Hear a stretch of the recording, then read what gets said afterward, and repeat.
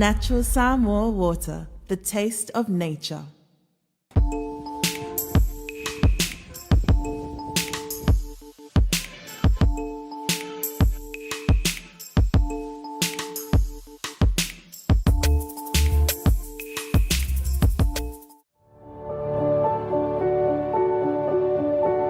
Unwind your busy day with a cup of royalty. Royalty. Complete satisfaction with every sip.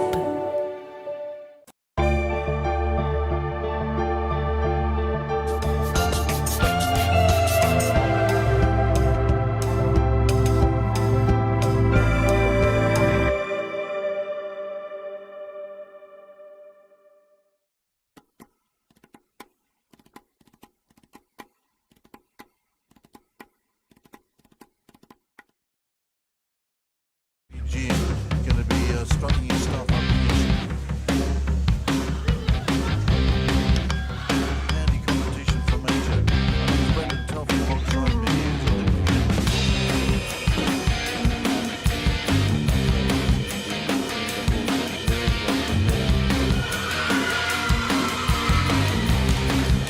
They'll have that. Qualification for the nicely handled. Good lift. Yeah, it's wonderful coming out of the stadium. But I think there's a couple of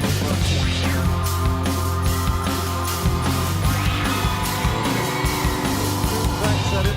He's respecting the field here. He knows he's got a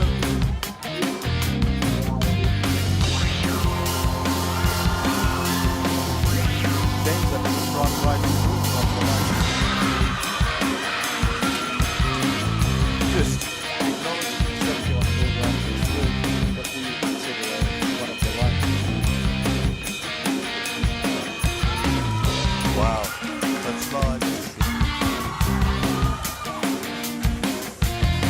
Well, when they see their boy John Tapper get to work in the men 71.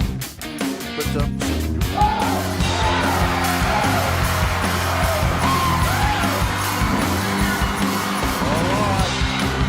was a quad slip. That was a big 140.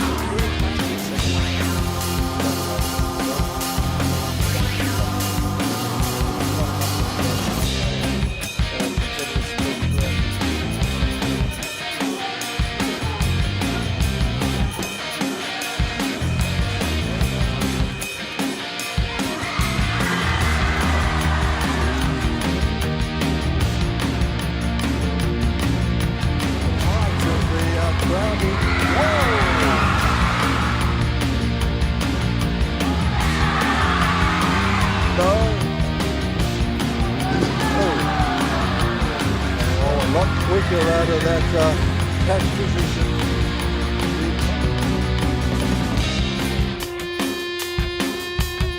The women are world class. Nice work.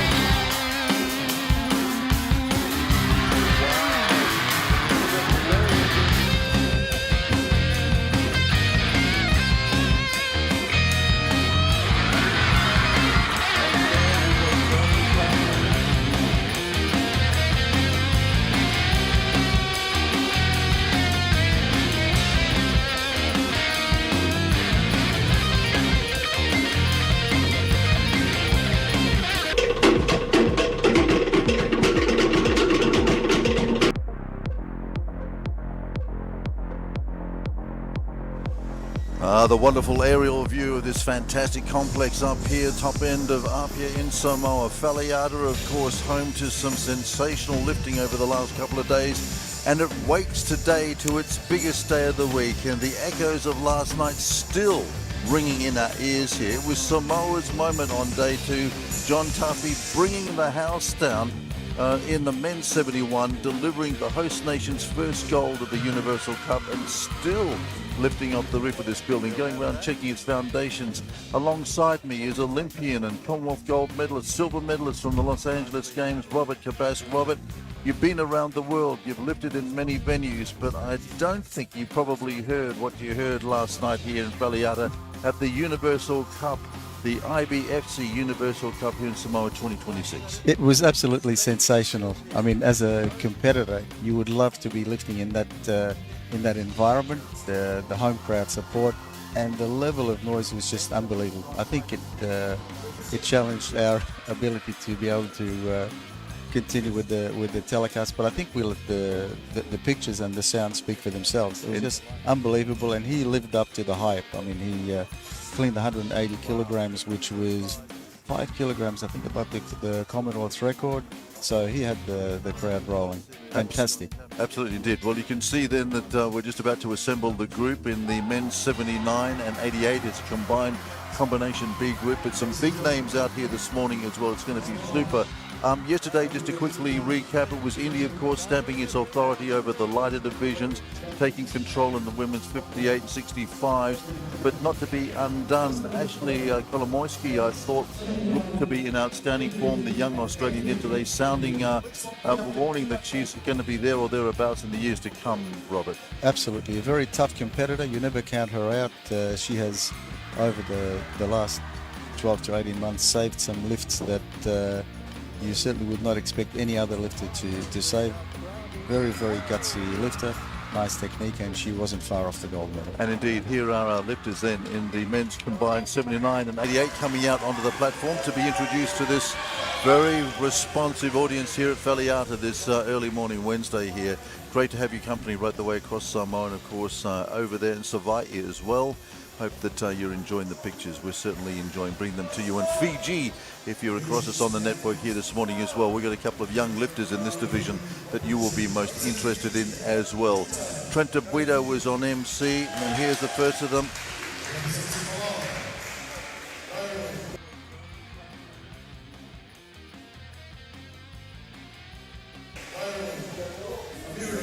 Ramirez out of Palau.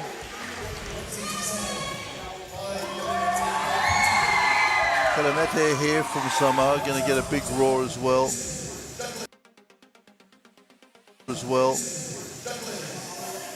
Chikalase out of Botswana. They've travelled well, the Botswanans, and also as well Van Buren here from South Africa. More of him in just a moment. Etienne, New Caledonia being supported. Sanela from Fiji, another one of this young Fiji crew.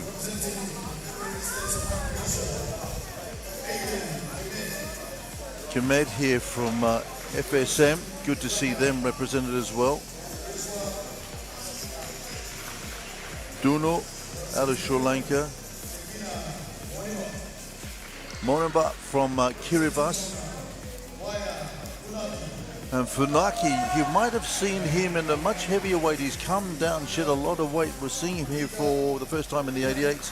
And this is Funaki of Sri Lanka as well. Yes, I picked up on Funaki. We saw him as a triple gold medalist up in Saipan a couple of years ago. He's shed a lot of weight, come down a big weight division. He was lifting in the 94s back then. He's an 88 here today, so we might see a little bit of fear and loathing coming out of the Tongan camp a little bit later on today, Rob. Vidanagi, a famous name in Sri Lankan weightlifting as well.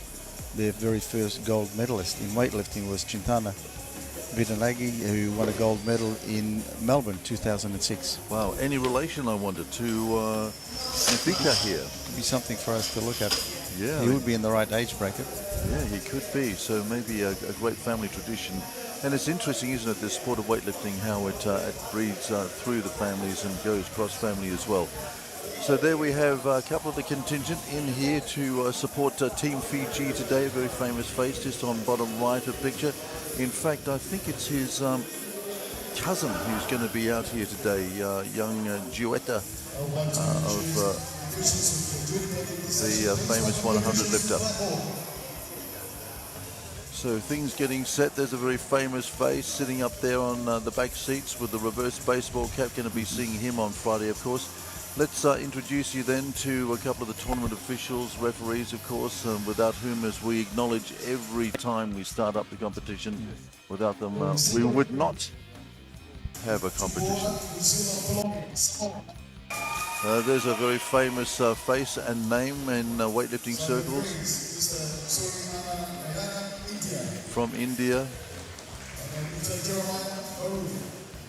And Ita, of course, from Nauru, well known up there, the Jeremiah family. West Australian, Rob? Yes.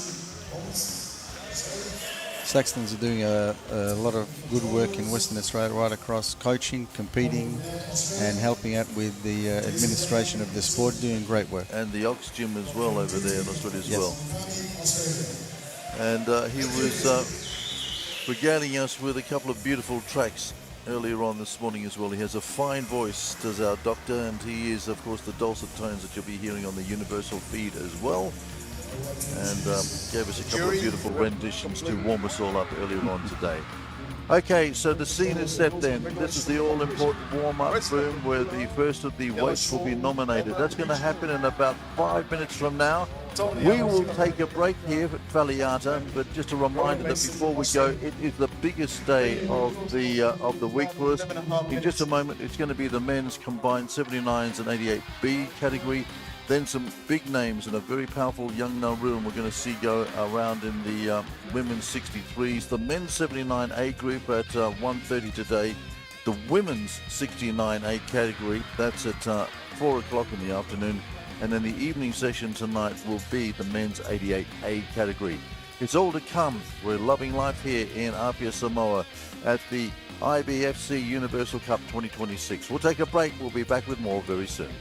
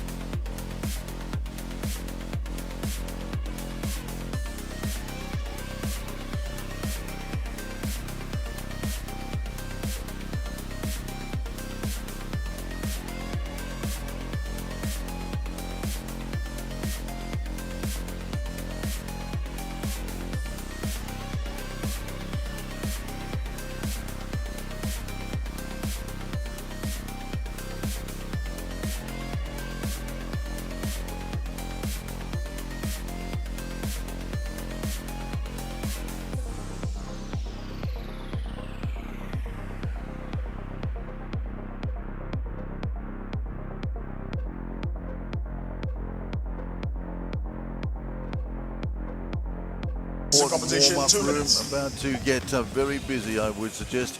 Robert Cabas alongside me. Robert, you've been there before. You've done the thing. You've competed at the Olympic Games. You've won Australia a memorable silver medal in Los Angeles way back in 1984, and then, of course, went on and won 3 gold medals for Australia. This is an important time for the lifter.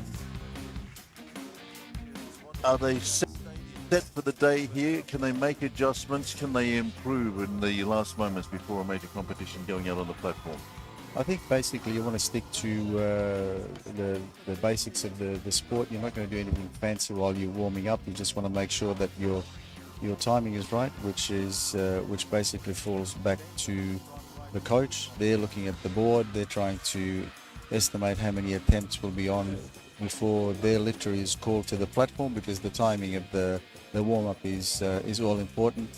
You don't want to finish your warm-up too early and just be sitting around, and also you don't want to be running late in your warm-up and having to rush to the platform and perhaps not even completed your warm-up. So very important task for the coaches. Keep an eye on the live scoreboard, because changes do occur also. In many cases, a lot of the lifters at the weigh-in will nominate a light weight for their starting attempt, and as they warm up they will probably increase that weight. So the coach not only watches the lifter as they're warming up and keeping an eye on their technique, also an eye is kept on the scoreboard, and often they may assign an assistant coach to specifically look at the scoreboard while they keep an eye on the lifter, keeping him in a positive state of mind and making any small adjustments that may be needed to their technique. You're not going to teach them how to lift at this stage. You just want to reinforce what they have been doing and keep them in a healthy, positive state of mind. Well, I tell you what, the heart rate of this young boy will be absolutely bursting at the moment. Faleata here coming out to Mane. It's one of this young Fiji crew that have taken to the sport of weightlifting. And for him, his first ever debut on an international platform, and what a moment for him as well. 50 kilos for him to start.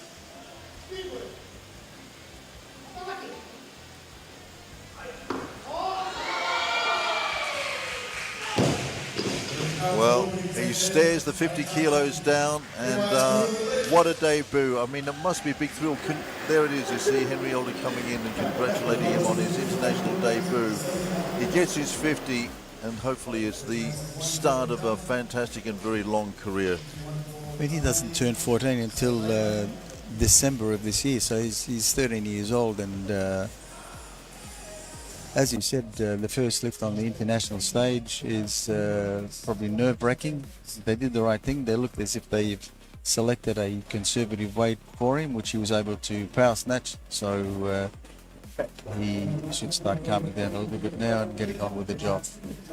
Ila came out of the Fiji schools program, and I must say we've got to acknowledge this Fiji schools program as well. It's uncovering some amazing talent and delivering depth within the Fiji weightlifting machine as well, Rob. And from that depth comes great talent and great resources.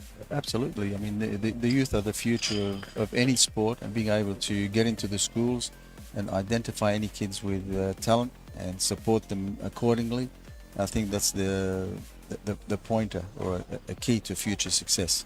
Well, what a fantastic thrill for him and family back home. And we know that Fiji's been taking some of our pictures. So big bullet to you out there in Fiji today. Certainly hope that you are enjoying these pictures. And congratulations, Fiji. You're traveling really, really well. Big contingent here as well. They've been involved at the Oceania Weightlifting Centre here in Suva for the last 3 months, getting up for their first session at 5 o'clock every morning, 3 sessions a day, producing these champion results. And just out of picture, slightly to the left, is a man that went extremely well yesterday. We might talk more of him in a moment as well. That's Poama, who was certainly holding his own against the other guys in the 71s yesterday, and at one stage was even threatening to really upset the apple cart. We'll talk more of Poama shortly. Tamani here, his second attempt, as the school kids start to come in here to Faleata as well, so the noise level is going to go up very, very soon, let me tell you. 55 kilos, second attempt. And the school kids begin to get behind him as well. They know that they've got one of their own out there, and they're giving him a very warm reaction, as indeed is Team Fiji. And look at the smile on the face now, beginning to feel very happy about life. I know that Henry spent a lot of time with these kids in the last 24 hours, just assuring them all would be well and that they're going to start enjoying themselves. And I think you can start to see that, Rob. Yes, he's definitely enjoying himself, and we've mentioned it before, the key to success and doing the necessary hard work to achieve comes through enjoyment. You need to be enjoying what you're doing. You need to have a passion for whatever you're doing, whether it be sport or any other career. I think that's a key element, enjoyment of what you're doing, so it doesn't become a chore and with added pressure and so on.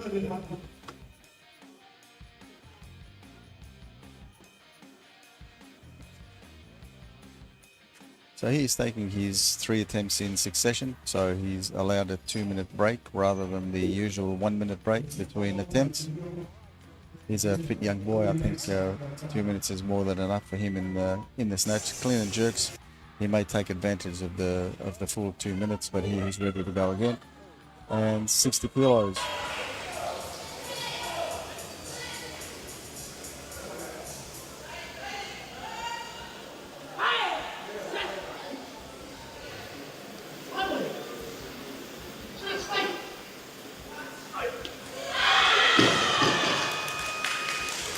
Okay.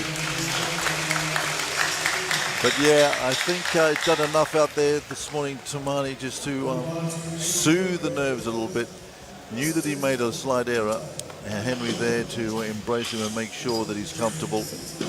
Probably knows full well what he did wrong there as well. He wasn't far off it, really. He probably just leaned a little bit too far into it in the squat position. The bar was already traveling backwards, and he was unable to secure it. And you would understand that he's an inexperienced athlete at this stage, and this is something he'll pick up along the way.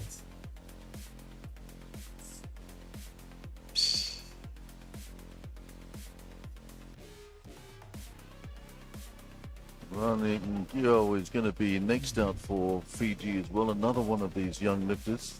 Stop the clock. He's going up, so we're going to see Etene of New Caledonia come out for his first at 80.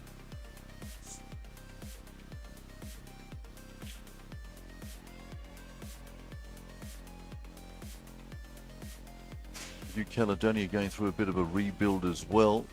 You might remember that Paul Coffer was domiciled in New Caledonia for some time when the Oceania Centre was hosted and based in New Cal. It shut its doors during COVID and has been trying to recover that loss ever since, but rebuilding now. It's in here.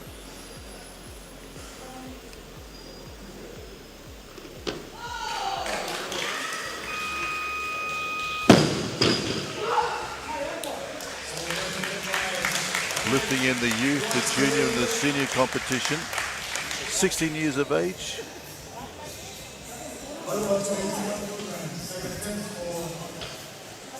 Nothing wrong with that first attempt. Just overcome some first attempt nerves.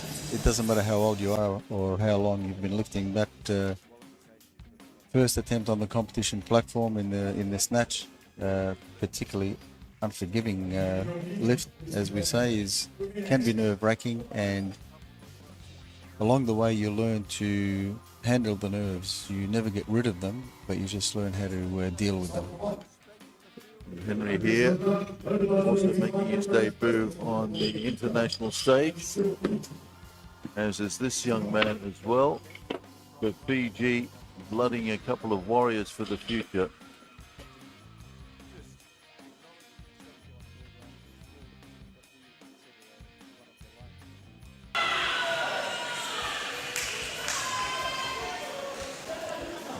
Kyo comes out with 85 on the bar. He must be feeling good. He had 80 down initially as his starting weight.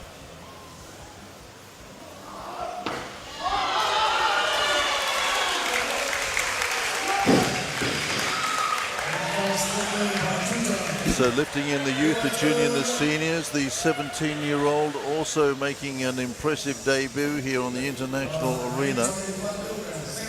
He's certainly all fired up, showing a little bit more aggression than the other two that have already competed or started in this competition. And just acknowledging the Fiji crew up the back here.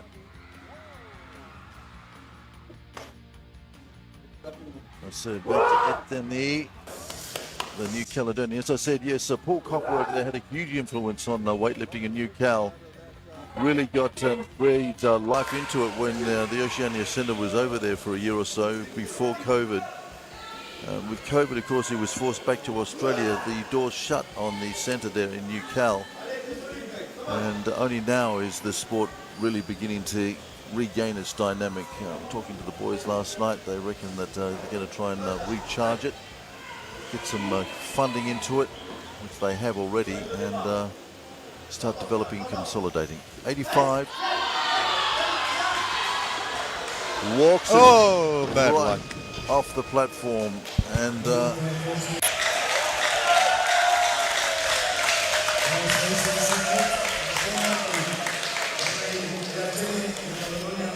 Well, that was unfortunate.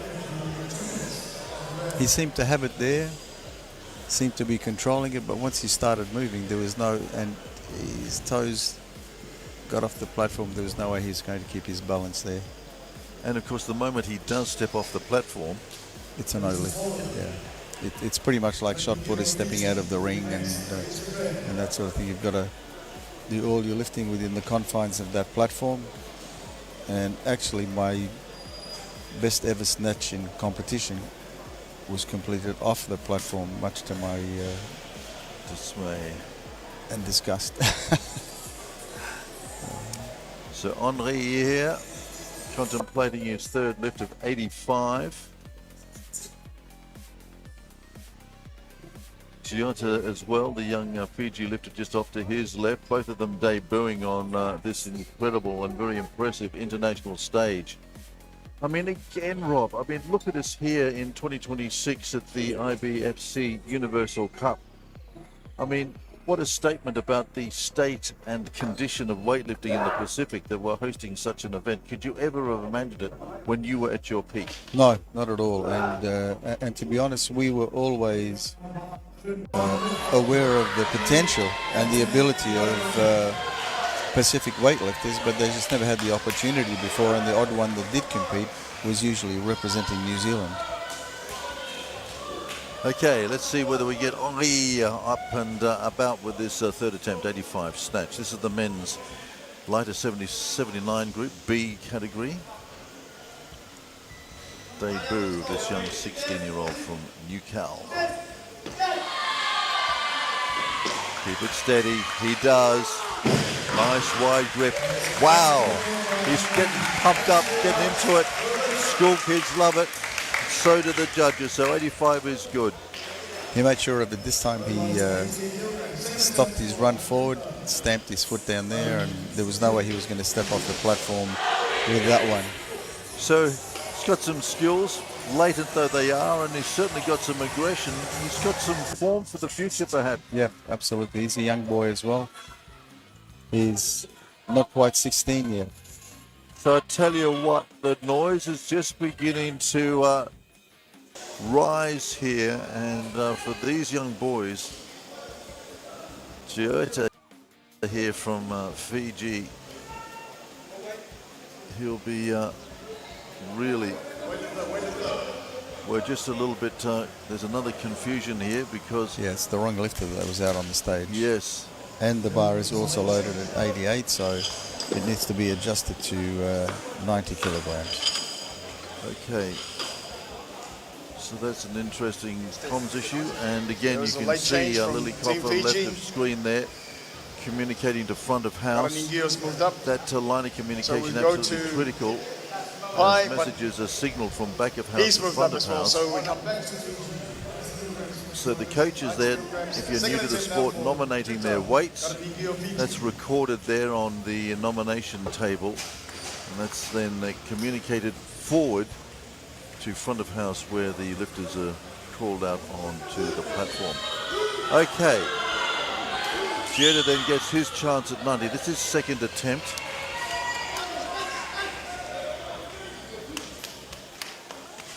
$85 good with his first.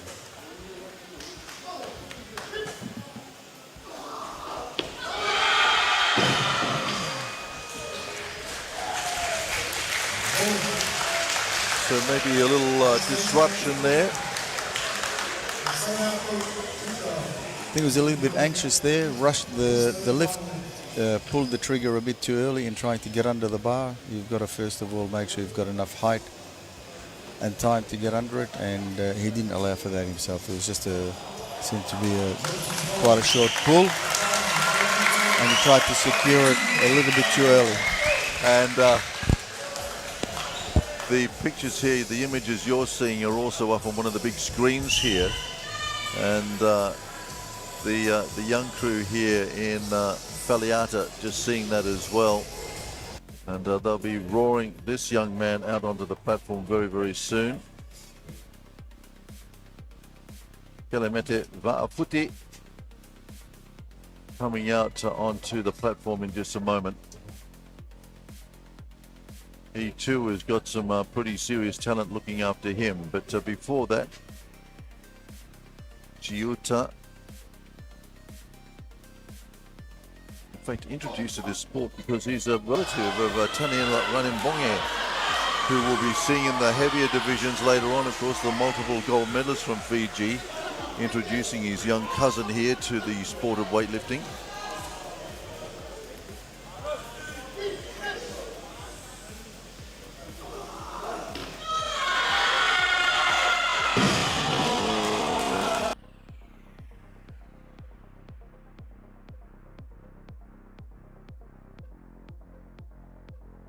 Not quite today, but he's happy with it.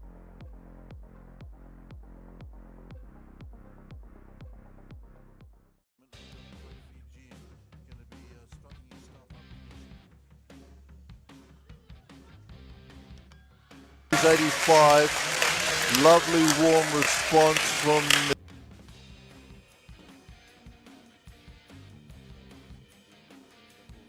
young man. And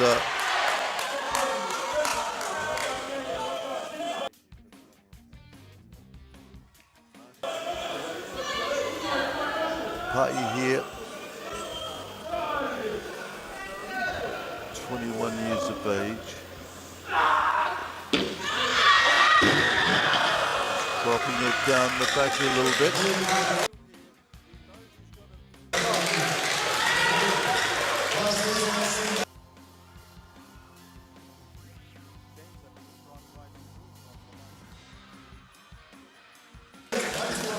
Pai Kalamete Futi.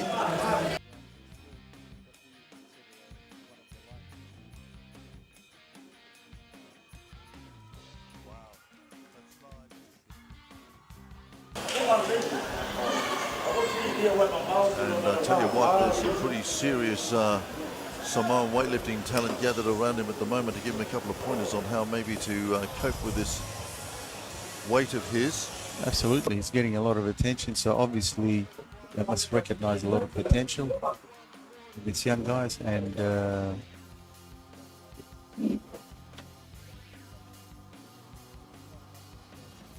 lot of support. Mainly at this stage the coach seems to be calming him down, probably telling him to focus on what he's been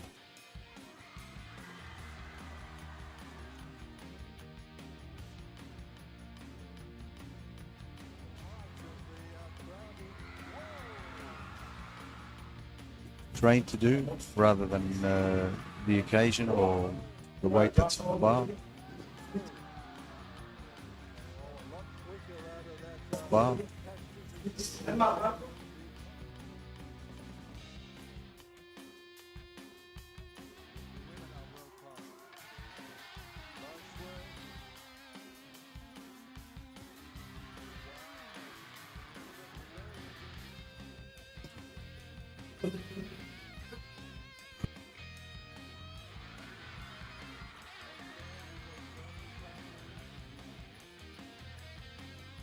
Pai then coming out.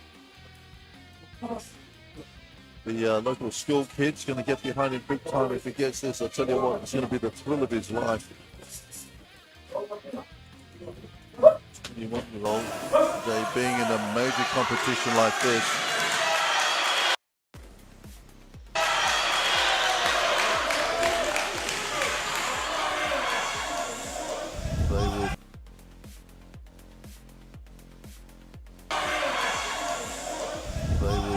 Very happy if he gets his 94 on his second. His 94 on his second attempt.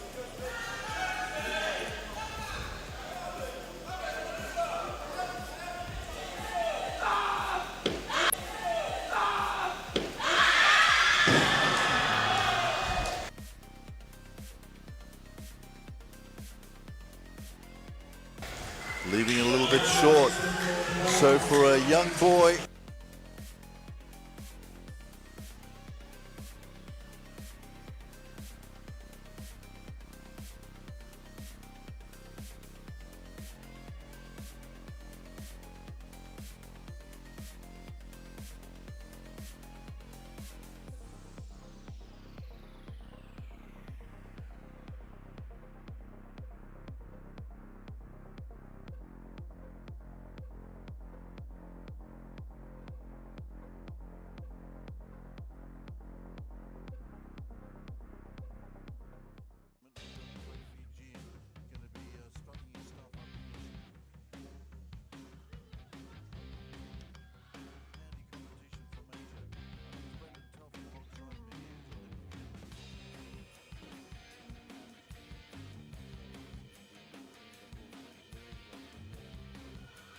that bottom position comfortably.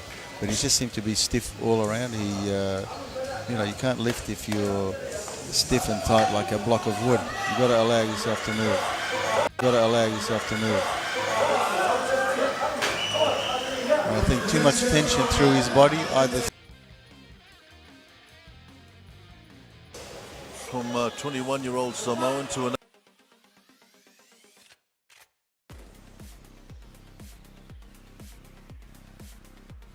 he just wasn't moving smoothly. well, crunch time then for this 21-year-old. From 21-year-old Samoan to an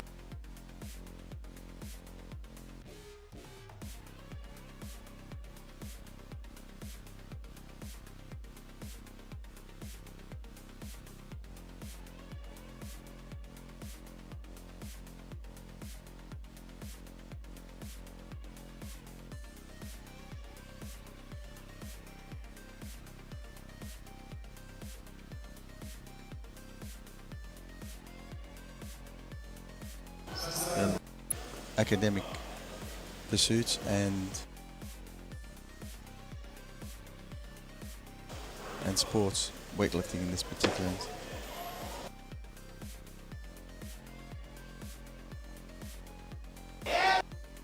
But perhaps they've sussed out there's a better chance for a medal in this heavier weight category, so he hasn't bothered to come down to 79. He's only weighing 79.85. Of course, body weight is no longer a factor in weightlifting. In previous years, it gave you a slight advantage in that if you were weighing lighter than your competitor, you could lift the same and win by virtue of your lighter body weight. The theory being that if you can lift the same weight but you weigh lighter, there's more merit in achieving that. That has been taken out of the equation, and I think it's made competition a little bit more exciting and also easier to comprehend and understand by the spectators who are not familiar with weightlifting, rather than go through the whole explanatory process of saying, well, because of the lighter body weight, blah blah blah, etc. Now it's just clear there has to be a 1 kilo difference for you to be the winner.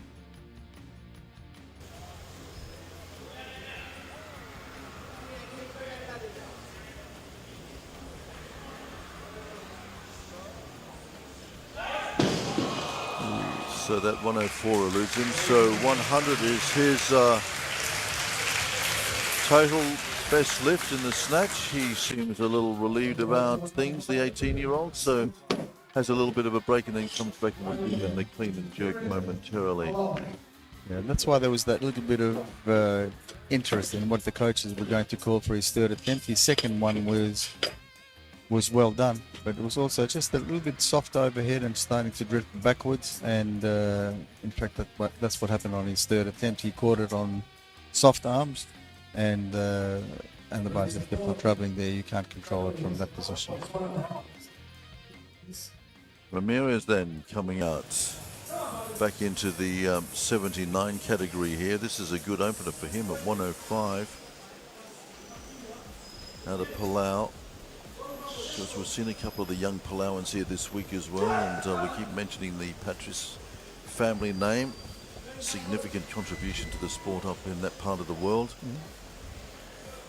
Hosts of the mini games as well. Year or so back, and this is nice. Giro here gets it underway. 17 years old, and while this is the B group, and the main contenders will be in the A group later on, a lot of these lifters here are vying for medals, particularly in the youth championships. So it's an important competition for them. Other than pride, all lifters that compete in the B group at least like to win that B group. But in this particular case here, there are also medals at stake in the youth championships. And indeed, and that's an important observation as well, Rob, because there are multiple competitions within this major competition as well. Probably too complex and too detailed for us to really drill down into. So we're looking at the overall totals in this amazing IBFC Universal Cup, and getting down into the Commonwealth and Oceania levels. But there are all these substrates for the younger lifters as well, and that's a great acknowledgement of their work. that they can vie for medals all the way down into those different categories. Okay, just waiting for the next lifter out on the deck here. Looks like it could be Tekina Moniba out of Kiribati.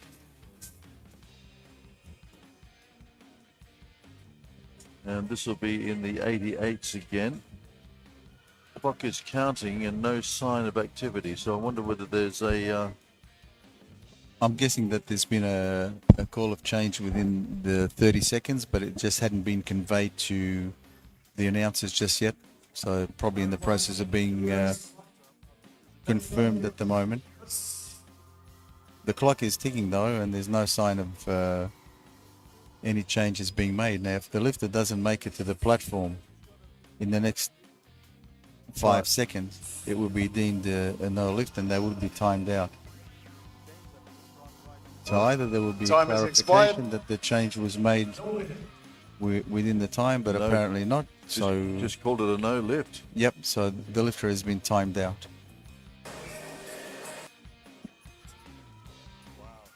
So that was a no lift. So the 105 goes begging there for the Kiribati lifter on Niba. So we've got the South African now. There's a little bit of confusion. They're just trying to work it out. Whether there's a miscomms from back of house.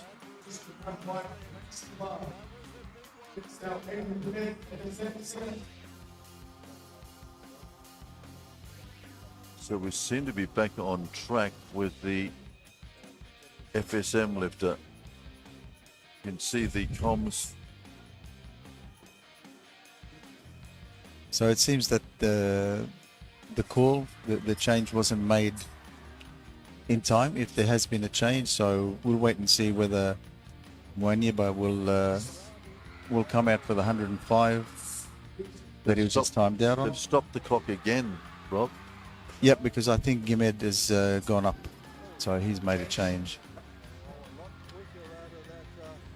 Van Buren will now be out for his third on 105. He was quite happy with his 100, so we'll see how he goes with 105. So the schoolboy from Bloemfontein, living the life here in Samoa, small South African team. But as I said yesterday, South Africa is celebrating its first ever national anthem on a podium when Annika Spiesberger got that gold medal in the women's 58s yesterday. And a memorable moment, history making for South Africa here yesterday. She lifted extremely well. Here's 105 then from the young schoolboy from Bloemfontein.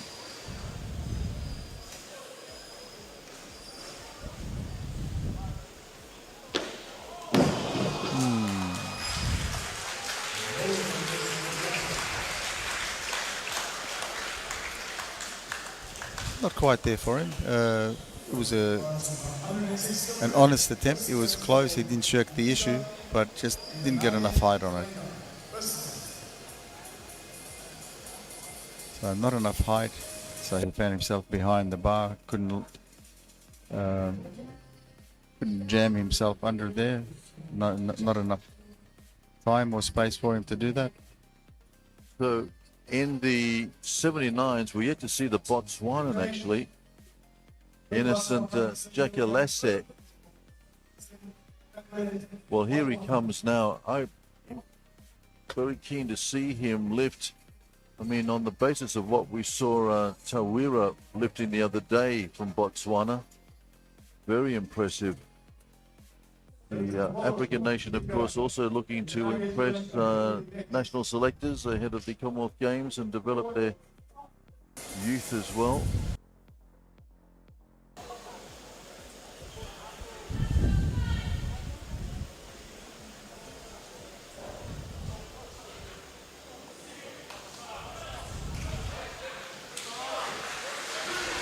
And this guy we saw last year at the African Junior Championships with the 224 total, so pretty keen to see what he can bring to the platform here.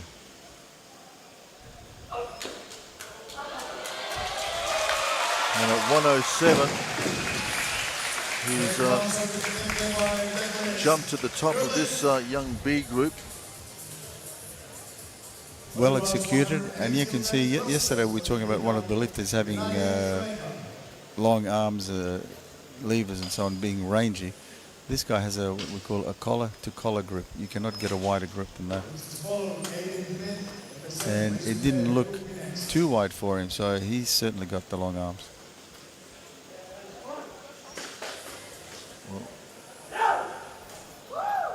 Vinage then comes up for Sri Lanka. We're moving up into the 88 category here now.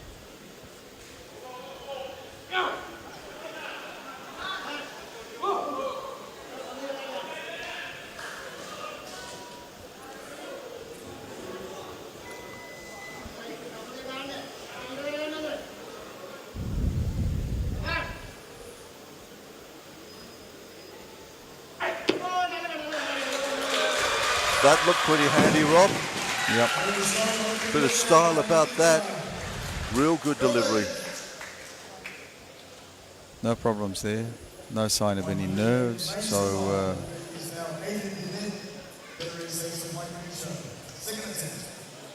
there we go. Okay, here's Aiden again. So we've gone from the heaviest competitor in this category now to the lightest one. Well, I wonder whether there is just a bit of a weigh-in issue from him. I mean, if he's just literally about 3/4 of a kilo over body weight in his 79 group, whether there might have been a little bit of a problem there. No, I'm thinking the other way, because they may have looked at the entry list, the start list, and reckon there's a better chance of a medal in this weight category. Indeed, and given that form, I see and understand your thinking. That's very nice. Yes. Because also previously, if you failed to make weight in weightlifting, then you were entered, or you had the opportunity to compete in the heavier weight category. That rule has now been changed. So if you fail to make weight at your nominated weight category, you're out of the competition altogether. Once again, interesting to see Henry Elder there, the head coach of Fiji, just having a little bit of an added to our brother there from FSM. So again, the Brotherhood of the Pacific digging deep and spreading the love around the lifters from Oceania. Yeah, no, that's good to see. You're sharing the expertise. So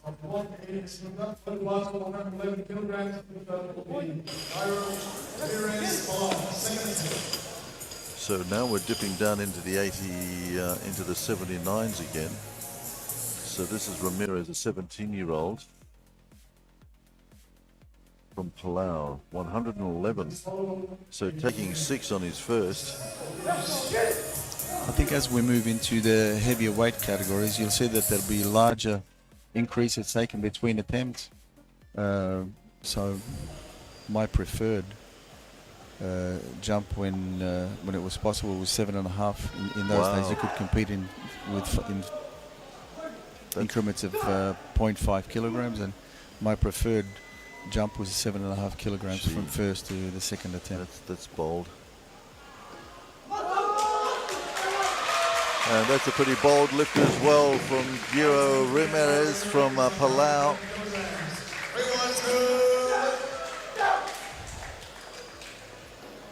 So it looks like it's going to be a battle between he and the Botswanan, Chakalese. The two of them still alive. Yeah, just a slight delay in the lights coming on, so he was a little bit concerned, but there was nothing wrong with his lift.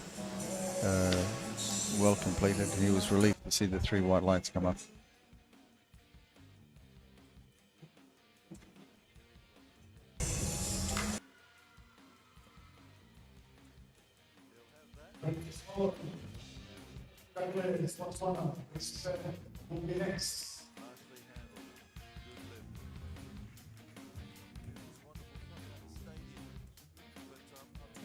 Yes.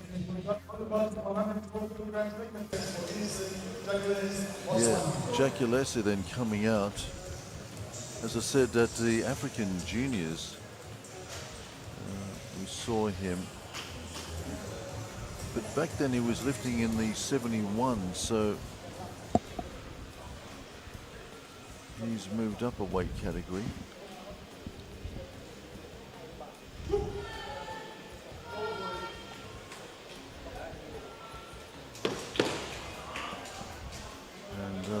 youth juniors, as I said, got a 224 total, so we'll keep an eye on that for Chakalese.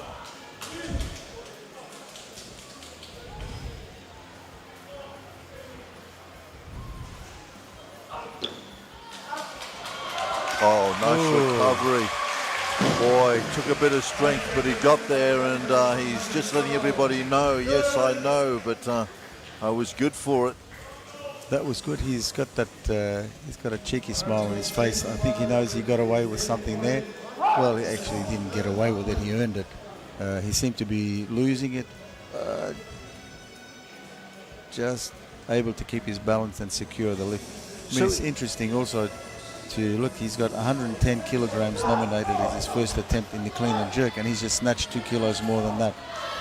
Yeah. So the snatch could be his better lift. He's got those long arms which make it harder in the clean and jerk. We'll wait and see. Okay, 112 then. These two having a little bit of a battle. Micronesia versus Africa at the moment here. Jimid with 112. 112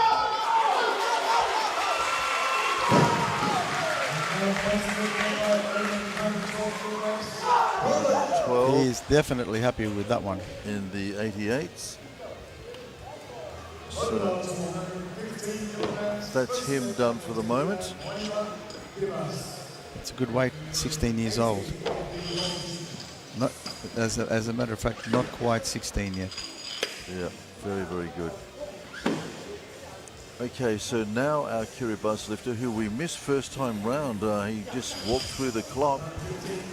He was going to start at 105, and he's come out with a 115 now, maybe to make up for a couple of that lost lift, Rob. I have a feeling that he probably nominated a higher weight, probably wanted to start at 110 maybe, something like that. But the change hadn't gone through in time. So he missed out on his first attempt. So as you're pointing out, they're trying to make up for the loss of that first attempt. So rather than start on the intended starting weight, which I'm just going to have a rough guess and say was 110 kilograms, they have probably gone back into the warm-up rooms, snatched that weight there, and they've come out for what would have been projected to take on their second attempt. A little bit of a gamble. We'll see how it pays off.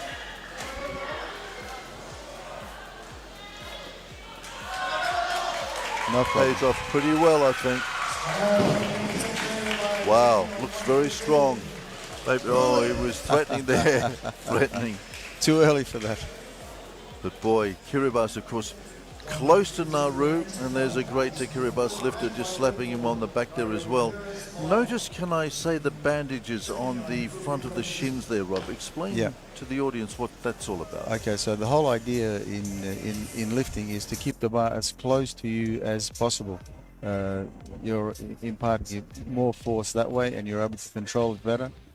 And sometimes, and I'm one of those lifters, in an effort to keep the bar close to you, it actually shaves the front of your legs, your shins, and pretty much after every competition I was bleeding from the shins. So that's the protective strips then down the shins, you'll see.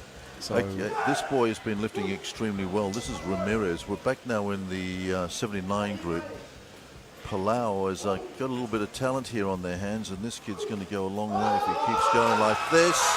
That's good. Whoa! Pump it. As I was saying, there's a lot of work going into this young Palauan group of lifters, and he is absolutely up for it, Ramirez. can we say he was happy with that? Well, you're the master of understatement, Rob. And, look at the... Without a doubt, I would say a personal best, and also a 4-kilo jump from his second to his third attempt. So well done, great lifting. Indeed.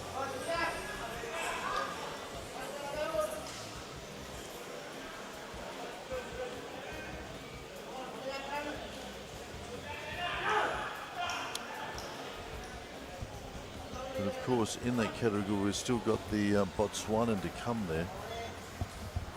But let's move on to the 88s for a moment.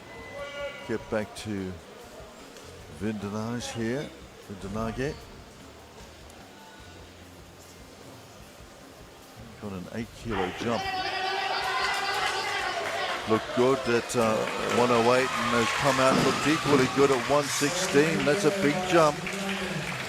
It was a sizable jump, and I think he maybe just felt that jump, felt the 8 kilograms.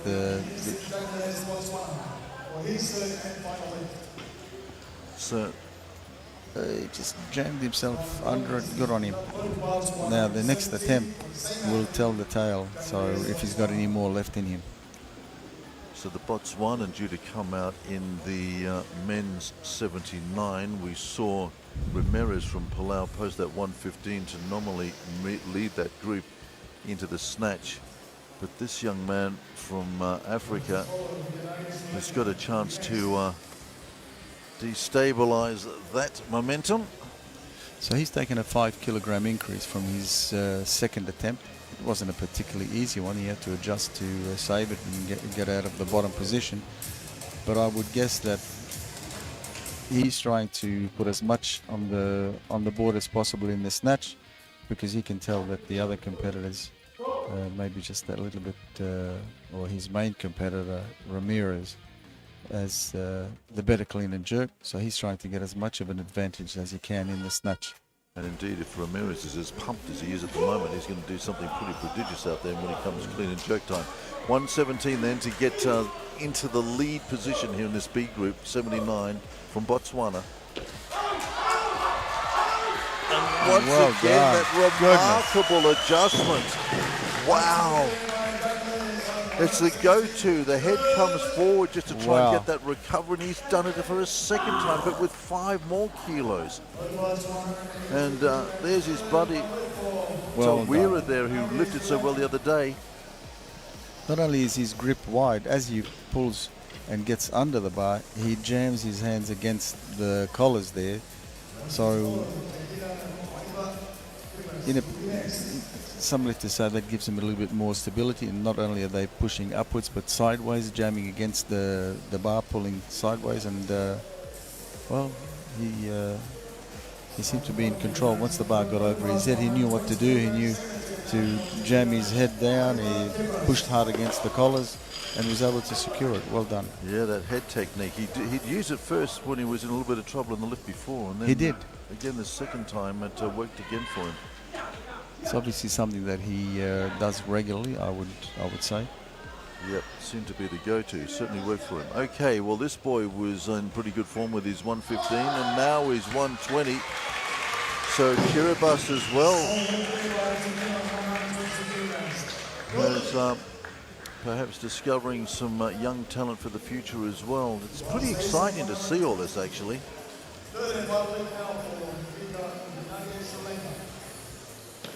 Now I'm just looking at the scoreboard, and they've adjusted it so he's the lifter that timed out.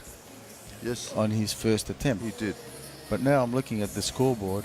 Are they showing his first attempt as a miss, or have they credited him with 115? They've credited him with the 115. There's so no miss. Obviously someone has gone back and they've sorted out what the problem was, whether there was a lack of communication, that the call had actually gone through in time. So they've adjusted that, so he still has a third attempt to take.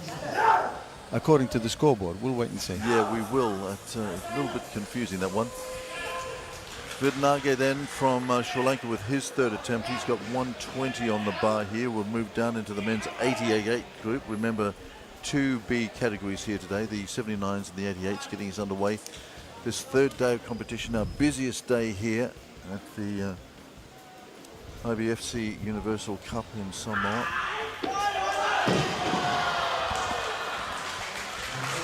So he jumps clear of that. So 116 is his best. Not too far away, but I think we commented on his second attempt. It looked like he was right on his limit, and I think a 4 kilo increase was just a little bit ambitious. Yet to see the Tongan in this group as well, Funake, and there he is. And you might remember Funake in a very heavier weight group a year or so ago when we saw him pull a couple of gold medals out of the mini games. He's come down in a lot of weight. It's incredible, actually. And I got confirmation from the good doc that this indeed is Mr. Funake. who picked up those 3 gold medals in the 96 category at the mini games in Saipan, and an Oceania Championship gold on that same day as well. So he has really shed a few kilos since we last saw him in international competition, Rob. He has, but just to add further to our confusion regarding Mwaneba, is he listed to go up to 130 on his last attempt? Yes, he is. But that 130 has gone down, so Mr. Funaki here got to come back and have a crack. He's starting well ahead of the rest of the competition in terms of this men's 88. He's got the experience and just perhaps a little bit flighty there. Got under it too much. But as I say, yeah, he's pointing to his head, just realizing that he's just made a slight technical error there. Looks like maybe the boys have been taking a side-on shot of him as well, so he's just reviewing that lift. And yep, he says, I know what went wrong there, so I'll make the adjustment. But as I say, he's certainly got some experience. He was, in 2022, he was lifting and walked away with the 3 golds.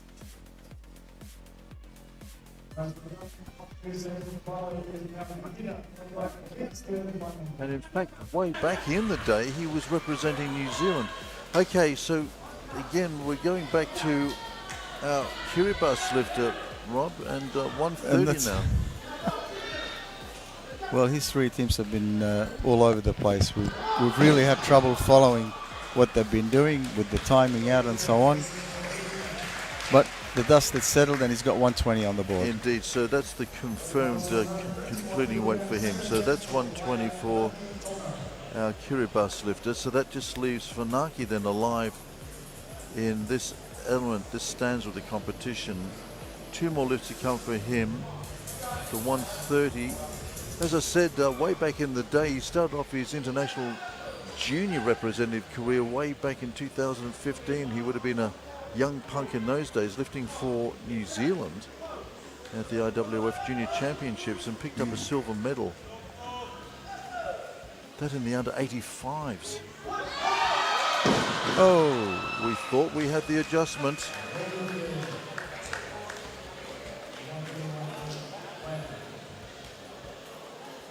Same deal. I think he was just trying to catch the bar and stop himself from going down into a lower position. He's just catching it there. Oh no, it did push him down into a lower squat. He just seemed to be trying too hard to catch it in that higher parallel position rather than just flow smoothly into your bottom squat position. You can't, in the snatch, you can't be too careful, or you can't try and place the bar where you want to place it, like physically, just using your arms or not allowing your body to fully move. So, and I think that's what happened there. You've got to be able to trust yourself. Just place the bar in the correct position, pull for as long as possible, and then just go for it. Just move everything and hit your bottom position, and have confidence in your bottom position, and that if you're pulling it correctly and close to you, that you'll be able to secure it and get up. It doesn't pay to try and, particularly around these weights and some of the senior lifters, it doesn't pay often to try and power snatch it, or to try and be careful and place it where you think the bar should go. Got to let your body do the work. Interesting, he's buying a little bit of time here as well. He initially nominated a 131, which is the national increment after that. Now he's gone to 132. Just buys him a little bit more time just to recuperate after those 2 fails at 130. Yeah. Sometimes that change in weight will buy you a few seconds, but it's becoming less and less over the years, because now you have the new loading system where if you're just adding the 1 kilogram, that's just added on the outside of the collars, so the loaders don't even have to take the collars off or change any discs. You just slap it on the outside, and it just only buys you a few seconds. Well, we need to point out, of course, it's crunch time for Mr. Funaki here. As I said, he's got a great deal of experience, goes all the way back to his debut in international competition many years ago. Gold medalist in 2022 mini games, so he's coming down a weight category big time.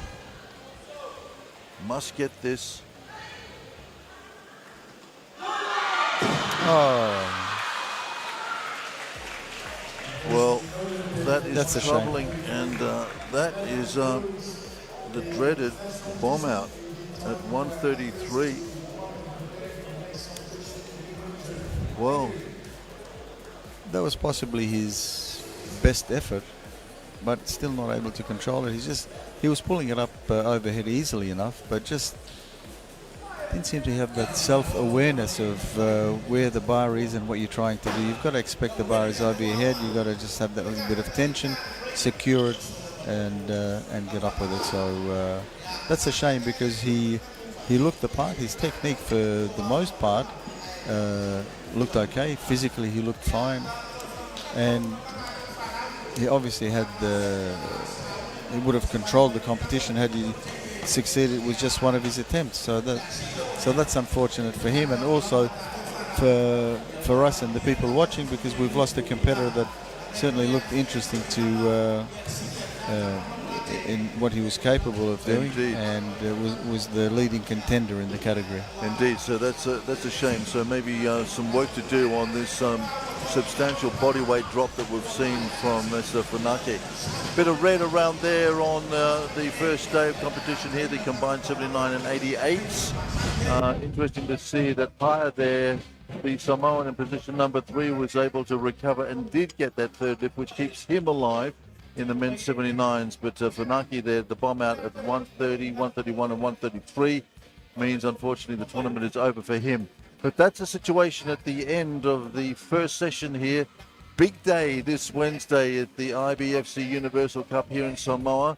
We've got a little bit of a break now before we get the boys back out on the platform for the clean and jerk. We'll take a break as well, and we'll be back for all that. Don't go too far away. Continuing coverage of the IBFC Universal Cup here in Samoa, continuing after this break.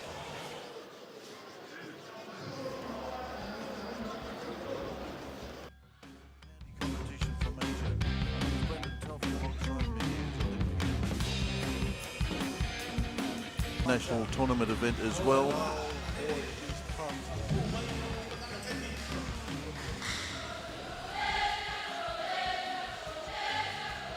So we're waiting for the competitors to come out. It's the clean and jerk now, Rob. We saw some interesting lifting earlier on, and some young lifters certainly showing signs that they've got a pretty long and extensive career ahead of them. Yes, quite a few young lifters in this big group, as we mentioned, and a real international flavour to it, with some competitors from Africa, along with the Asian and Pacific competitors. Unfortunately, we're going to miss out on watching what was the favourite for this B group, who failed to complete any of his snatches. Funaki from Tonga, who missed on 130, 131 and 133. He seemed to elevate the weights easily enough, but just not able to control them. Yeah, very sad, that one. As we were saying earlier on, we've seen his form, and we've seen him over the years as a gold medalist from the micro mini games from some years ago. That was in a heavier weight category. He's come down to the 88s. I wonder whether he's still sort of adjusting. Possibly. He certainly didn't look to be underweight. He looked in good shape, and his technique was reasonable. He didn't seem to be suffering any ill effects from that. So look, it may be right, because sometimes when you lose body weight, you're actually able to lift the weight overhead, but just not really control it. Yeah, so the scene is set then for the start of the clean and jerk, Rob.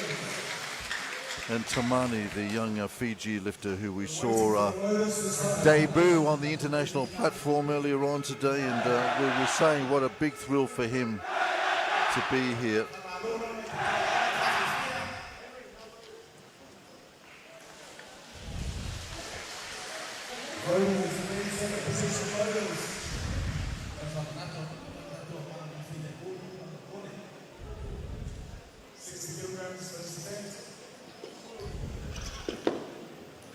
Thank you. 60 kilograms. First event for Tuanaimato.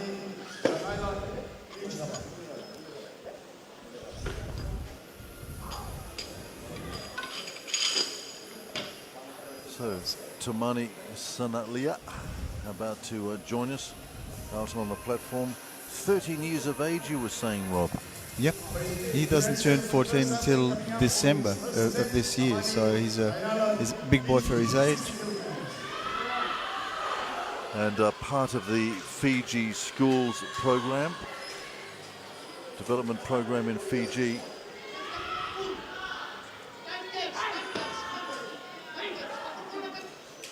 So I would think a conservative start for him because he almost snatched it on his third attempt. So yes, just the power clean there.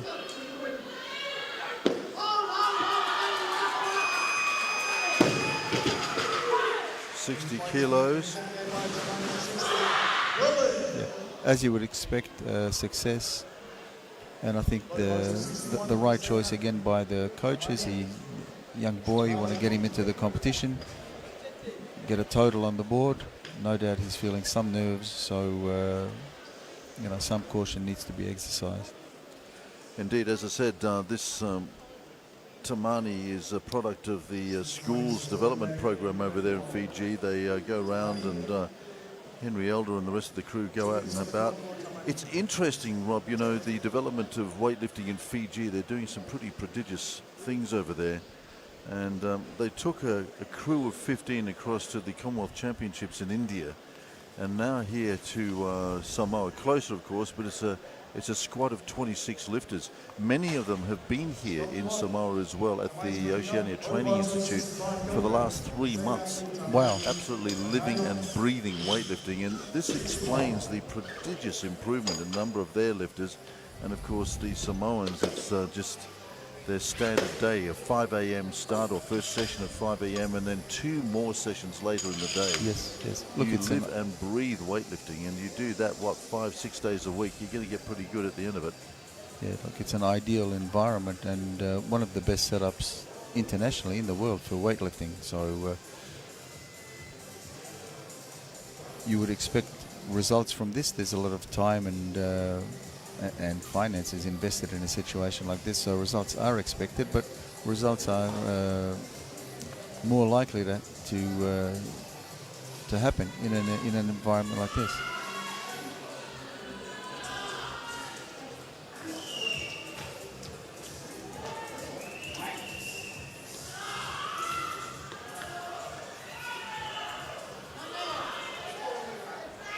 So Tamani comes out for his second at 65.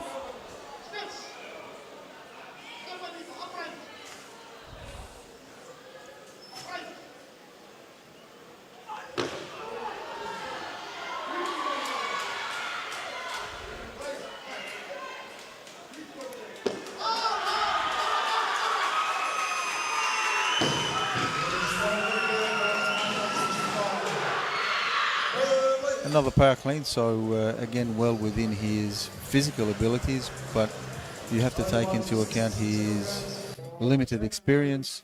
So for his future development, it's important for him to gain as much success on the platform early on, and then you begin to build this culture of success. And the whole idea in lifting is you want to build up the aura. You have to feel invincible, that you just can't miss. So a nice 65.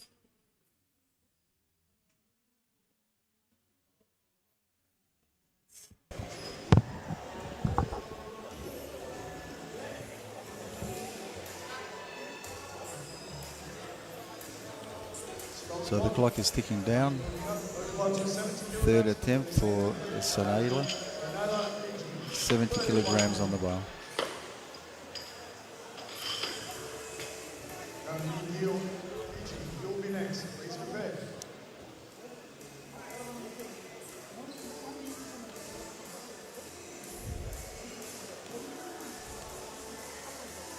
It's a 5 kilo increase, which you would expect is reasonable because he started conservatively. He certainly has the strength to lift the weight, and at some stage you have to let him go for a personal best or loosen the reins a little bit. He's already completed 2 successful attempts.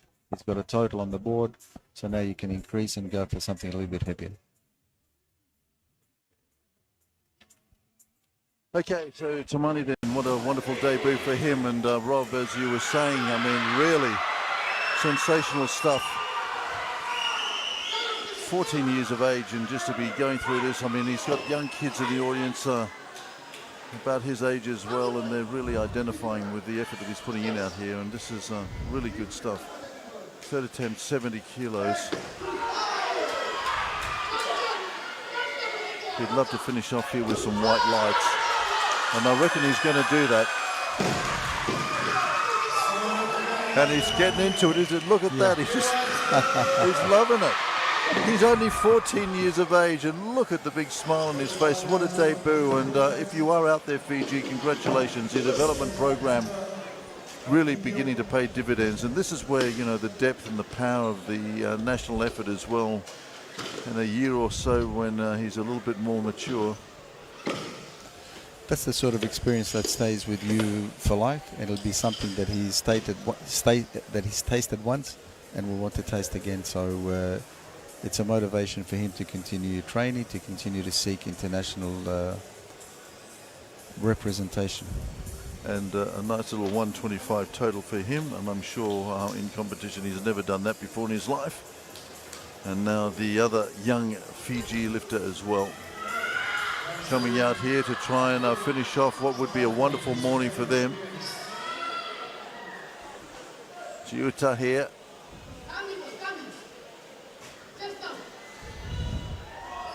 Coming to the sport via his cousin, Bongi.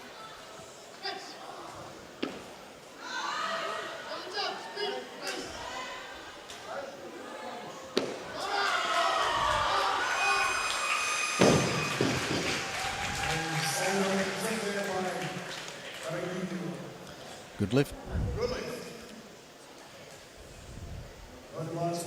I would say he's had a little bit more experience than his compatriot.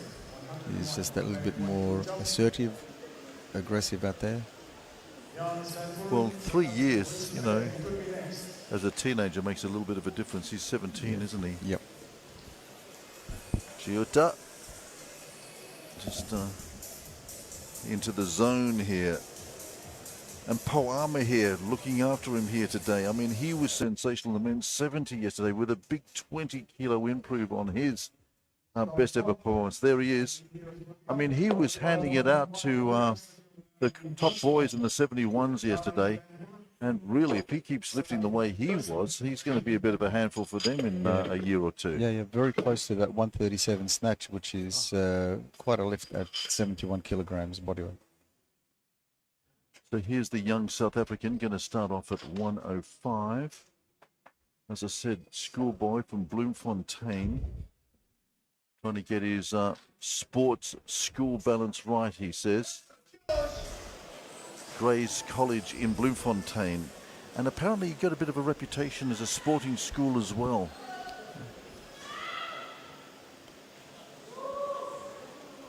This should be no problem for him. This is a weight that he tried to snatch on his final attempt. So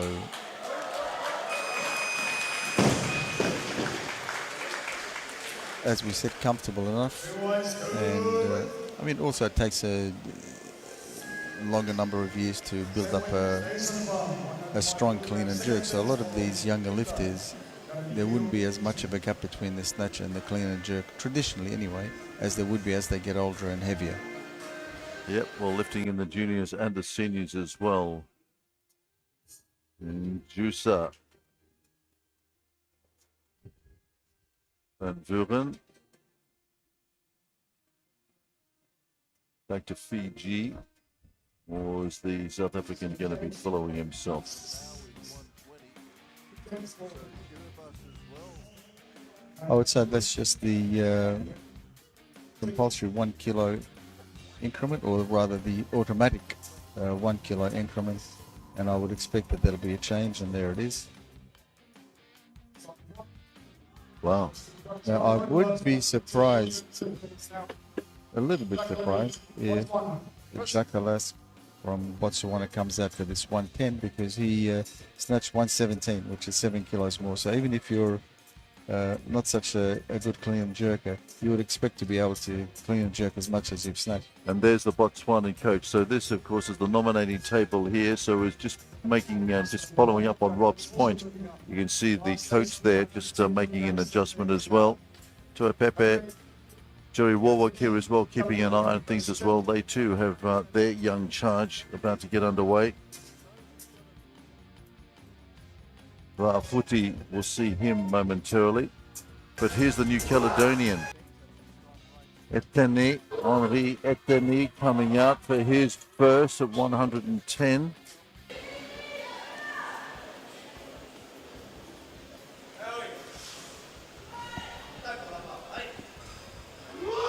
He finished up with that 85 in the snatch.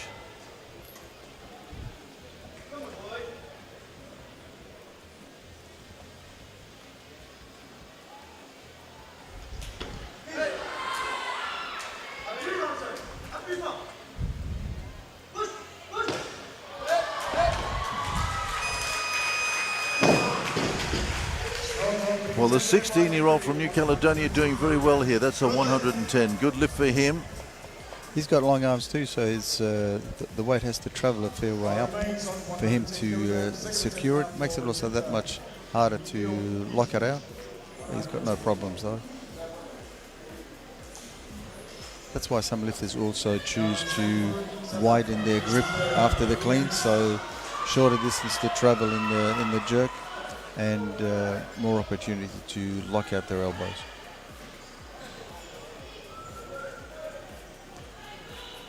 Juta here then.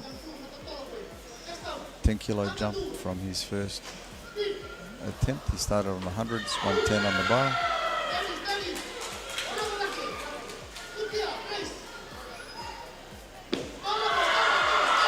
Wow, that's nice. For a 17-year-old kid debuting internationally, that's a pretty hefty jump of 10 kilos, and he handles it with some accomplishment. He did handle it pretty well. I've got a feeling, I'll watch it on the slow motion, I've got a feeling that that jerk came a bit close to his face. But it could be, from this angle it's hard to say. Yeah, wow. You can see he had to throw his head back, get his chin out of the way. Why is that? Probably just that misposition. Well, he's a certainly little bit of a lack of experience or something like that. He adjusted beautifully then. Yeah. Yeah, good pickup.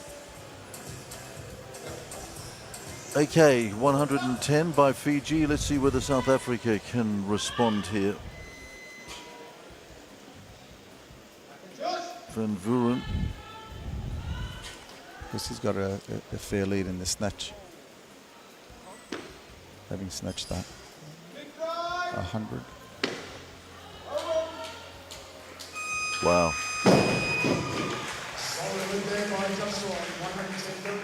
So as we were saying earlier on, this is the B category, of course, men's 79 and 88s combined here this morning. And we're getting a bit of a preview, I think, of some international careers in the making. And South African weightlifting as well, something of a minor sport over there, but certainly, as I was saying with Annika Spiersberger coming back with the first ever gold medal for South Africa in an international tournament yesterday. They're certainly doing the best they can to make sure that maybe the sport does get a little bit more coverage back home in the Republic.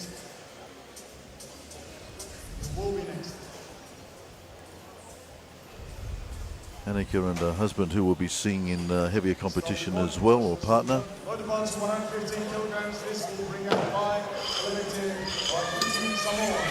Okay, so had a little bit of a rough introduction in the snatch, but dug really deep when he looked across the precipice of a possible bomb on 94, but came out and dug deep. Paia here from Samoa. big crowd, a lot of expectation. 115 on the bar for him.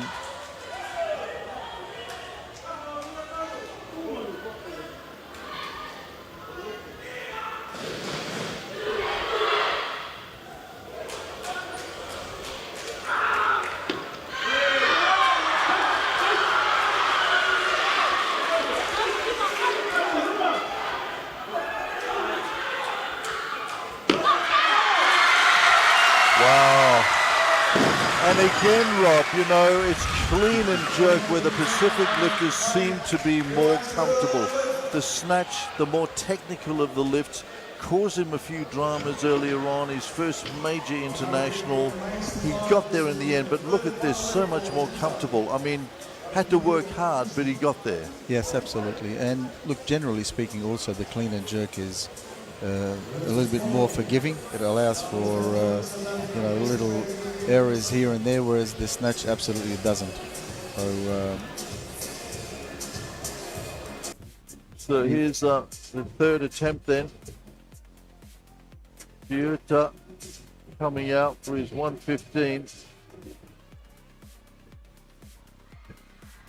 And what a day it's been for him. What a morning. What a debut for the 17-year-old.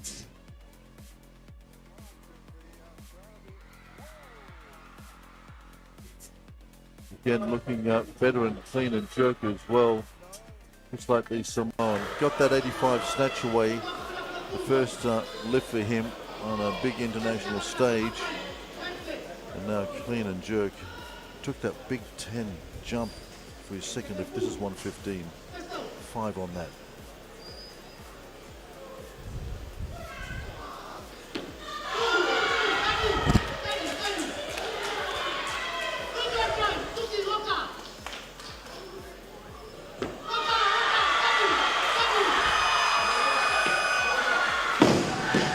Just a little bit worried he got the down signal a little bit early, but He that's got good. it, and he got his lift. So that's 3 out of 3 in clean and jerk. 4 out of the 6 lifts. Henry Elder pretty happy. So Fiji got one more alive in this comp this morning. But this young 17-year-old, memories of a lifetime. Sometimes when that down signal comes early, you have a little bit of worry. Have the referees picked up on something, but obviously not. They just deemed that he completed the lift and that he was stable. Van Buren then coming up for his final.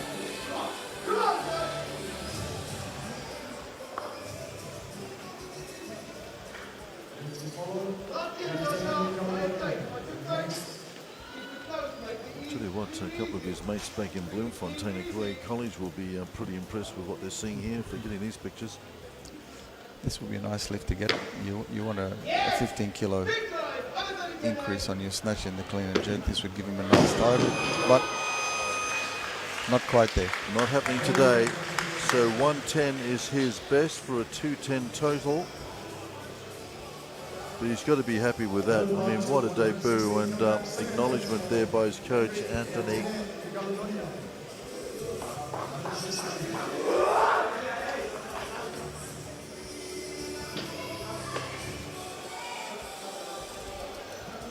Onui Etene, New Caledonia, comes out for 116.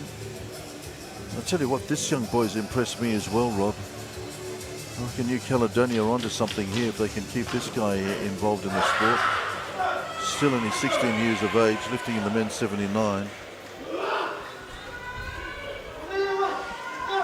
I think one thing you can say about all these young boys lifting here, they'll all develop into much bigger and heavier weightlifters. So this is good experience for them, and once they're handling the bigger weights, this will stand them in good stead.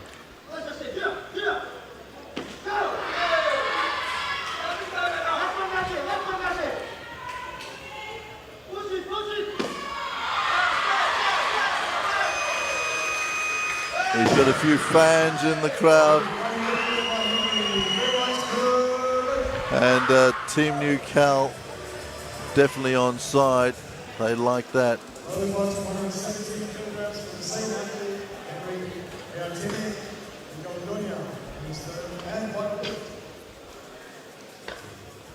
I think he's getting near his limits here, but he's pushing and fighting. He's handling it well. Gets the down single. You don't want to celebrate too much too early. That's the thing, Rob. Otherwise, it's going to spoil the party, right? yeah.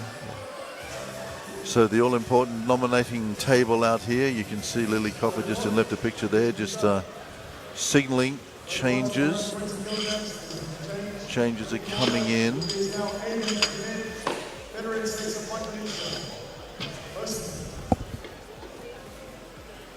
Here's the Botswana lifter. This will be very interesting. You were saying maybe built more for snatch rather than clean and jerk. Yeah, those long arms. And also judging by the weight that he'd originally nominated for his first attempt. But before that, we're going to get Duno, the 18-year-old from Sri Lanka, out here first. Gee, he's taken a bit of a jump. He was originally down for a 110. He's come up to a 120 for his first. So he must be feeling pretty good about life. In fact, he looked pretty confident out there with his 100 snatch. Put the 104 down. He looked to me to be a little bit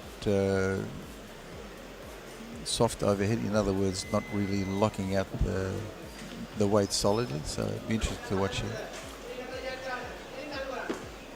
Wow, no mucking around. No, there's no 120.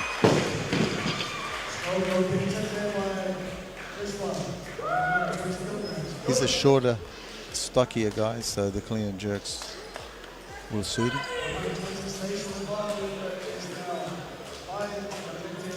As you said, there's no problem there at all. Didn't give him any trouble with the clean or the jerk. All right, we'll wait for the raw.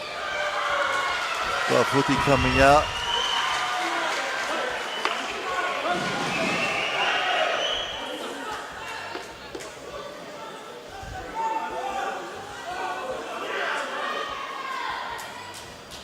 Pai, his second attempt at 120. See how he goes.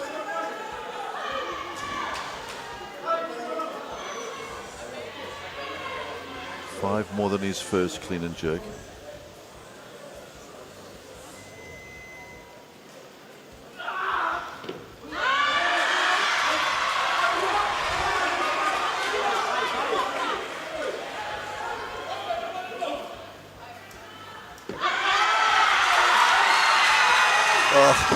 The school kids here, the school kids just love it.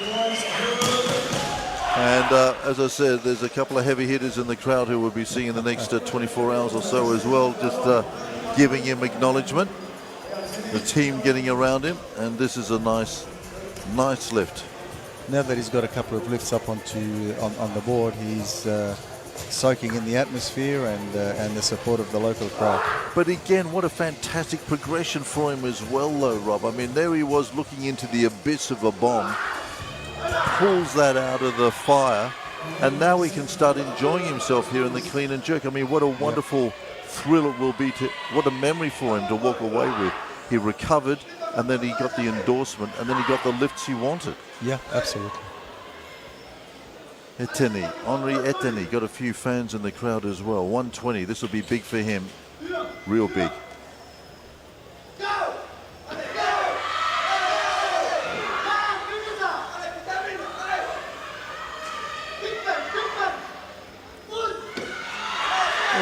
Push.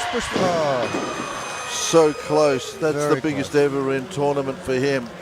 That big 120, and his New Caledonian fans and the fans here in Samoa warm to him as well. I reckon we're going to be seeing a lot more of this kid. New Caledonia weightlifting on the up, and they're really trying to build it. And they get this young man on site, only 16 years of age as well, showing great presence out there. Yeah, he certainly fought it out. I mean, he gave himself every chance at getting that lift. He was a little bit off balance, didn't give up, but I think it was just too far out of control.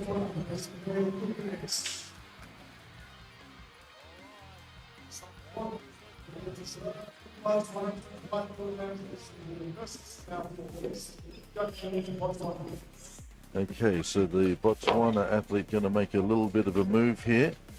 Innocent, Tekelese, Looked pretty impressive with his clean and jerks. 3 good lifts from 107, 112 and 117. He's starting at 125. Rob reckons with the long levers, this is going to press him a little bit. So let's see how he goes. He's got Ramirez, the Palauan, as well, of course, who looks pretty handy as well in this category, the men's 79Bs.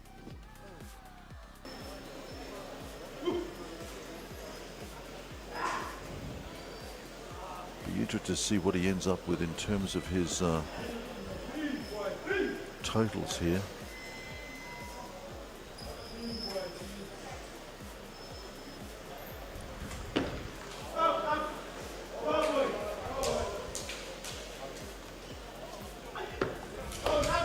Wow, that looked pretty neat to me. That's a good opener for him at 125. No problems there. I mean, I didn't expect him to have any trouble with the cleans because he's snatched 117, so he obviously has the pulling power there. And just to make it a little bit easier in the jerk, especially with those long arms, he does have a wider grip. So not as far to travel. It's still way above his head though, even with the wider grip. They're long arms. Well, I tell you, last year his best total was 224. That was at the African Juniors. Well, he's smashed that, hasn't he? He's got a 242 already. He's got 2 lifts to come. Look at the improvement. Okay, so this is the guy that could give him a little bit of grief. But rather than the 135 stud, he's come down to 125. This is Gimed. Indeed it is. Sorry, I'm getting my FSM lifter confused with my Palauan. It's the curly hair that's... Yep, it's the 125, so he's gone up to 125. Yep.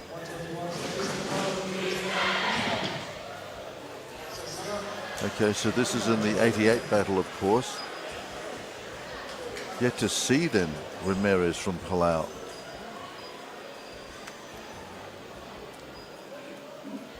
Duno from Sri Lanka here, getting set for his second at 125 as well.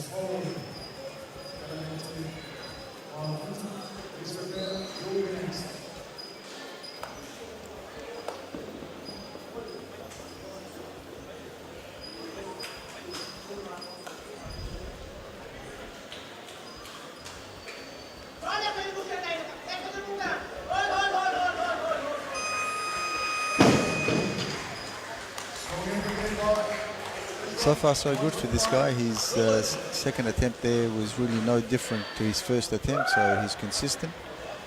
He's traveling well, so maybe 130 will be the call for his third attempt.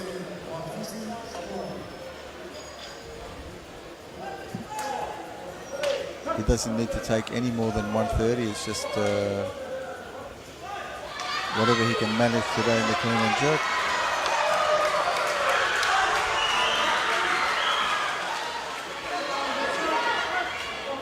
Well, Samoa will be hanging on this third attempt. The 21-year-old out there.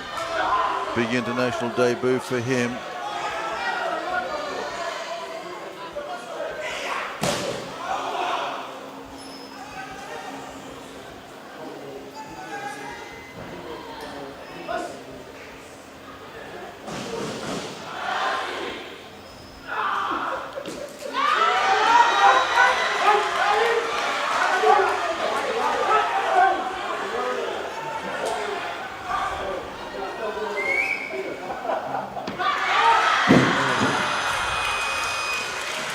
Not quite. Close. A rueful look from the Samoan coaching contingent, but the crowd love him, and it's been a great day at the office for him, really. It could have been disastrous, but he dug deep, came back for that potential bomb, and then came out and enjoyed himself for a couple of lifts. But that's 125 just eluding him here, but a great international debut at this level for him.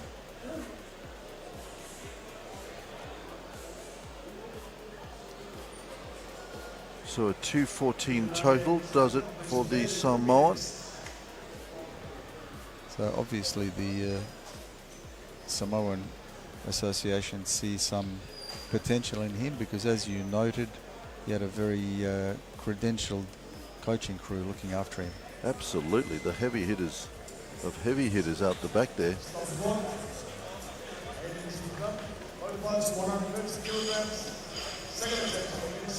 Okay, so this is an intriguing battle between this man and his Palauan competitor Ramirez, who's still sitting out the back. We're yet to see him in the clean and jerk.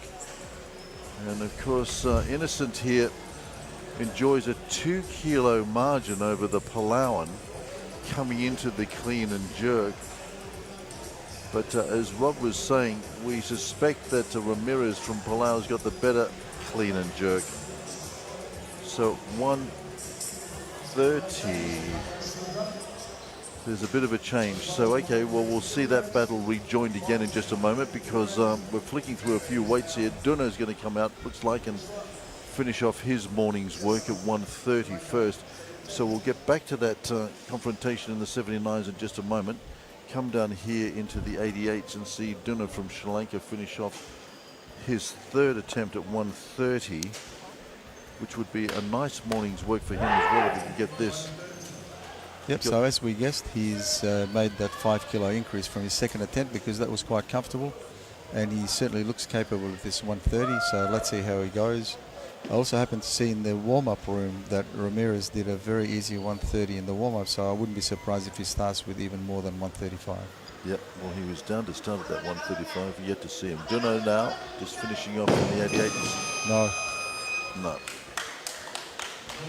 Okay, so that's a 225 total.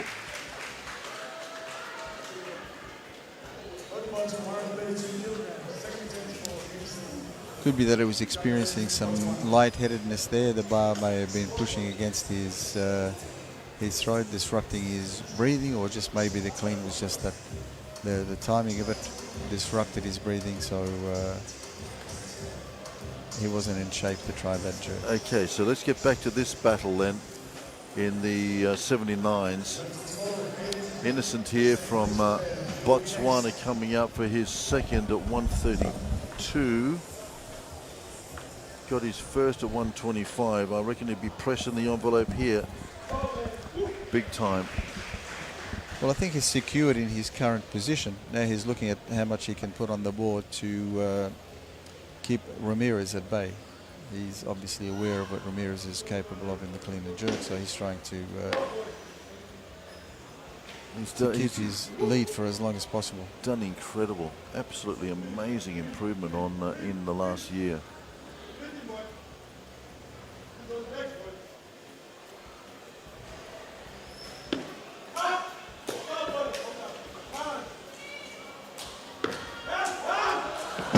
Whoa, yeah, that was pushing it. Yeah. I think it would probably be to his benefit to just to set for that jerk just a second longer. He just seemed to rush it and just not catch it in the correct position. He had barely come out of his clean before he dipped straight away and tried to jerk the weight. So I think it would be wiser for him to try and just settle down just for a split second. You don't want to hold the weight for too long, but even in the slow motion here, there wasn't much time between the conclusion of the clean and the attempt at the jerk. Tawiri there in the corner with him, and we saw him, of course, the other day in the 65s, a 17-year-old. He was pretty impressive as well. Botswana got a pretty good record in terms of international weightlifting. Okay, let's drop down then into the 88s now and have a look at Aiden here. Jimed. His second at 133, so he's gone a big 8 kilo increment. Boy. And it also means that Shakalas has also moved up after that miss on 132. So it gives him some rest time. And he's going to try for at least 1 kilo more.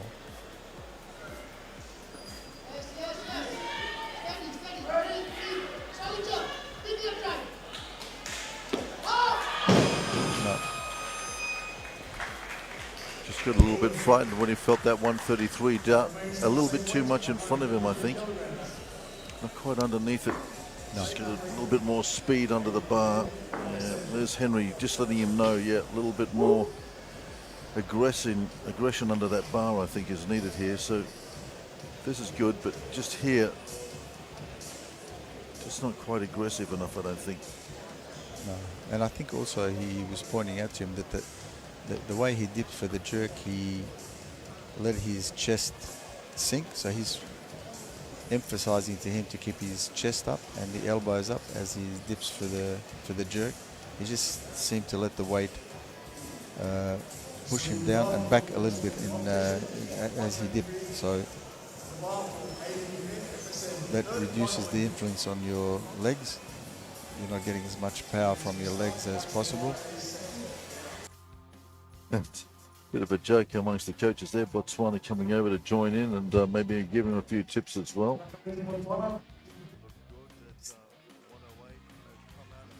Or maybe he's telling him to take his time because they need the rest for their guy. That's a possibility as well.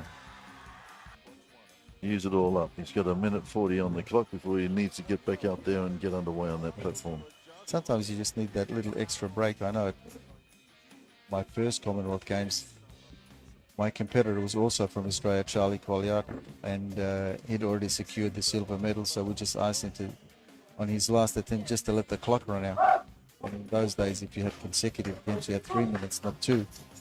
So he nominated a weight and just let the clock run out for the full 3 minutes. So got all the rest that we needed. You owe him. Yeah. 133. Aiden here out of FSM, as we were saying earlier on, the great Manuel Mingenfeld. We hope he's probably watching these pictures as well. He was an absolute doyen of weightlifting that part of the world. Doing a lot of coaching up there now. Third attempt. 88B.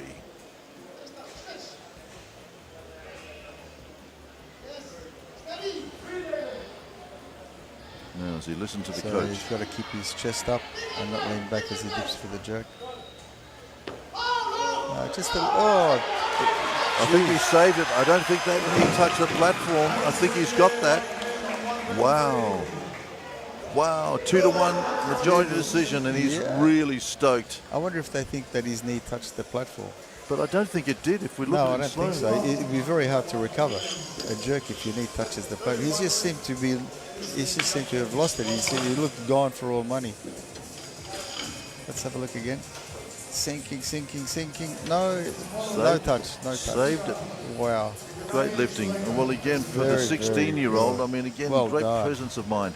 Okay, so this is a big lift for this young man out of Botswana. 135. He's got the Palauan breathing down his neck and wanting to get set at 141. He knows that. He's got a 2-kilo margin over him coming out of the snatch. So he would love to get this just to give himself a bit of a fighting chance if Palau just sort of unravels a little bit over the next 3 lifts.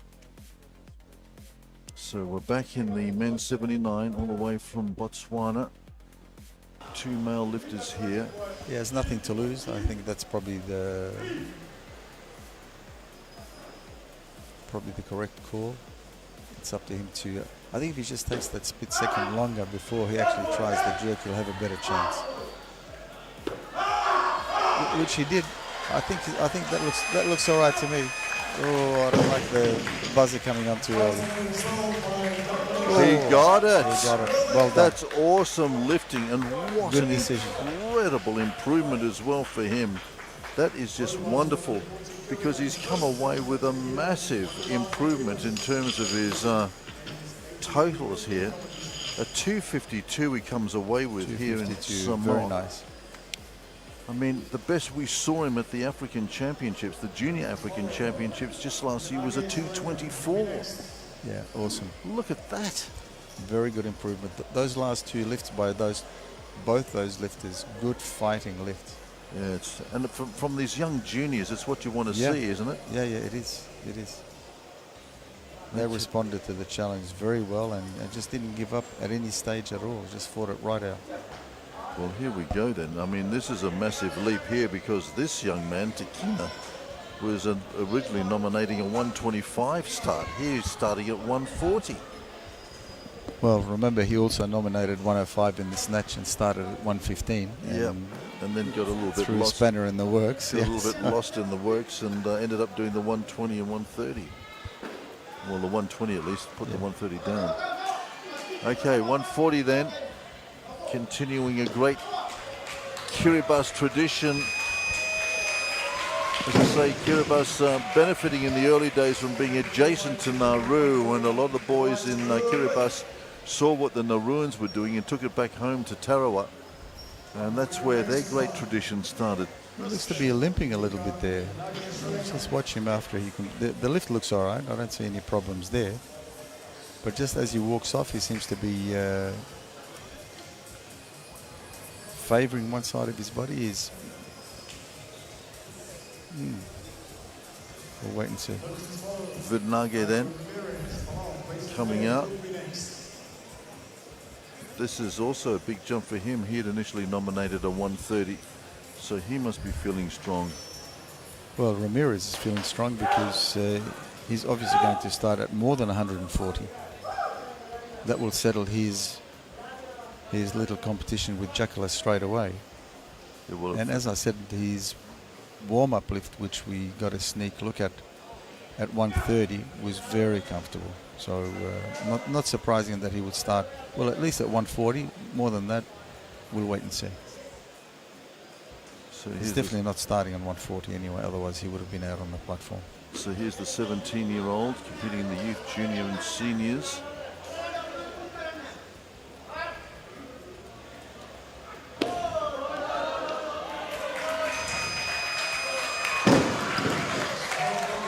And I think this kid's got a handy future ahead of him as well. That was a nice open at 140. He does. He looks big and rangy. He looks actually almost as if he's in a heavier weight category than the rest in this division. He does, doesn't he? Yeah, he's a big boy.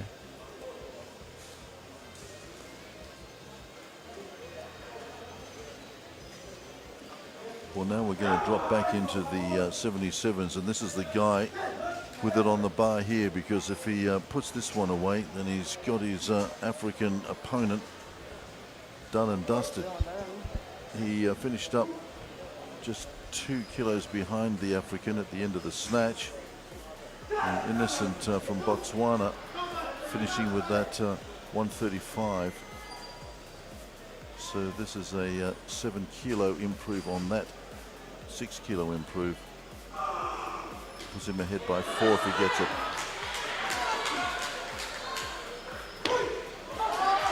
Which he does. So that's a very good piece of lifting at 141. And once again, the power of the Pacific's clean and jerk coming to the rescue, Rob, because that puts him 4 clear now of the African. Yep. That little contest between those two is now settled, and he can concentrate on what he's hoping to get in the clean and jerks as we go along. I mean, look, his snatch was 115 is nothing to be sneezed at as well, you know, so the ratio between snatch and clean and jerk for him is good. He's a well-balanced lifter. If anything, I would say that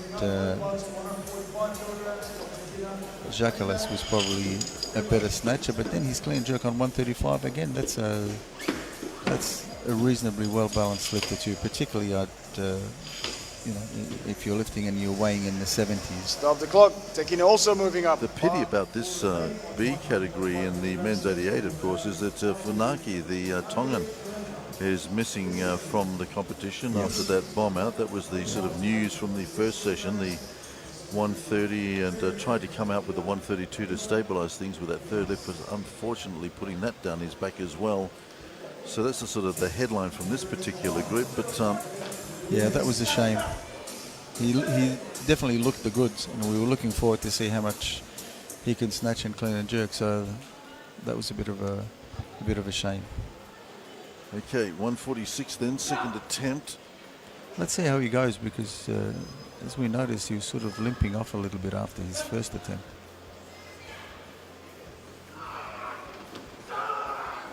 Oh, he cleaned it very high. There's no problem there.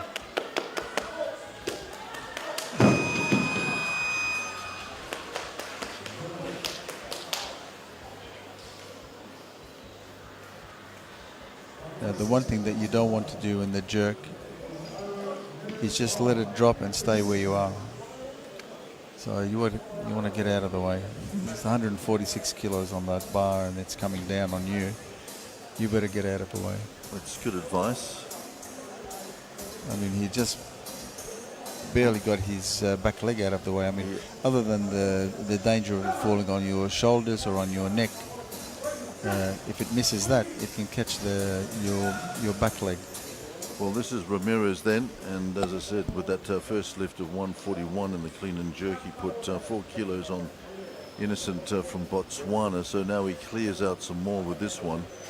The other thing to notice with this guy too, he's only 0.005 above the 71 kilogram limit.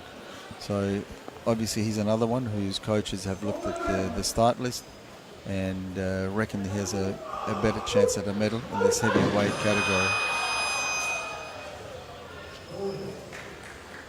So he'll come out and complete the last attempt in the men's 79B division with his final clean and jerk. I think his pull needs to be a lot better. His arms come into action way too early, and he's just not able to. Your arms are not strong enough to maintain the pull on the bar, so you're never going to get enough height to be able to get under the bar, and that's what happened. Tikina Moniba. Once you bend your arms when you're lifting it that early in the lift, the bar is controlling you rather than the other way around, because it's forcing you to try and get under it before you're ready. Okay, so here's the Kiribati lifter with his last lift of this competition for him. The clean will be all right. It's just the jerk that's going to be the question mark. And that's much better. Push, push, push. Oh, he's right on the edge of the platform. Just makes it. The other thing is you can complete your lift within the confines of the platform, but if you drop the bar and the bar lands off the platform, it's a no lift. So a 266 total for him. Kiribati, I think, might have discovered in him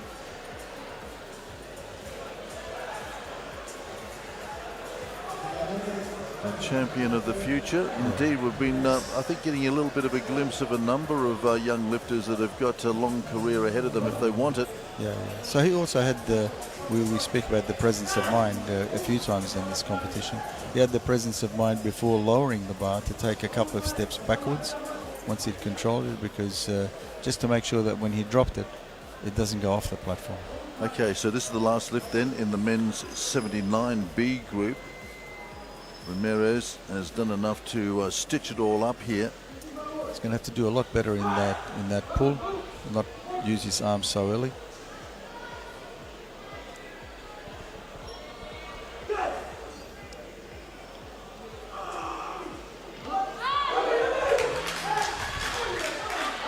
Much better pull.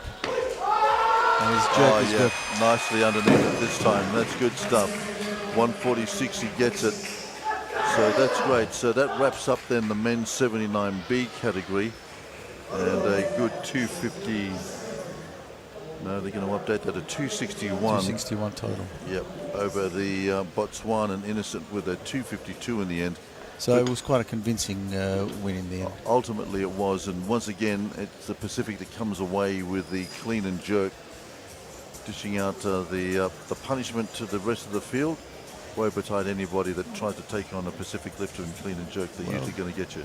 There's an old saying in weightlifting: snatch for show, clean and jerk for dough. There you go. Okay, so we've got a couple more lifts left, and it's going to be on the bar of this young man, this 17-year-old from Sri Lanka, and really pumping himself up here for a 147. He looked okay at 140, but he's taking 7 more here, so I would suggest he's probably having a crack at a Sri Lankan youth record.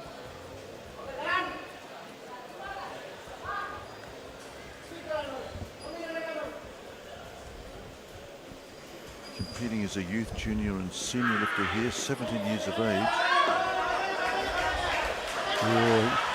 He's had to work hard for that. That takes a lot of energy, that chasing the bar.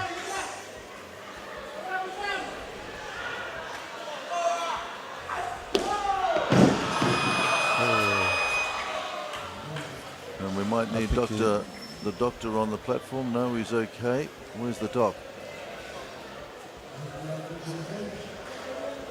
Wow, he's in the House of Mirrors at the moment. Yeah. Now, there's an extraordinary amount of exertion going on here. This big weight on his shoulders, of course, across the collarbone, compressing the throat, constricting breathing. He's sucking in as much as he can get here. And then trying to clear the head as well, control the weight, and he's out for the count just momentarily. Yes. And also when he was trying to control it from that forward movement, once he stepped back a little bit, he just seemed to force the weight up a little bit too much into his throat. So he overcorrected there. And the official's just having a look around to the doc, and the doc on his way over now to have a look at things. And good to know that we have a doctor in the house. And he's over there attending to the Sri Lankan. So he's about to... He also needs a good whiff of the smelling salts. I haven't seen that come out, have you?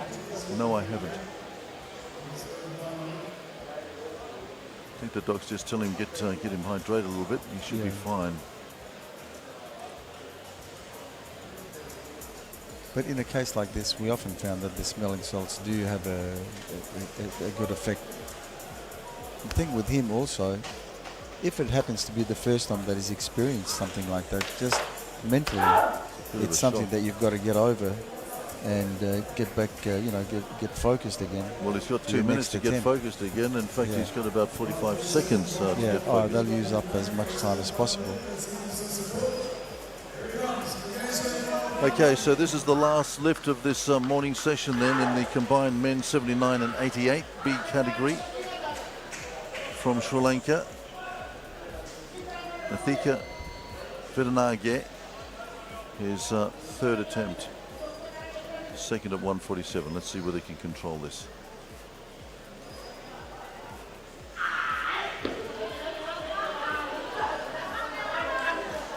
Okay, once again, trying to get the air into the lungs. Well done. Good on him. Brilliant. Very good by the 17-year-old. Stumbles a little bit. You can see that he's still almost in the House of Mirrors, but does a great job. Vidanage through and finishes up with a good total in the end. Well done. It's a good fight back. So for a 263 total for him. So interesting as we watch this gallant 147 from the Sri Lankan, the 17-year-old, lifting in the youth, the junior and the senior competition as well. Remember that there are medals being awarded all the way down those different divisions. Now here's Funake coming out for the clean and jerk. Well, that's a bonus. Well, it's a fantastic because bonus. it's the first time we've seen someone who hasn't snatched come out for the clean and jerks. Because also, remember in the Universal Cup, they're awarding medals for the snatch and the clean and jerk. Okay, so that's why he probably qualifies to come out here and have a crack. That's right. Underneath Universal Cup regulations. Yep. Ordinarily, he would have gone home. In championships and Commonwealth Games, Olympic Games, once you've missed your snatches, you're out because there's no individual lift medals. Well, here he is then. All right, Tonga power. That's good. Well, I'm delighted that they've given him a reprieve here.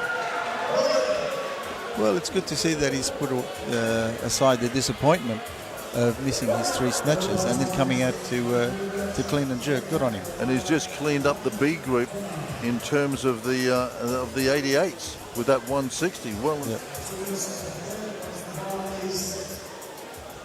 Well, that is fantastic. Well, as I said, you know, this is the guy that we saw in a heavier weight category a number of years ago. In fact, 4 years ago at the Pacific Mini Games in Saipan, came away with 3 gold medals and an Oceania championship gold as well on that day. It was a great day for Tongan weightlifting, and Funake was the driving force behind it. So I'm thrilled.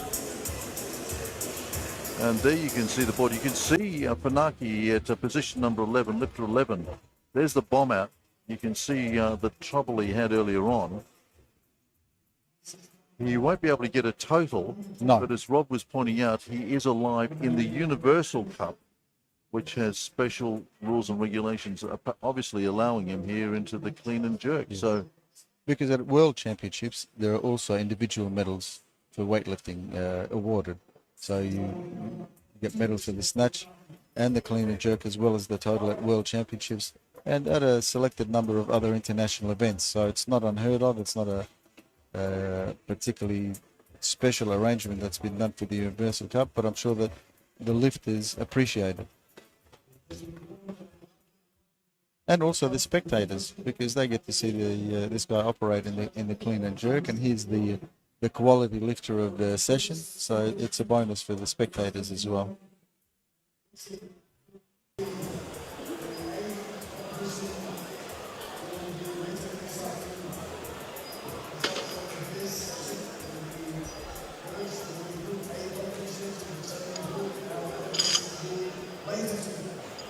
Now, I have to say, the one thing that popped into my mind as we were watching the Sri Lankan lifter before, trying to get as much rest time as possible beforehand, is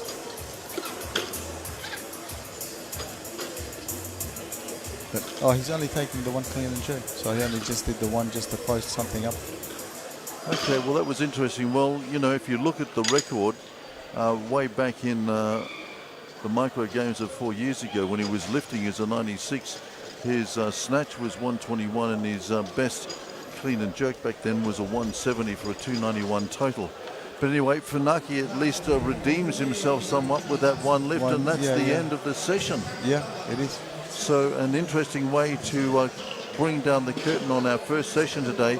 Wednesday here at the IBFC Cup is one of the busiest, and we're certainly very thrilled to be able to be here and bringing it to you. And of course, thanks to our sponsors, IBFC, the big finance company, naming rights holders, Vodafone, NBS Samoa, Samoa Tourism Authority, Vaima Breweries, of course, and the Samoa National Olympic Committee doing so much work in bringing and developing this sporting generation to Samoa to boot. Here is the final table then. Funaki there, you can see the bomb out, the big story, I guess, in that particular competition. The 160 allowed just to get his name on the board. But the big news here is that the B groups, men and 79s and 88s are done. We've got a lot more in prospect here, because not too far away we're going to get a start in the women's 63. And boy, is there going to be some talent out on the platform then. But for the moment here from the IBFC Universal Cup here in Samoa, we'll take a break. We'll be back with the women's 63. Don't go too far away.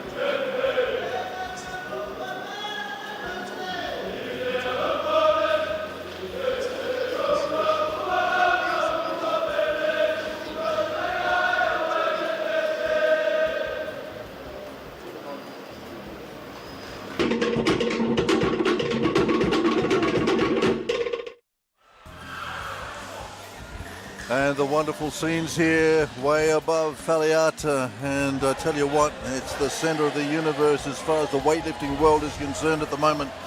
We're deep into the Wednesday edition of this wonderful IBFC Universal Cup here in Samoa, and we're awaiting to arrive out on the platform the competitors, all 12 of them, in the women's 63A category, going straight through to the medal rounds. Whereas day two was dominated by the Samoans. Here this morning, it might be a young ruin that we will be celebrating in the not too distant future. Talking of celebrating, the noise in here once again is absolutely off the Richter scale. These schools are outdoing themselves in terms of challenges, and also rising to the occasion and putting in a gold medal performance alongside me, the great man Robert Cabas, the Olympian from Los Angeles, where he won himself a silver medal for Australia in 1984, and then went on at 3 consecutive Commonwealth Games to bring home gold medals for Australia. I'm delighted that he's here alongside me to bring me all the excitement of this event. Rob Cabas, what a morning we have in store for us here. Fantastic, and this promises to be an exciting and close competition with a number of lifters here either confirming their position in the Commonwealth Games qualification rankings or trying to break into those rankings. So there's a lot at stake. A lot at stake as well. We're going to meet them in just a moment. They will be brought out onto the stage, and I think the enthusiasm of the schools just being enjoyed and encouraged. The officials just letting them know that maybe they've got to be a little bit more respectful during the lifts. But I tell you what, these kids have been so responsive to instructions as well. When they're told to go for it, they go for it. When they're told to be quiet, they are quiet. They certainly went for it last night. Well, they're going to go for it again here now. I tell you what, we are surrounded by a cacophony of noise. So I think they're just asking for a little bit of quiet as the lifters come out on stage, and then they can really let it rip. There is the one Samoan going to be lifting here today in this women's 63 category, Anoni Fa'amui, and we'll be seeing her start off with an entry of 185. But it's Family Christy Notte of Nauru with a 220 starting weight. I think all eyes will be on her, Rob. How are you seeing this division? Absolutely. She's the one to watch, and she's only 17 years of age. So that's an incredible entry total that she's posted at 220. Fatima Yakubu of Australia is also one to watch with her entry total of 205. She'll be looking and hoping for a spot at the Commonwealth Games team. She's also, on a personal note, she's coached by my old competitor Charles Faleata from New South Wales. So he'll be watching keenly. Emma McIntyre, been around for a little while, and she's starting on a 191 today. Mea from PNG, acknowledging the crowd. And from Chile, the first of the South American nation, this is Arias Rodriguez. Yasmin Aziz acknowledging the crowd here as well. We've seen Yasmin go around a little bit. And the big crowd here supporting this young Samoan. Fa'amui Karangi from India alongside her. Rihanna Frazier as well, got a little bit of experience. She'll need it today.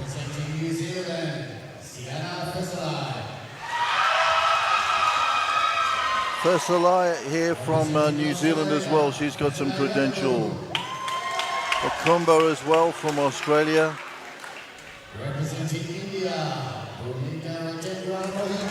Mohiti from India, and here she is.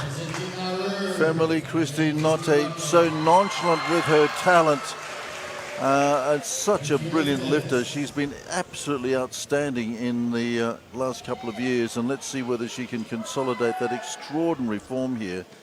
But looking forward very much to this women's 63 group. Rob, it should be an absolute beauty.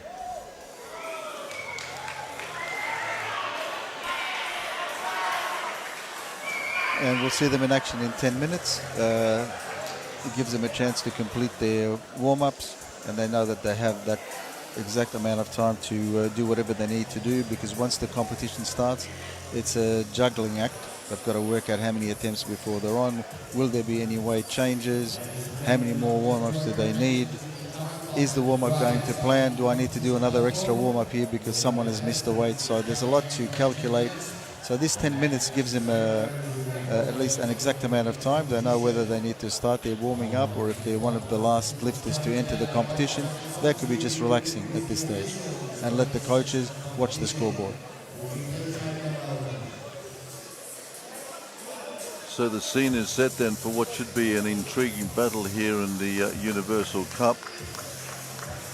And we're just about to see our tournament referees and match officials presented to the crowd. We'll stay with them for a moment, and then we'll probably take a little bit of a break as we go over our final preparations as well for this women's 63. So officials from all over the Oceania region. And of course locally as well. New Caledonia.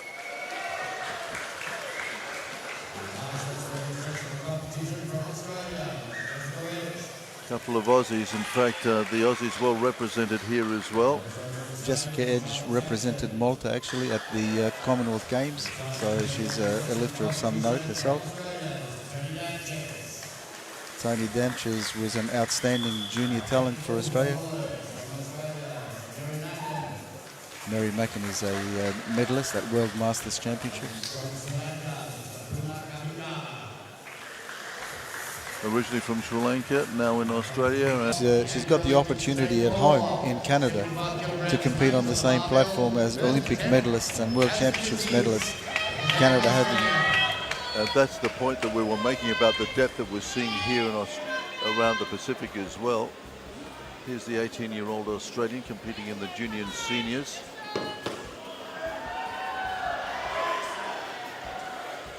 Did a snatch at the 24 Australian Championships of 70, so she's improving on that already. Wow, big improvement. Good lift. And her entry level, Rob, at 180 is 15 bigger than we've ever seen her before, so she's obviously come on in leaps and bounds as well lately. Absolutely, she's on the improve, and you know, at that age you expect a lot of improvement. It doesn't always happen though. I mean, we expect it, but it doesn't always come through. But she's obviously done the work, and that was a very strong opening attempt from her.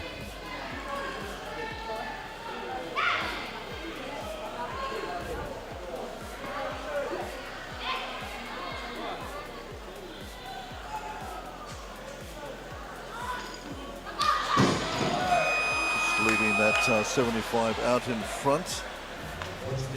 Just a little bit rushed. Didn't really give herself a chance of securing that weight. It was barely pulled and she was already trying to get under the bar. So just no opportunity for her to be able to get into the correct position and secure it.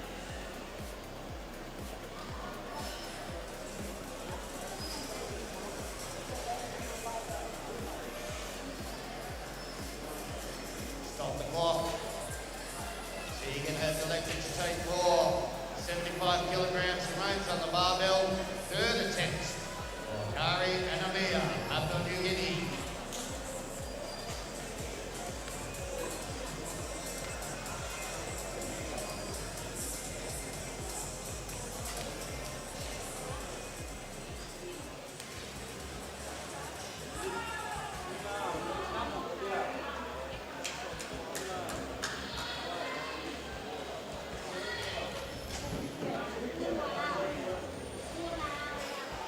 So she has the opportunity here to make amends. 75 kilograms, final attempt. A much better effort, closer, but unfortunately, still a no lift. Load the barbell to 76 kilograms. Please load it. 76 kilograms, first attempt for Bianca Rodriguez, Chile. So the South American nation, first time we've seen a lifter from Chile here. Well, it's good that the competition has attracted Chileans. It's certainly an international, truly an international. So we've got lifters from all corners of the world here. India.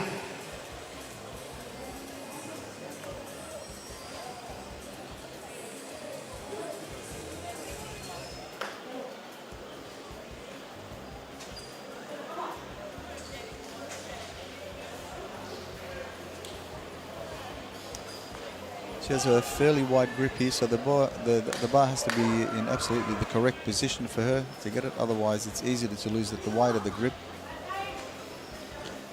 the more control you need, and she does that well.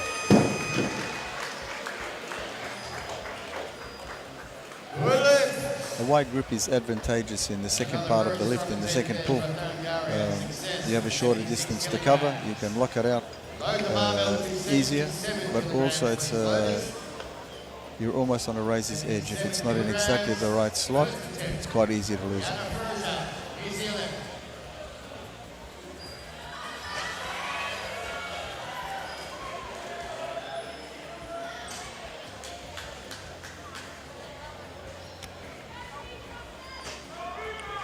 Brianna Fraser then from New Zealand.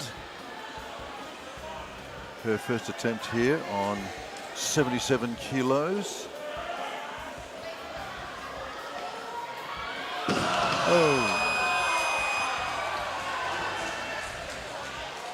Very close, unfortunately no lift there for Rihanna with her opening attempt. 77 kilograms remains on the barbell. So that's what we're talking about with a wide grip. That's the risk that you take.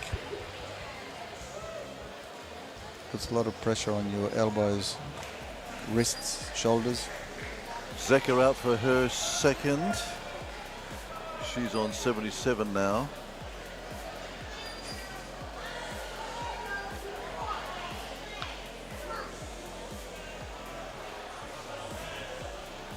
She looks a little bit more settled.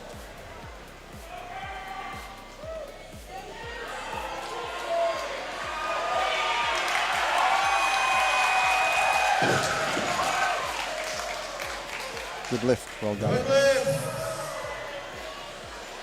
Lifting in the junior category, 19 years of age.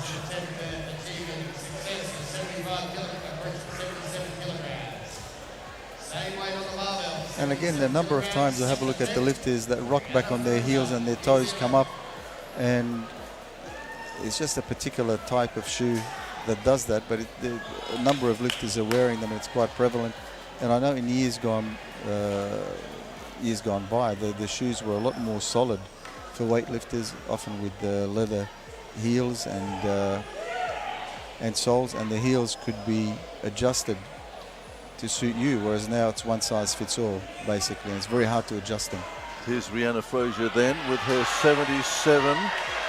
Enters with an entry total of 182, so she's getting pretty close to her best ever snatch, which she posted a year or so ago at 79, so she's pretty happy with that. Powers it up. Again, she really had to struggle there to stop the weight from going behind her. 78 kilograms, second attempt. Aziz as well, putting on some big improves on the snatch that we saw her post at the Australian Nationals a year or so ago, when she posted a 70 back then, now a 78. Again, just the remarkable improvement, and again, her entry total of 180, 15 above her verified domestic total. So she too has put on some amazing form in the last 12 months or so. 18 years of age, junior and senior competitor. Oh, nice. Very poised under that weight, and that's a big one. As I said, seen her with a 70 over her head as the best snatch that we've seen before now. Well done, she seems totally in control. Assertive on the platform, knows what she's doing. So there's maybe a slight miscommunication here. We're waiting for Zeka, third attempt, but no. Karangi coming up for her. Tegan has elected to take more, lower the barbell to 79 kilograms, these loaders. 79 kilograms, third attempt. Narangani Karangi, India.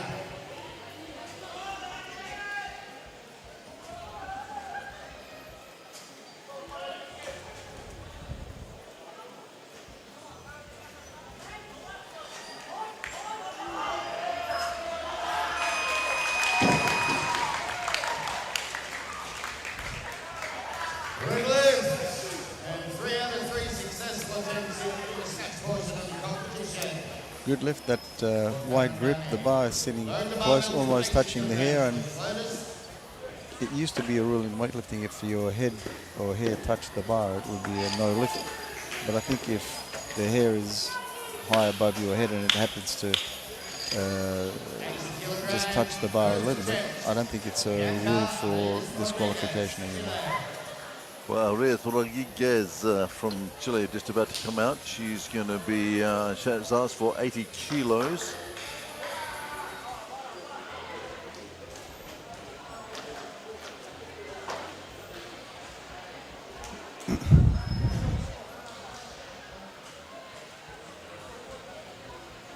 She's the only competitor from Chile in the women's competition.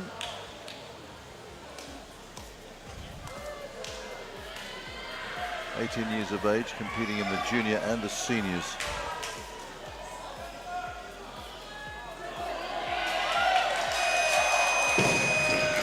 Had initially nominated for a 75, so she must have gone through warm-up pretty well, got her 80 there. And that was very comfortable as well. Easily done. Well done. Well, there's going to be a bit of a roar in just a moment. Strap in, because here she comes. Samoa's representative in this women's 63.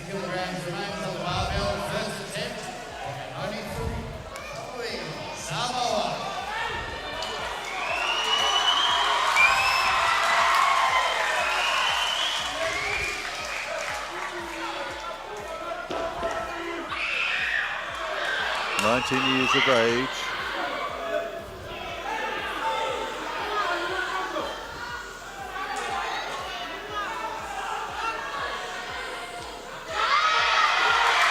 Another remarkable improvement from this girl since last year as well.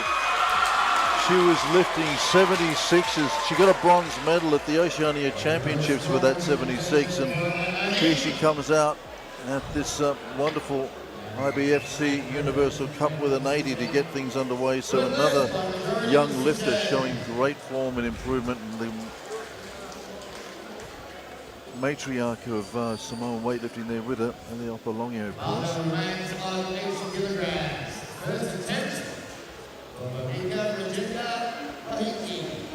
Representing India.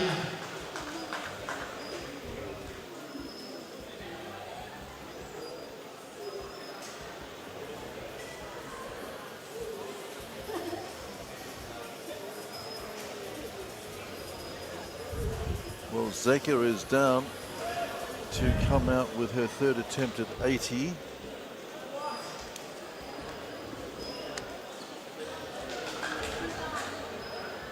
Kilograms on the barbell, third attempt for Team Zeka, Canada.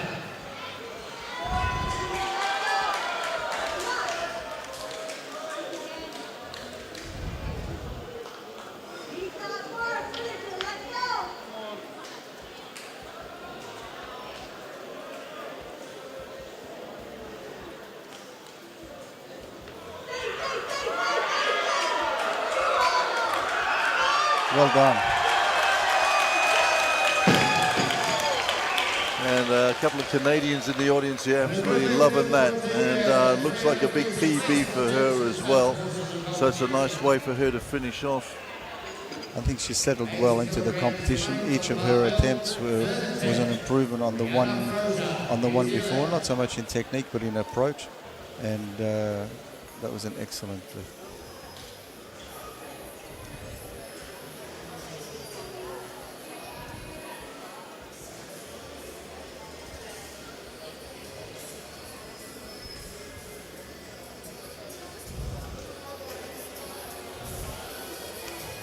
Competition set, still yet to see at least 5 lifters in this women's 63. The contenders, of course, for the medals waiting out the back, going through their final preparations. We are probably going to get Fraser out onto the platform before. Yep, Fraser's going to come out, I think. Load the barbell to 81 kilograms, please, loaders. No, Mahiti's going to come out. Okay, so there's a lot of nip and tuck out the back at the moment. Representing India.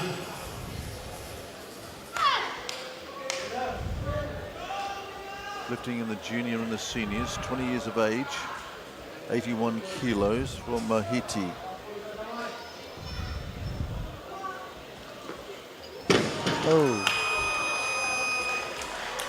I'll get you to take a look at this one in slow-mo, Rob, and tell us what happened. I think she just looks a little bit lost. She went through the motions without 100% effort is the way that I see it. She just pulled, the bar feels okay, and then the next minute it's gone. And leaving it very short, didn't she? Yeah. Often it's a little bit of a trap because the bar can feel very light. You can feel in control in the snatch, and then you're almost in like a robot just going through without that extra little bit that you need in the end. So it's the kind of bit that needs to be put away. It doesn't matter what it feels to you. It feels light, whatever, but you can find yourself just getting under the bar without just that finish. I was wondering whether they're tempted therefore. I mean, you know, stylistically she looked fine. I just wondered whether they might have gone a couple more kilos for her, but no, she's going to follow at the 81. 20 years of age. India well represented. And that's better. Much better. So she gets it, second attempt, 81 for her, so she's away. India, of course, well represented and medaling extensively across these lighter categories, but as we move into the mid-weights and heavier categories, we'll see the India influence begin to wane as the Oceania lifters come into their own. So Rihanna Frozier then going to come out. And now 30 years of age, Frozier. She's been around for a while as well. And this lift will test her a little bit. The last one was successful. Nothing really wrong with it technically, but she seemed to put a lot of strain on her shoulders and elbows. Yep. And her best in competition was that 79 in Hastings, so that's 77. She hasn't improved on that. So Frozier got a little moment or two to think about things as we come down to Yasmin Aziz here of Australia.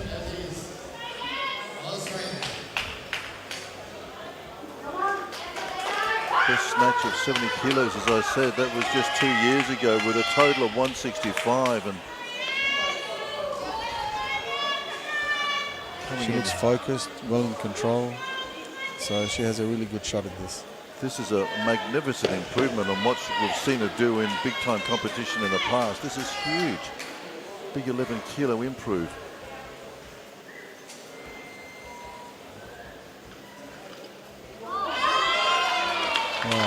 Well done. Nice third attempt. Big 81 there, so that's a great competition lift for her, and she's thrilled. She'd have to be.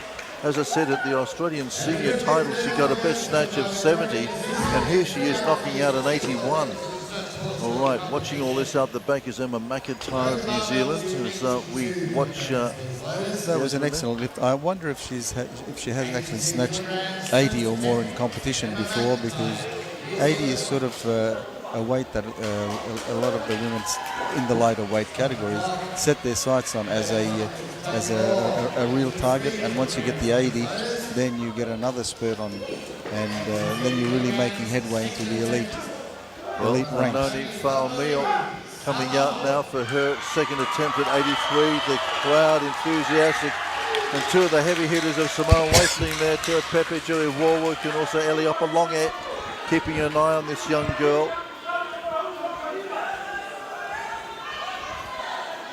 19 years of age.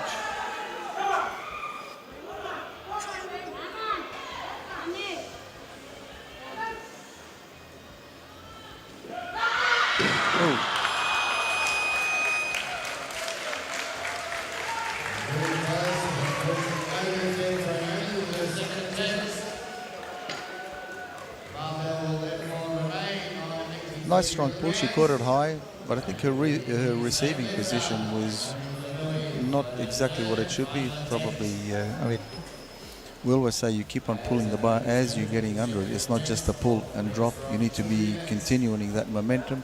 So when the bar goes over your head, the momentum is still driving it over your head. Indeed. Whereas if you just pull and drop, the bar is not just going to sit there in midair and wait for you to get under it at your leisure.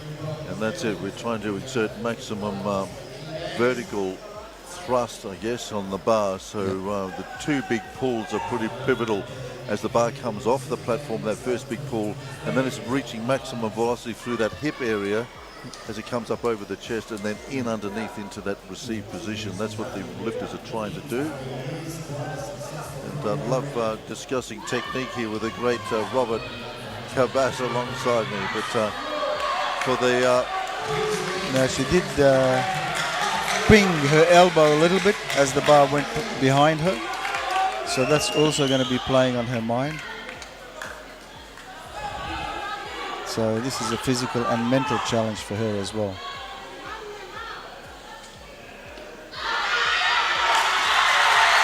And once again, Samoa rises to the occasion. The crowd love it. Mue gets her 83. So Team Samoa, the gentle cuff across the back of the neck from the great man. So she passed both tests with flying colours. Her technique was much improved, and she was determined to get that weight. So we didn't let that little ping of the elbow annoy her or affect her confidence. So here's Emma McIntyre, and we've seen Emma go around for a few years. Now Emma currently is ranked highest for New Zealand in the Commonwealth Games ranking lists.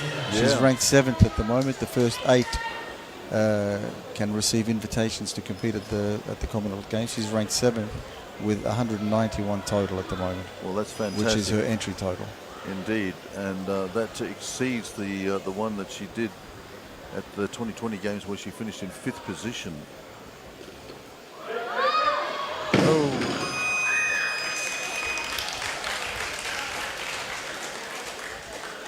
So when we're talking about second pull, that was virtually one speed pull all the way. There was no discernible acceleration anywhere, and as a result, there's just not enough momentum to get the bar in the correct position over her head. So she's definitely got the experience, Emma McIntyre. She's 35 years of age now, and has been competing. She in fact was born in the UK and then raised in New Zealand, and used the mighty New Zealander Megan Signal. You remember her from a couple of years ago as a bit of an inspiration and mentor in her career as well. As I said, finished 5th at the Birmingham Commonwealth Games and gunning for Glasgow later on this year, as you say, Rob. And there's a little bit of pressure on her as well, because I see the entry total for the other New Zealand entry here, Sienna Faleata, is 195. So if she's able to replicate that on the platform, then that's going to dislodge Emma from the Commonwealth rankings. Indeed, and we'll be mindful of that as well, because we'll notice later on the day that the Canadians have got a couple of lifters going in their body weights as well. So a reminder to you, if you're just joining us for the first time, that not only the Universal Cup, of course, but this is also a Commonwealth qualifier. And for a number of these lifters that want to get through to Glasgow, this is absolutely pivotal to them and their prospects of getting to Scotland later this year. So we'll keep an eye on that one as well, because tension in the Canadian camp and a little bit of tension perhaps in the women's in the New Zealand camp as well. And although the Canadians are pushing it uphill to try and qualify in this category with a reigning Olympic medalist ranked first, but you never know what happens. You've got to put yourself. Meanwhile, we'll watch this lift. Very nice. Rahiti here getting to grips with the 84 after that initial stumble at 81. 3 lifters yet to come. We haven't seen them yet. One from New Zealand, one from Australia, and one from Nauru. Yes, so as I was saying, regardless of where you're ranked, you need to be prepared. As they say, luck in weightlifting or luck in sport in general is when preparation meets with opportunity. So if for some reason that first ranked lifter is not available, or if they get injured, not that we're wishing anyone to get injured, but you have to be prepared to step in and take that spot if it becomes available. Well, indeed, the girl that could be competing for a spot in this category for New Zealand is not too far away. It looks like she might be starting. And we're talking about Fatima, or Sienna, I should say. Faleata from New Zealand. Not too far away from the start, but let's have a look at Arias Rodriguez here. 85 for her second. I think we might see the second of the Kiwis out on 85 in just a moment as well.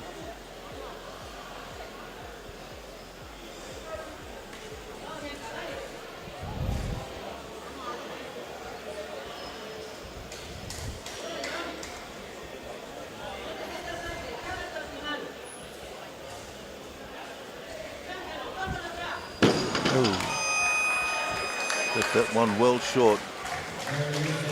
So again, I think it was that sort of second pull letting her down there a little bit as well, Rob. Yeah, I think it was a case of the arms just coming in a little bit too early, just trying to finish the lift a bit early. And once you start pulling and finishing with the arms, you have no choice. Your body, the bar doesn't give you any choice. You're forced to go under the bar whether you're ready or not.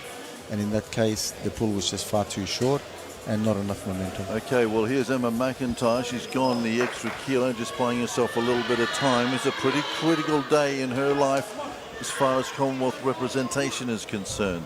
85 now. She put the 84 down. She's going to come back and try and redeem and retrieve the situation. She's got the young Kiwi breathing down her neck, and she wants to just put her away here if she can. A 21-year-old from New Zealand, not too far away from her start.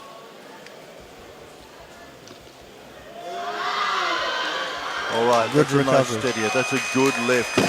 Could be happy with that. Couldn't do much more. So Emma then away.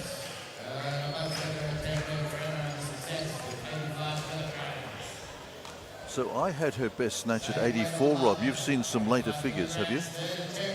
I've just seen her total, which is 191, and I'll see how that was made up. Yep.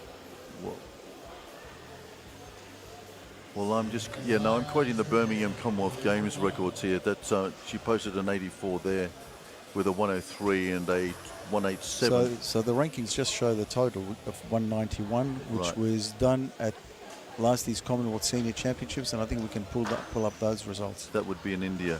Okay, Arias Rodriguez then. 85 to try and finish off the snatch for her with a bit of a win here would do us some good.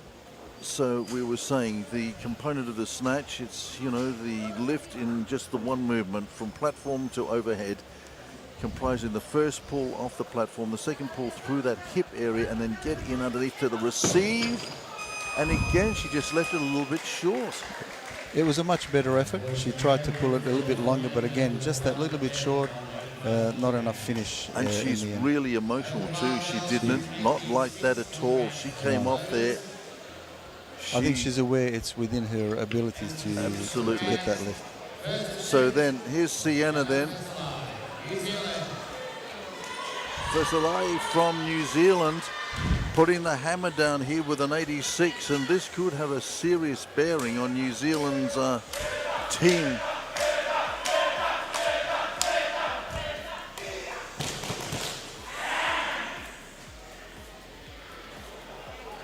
Had nominated for an 84, must be feeling pretty good about life. Comes up with an 86 first up.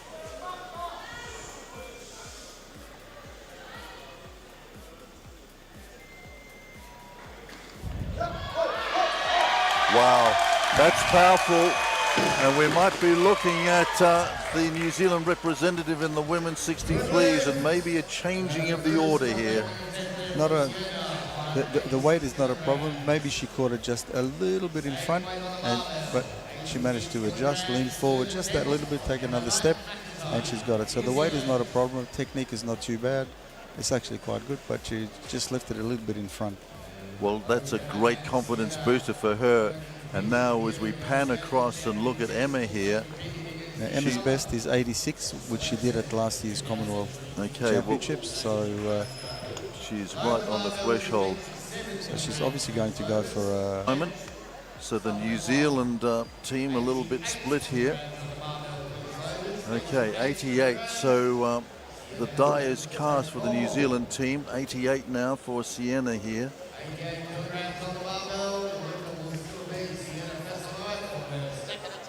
So that leaves Emma. Which means that Emma must be taking at least 88 kilos. She's going to have to do something like that. It's going to be the lift of her life. Yes, I'm just seeing 88 come up against Emma's name. So Sienna going 88. Great start. Put the hammer down very early in this battle for New Zealand pecking order in this women's 63. So this is an absolutely critical lift. Yeah, because Sienna has gone up. So I imagine maybe she's gone up to 89. So the bar now 88 for Emma McIntyre. So Emma, of course, put that 84 down. She came back with the 85. Looked a little pressed by it. Let's see whether she can handle this 88. This is, in terms of her career and what she might want to do in Glasgow, absolutely critical now. She has got to get this lift just to see off the challenge of the 21-year-old New Zealander who's breathing down her neck. She will want to try and convince the selectors. Because the situation these days is that each country is only allocated one slot per weight category. So that situation where I was competing with a teammate is just not going to happen again. No. So it's do or die here. Emma's got to nail this, otherwise she's got some serious work to do in clean and jerk time.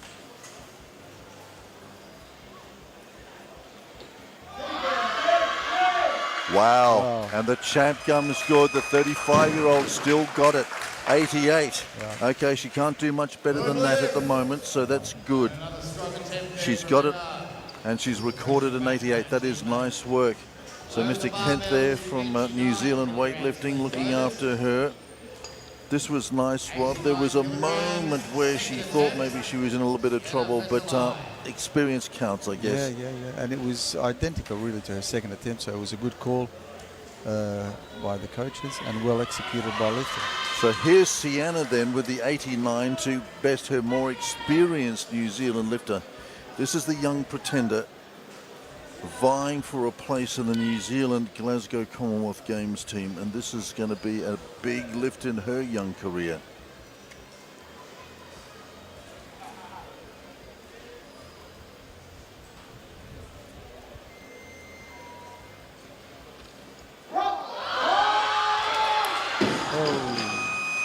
Well, very close. Very close. So, like her first attempt, she caught it.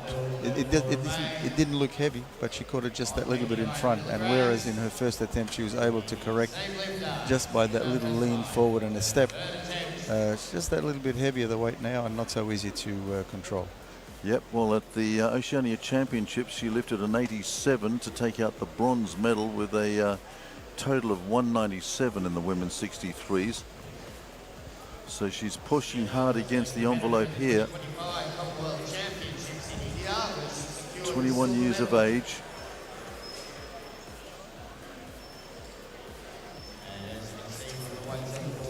And that's David Litty. So allegiances all the way across this New Zealand team here. David Litty, of course, who we'll see go up in the championship with the great man, Mr. Mal, in the super heavies later in the week.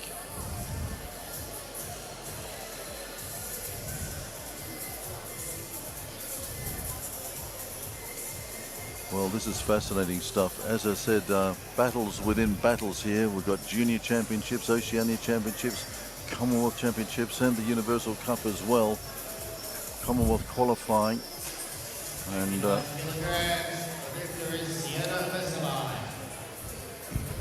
And Tina Bell there, of course, has been instrumental, Rob, in... yes, well, she coaches both.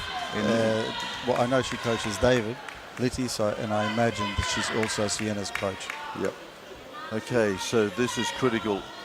This will give her a 1 kilo margin over Emma McIntyre if she gets it. Big lift, not done in competition before.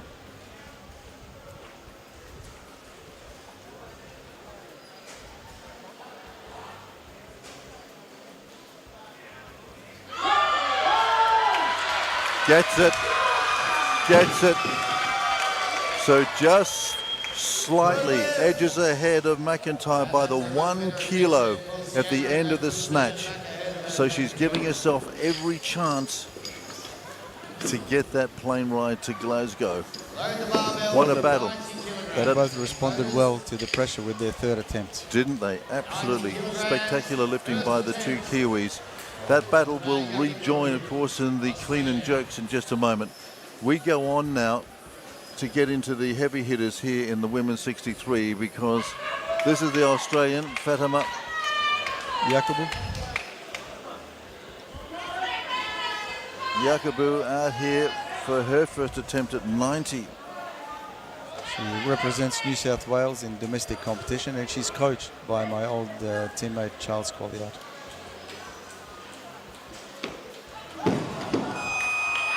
Not what she wanted. Well, I've got her best snatch, which she recorded in Sydney at 90, Rob, for a 203 total and 113 clean and jerk. So she's right on the limit here as well. It's a reasonable ask of her, the 91st attempt. So I imagine it was all discussed with her personal coach and the team coaches. And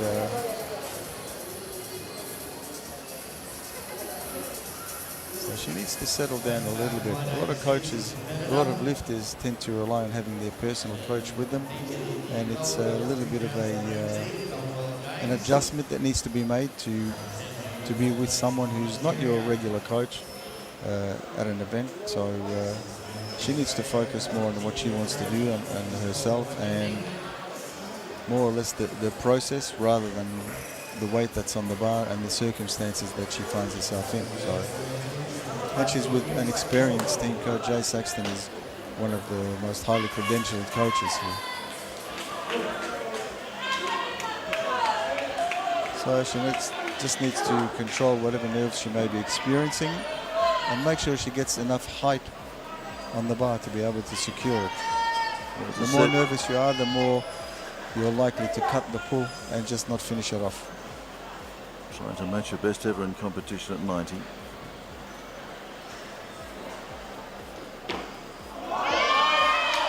And that's much better. Good receive position, just steadies nicely there, cracks the 90 into the platform. Much stronger attempt there for Fatima. Success with 90 kilograms. Load the barbell to 91 kilograms, please, loaders. 91 kilograms. So we're yet to see the young Nauruan yet, the 17-year-old Emily Christie Notte. She's still to come out. So it's a Nauru versus Australia battle at the top end of this women's 63 class at the moment. Of course, currently, Family Christie has Nauru's spot in the rankings for the Commonwealth Games. She's ranked sixth at the moment with 201, and she's looking to well and truly exceed that if you're looking at her starting attempts. Stop the clock. Load the barbell to 94 kilograms, please, loaders. So it looks like the Australians are going to try and flush out the Nauruan. But it looks like the Nauruans want to start at 96 here, so the pressure is on the Australians. Fatima here has put down that first 90. She came back with the second at 90. She's gone 94 now. Just trying to get as close, I guess, to Notte from Nauru as possible. And in terms of medals here and podium finishes, this is a critical lift for the Australian. And she tries to take on the Nauruan in the clean and jerk. She's got to try and finish off this stanza, the snatch, with a strong finish here. She's certainly capable if she just... that's not a good look with the bandages coming off the knees. No. She addresses the bar here with a sort of pressure on it. If she does what she did on her second attempt, then she's well capable of getting this lift. So it's easier said than done. Just go out and do the same.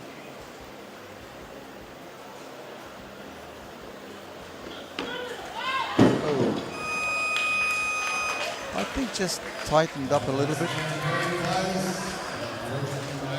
So her best then is that 90, that second lift. Barbell to 95 Okay, so here comes the Nauruan champ. This audacious talent. Now we know she's young and improving, but if we look at last year's Commonwealth Championships, she snatched 88 kilograms, missing 91 twice. Yeah. So this is a real test. She did a 90 at the IWF World Youth Championships in Lima. So she's been there or thereabouts, but 95 really. Yeah. And the 2.5 kilo discs should be inside of the collars. On one side they are inside, on the other side the disc is on the outside of the collar. Yes. Okay, 95 for this amazing champion to get underway.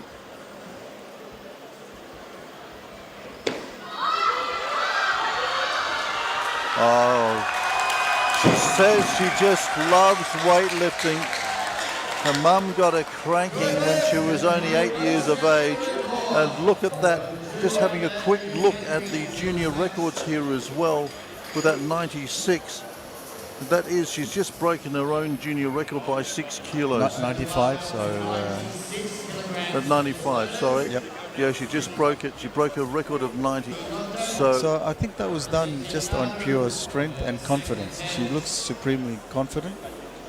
but she always does. She's just got this air of sort of invincibility about her. I mean, this is the girl that did such an incredible job at the Oceania Championships in Auckland a couple of years ago. You know, the youth, the junior and the senior 64s in just a single day. I mean, she just wiped the floor with everybody. She's come from nowhere. She's still only 17 years of age. Incredible.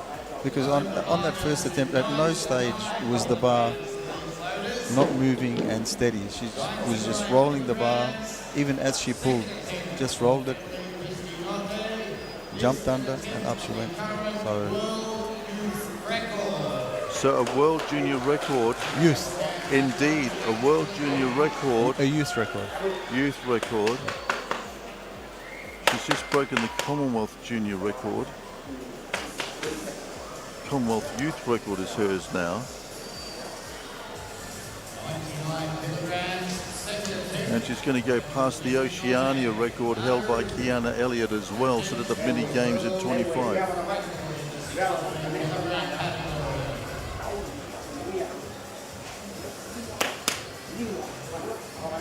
Well, prodigious.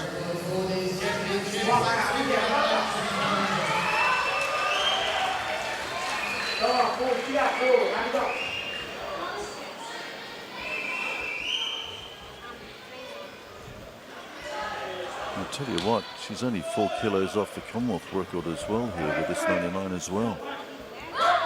World Ruth Yek record attempt.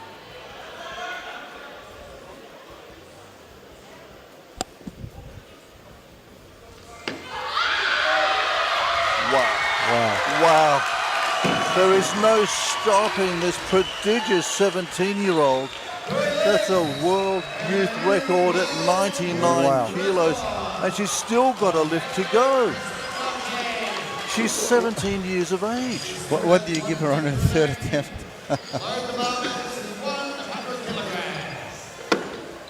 Wow, what a lift. Well, she is just smashing records with every lift here, this girl. It is just such a prodigious talent. She loves weightlifting, she says. She loves competing. She loves training. And that's the word we're getting from Nauru as well, Rob. When everybody else has gone home for a rest, she's down at the Rocks gym. She does not stop. Wow. Well, I just wonder whether they've got an eye on the senior Commonwealth record Canadian set in India last year. I mean, would they be thinking about that or? Well, it would have to be 104 that they would go Correct. to. I think that may be just a bridge too far for this particular competition. Yep. Not, I mean, the future, the next few months are a different story. But for this particular competition, it may be just a bridge too far. I think another 5 kilograms would be just a little bit too much.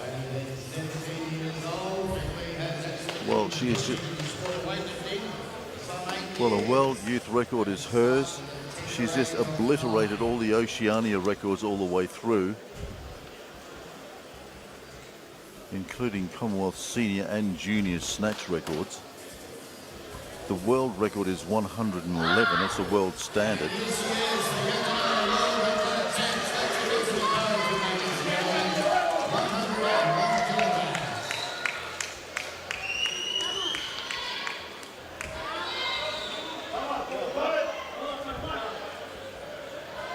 So this is the junior record.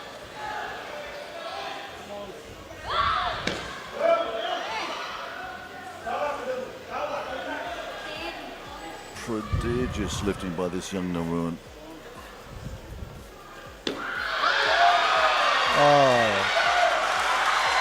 It's just brilliant. It's out of this world.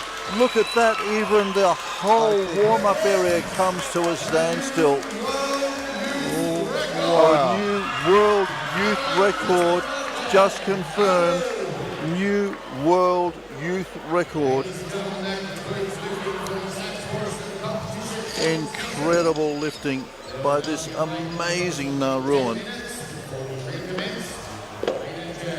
That's incredible lifting. I mean, the longer you're involved in weightlifting, the more you get, a little bit blasé. You have a look at records and say, oh yeah, I've seen so-and-so and I've seen this and that. But there's always someone that comes out and still just sends puts their hairs on the back of your neck up and just gets you all excited and enthusiastic again. And that was just an incredible lift. Amazing. And look at that. Position number 12. Family Christine Notti there. The 95, the 99, the 101. New world youth record. Absolutely incredible. Smashed all the Oceania records on the way through to it as well. This prodigious talent. And yet to come, of course, is the clean and jerk, Rob. But really, her and Daylight second at the moment. Well, and all her lifts look the same. They sort of, you look at them and you say, well, gee, that was a good lift. I don't know how much more she's got in her. And then the next lift looks exactly the same again, and you ask the same question.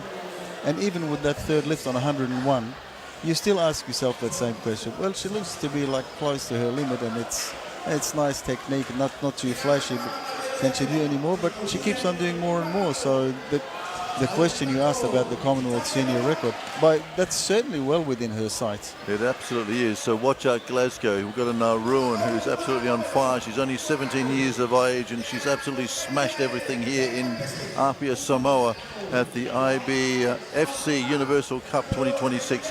We're going to suck in a few deep breaths of our own here as we just contemplate what has just taken place here. History here on the platform in Apia. It's a privilege being here. Hope that you're enjoying the coverage through TV1. We're going to take a little bit of a break, and when we come back, we'll see what this prodigy from Nauru can do in the clean and jerk, because if that is a snatch and she is a more powerful clean and jerker, goodness gracious me. We'll take a break. We'll be back with more very soon.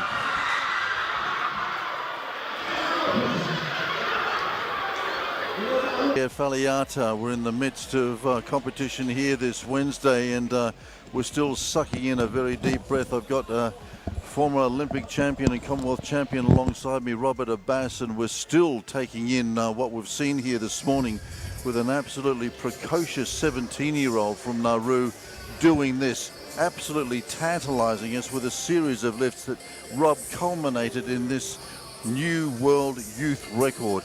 Incredible lifting by this 17-year-old Nauruan. A new world record. You can't get better than that. And as we said, her series, she didn't miss a single snatch yet. They all looked identical. None of them looked particularly easy, but they always gave you the impression, yeah, there's that little bit more. But each time that little bit more became more and more until it culminated in that youth world record. Amazing lifting, really. And we knew that this girl had something special in her, because 2 years ago at the 24 Oceania Championships, we saw her sweep the youth, the junior and the senior competition in the 64s. She's now lifting, of course, in the 63s, but she is a prodigious talent.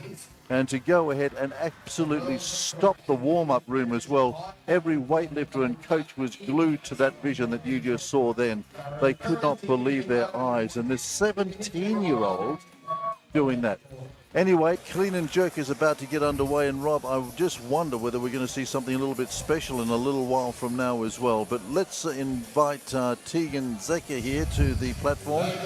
It's clean and jerk time. Of course, the lifters, if you're just joining us for the first time, have the ability to lift the bar to the shoulders and then press out over the top. Yes, for those people unfamiliar with weightlifting, there are two competition lifts. One is the snatch, where the aim is to lift the bar off the platform to straight over your head in one continuous movement, whereas in the clean and jerk it allows you to split the lift into two parts. You bring it to your chest first and then you use your legs to drive it overhead. So obviously you can lift much more in the clean and jerk than you can in the snatch, but it also tends to be a more forgiving lift. It allows for some errors which you can correct along the way, whereas the snatch is particularly unforgiving. One small error and the lift is gone. It relies almost totally, I mean, you have to be strong, but other than that, it relies on speed and technique as much as strength.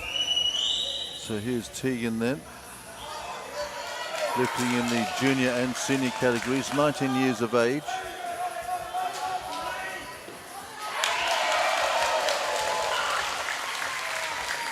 And warmly congratulated by the crowd here. Must be feeling pretty good. She was initially going to come out with an 85. She's come out here with that 92. Good lift there for Tegan by majority decision with 92 kilograms. Lower the barbell to 93 kilograms. She seemed to complete this lift, but there seems to be a delay in receiving the down signal. So I mean, she did the right thing by waiting, and then she's starting to look at her coach. Do I put it down? You don't want to get into that situation. I think you want to focus totally in front of you, and if there's something wrong with the system, the center referee will indicate for you that you can put the bar down. The only problem with that is, what if the two side referees have already decided that it's a good lift, but the center referee hasn't? Then you have a little bit of a drama. Yep. Karangi here, 93 as well.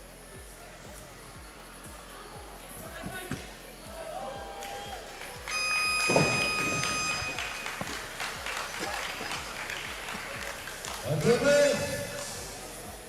And success for Tuanaimato with her opening attempt on 93 kilograms. Same weight on the barbell, please, loaders. 93 kilograms, second attempt for Tegan Zecker.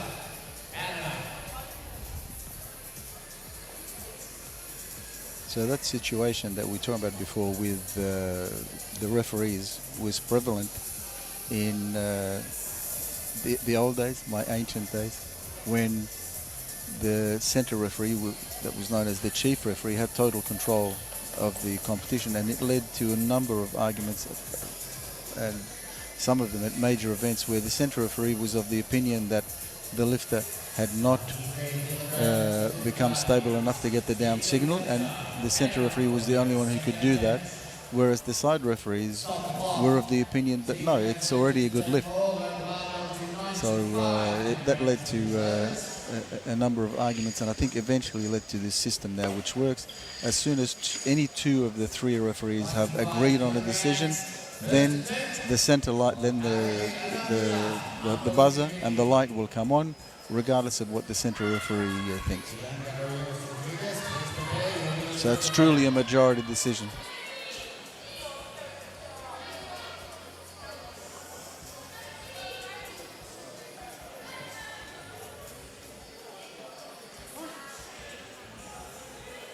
PNG's Kariana Mir here with 95. Oh. Lifting in the senior category. She has been a little bit out of sorts today. There's something in the snatch that just didn't seem to be in the slot, so she's not moving freely or smoothly as you would expect that she probably normally would. So just a little bit out of sorts today, and she needs to settle down a little bit, think her lifts through, focus more on the process, as we say. Focus on what you should be doing, not what you may have done wrong.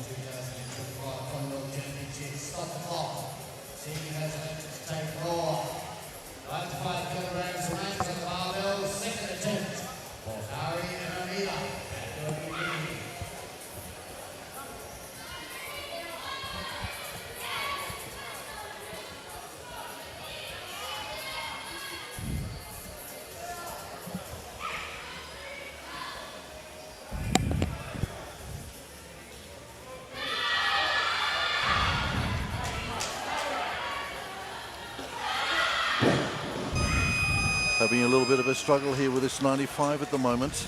Once again, that's unfortunately very lifted for Perry with her second attempt on 95 kilograms. She's not having a good day. I think that's an understatement. She has one more opportunity just to get it all together, get that lift on the board and secure a title. Well, Because she's in that spot now. We've seen a couple of lifters come back from this terrible position where they've got to get that third lift, otherwise they're out for the count. But I just wonder about Kariana Mir here. She just, as you say, Rob, she just doesn't look to be on fire today.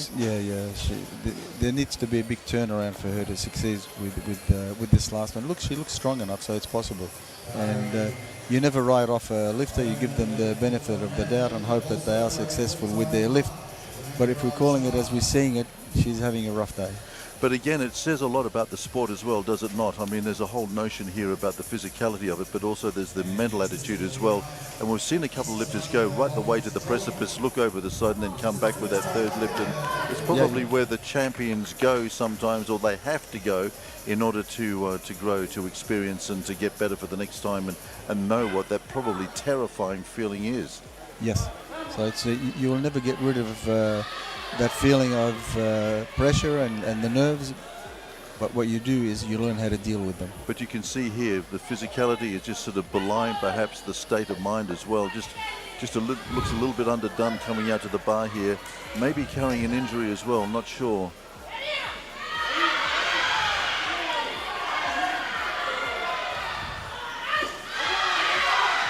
Well, you see the mark of a good champion and a great weightlifter. Again, looking over the precipice of the 95, and she comes back with it. So that's great vindication for the hard work she's put in. Congratulations to her. We love seeing that. No, great effort. No matter what the lift. No, she did well. That's because great. we can't help but think of yesterday's 58 kilogram category, which was virtually a bloodbath with 4 bomb outs in the session. There was so much red all over the scoreboard, and of course red means no lift for those just joining us for the first time or just introducing themselves to the iron sport, weightlifting, which can be so capricious, so generous on occasion, but so mean on others. Yasmin Aziz here, 96, first attempt, Australia.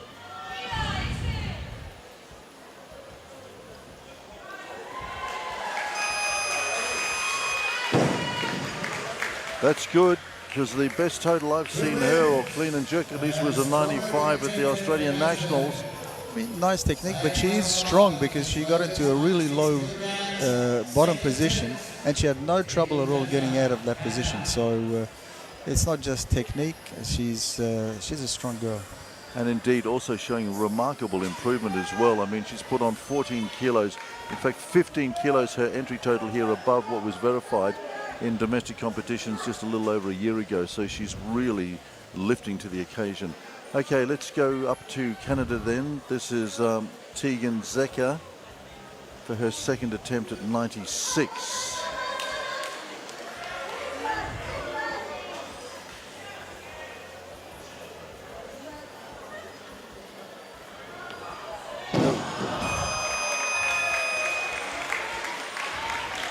Might be just feeling the heat a little bit here as well. I mean, those from North America coming down here into the humidity of Samoa, there would be an adjustment that would be necessary. Body weights and so on as well, fluid intakes, trying to acclimatise, Rob. Absolutely. I mean, Canada does get warm, but not to this extent, and certainly not the humidity that she would be experiencing here. Yeah, and this time of the year, they've just come out of a North American winter. They're coming into their spring up there, but still pretty chilly. And like I say, you know, just acclimatizing, having to watch body weights as well, about the amount of fluid you can take on board, all that sort of stuff. So as you can see, the coach is intently looking at the scoreboard as the weights are beginning to flick through and be nominated. This is the all-important table here where they will nominate what their lifters are ready for. Lily Coffer, pen in hand, ready to accept the entry.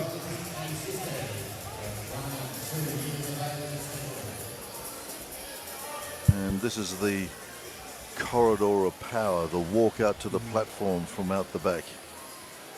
Many a great champion has strode these corridors at Faleata, and I'm sure we're going to be seeing many more to come over the years. And I tell you what, this is the first Universal Cup, Rob. I'm going to try and twist a few arms and see whether it can't happen on an annual basis. What do you think? Yeah. Or move around the Pacific. What do you reckon?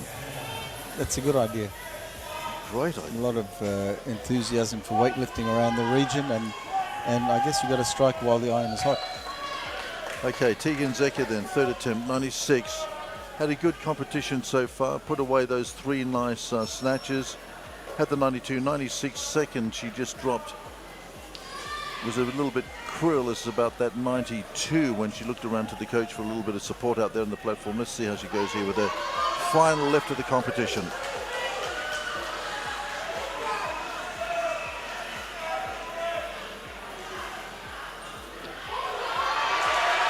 That's nice. And the crowd, you know, these kids are learning their weightlifting so quickly and so well. That's right. They're respectful, they're quiet, they can go off. But when the moment comes, they will be completely quiet and then highly supportive of an effort like this. Yeah, when they see someone, when they can recognize a special effort when they see it, and they're going to reward it. particularly coming back after a failure to succeed. Great.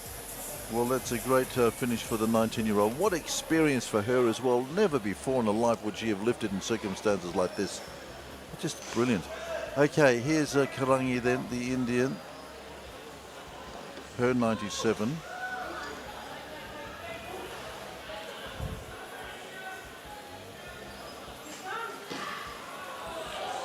Gets it there. For a moment it looked a little bit troublesome, but she controlled it well. I was a little bit worried about that left arm, but she got there.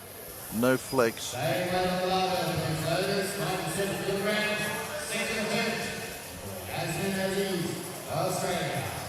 So far, no misses for her, so she's traveling well.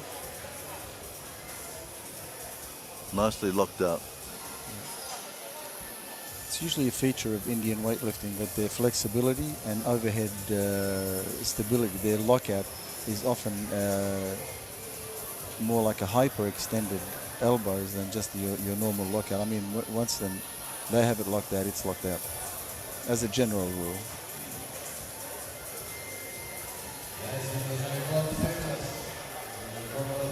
Well, the clock is counting down on Yasmin Aziz at 97. We've got 20 seconds left on the clock. The Australian coaching crew. Well, they don't look concerned, so I think they're confident that a change has been made. Okay, so it looks like, but that hasn't been relayed to front of house yet, Front has of it? house, yeah. So the clock's counted down. So McIntyre then from New Zealand. Okay, well this is the battle within the battle. Chilean coming out, and now the battle within the battle between the two New Zealanders about to get started as well. Just wonder, there might be a bit of a correction here. Whether Aziz...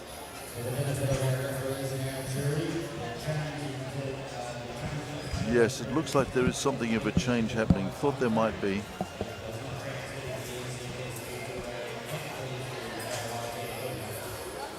So McIntyre theoretically, is, as you can maybe see in the graphics,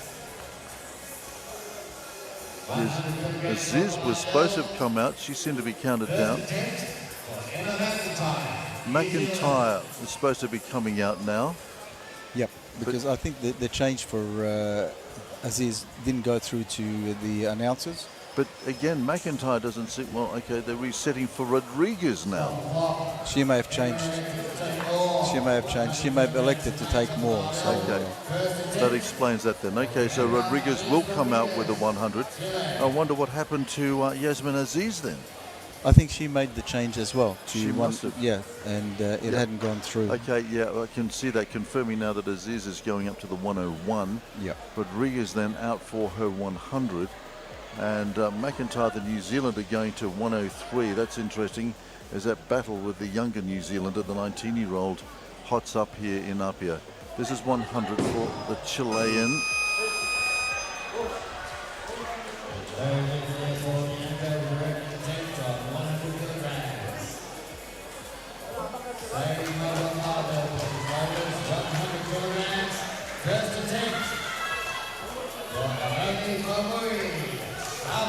Falmui coming out now with 100.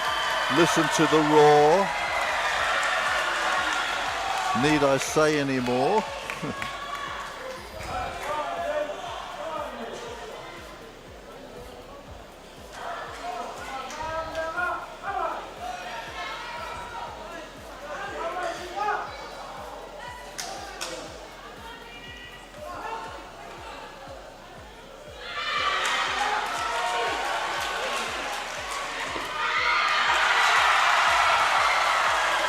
Crowd like it. What do you like about that lift, Rob? Or are you a little bit worried about that right arm?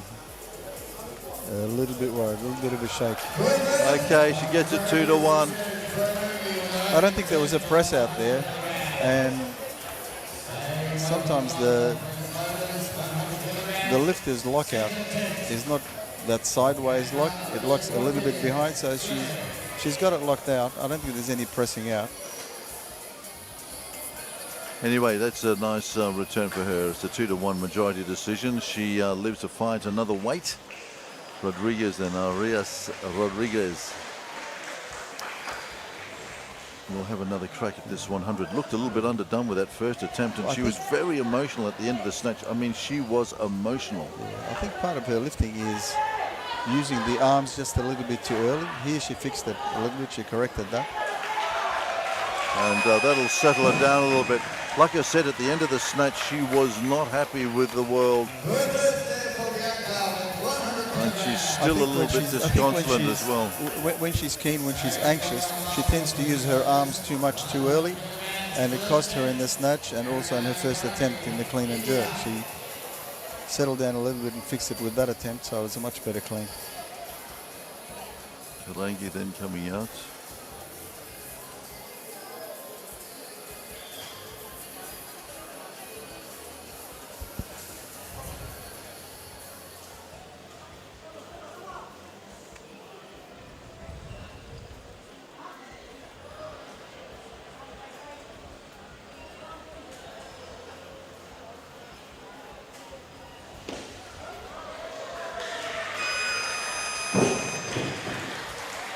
Well, that's been a good day for her. So 6 out of 6 attempts, all successful. All right. Every lift is hope. Indeed. So this is very interesting. We've got the younger New Zealander coming out now at 101. We saw Emma McIntyre flirt with this as a starting lift. But no, here's the Australian. She may not come out for it. Yeah. So maybe she's going to take more, which means that Sienna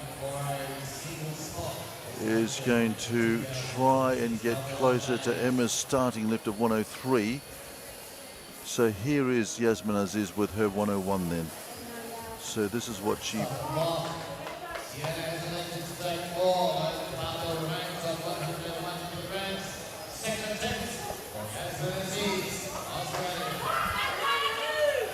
Yasmin is also going well.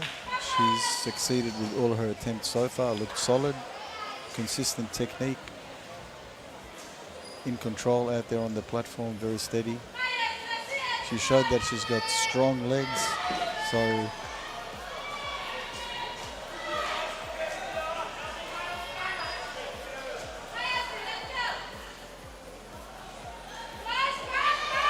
wow, that's strong. Well, that's great. Well, at the Australian National, she did 95 for a 165 total, and this is a 101. So you're right, Rob. She's running into some good form for sure. She has absolutely no trouble getting out of that very low position. It's low. She's right back on the heels, but no problems whatsoever getting out of that clean, which makes it, of course, easier in the jerk. She has a good lockout. She's in good form, and her technique just has not broken down, so she's in control. So far, a very impressive performance. So lifters just sort of banking up in and around the 101 area.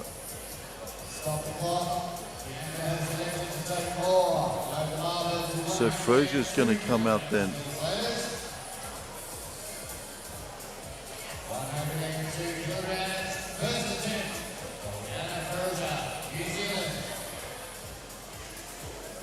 Well, again, she was nominated for a 100 start. She's coming in here at 102. And again, going back a couple of years, the best that I've seen her in competition was a 99. She's obviously the better performer in the clean and jerk, starting on 102 after a snatch of 77.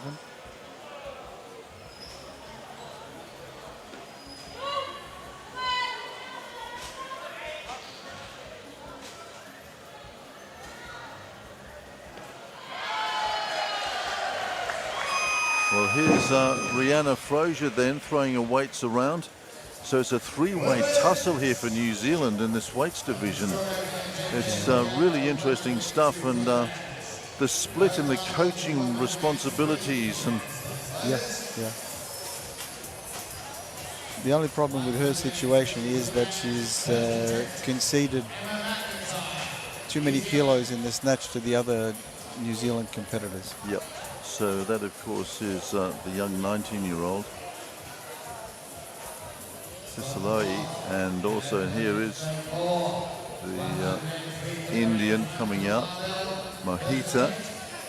So that New Zealand battle yet to resume.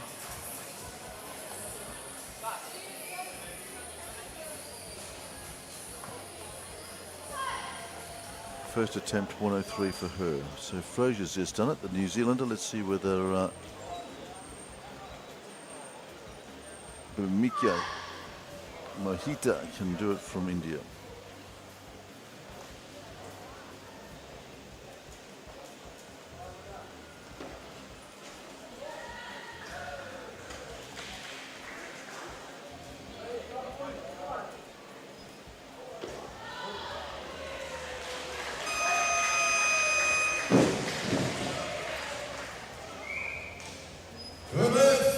So with Mohita underway, it only leaves us 4 more lifters to go. The 2 New Zealanders, the Australian and the Nauruan. We're yet to see them out on the platform for their clean and jerks. Oh, Mui is next out. Here she is.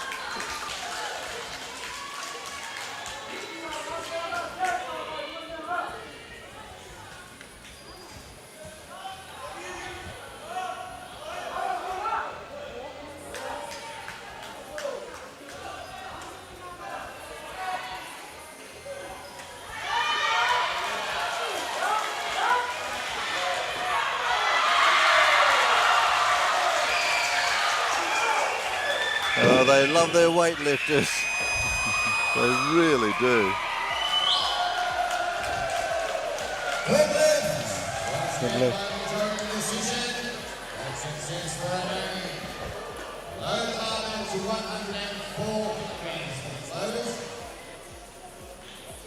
Okay. We're just about to see this battle within a battle between the Kiwis now. We saw Frazier go through with her 102, and now Emma McIntyre going to come out with her 104. Was going to start at 100, but I think she's got a bit of an eye on a possible place in Glasgow. She's going to come out and throw it at her, at the 19-year-old. Well, the best clean and jerk I've seen her do, or at least recorded, was the 103 at the Commonwealth Games a couple of years ago, but I think you've got some later results than that, Rob. She did a 105 at last year's Commonwealth Championships. Yep. So one so off it's that still then. a big start. Yep.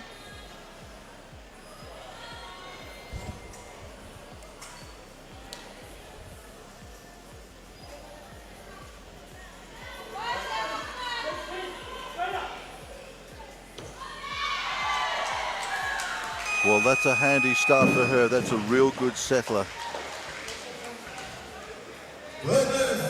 So she's got a battle with the younger New Zealander. the 21-year-old Sienna.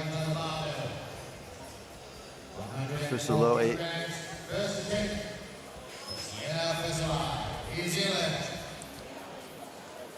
That's a good start because you don't want to be repeating in the clean and jerk. It just takes too much out of you.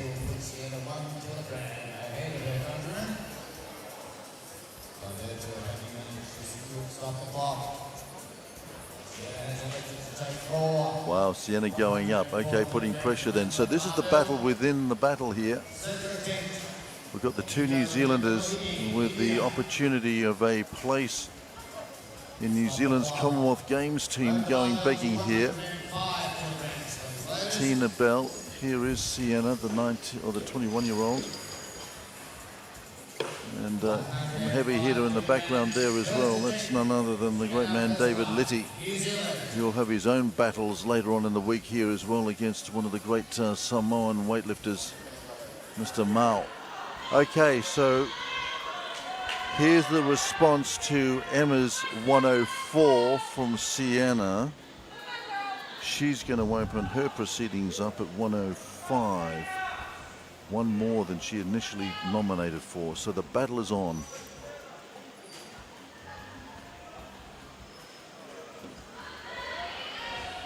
She wants this. She's got to make it stick.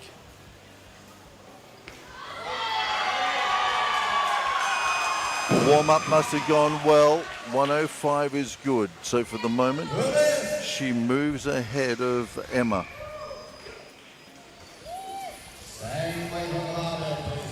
That was a comfortable lift, but first things first, I guess, for Emma, she needs 107 to move ahead of her. Indeed. So the differential in the totals at the moment is 194 to Sienna versus the 192 to Emma.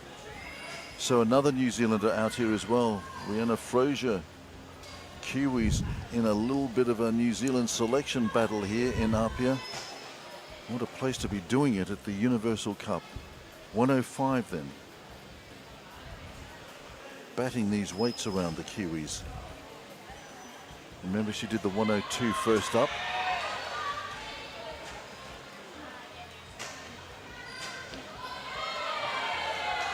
Push, push, push, push, push. Rihanna reminding the Kiwi selectors that she's pretty handy in this weight category as well. So she gets her 105. But that 77 hurt her in the snatch. She definitely enjoys the clean and jerk more than she did in the snatch. Fights it out pretty well. Okay, so this young lifter with 105 is going to want to finish off nice and cleanly here and take some happy memories of Apia away with her. Remember, she put down those 85s in the snatch, came away with the 80, and then put down her first clean and jerk of 100, came back with it in the second lift, and this to finish off her competition, 105.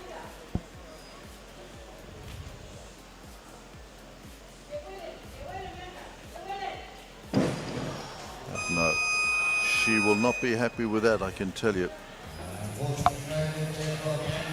I think, again, without harping on that one single point, that she uses her arms too much too early, and particularly in the clean and jerk, you can't afford to do that, because as soon as you do that, you feel how heavy the bar is. You want to use your back and your legs to keep the bar moving and keep your arms until the very last bit to finish it off.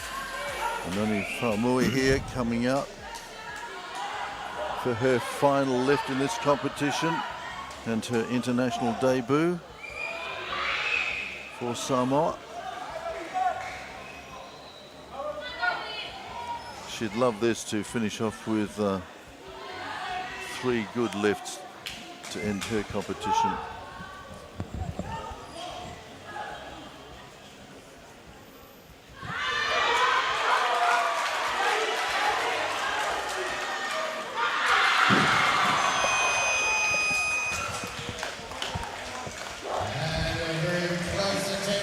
Well, 103 is going to be her best, and I'm sure some wonderful memories of competing here.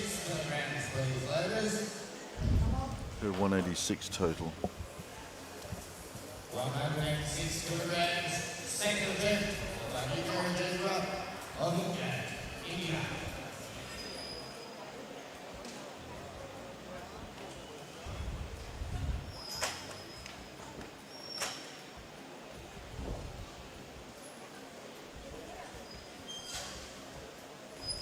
Mohita coming up with a 106.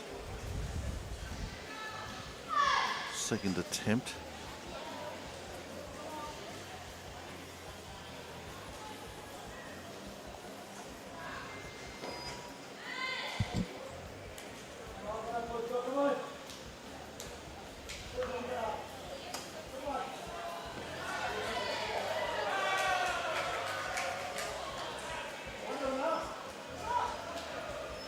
She's had the signal to drop.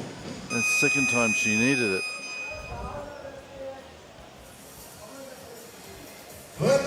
Wow, it's a 2-1. She gets it. Once again by majority decision.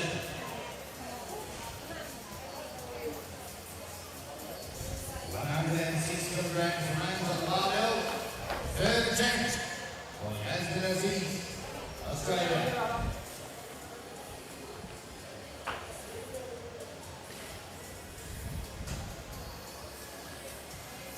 Well, Yasmin's performed really well so far, so this would be just reward for her efforts. She definitely looks capable, and it was this would really top off what's been a good competition for her. Absolutely. I mean, Rob, the improvement over the last 12 months of this girl has been pretty prodigious, hasn't it?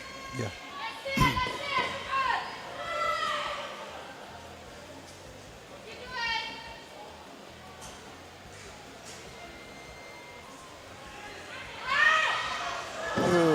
Too far back. And that's it. So the 106 denying her the clean sweep of lifts, but everything else apart from that was very clean this afternoon for the young Australian.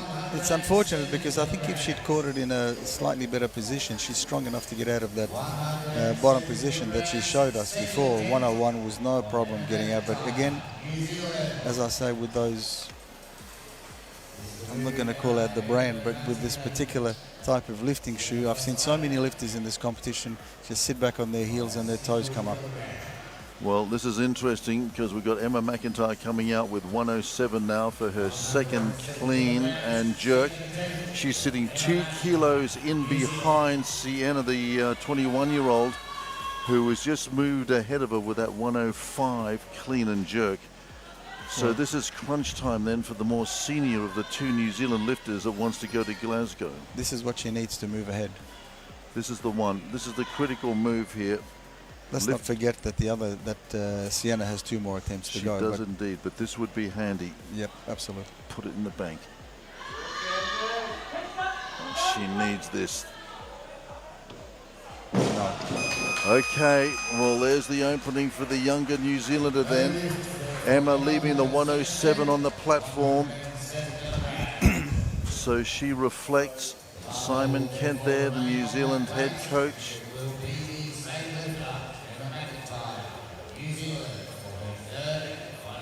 So what does Emma do here? She's down 2.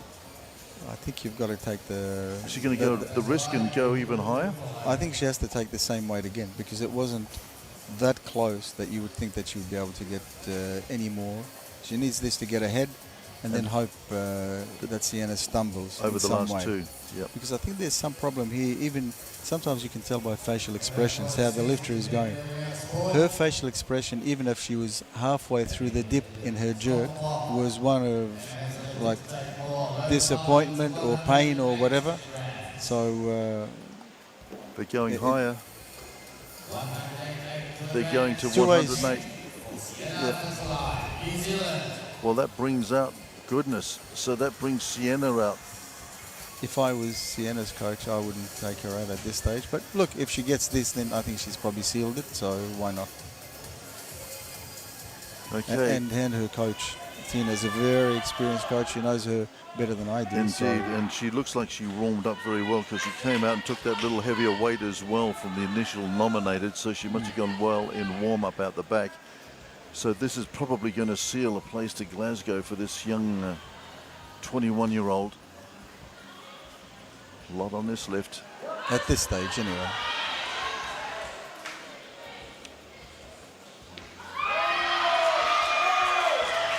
Wow, nice work. Very nice work. So she takes the initiative some more and steals the women's 63 away from Emma McIntyre for the moment. And there's a lot more ground to travel, of course, between now and Glasgow. But I tell you what, Sienna, with that 197 total now and that good lift, she's put herself in the prime position. Good call. And Sienna did her job, the coach did her job. So it's all coming together for them. and it's going to come down to the final lift for Emma McIntyre, who's got 108. But Well, can't even get anywhere near the total now anyway if she's going to stick. Well, she's gone 110. I'm just seeing that's it what now. she needs. Frazier. 3 Kiwis in this women's 63. That's too much for her. Very good effort, but unfortunately no lift there for Rihanna with her final attempt. 109 kilograms on the barbell, please, ladies. 109 kilograms, third attempt. India. There, then coming out for her final lift at 109. Yet to see the Australian, yet to see the Nauruan, new world youth record holder in the snatch, Note of Nauru. Absolutely blistering lift in the snatch earlier on. Yet to see her in the clean and jerk, and yet to see the Australian as well.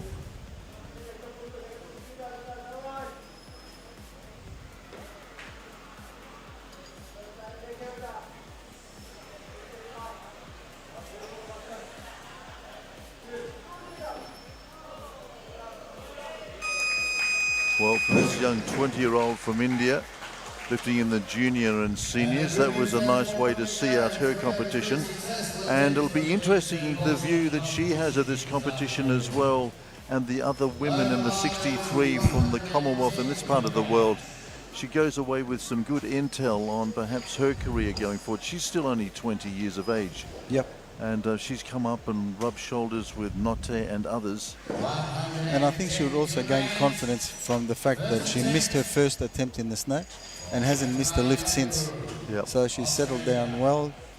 The coaches have selected the right weights for her to build her confidence and to make sure of further success. So I think that will stand her in good stead as well. Fatime Kubu then of Australia coming out for her first attempt at 110.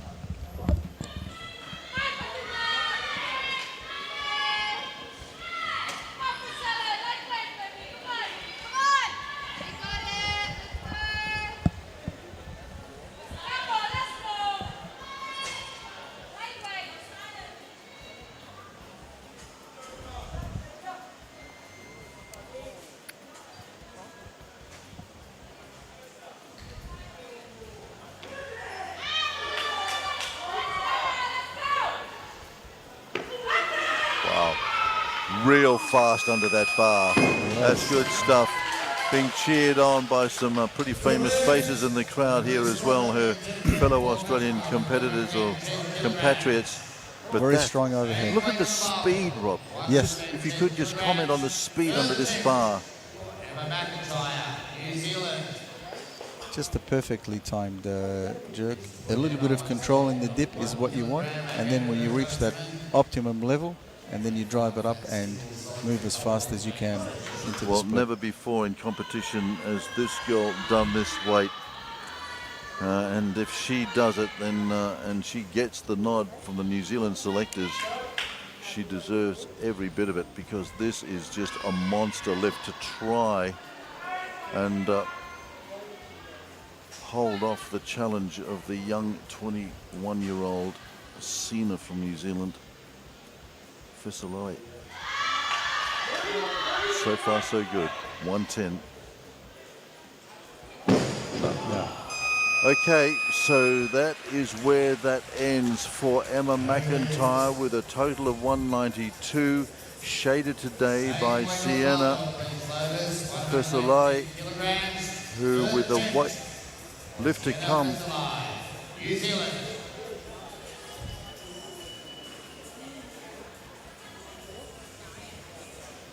Has got 197.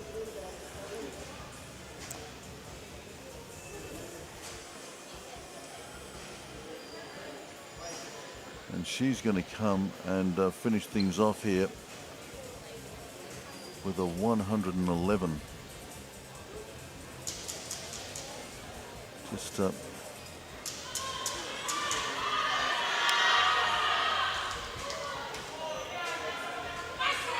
making the point and reinforcing her qualifications and credentials for Glasgow.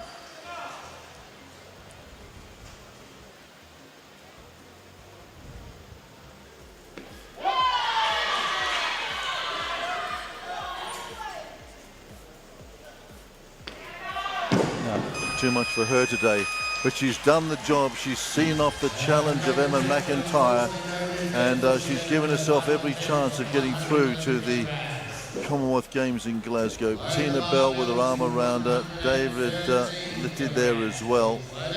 Very powerful camp, keeping an eye on this young lifter.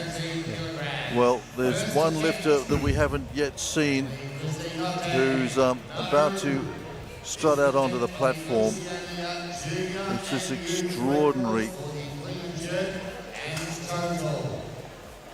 So 113 goes on the bar for Femily Christie Notti. And we're just having a quick look now at the record books.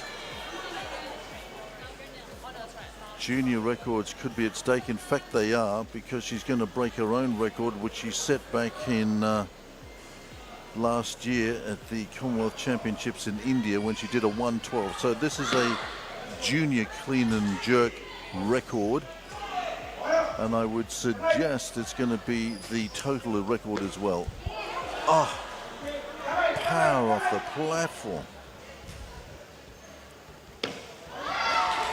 There it is, another record-breaking lift by this absolute prodigy from Nauru, Rob. Just the power that's there. That's a power cleaning 113 at 62 kilos body weight. Incredible. So I wonder what she's chasing here. She's just broken her own record with that. We'll wait and see. This is the only lifter that can go anywhere near her at the moment. Fatima from Australia. Kubu, 113.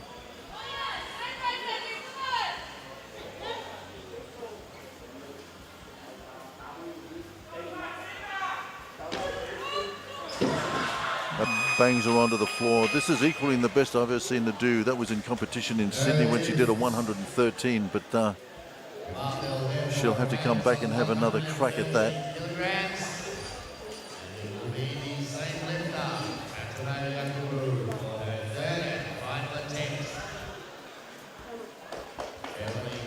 So knocked off her feet there, Rob. What's going on? I think the pull just a little bit short. She's quite a, she's a fairly short lifter herself. Hasn't got the long arms, the leverage to be able to pull for just that little bit longer. So she has to pull probably quicker off the floor than lifters who are a little bit taller. Sometimes that pull is just a little bit short, and she hasn't got the time to or the space to get under the bar. So this is her third attempt. 113 kilograms, third attempt. Australia. Currently sitting in second place behind the Nauruan, who's shot ahead with that first. An impressive record, clean and jerk of 113. The Australian moving ahead of the New Zealander by 3. And a chance to do even better here with this final attempt. at 113. As I said, it matches her best ever in competition. And she needs to focus on herself, what she's lifting, what she's trying to achieve. Sometimes you can be rattled when you have such an outstanding talent lifting on the same platform at the same time. That's a better proof.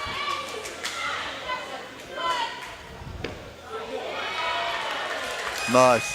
Good way for her to finish off the competition. Couple of Australian faces that we saw last night up in the crowd, 113. So that's a good way for her to finish off, and I think it was her best in competition as well.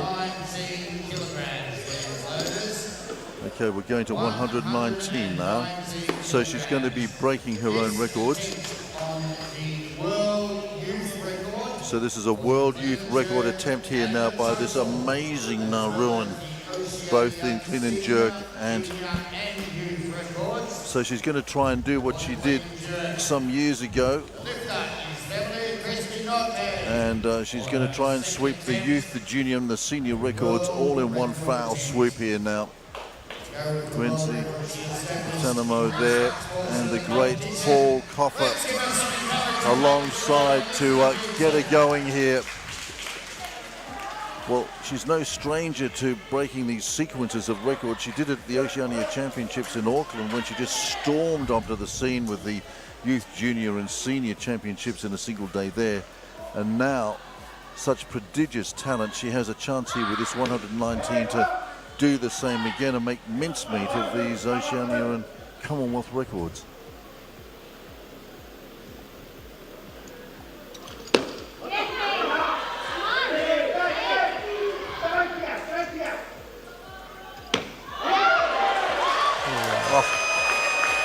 Was encouraged to take up weightlifting as an 8-year-old, and I tell you what, a new world record for this prodigious talent. Yes, it's a correction, world youth record, of course. Incredible. Wow. 120 kilograms. Have you seen anything like it, Rob? Not a lot. As I said before, you see a lot of great lifters over the years, and you tend to accept, oh yeah, so-and-so did this, so-and-so did that. But every now and then you see someone like this, and it just makes you sit up and take notice. 123 kilograms. It will be the same lifter. Well, she's going 123 now. And once again, this is an attempt on the world youth record for the clean jerk and total. Just awesome lifting, not just the fact that she's lifting those weights, but also her approach. It's just, it has not changed. She's very calm, she's cool, she's obviously determined, unflustered. Just brilliant lifting by this young Nauruan. As I said, burst onto the scene a couple of years ago. 123 kilograms. And her mum brought her into a training session under the guise of watching. That was as an 8-year-old. And that was 9 years ago. As I said, she then just sort of went and swept everything ahead of her all the way through from 2024 when she marked this extraordinary arrival. And took it all the way to the World Youth Championships as well. And in the space of 23 through 24, she improved her performance by a remarkable 22 kilos, and she's done the same again in the last 12 months as well. Just prodigious improvement. So a world youth record attempt here, smashing everything in her wake. Getting into the zone. And the poise of this 17-year-old.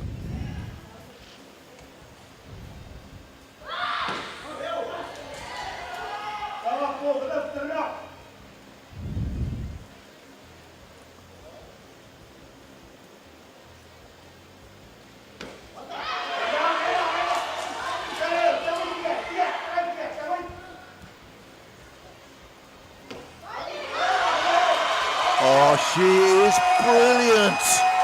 She is totally brilliant. That is just amazing. And the first sign of emotion. Youth record, and falls into the arms of the great man Paul Coffer and Quincy, her coach there from Nauru. The two guys that have shaped this remarkable career. Take us through it, Rob. There's nothing. I'm speechless. I mean, as I said, she's had to work just that little bit harder for this lift, obviously. But so far, all her lifting has been identical. She's kept her emotions in check, and this is the first lift that has shown any sort of emotion. Something that I'm thinking that she has never lifted before. It's forced her into a position where she has to make some adjustments. She's just a little bit off balance in that jerk, but she was just so determined there was no way that she was going to let go of it. So just unbelievable lifting. Unbelievable. Well, there's the confirmation then of this prodigious Nauruan talent down there in position number 12. And look at that. 6 impeccable lifts all the way through the competition, from the first snatch all the way through to that massive 123 and that world youth record. Can you believe it? Right here in Apia and right here at the IBFC Universal Cup 2026. Prodigious lifting by this magnificent young Nauruan, still only 17 years of age, and lifting in the youth, the junior and the seniors, but still just decimating some senior records at Oceania level as well. Sweeping the board, incredible talent. Note from Nauru doing the job and just reliving this remarkable piece of weightlifting here by this young Nauruan. An absolute gun, a sensation, and as Rob says, we are just jaw-droppingly speechless. That is just amazing. And as Rob used to point out, that's the first time I've really seen her break out into a big smile and a concession that she's done something special. Yeah, absolutely. I think that was a lift that she's probably never achieved before in training, obviously in competition, but maybe not even in training. And you can see she was never ever going to let that go, regardless of where the bar was, whatever position it was in. And she had to work a lot harder for that one, as you would expect, than her other lifts. I mean, we were thinking 113 is a big start, but we didn't know what was yet to come. Incredible. So you went 10 bigger than that. Well, this is day 3 coverage of this amazing IBFC Universal Cup, and I hope you're enjoying it. Thanks very much indeed to our naming rights sponsors, IBFC, Vodafone, MBS Samoa, Samoa Tourism, Vodafone and Vaima Brewers, and also of course the Samoa National Olympic Committee. They make this possible. We love bringing you the pictures. TV1, absolutely excellent coverage. Thank you guys. We're going to take a break here, suck in a few big deep breaths ourselves and reflect on what has been a world record morning here in Apia. There's more to come, of course, because we've still got another few divisions to go. In about half an hour or so, we've got the men's 79s, then the women's 69s, and then on to the 88s. It all wraps up with the big 88 men later on this evening here in Apia. Hope you can join us. We'll take a bit of a break. We'll be back with more world record-breaking weightlifting after this.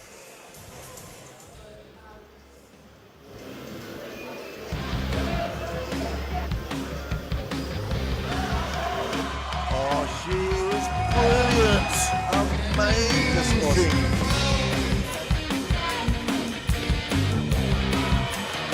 Nice.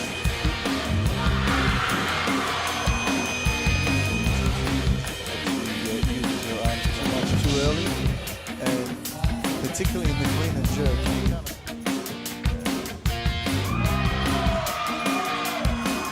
Warm-up must have gone well. 105 is good. So well, that's a handy start. And also rising to the occasion and putting in a gold medal performance alongside.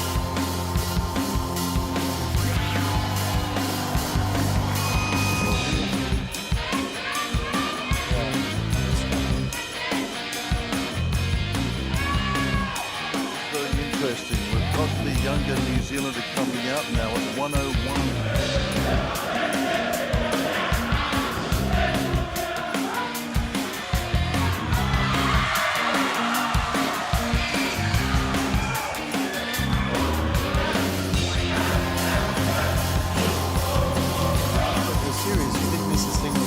They all look identical. None of them look particularly snatches you're at. There's no individual lift medals. Well, here he is then. All right, Tonga.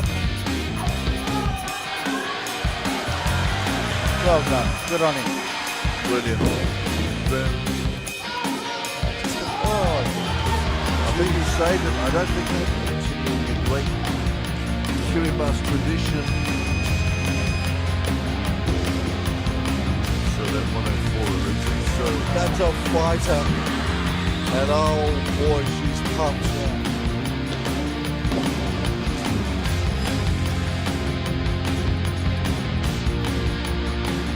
it's a better chance of a medal in this weight cut. Indeed. And given that form, I see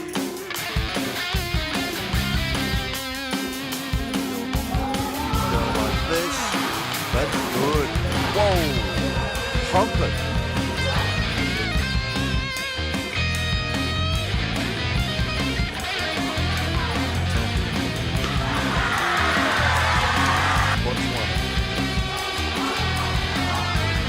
Once again, that remarkable adjustment. Wow.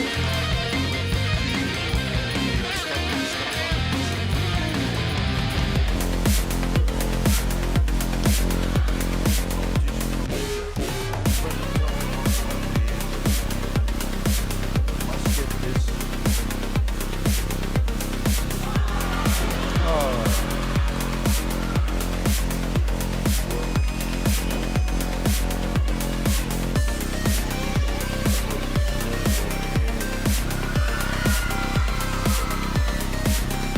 They'll have that.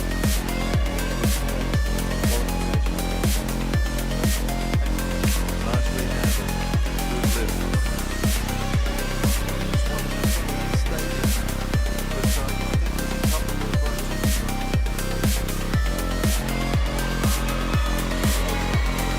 Just cracks at it. He's respecting the field here. He knows he's got to.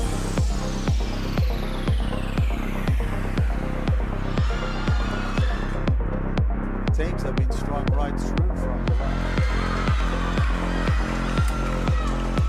Just acknowledge it. 71 kilograms is still considered a strung on the line. Wow.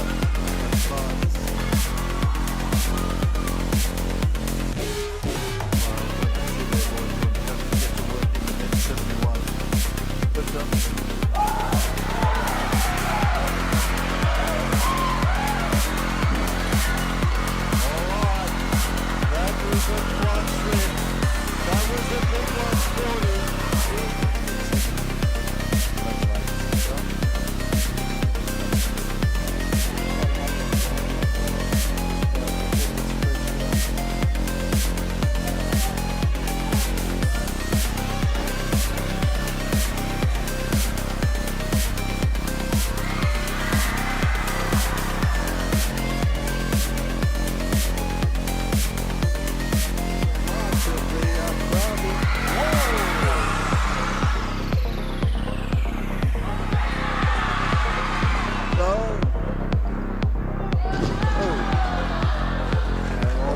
Quicker out of that catch position.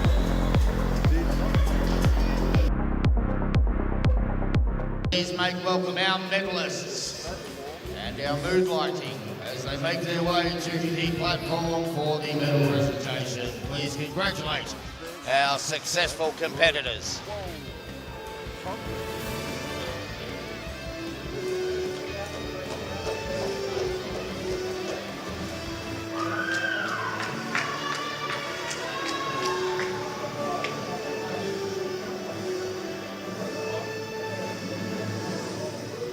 The medals for this session of competition will be presented by the Honourable Mr. Marcus Stephen, President of the Oceania Weightlifting Federation.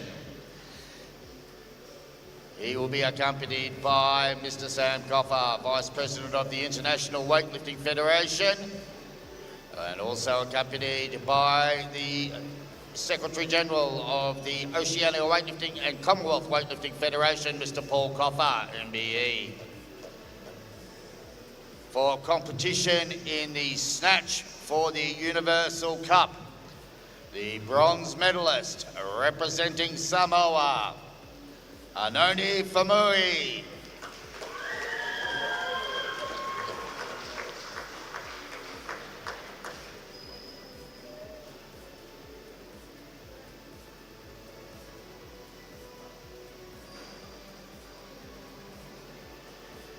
The silver medalist representing Australia, Fatima Yakubu.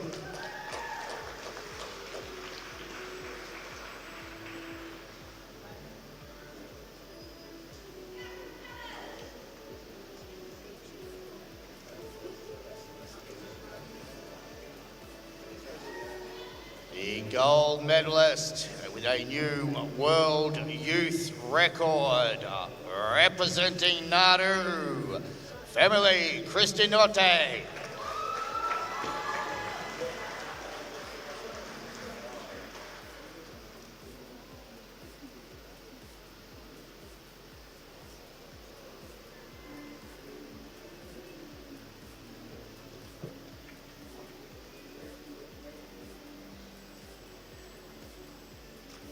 Thank you, lifters.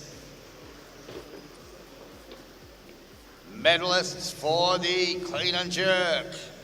The bronze medalist representing New Zealand, Rihanna Frozier.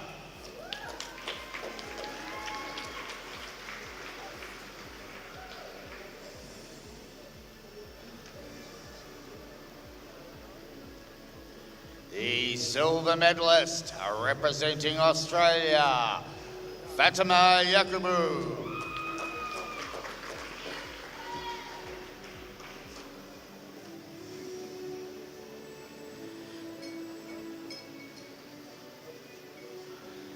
The gold medalist, and once again with a world youth record for the clean and jerk, representing Nauru, family Cristinote.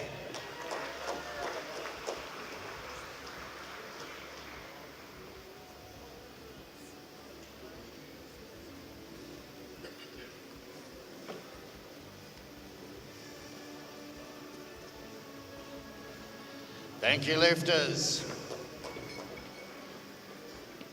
Medalists for the Universal Cup total. The bronze medalist representing Samoa, Famui Anoni.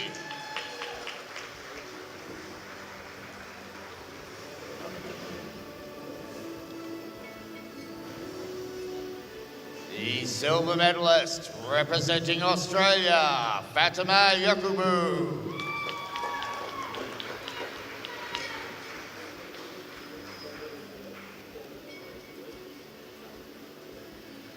The gold medalist, yet again with a new world youth record in the total, representing Nauru, family Cristinote.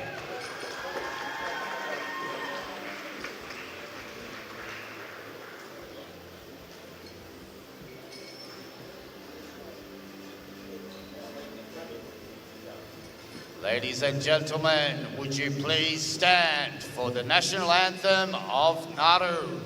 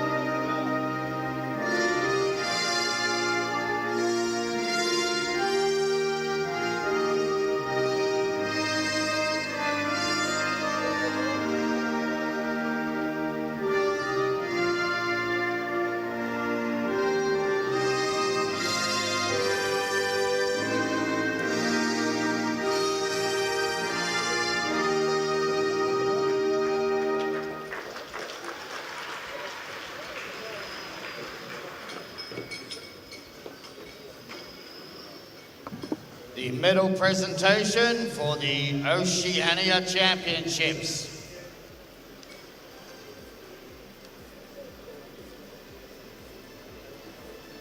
The bronze medalist, representing New Zealand, Sienna Fesalai.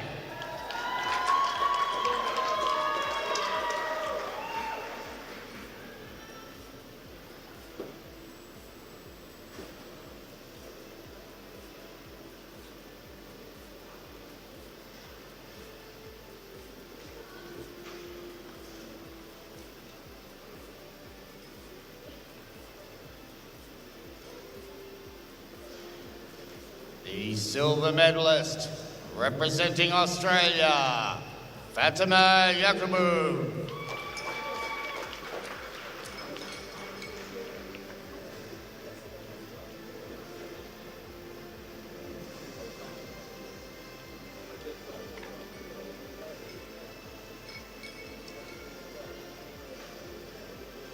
The gold medalist and Oceania champion, with Oceania Senior, Junior and Youth records to go along with her World Youth records, representing Nauru, Family Christy Notte.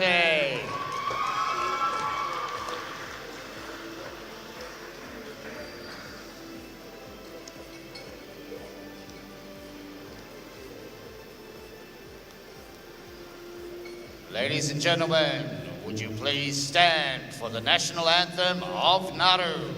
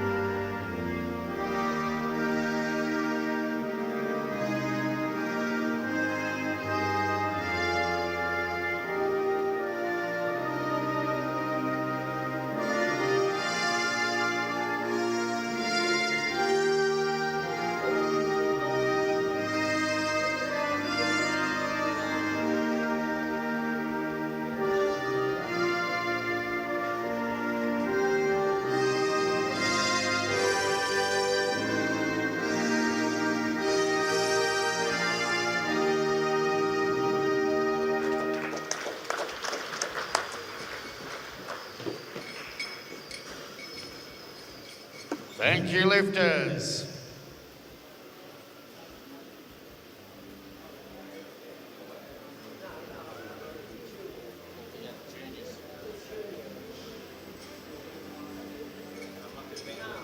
I need other lifters for the pop. I need other lifters for the juniors.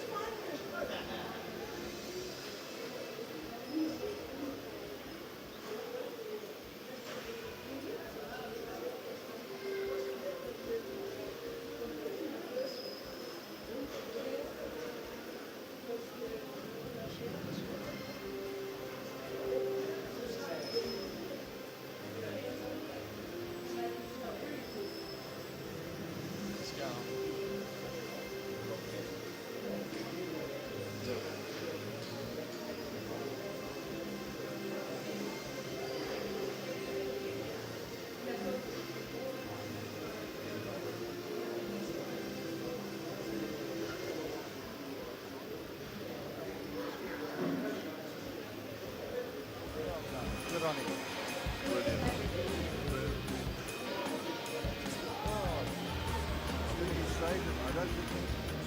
Oceania Junior Championships.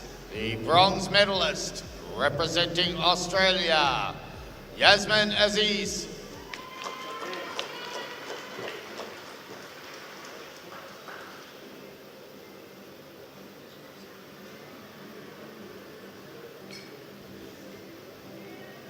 The silver medalist, representing Samoa, Anoni Famui.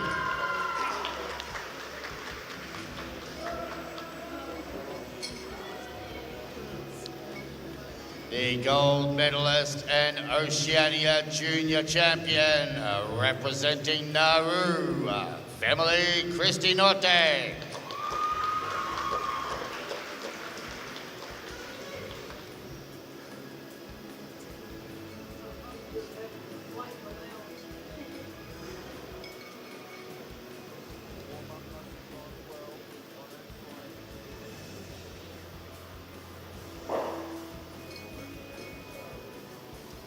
Thank you, lifters. For competition in the Oceania Youth Championships, the bronze medalist, representing Nauru, Takela Ika.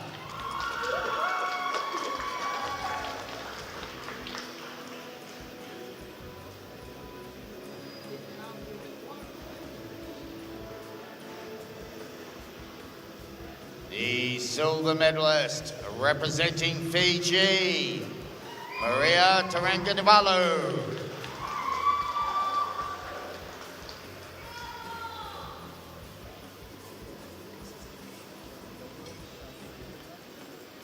The gold medalist and Oceania Youth Champion, representing Nauru, family Christy Norte.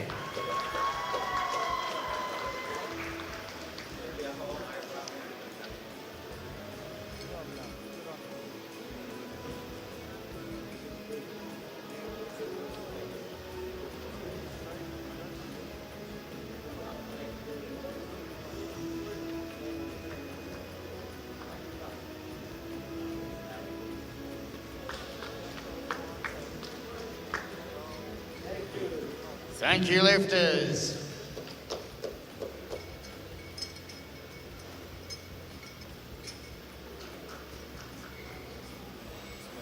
Let me know as soon as you're ready, Mary. Still got Commonwealth music too. We've lost my presenters.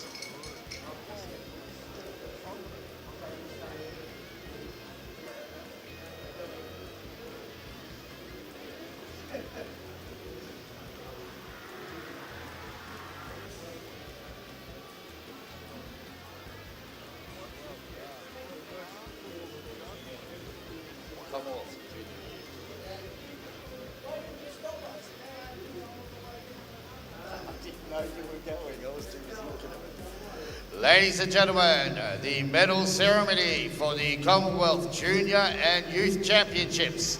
Please make welcome and congratulate our medalists.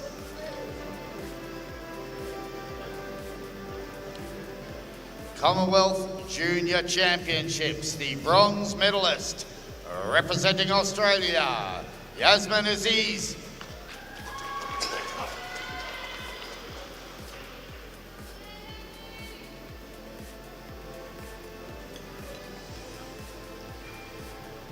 The silver medalist, representing India, Bhumika Rajendra Mohite.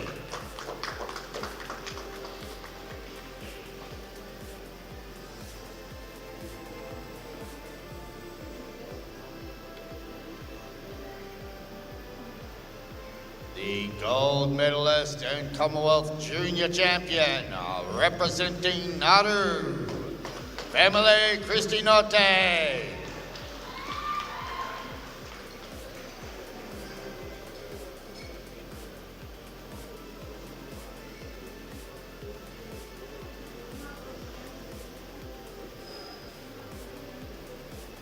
Thank you, lifters.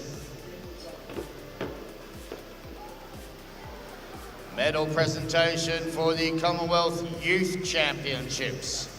The bronze medalist, representing Fiji, Maria Taranganivalu.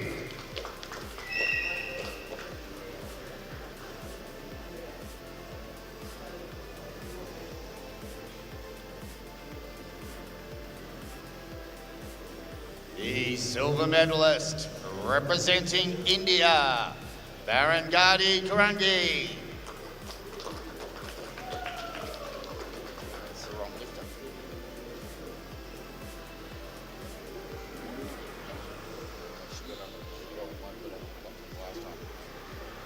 The gold medalist and Commonwealth Youth Champion, representing Nauru, family Christinote.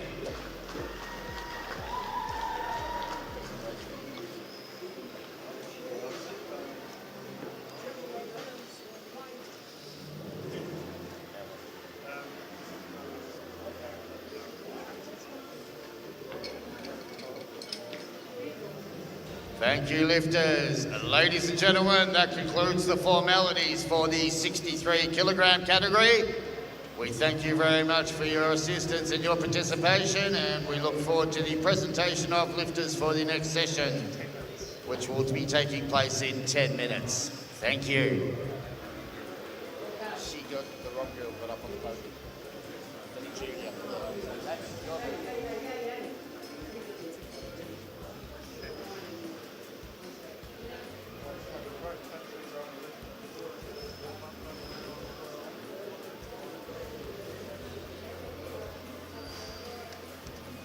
High above Faleata. This is the Wednesday edition of this incredible tournament, the IBFC Universal Cup, coming to you from Samoa, and wherever you are around the Pacific, around Samoa, or indeed around the world, welcome to you, because we have got some world-class weightlifting happening here, and as if to prove it, a young 17-year-old Nauruan just knocked us out of the park in the previous women's 63 category. I'm speaking about family Christy Notte, who took out some world youth records with a 101 in the snatch, and she backed that up with a world youth record with a 123 in the clean and jerk, and to cap it off, that constituted a world youth record total of 224. Not only that, she decimated Oceania and Pacific records on the way through as well.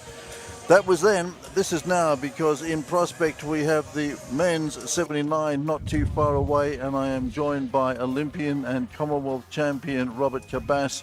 Robert, the standard of lifting has been outstanding. The Universal Cup is delivering, and how are you seeing the competition so far?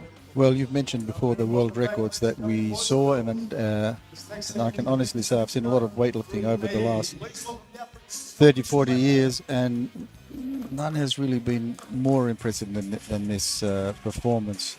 It was just awesome at 17 years of age to set those records, which would rank her pretty close to the top of the Commonwealth. We're seeing the athletes introduced now for this 79 kilogram A group, and the special interest here is that they're all very tightly bunched. We may not see any world records here, we may not see any Commonwealth records, but what we will see is very close, tight competition, because they're all jostling to get a position, a slot at the Commonwealth Games later on this year, and they're all very tightly bunched.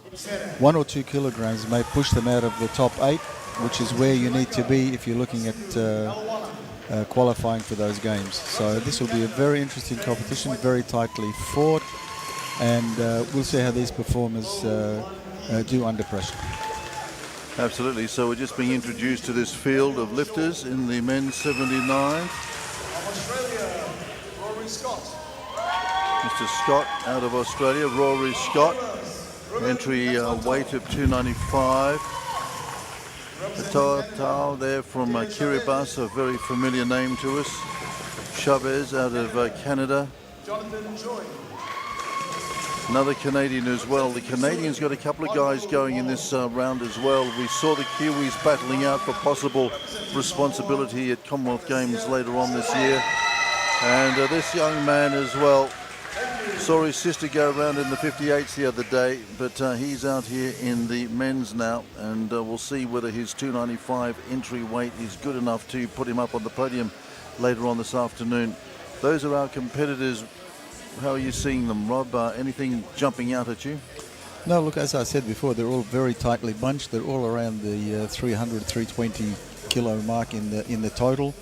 At the moment, 8th place is 287, but I expect to see that rise considerably after this competition, so they need to not to be distracted or aiming at that particular title, but also look around them at the competition, look at their own teammates, because there's only one slot per nation available at the games per weight category, and there are only 8 slots in total for each weight category. So it's a very cutthroat competition, and we'll see how they go. A number of those ranked in the top 8 are competing in this division here, but there are also 3 or 4 who are just outside that top 8 that will be pushing them. Yep, fascinating to see how we go, and of course no competition without these people up on the deck, making sure that things run well for us. There's a famous face. Local weightlifting fans will recognise Mr. Upolu there. Saxton, a name familiar with a number of Australians, and of course the Ox Club across in Western Australia, pretty famous place, Rob. It is. It's really happening there for a long time. I guess if we go back when I was competing, West Australia did not have that much weightlifting activity. It had a bit of powerlifting there, but since then it's grown in leaps and bounds, and you have 2 experienced coaches who themselves were Australian representatives and also representatives earlier on of Great Britain. So a great amount of experience, a lot of passion there, and a lot of the top Australian ranked lifters are now coming in from WA and Perth. Well, we are going to take a little bit of a break. The warm-up room is underway. I've just been down there actually. It is absolutely pumping. There are a lot of very keen lifters down there. They're getting set for a battle here at the IBFC Universal Cup here in Samoa. We'll take a break as well as we prep and get ready for what should be an absolutely sterling competition. The men's 79 kilo category, not too far away. Come back and join us when the boys get out on the platform.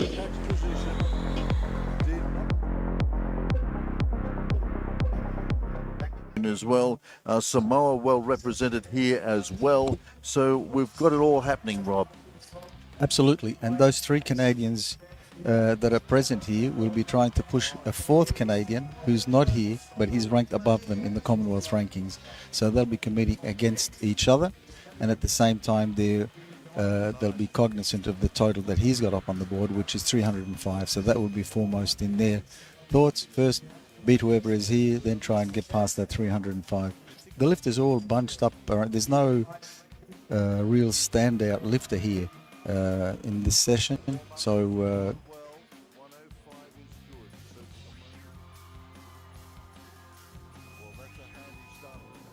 as you said, it'll be cutthroat and every lift will count. Well, it looks like we're going to have the first of those Canadians out here in just a moment.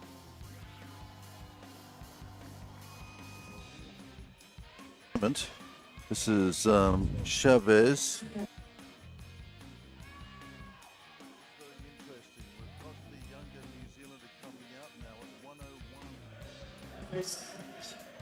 Going to get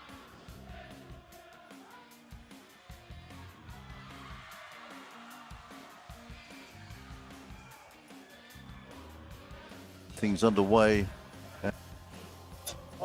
Is one of them, of course. Whiteman is another, and the other Canadian is Jonathan Tway. So we'll be keeping an eye on the Canadians very closely.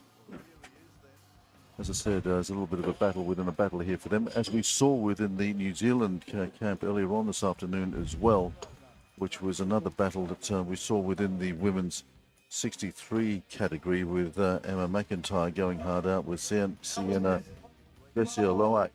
That was an intriguing close battle, wasn't it? It was. In the end, it was a 21-year-old, the young pretender, who certainly done her causes no harm. And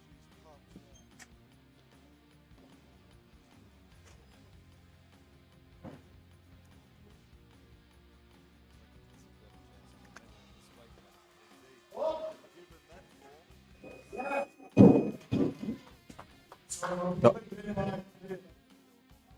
Goodly.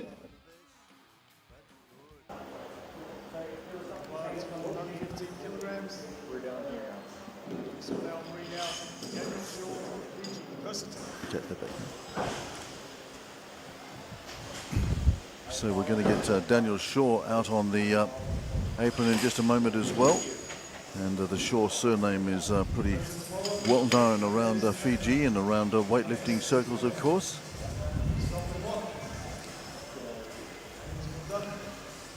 While will remain on 115 kilograms, Lito will be the Chavez Canada to his second attempt.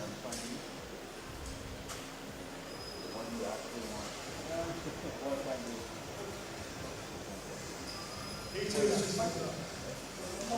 Both bars 117 kilograms. We go back to Daniel Shaw. His first 117.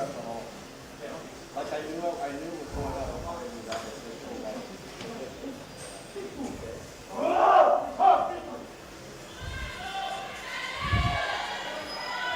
So here's Daniel Shaw then. Moved into the senior categories now. And saw his best snatch at the Commonwealth Championships as a 117. He's been training pretty hard since then, so I reckon this is a good opener for him.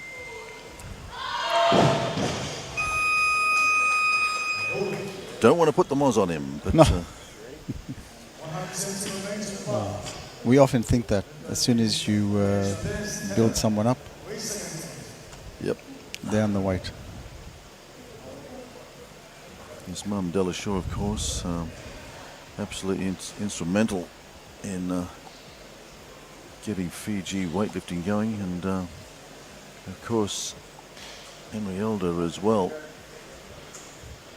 A pair of them have done prodigious things. Della, of course, winning gold medals at the 95 Pacific Games, Oceania Championships, Pacific Mini Games of 97, 2003 Pacific Games. I mean, she was absolutely prodigious. And her son Daniel out here as well. But let's move on to Mr. Adair Chavez from Canada. Big venue for him and an international debut for this young Canadian junior. Let's have a look at the lights. One red. 2 to 1.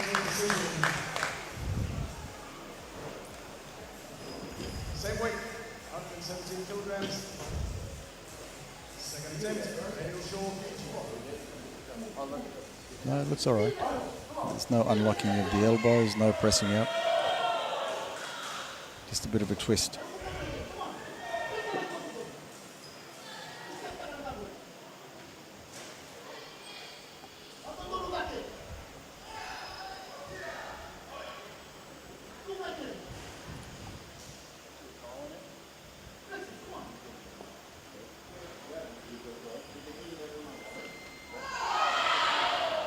That's better. Much more control on that one. So Daniel is away. 117. Gets him started. May have been just a little bit complacent with that first one. Probably warmed up well. The bar feels light in his hands and just didn't finish it off. And before you know it, gravity's just pulled it back down to the platform. Yes, saw at the Commonwealth Championships that 117, so that matches that then in competition.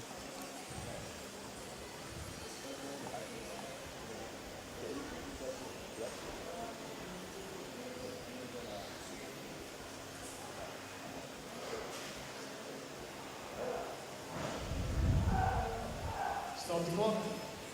Here's buildup. Load the bar to 120 kilograms. This will be the first attempt.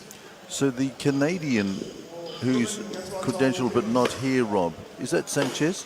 Gertin. Okay.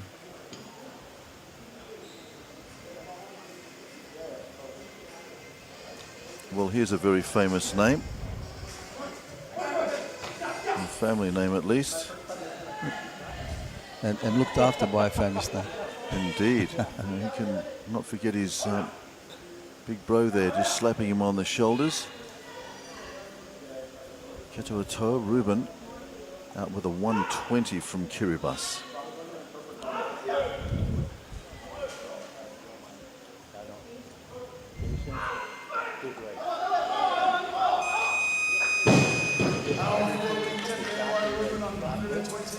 kilograms. 3 whites, good lift. 3 white lights for him.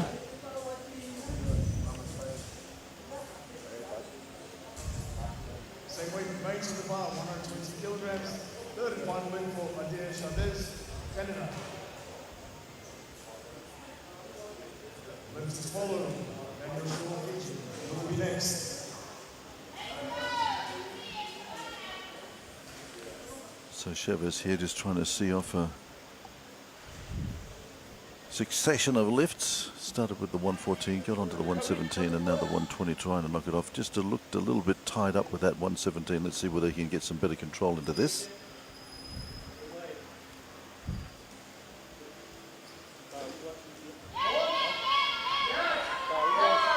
Fights it up. Now we look at the lights. Looked a bit dodgy at the top. One red. Go. Another 2-1. So that's a good result. So 3 clean lifts. Gets his big international competition debut underway. The junior from Canada. I may be doing him an injustice. He's just untidy. I guess he twists his elbows around, but he doesn't unlock. So it's just an untidy finish to his lifts, which, while not against the rules, as you saw then, puts the doubt in some referees' minds. It does look a little bit odd. But 120 is a good snatch for him. As a junior lifter, you're looking at 120 as taking you to the next level. You're moving away from the ones to the 1-2s, and then you feel a little bit more that you belong on that senior platform. Well, here he is, just graduated into the senior platform. This young man from Fiji, Daniel Shaw, 120, trying to match the Canadian. It's been weight for weight in this opening stanza in the men's 79s.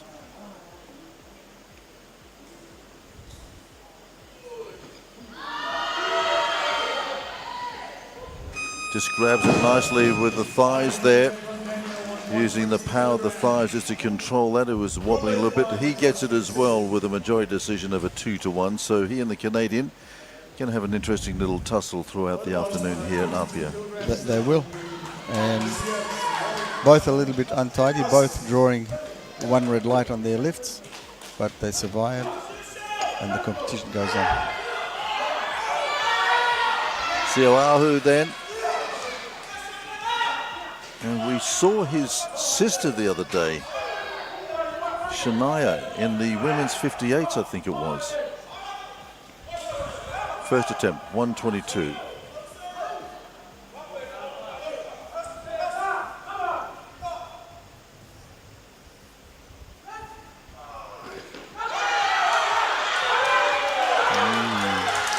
Another good fighting lift here. I reckon he's going to get that. The Samoan team happy with it.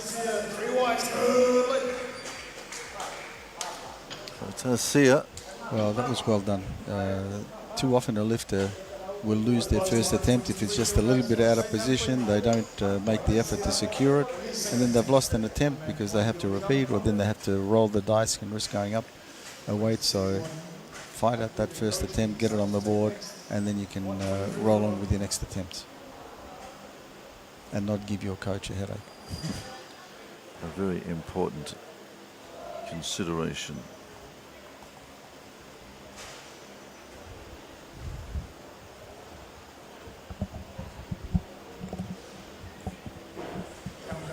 Countdown clock continues for Tasia, 123, second attempt.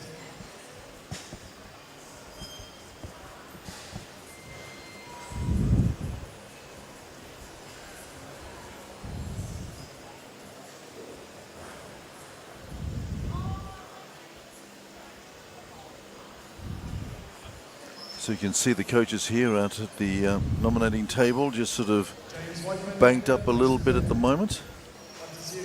Exactly. So you're watching the scoreboard. You're watching any likely movement from the other coaches. Are they going to head to the table and make a change?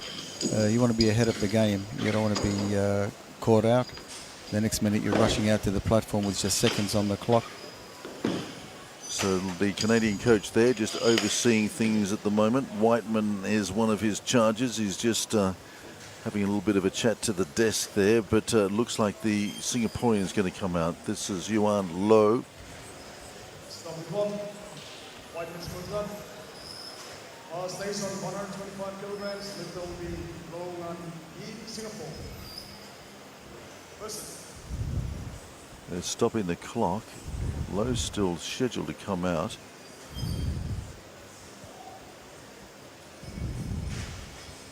Now we have a change. Yes, we do.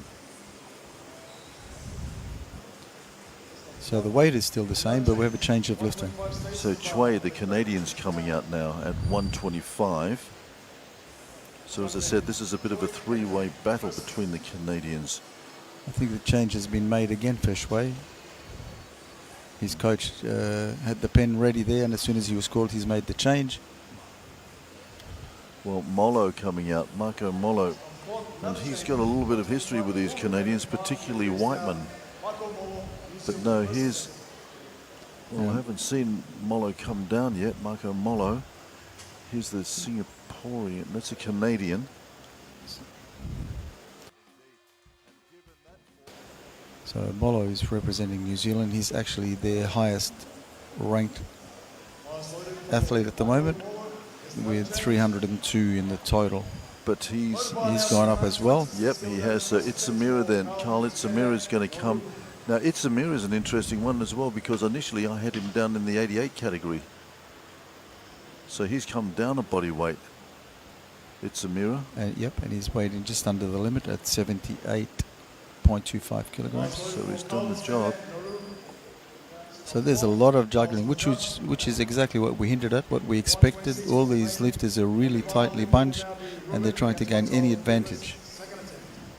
Well, Itsamira is going to sit it out.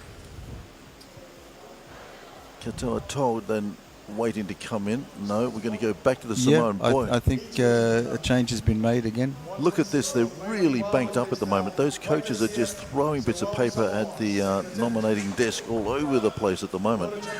And just trying to sort of clear a path. This 126 seems to be a little bit of a sticking point. You see the Canadians there. Okay, well, we're going to go out the front then, because this is underway.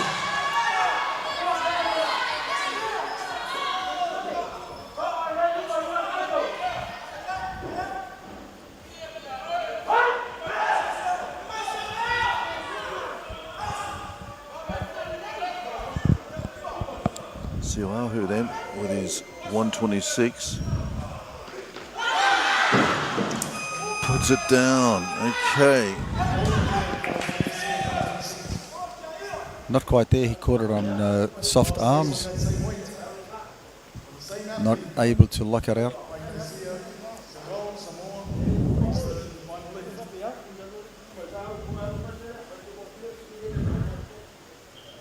Just not quite explosive enough underneath that bar.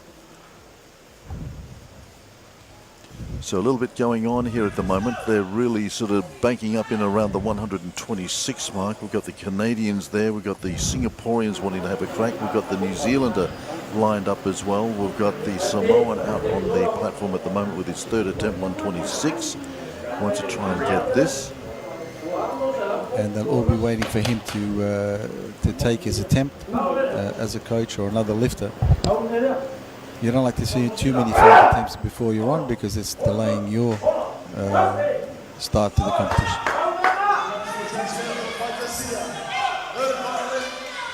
As I said, we saw his sister going round the other day.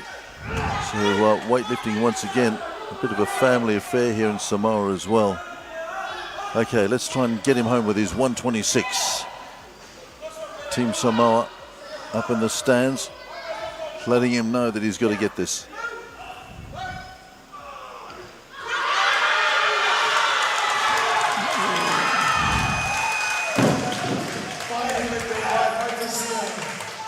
That's a 2-1 against, so unfortunately he's just going to have to be content with that 123 first up. Let's have a look at it in the slow motion. I know he caught it on not fully locked arms. Can he fully extend that arm? Well, we don't know. I guess he did on his first attempt, but yes, it was actually straight for a split second, and then he's just holding it on that bent arm. So very unlucky.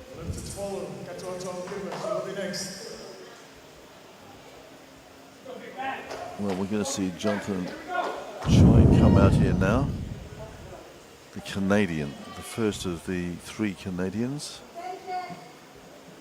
Well, we saw Chavez go through earlier on. This is the second of them then, Shui at 127.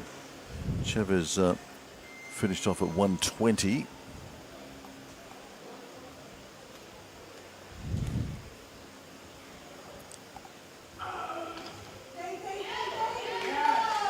Pretty handy, nice opener for him.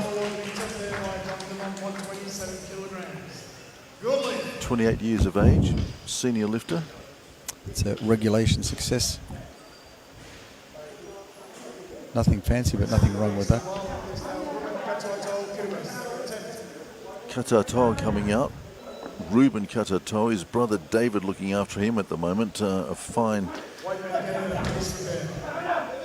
Kiribati lineage here as well. So Ruben out.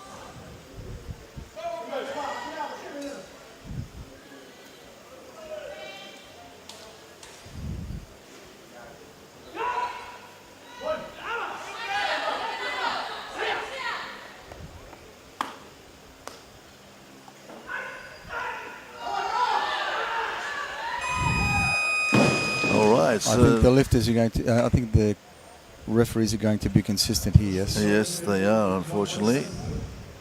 So Ruben, that third attempt at 127, counted out. Second, so he's going to have another crack. Sorry. At Yes, it. Yep. indeed. That's the third going up now.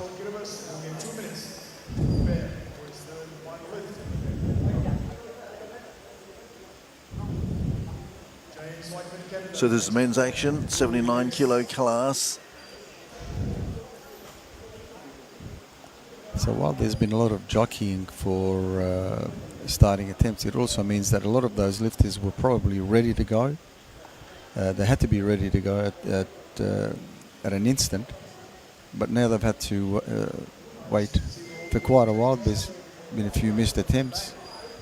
Well, we're yet to see. A couple on 126, one on 127, so... Yep, and we've got a few lifters yet to go as well. We've got the Nauruan, the Sri Lankan, Canada, Singapore, the Aussie, and the New Zealander. So still a lot more action left in this men's... I think those that lifted earlier are happy they missed the traffic. Yep. It's going to get a little bit busy and a little bit tight in just a moment. It already did around that sort of 125, 126 mark. Katatoa then with his 127. This is his third and final snatch. Got away with his first 120, went to 127, so being examined here.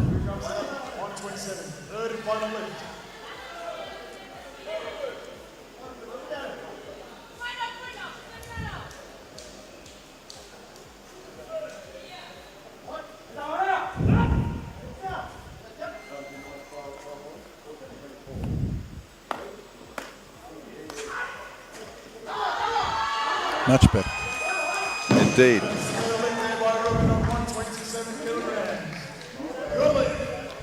And, you know, when we see Ruben up there, we always reflect on his brother David and his antics and his performances as well were just absolutely outstanding for Kiribati. As I said, they were dragged into weightlifting. Not dragged, but being so close to Nauru. Once the Nauruan machine got rolling with a lot of the Kiribati boys living and working in Nauru, they took the progression home. So here's James Whiteman. Now he and Mollo have got a little bit of a score to settle. At least the New Zealander will want a score to settle with this guy Whiteman. We'll explain in just a moment. But here is the Canadian.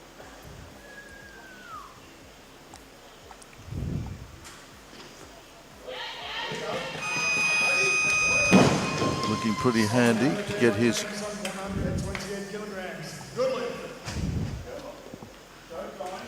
Comfortable, no frills, first attempt, pretty solid. Nice technique, good lockout.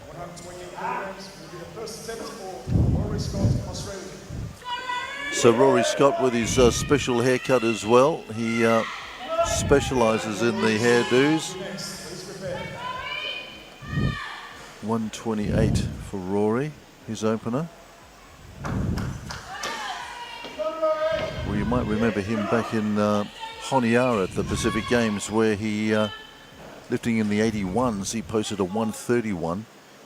In ended up with a 301 total and a silver medal as well, behind Ruben, incidentally, from Kiribati.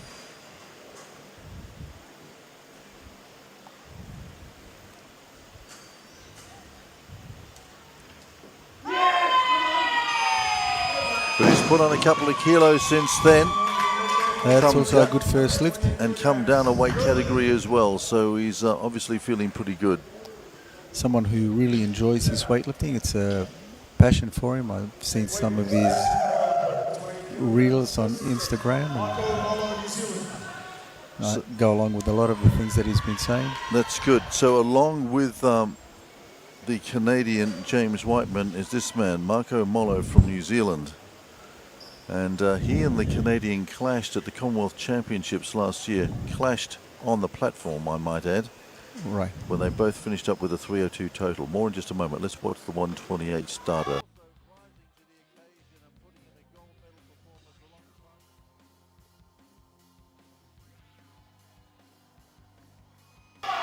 Wow.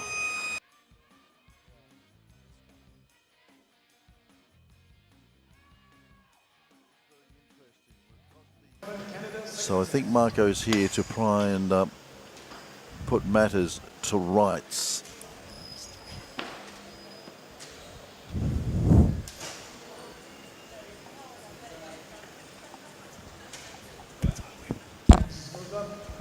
Anyway, a great clash. There's a great history between these pair.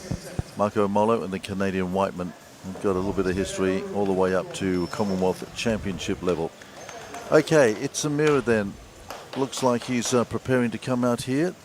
This is Kyle. And he's come down a weight category. We first saw him nominating, or he was suggesting that he was going to be lifting the 88s, but he's come down. And again, what do you think, Rob? Obviously feeling that he's got a better shot in the lower category. He does, and it's fairly short term because after the Commonwealth Games, the categories change again. So he won't have that option. It depends on how much trouble he has making 79 kilograms, because if he chooses the lower weight category, he's going to have to look at 75, and then the heavier weight category is 85.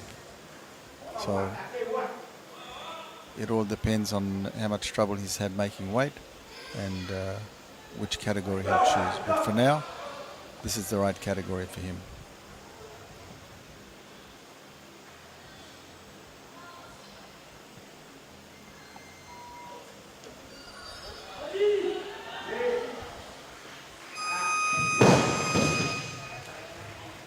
Well, that's a strong opener. So it's a mirror from Nauru.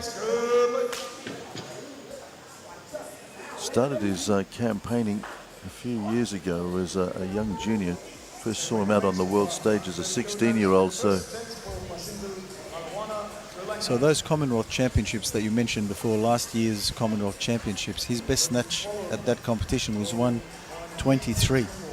So he's already well ahead of that. Incredible, isn't it? And in the clean jerk, he lifted 153, and here he's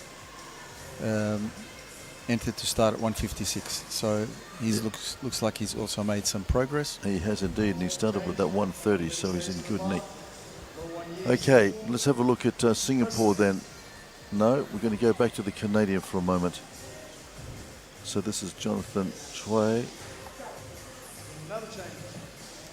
Well, when he's moved up, 130 stays in the bar like this now. Jonathan Choi. So not a huge increase for him. He started on 127, so just 3 kilos for him.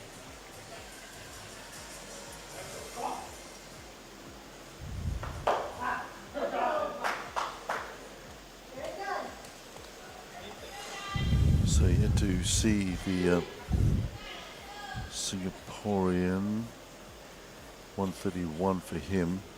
Sri Lankan as well, yet to make an appearance. So just beginning to tighten up a little bit here in the men's 79 as the big boys come out to play. This is Choi then, Canada.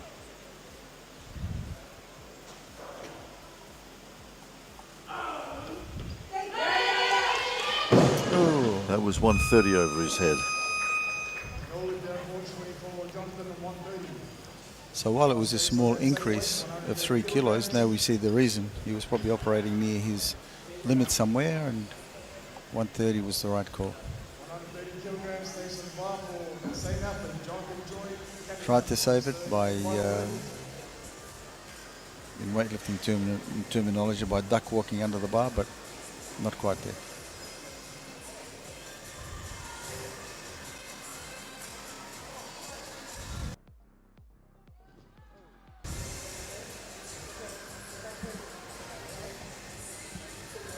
Of course, for would-be aspirants to the Commonwealth Games, there is the last remaining international tournament after this in Canada, in Quebec, I believe. Yes, so that's later in May, and it's the Canadian Championships, but it's also been deemed an open championships. So it will allow competitors from other nations to compete there. So what about this Canadian team then? Do they have an ability to just basically compete, or they have to put in an application and be invited to compete? What would the national Canadian selectors be doing? I mean, they've got 3 lifters here. Would all 3, would we be seeing them? Well, it's the 79s? Canadian Senior Championships, so it'll be open to all members of that association, whether they're in the running for the Commonwealth Games or not. So they all have that ability to enter should they decide to do that. And given that that is the last possible qualifying tournament as well, it gives them a chance to convince the selectors with that last effort that they have the numbers and the goods to deliver. It'll be basically their trials, their final trials. If they have competed in the correct number of events. They have to compete in at least 2 recognised events by the Commonwealth Games.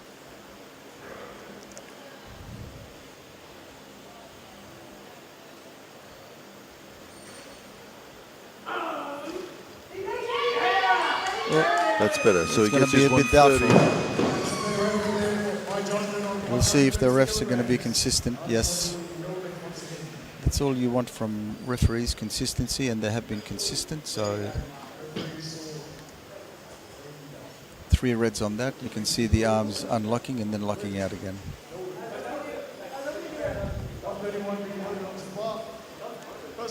Okay, let's have a look then at Yuan Lo.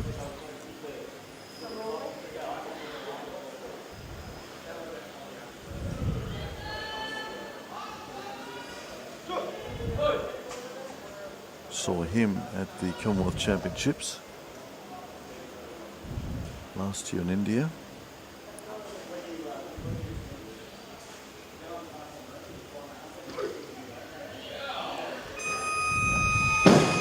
Are you cross-checking those results there from India, Rob? Because I've got him at a 126 in India, snatch.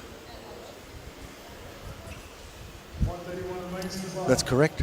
Yep. 126 on his last attempt in India. Indeed. Okay, so here's Marco Moller, the New Zealander, coming out.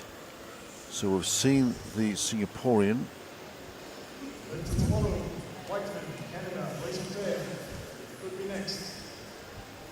So once again, Whiteman and Moller, they're involved in this battle. They're very, very evenly talented, these two.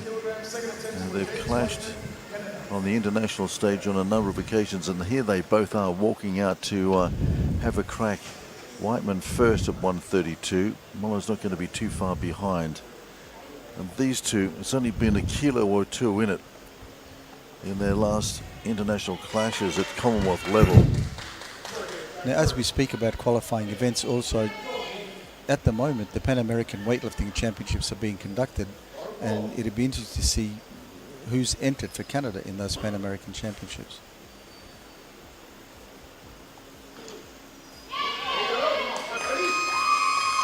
So Whiteman looking good here, brings it. Another neat success for him. He looks very handy, doesn't he? Very businesslike. Very handy. So let's see what Marco Moller can do. But look at this. Textbook stuff, really, isn't it? No chasing the bar, no moving around, all in a... The symmetry of the form as well when he Yeah. presents the weight to the judges. I mean, there can be no doubt about what he's just done in their minds. Absolutely. So let's see what the New Zealand can do. As I said, these two have just been separated by the barest margins over the last couple of years. And it's good for both of them. That sort of international competition where you get to know someone, and on the weightlifting platform at least, and then you look forward to competing against them again. Oh, very Okay, close. so the chink opens then. So if you've got that Commonwealth Championship open, Rob, maybe we can just have a look at where they both finished in India last time. Well, Molo finished in 4th and Whiteman was 5th. Right. Both, as you said, with a 302 kilo total. Yep.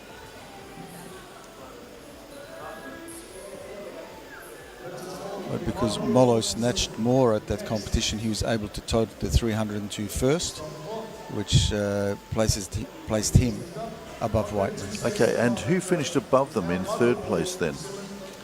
In 3rd place was the Nigerian, Okay, by what? Adidapo. It was pretty close, wasn't it?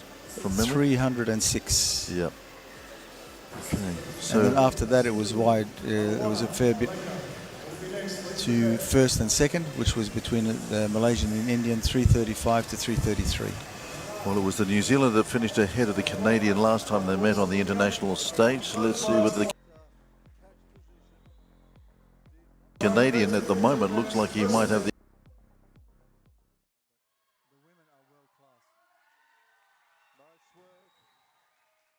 upper hand here, but a few more lifts left in this men's 79. Move competition into the middleweights and also into the heavier weights in the international weightlifting fraternity. Now the figure in mind for him as Sri Lankan is that 8th place in the rankings is held by another Sri Lankan with a total of 287. So he'll be trying to exceed that here. Well, he's going to need every other lift now. Yeah. But this young man, the Australian, I tell you what, Rory Scott has been working extremely hard, and he's obviously improved big time since we last saw him as well. Look, from what I understand is that he's quit his job and focusing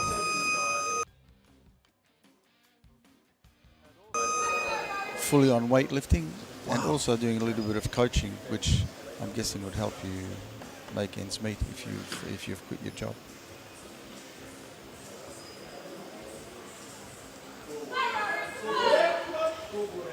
So he's dedicated to his weightlifting, enjoys his weightlifting. Well, the best snatch that I've got him at was at the Pacific Games in Honiara with a 131. 130 was his best snatch in India last year, Okay, where he finished 7th. here he is with a 133.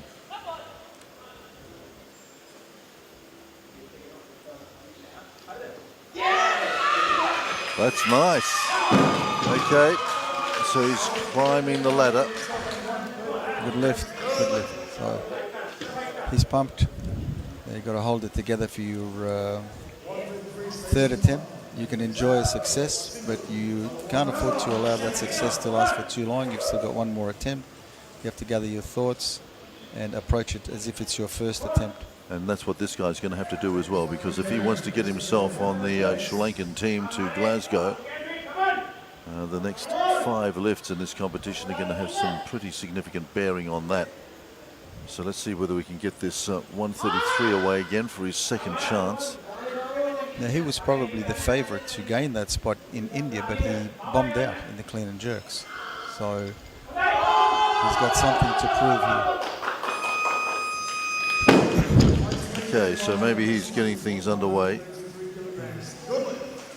Malawana then.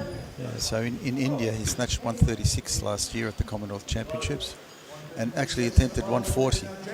But I'm guessing he either may have sustained an injury on his last attempt snatch or during the warm-up for the clean and jerk, because he didn't take any attempts in the clean and jerk. Right. So you would think he wants to make amends here and wrap up that spot, that ranking.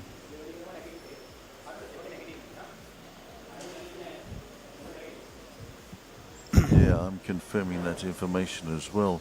in that year 2024 where he bombed out at the Commonwealth Championships, he'd qualified and impressed the selectors with his win at the Sri Lankan National Sports Festival and set a new national record on his way through. And, as I said, he was probably the expected to tie up that slot. Now we're looking at another case of where was the change Time is made expired for within James the 30 seconds or not, or were you obligated to take just the 1 kilo increase because you didn't make the change within the 30 seconds. So what's been clarified at the moment is no, they made the change at the right time, but it just wasn't conveyed to the announcers. So Molo getting set to go out, and looks like the clarification coming through from out the back. Trent de Guido at the microphone, information being conveyed. So that would be tragic for the Canadian if this is the case. Molo waiting to get out there.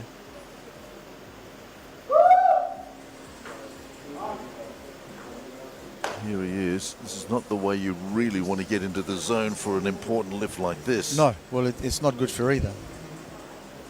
Really, you just don't need to be hanging around on the edge of the platform waiting for officials to sort things out.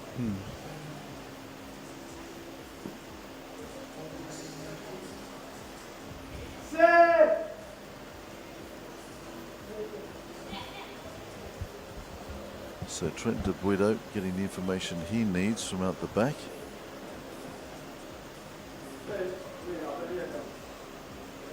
Meantime, Molo waiting for his 133 kilos.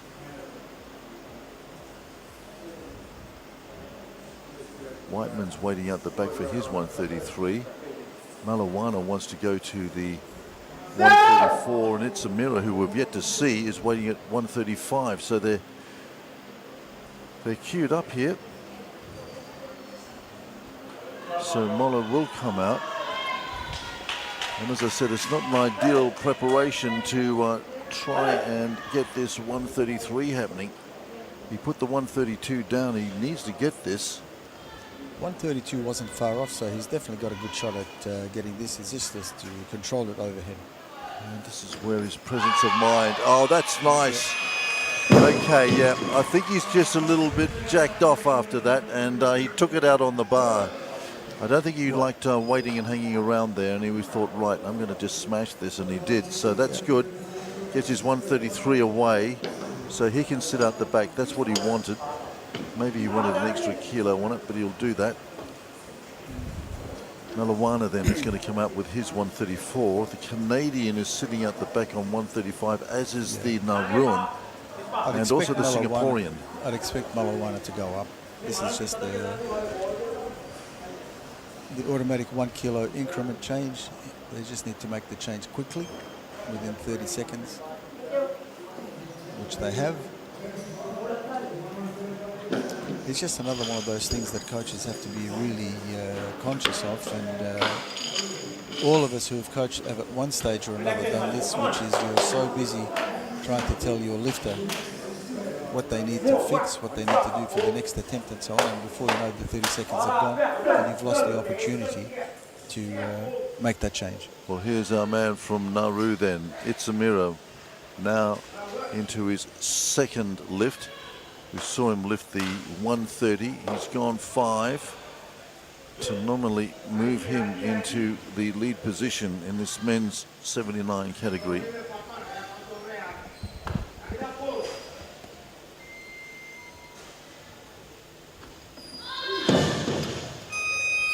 That's pretty big.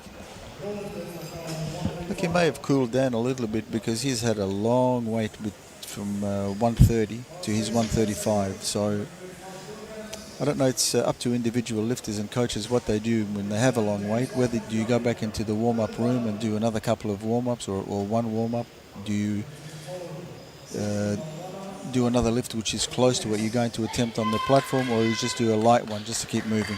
Well, not bothered by this stacking and queuing up in and around the platform as this guy, James Whiteman, who's just going to run out here and try and knock over this 135 just to give himself a little bit of more wriggle room as they move into the... Oh, gee, he'd been so strong with his 132. I'm really surprised that one went down. Yes, absolutely. Boy, that's... I mean, after their second attempts, there is no way that you would say that Mola would be ahead after the snatch, but that's the situation that but we're in. look at that, he was nowhere near underneath. No. It. That's no. strange. Yeah. He just looked so wonderful under the 132. He okay, did. Malawana then comes out. He's got his 135 to try and upset things here. We've got the Nauru and it's a mirror. We've also got Lowe, the Singaporean as well, just biding his time out the back. So we're at the pointy end of the snatch here in the men's 79. Here's a Schlanken 135.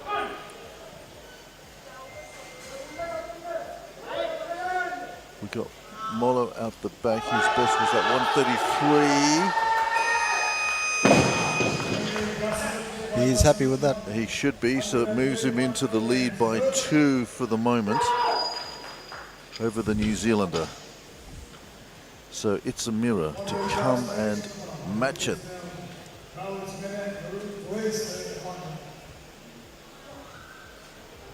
And we also have Scott from Australia on 133. Indeed. How can we forget the Aussie?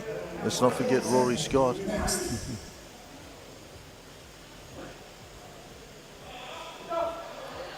"18 years of age." He looks a lot more mature, doesn't he? He does. Carl Itzamira. He's only 18 years of age. Wow. Had a big battle with Nusila Opolonge a year or so ago as well, and just lost out that one. So he knows how to fight out on the platform. Oh! That was closer, but a still little no lift. rushed. Okay, so he goes into the sheds at the break with 130. So Sri Lanka 135. New Zealand 133, and Nauru with the 130. We got this guy to go. We got the Australian to go, and we got Whiteman on 132 as well. Yeah. Well, we said it would be a tight battle, and whoever handles the pressure best is going to come out on top. Yeah. Well, Malawana at the moment, he's just got the jump on them. Lowe can do something here with this 136, then he's going to take the lead.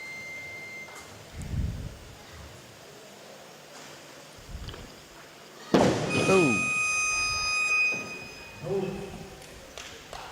So Malawana with the 135 still leading.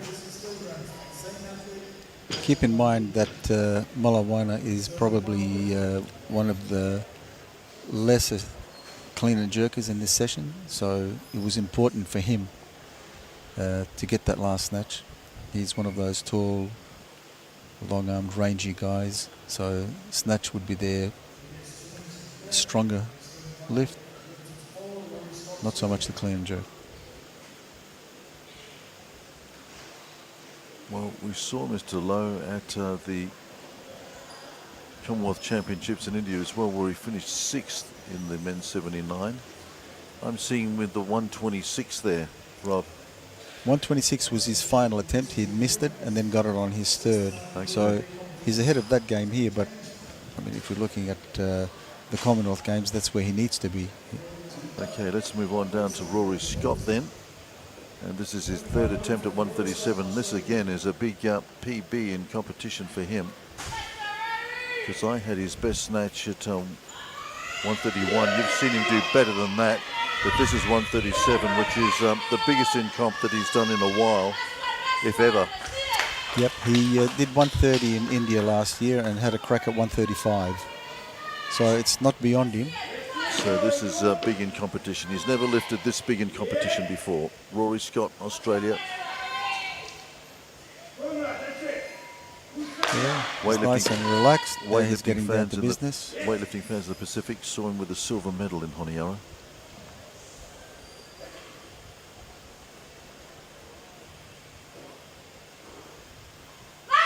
Oh, just not there. Just short for Rory Scott.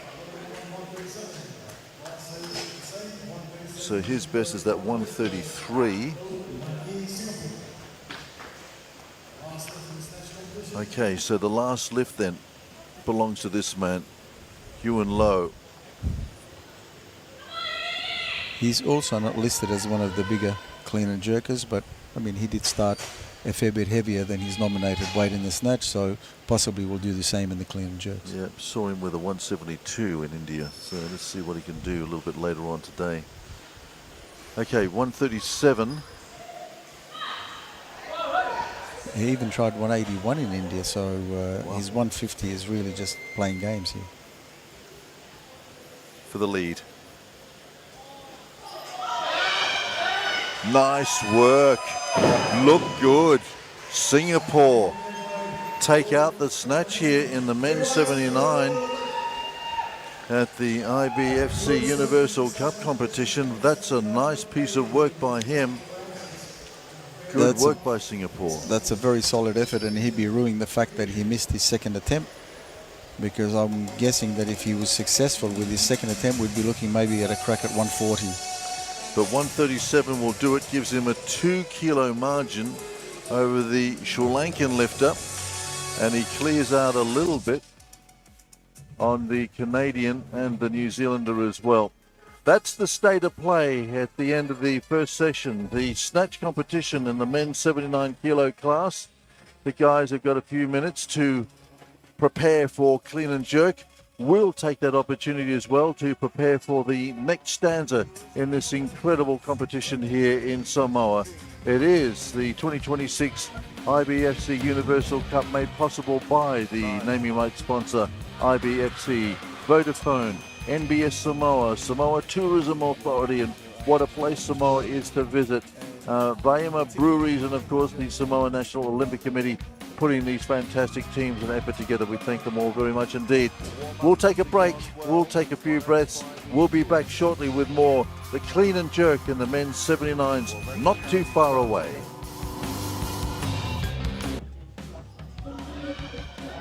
Nice work.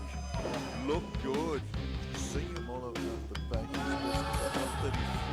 And back at Faleata for this afternoon session. We're deep in battle for the men's 79 at this wonderful IBFC Universal Cup 2026. And at the halfway mark, with the guys about to come out to play for the clean and jerk competition. There's the state of the leaderboard at the moment. And there's a little bit of a tussle at the top of the competition leader, because it's Lowe Singapore that leads by a couple of kilos going into the next round, ahead of Malawana of Sri Lanka, who has a 135 as opposed to the Singaporeans 137. And then it's down to Marco Molo of New Zealand with his 133. I'm alongside of Robert Cabas as we get set for the clean and jerk. And Robert, we're not setting the world on fire in terms of Commonwealth records as we did earlier on today, and if you weren't with us, of course, we had this extraordinary display of weightlifting by Family Christy Notte with world youth records in the women's 63, the snatch, the clean and jerk, and the total. Not quite that here, but nevertheless pretty tight competition. Pretty hard to get another session like we saw before, but what this position does, what this session does provide, is really cutthroat competition. I mean, every kilo counts here, and it's such a good grounding for the development of the athlete, because often in domestic competition you can be far ahead or far behind of the other competitors, and just running your own race without being aware of what's needed. If you miss an attempt, okay, you're not happy, but it doesn't have the consequences that it has here. The competition here, number one, teaches you that every lift counts. Number two, that you've got to be quick on your feet, because things can change in an instant. We saw before the number of changes that were going to each attempt, so you know, you're not, you don't go out to the platform and lift whenever you want to. That's dictated to you by the competition and by the changes that other lifters and coaches make. So, and it makes also for wonderful entertainment. You've got to be watching every lifter and every lift. Indeed. So Adair Chavez from Canada, one of 3 Canadians in this group, because there's a little bit of a battle going on in the Canadians. And as Rob was saying earlier on, there is the Canadian Nationals coming up in Quebec later on in the year. And there'll be decisions made about who is going to go through to Glasgow. So just a little bit of a hold up here as they get the weights set, and the loaders have done the job. 138 is on the bar for Mr. Chavez here as we get the clean and jerk element underway.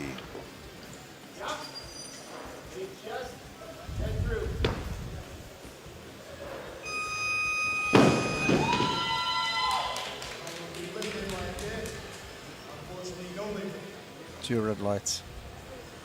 Now, the one thing as a coach that you advise your lifter is never look at the lights. Do your lift, walk off the platform confident, and don't plant any doubt in the referee's mind. I mean, often that decision is already made under the current system. In the old system, the referees had a little bit more time to make up their mind as to which light to push. The current system is the lights won't come on until the referees have actually made their decision. So it doesn't affect the decision on that particular lift, but then you're putting the doubt in the judges' minds as to, okay, so he's not great in locking at the bar, or you're acknowledging that that was a no lift. It doesn't help you at all in any way. Just walk off the platform. You'll know whether you've got the lift or not. Your coach will tell you that's a good lift or not. That you gain nothing by standing on the stage and waiting for the lights to come on. So Mr. Chavez, as we were saying, one of 3 Canadians involved in this competition. Still a junior lifter. We have the battle looming between the 3 of them, with Glasgow coming. Perhaps not quite there yet in terms of his career, Adair here, but certainly a wonderful international debut for him. And as we've been saying all week, what a competition to get a taste of international weightlifting performance. Don't look at the lights. It's not going to help you. Rob, I think you're going to have to start doing a little bit of coaching around the region. I've just got this feeling in my bones that there are a couple of teams that could probably do with your insights. You're an Olympic medalist, you're a Commonwealth Games medalist, a 3-time Commonwealth Games gold medalist. Do you do much coaching? I did up until maybe 4 years ago. So I was a member of a club that I co-formed with a friend of mine. We were schoolmates as well as teammates at the Commonwealth Games, and we formed the Phoenix Weightlifting Club in Melbourne and did the coaching there between the 2 of us, and then we were joined by other coaches. I coached there for maybe close on to 20 years. And then just decided that enough's enough and devoted more time to the family. And only recently I've just been co-opted into coaching some young lifters in a small state in India, in the north of India. So really? I do that remotely and then go there every few weeks to do a little bit of coaching in person. In India? Yeah. You travel every few weeks to India? Well, when I say every few weeks, maybe 4 times a year. Crikey.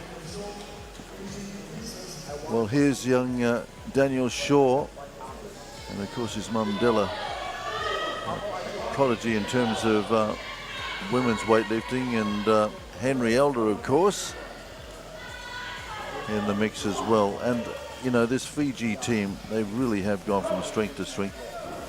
A number of them been here for the last 3 months at the Oceania Centre here in Samoa. Big squad as well, 26 lifters, the government getting behind them. And they're just creating such depth in this Fiji team. And young Daniel Zachariah Shaw here.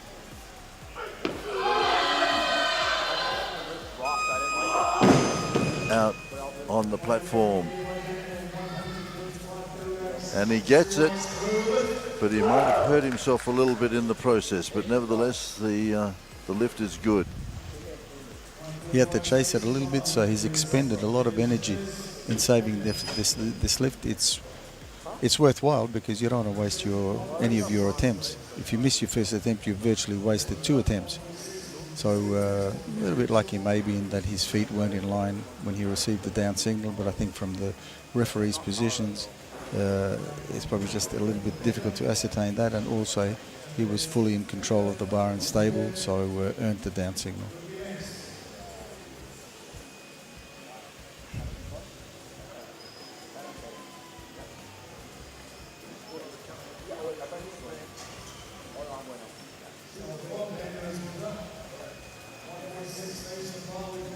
So we were noting that earlier on in the competition, the snatch, these two were having a little bit of a battle. And it'd be interesting to see if in subsequent years, when they mature a little bit, whether they stay in this particular category or move up, and whether they'll rejoin that battle. Just as the slightly more mature members of this 79 group, the Canadian and the New Zealander have. Yep. Mollo and Whiteman have done battle on the international stage over the years. So this is the start of a meeting between Mr. Chavez here and Mr. Shaw. Once again, he looks at... Okay, so now we have the answer why he waits on the platform for the lights to come on. He's just got that up his sleeve and he just wants to do the backflip. And the backflip is good.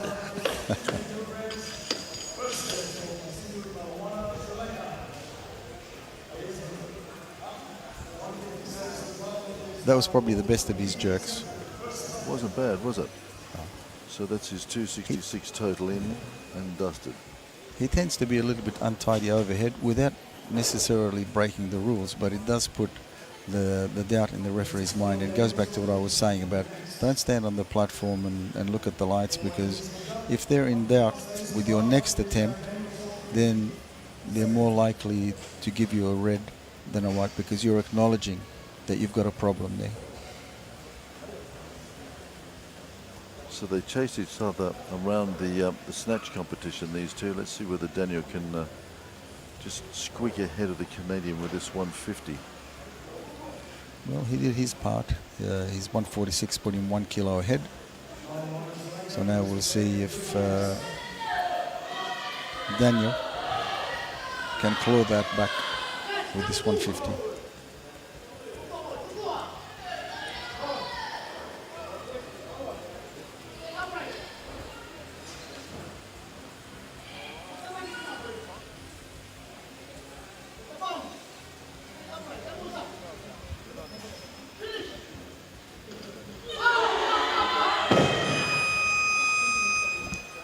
Okay. Not quite, but he still has one more.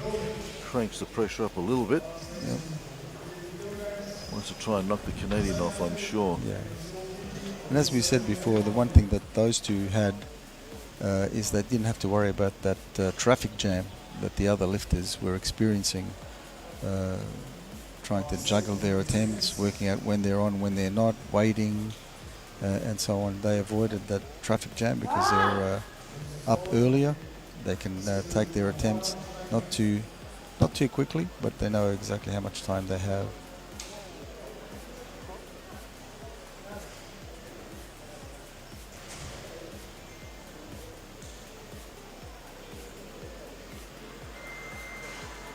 So the situation out the back.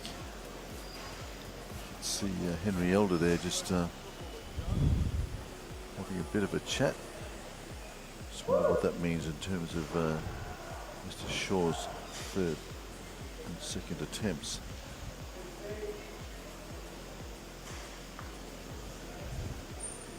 And his third attempt, isn't it? Because he put that 150 down. Yes.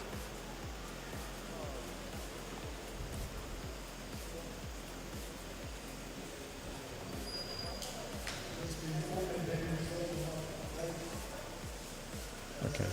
So I think they were just waiting to see if you notice he was limping as he came off the platform after his last attempt, and I think they were just seeing how bad is it, can you do it, can you not do it, are we risking any further injury if you go out on the platform, and they just took that little bit of time to work out the situation, and they figured not safety first, so he's not taking his last attempt.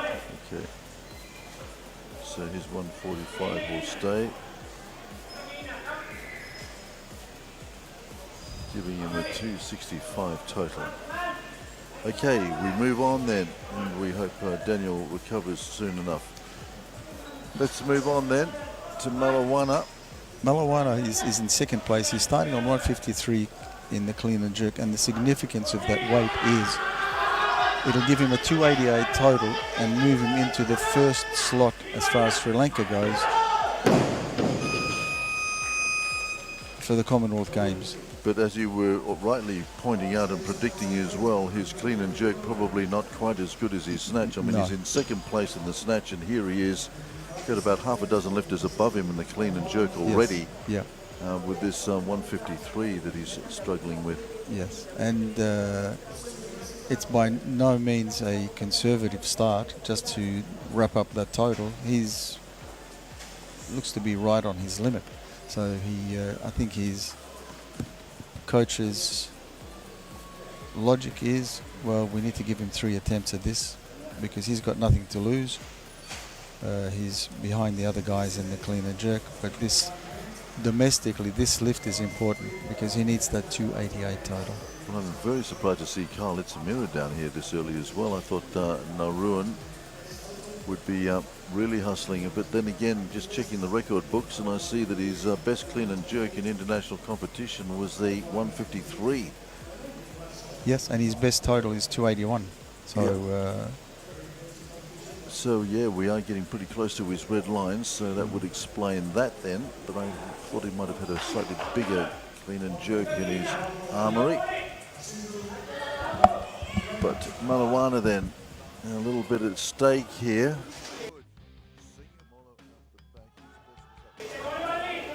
Second after the snatch. And some work to do.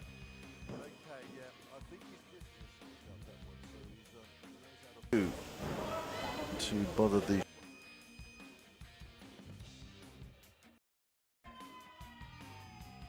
he's put on a couple of kilos since then. Sri Lankan selectors ahead of Glasgow.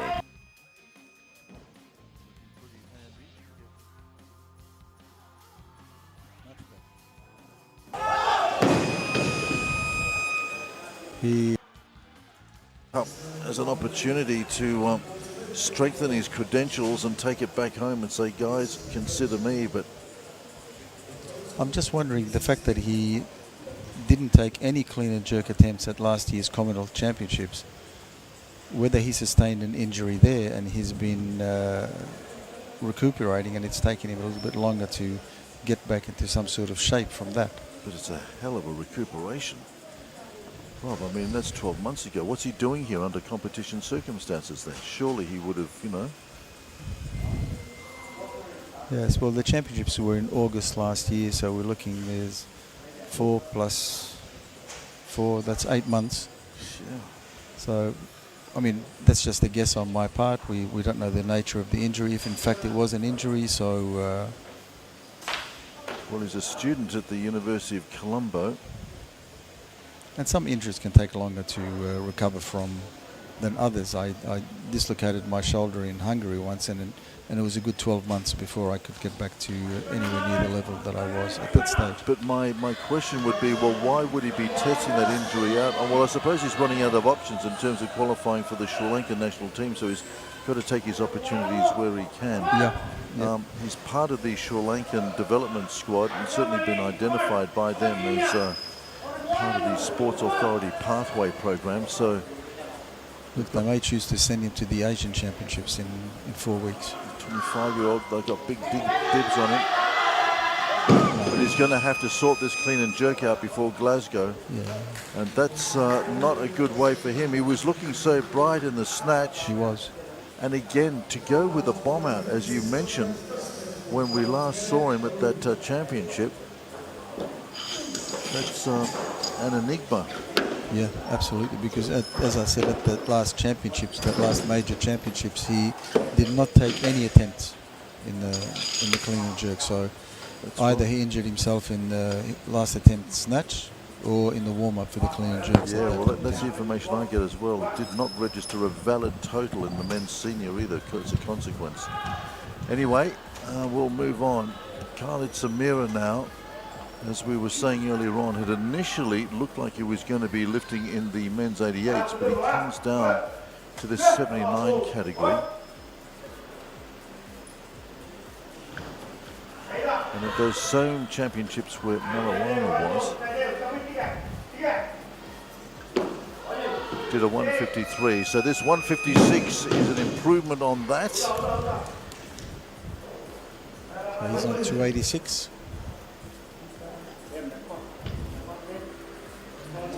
So that 287 total is also of some significance for him. He'd be trying to exceed that and then see how many other lifters also exceeded, because by the end of today's competition, that 287 may not be worth 8th place on the rankings. It may have been exceeded by a number of the others. Yeah, well, his 286 is there, and he's got 2 lifts to come, so he's moving in the right direction. He's got a couple of more lifts, and with maybe the pressure of that first total up against his name, he's got a chance of maybe settling into his work now. And of course, the opportunity to break into those rankings is increased by the fact that only one lifter per nation can rank in those. So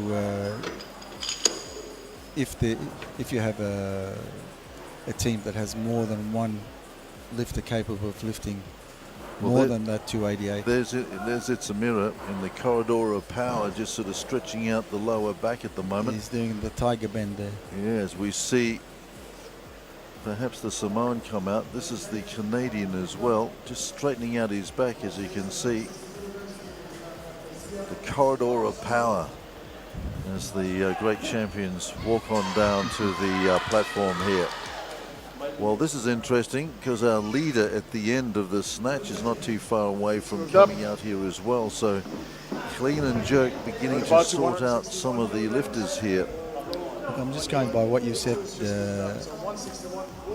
about his 172 clean and jerk at the Commonwealth Championships last year. So that 150 could be there just as well. I'll just see how I warm up, and then we'll make a real decision on where I come into the competition. Indeed. Here is Ruben Katautoa, the famous family surname from Kiribati. Of course, his brother David has been heavily involved in this Kiribati team this last week.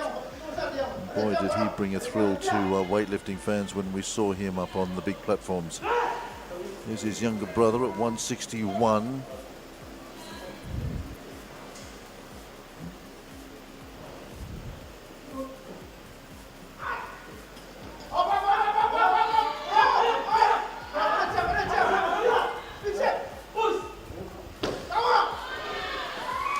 That's good. Had a little bit of work to do there, but it wasn't an easy clean by any means. No, but he got there. Yep, solid overhead. Load about 162 kilograms. First steps for James Whiteman, Canada.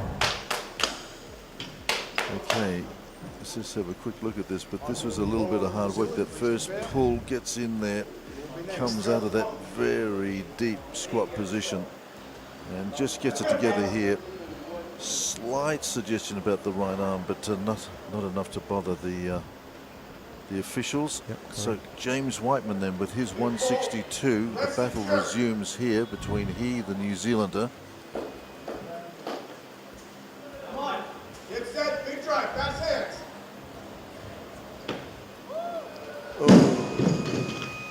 And it's just not quite working out No, for him. the clean didn't look comfortable at all, and I was just waiting to see how strong he was overhead. But I think the clean just took a little bit too much out of him. But he looked so good with that opening 128 and 132. He was just absolutely classic. He looked like a machine. So it's unraveling a little bit for him here. It is. Anyway, hopefully he's got a couple of more lifts to get that happening. Well, we've got Molo coming out now. So he's seen the Canadian faltering a little bit. As we've said before, these two had a almighty clash. There was just a kilo or two in it when they last met in India. And here they are again. Yeah, so as we said earlier on in this telecast, if you miss your lift, it has two dual consequences. One, you don't get the lift, you've got to repeat, but also your opponent starts to smell blood, and they're a little bit encouraged by the fact that their opponent missed. So that gives them that little bit of an edge. And I must say, talking about edges, I don't think I've seen Molo lift this sort of aggressively in the past. We've seen him go around on a couple of occasions, but he seems to be really hammering the weights today. Like he wants to get out there and throttle them. You know, he's got this sort of look He's in about that him. mindset. Yeah. Yeah, he's really up for it. Okay, so Team Samoa getting very loud in the background. Samoa out with his 162. Let's see whether he can put together a couple of nice big clean and jerks here now.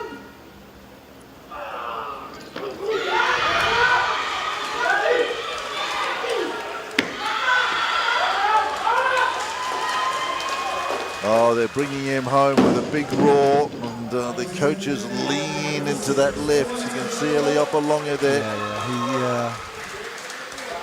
He worked hard for that. Yep, that was a lot of strength there, and how was not a lot of technique. How was the crowd just bringing him home? It was just incredible. I think without them, he probably might have been a little bit of a struggle there, but it was a nice lift.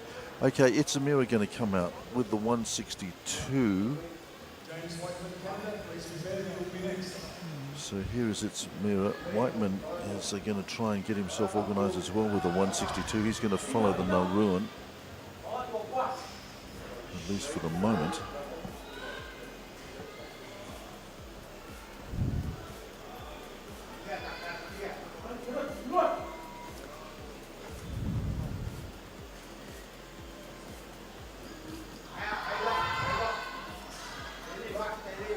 Nice off the platform. Now the work starts. Oh, yeah. I am not sure. He was absolutely hammered there. He was absolutely redlining. Well, he's got it. He's got it as a 2-1. They've given it to the Nauruan. They're going to get him out of there real fast. Quincy ruffling his hair. They're pretty thrilled to get away with that one. So 162 then. That's Nauru. 2 from 2 for Khalid Samira. Yeah, I think the jury's looking at it.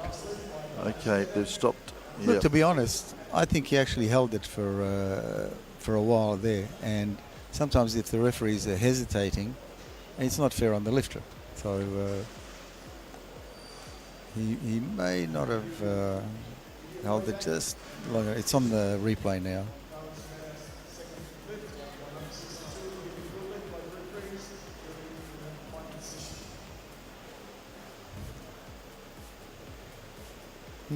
Maybe not. So who there it is. He's recovering from the split. We're going to have a look. It's all about whether he was stable at any stage or held it for long enough. He's moving. No. I think the jury will reverse that, unfortunately.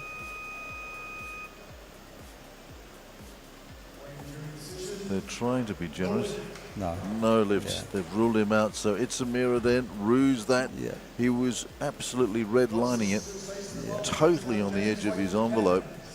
So now it's a shame because the actual jerk, he did well with that. It was locked out. He was in a good position. But we saw him stretching his back and lying down there beforehand. So he may have a little bit of a problem there. And here's a critical lift as well for this man. So as Itsamira sorts himself out and stretches his back again, this guy's got to stretch out and get this 162, and he's got to get it right now. James Whiteman needs to get to work here. Oh dear. I don't know what's happened. He was absolutely... He was on fire, wasn't he? Flying in the snatch. What has happened? It's just unraveled completely. Look, we mentioned this before with the Canadians. They've come out of spring, which is still fairly cold for them, and they've come into this heat and humidity, and it just looks a little bit flushed, a little bit slower in the clean and jerks, and that's where you're going to feel it, in the clean and jerks. But Whiteman's been able to take it to these guys in the past. I mean, we saw him doing that in India last year. He was there or thereabouts, and all of a sudden... India would be hot. Just to see this slide... There's the good doctor as well, maybe attending to a couple of the lifters out the back. So as Whiteman rues what he's got to do here, because he's looking into the abyss of 162. We have Whiteman theoretically going to follow himself. Waves away his Canadian second there, says he's okay. Buries his head into his towel and just sucks in a few deep breaths. 162 on the bar with a minute counting. The Singaporeans keen to get cracking. Whiteman in the background. It's Amira circling as well. It's getting a little bit busy. It's Amira's turn. The call shouldn't be on. Well, here is It's Amira, theoretically coming up for his 162. There's the Canadian coach moving in as well, just having a quick look over things. The Aussies are there. Oh, Two Canadians. Everyone's gone up. That solved the problem. Okay. So they're not taking the same weight again, or maybe in It's Amira's case, he may not be taking the weight at all. Yeah, well, it was interesting to see the doc down there, wasn't it? Yeah. So here's Ewan Lowe then. Let's see what he's got. 163. He was leading at the end of the snatch, so this is his first lift in the clean and jerk. Yeah. And as we said, his 150 there was just to give them a weight at the weigh-in. It was obviously just a conservative estimate, and then he'll take it from here.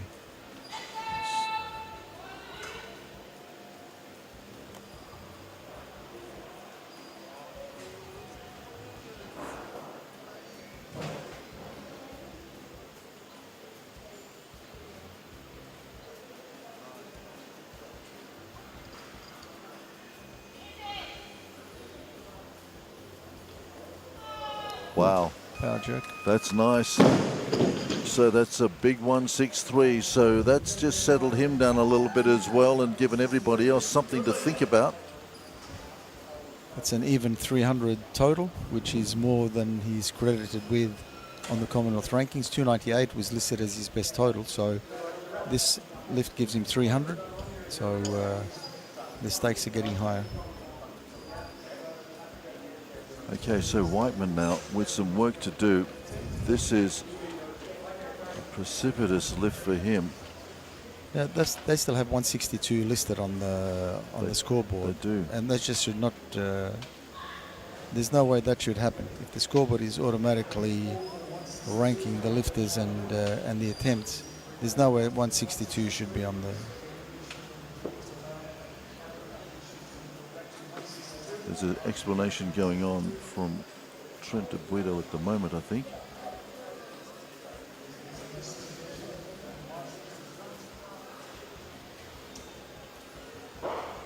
Couldn't quite make it out from here.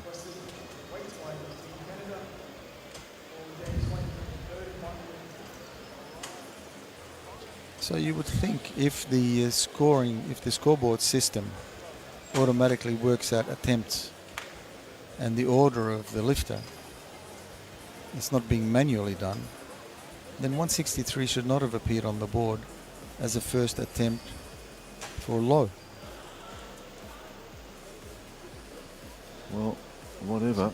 He's sitting comfortably out the back at the moment because he's got away. He's taken out the snatch and he's got the biggest clean and jerk happening at the moment. Here's Whiteman.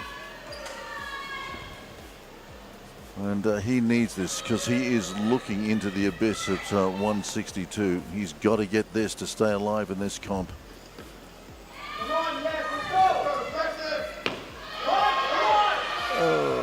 And he's back. I think he's back. And he acknowledges that he's back. And boy, oh boy, once again, when the champ needs to step up, the champ does the job. He gets the 162. That was a hard day's work. It looked so easy for him early on in the snatch competition. He was all over it, but this clean and jerk has given him such grief all afternoon. He looked on course to exceed his total at last year's championships, but he did 302 over there, and now he's ended up 8 kilograms behind that. Yeah, at 294. Anyway, it's Amira going to come out with his 163 now. Whether the doc has helped him stretch his back out, we don't know. There's the Australian. Scott, here's It's Amira then, his 163. the Nauruan.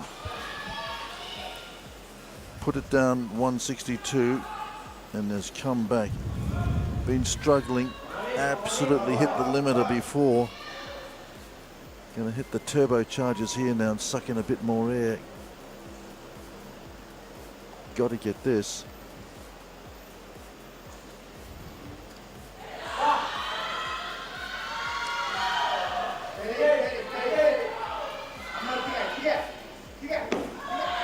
Three bounces he needed out of that squat to get there, and that was just far too much given what that 162 took out of him earlier on as well. So it's a mirror coming away with his 156 today. And that 7 kilograms was vital for him. So a 286 final total for him. 286 leaves him out of the top 8 rankings. So he might be having to travel to Quebec, Canada. Okay, Rory Scott then with a 165. And this will be interesting to see whether he can pull this off.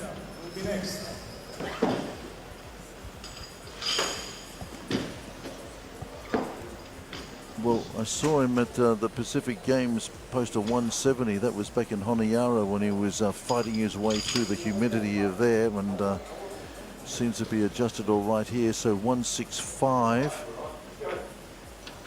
should be in his keeping to just get him rolling here. Let's go. Come on, Rory. So one has already got there with the 163, the Singaporean leading at the moment.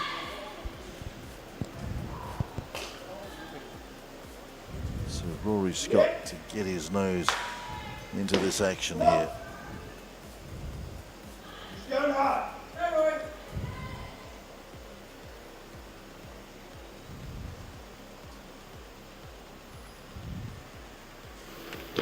Yes, come on, come on. Enjoy.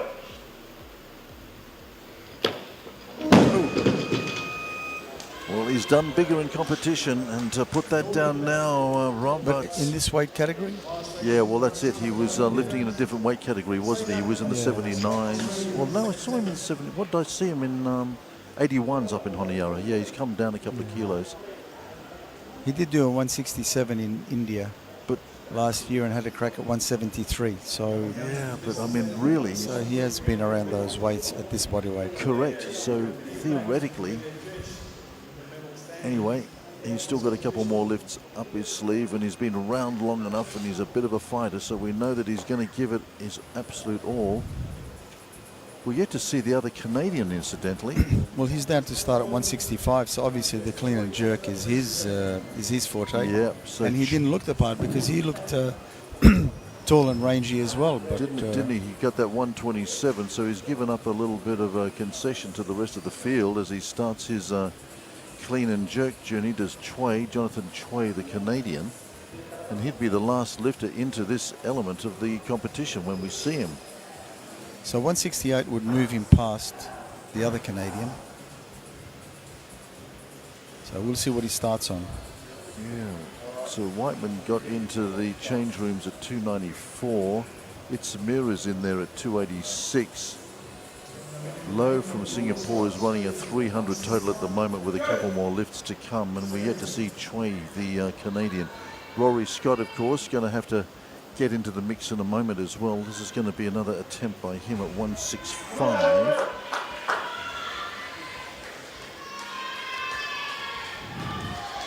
So he's down a class from where we saw him in Honiara a couple of years ago. Pacific weightlifting fans shed a couple of kilos, but theoretically this should be in his keeping. He should be able to knock this out and then maybe do something special with his third. Let's see.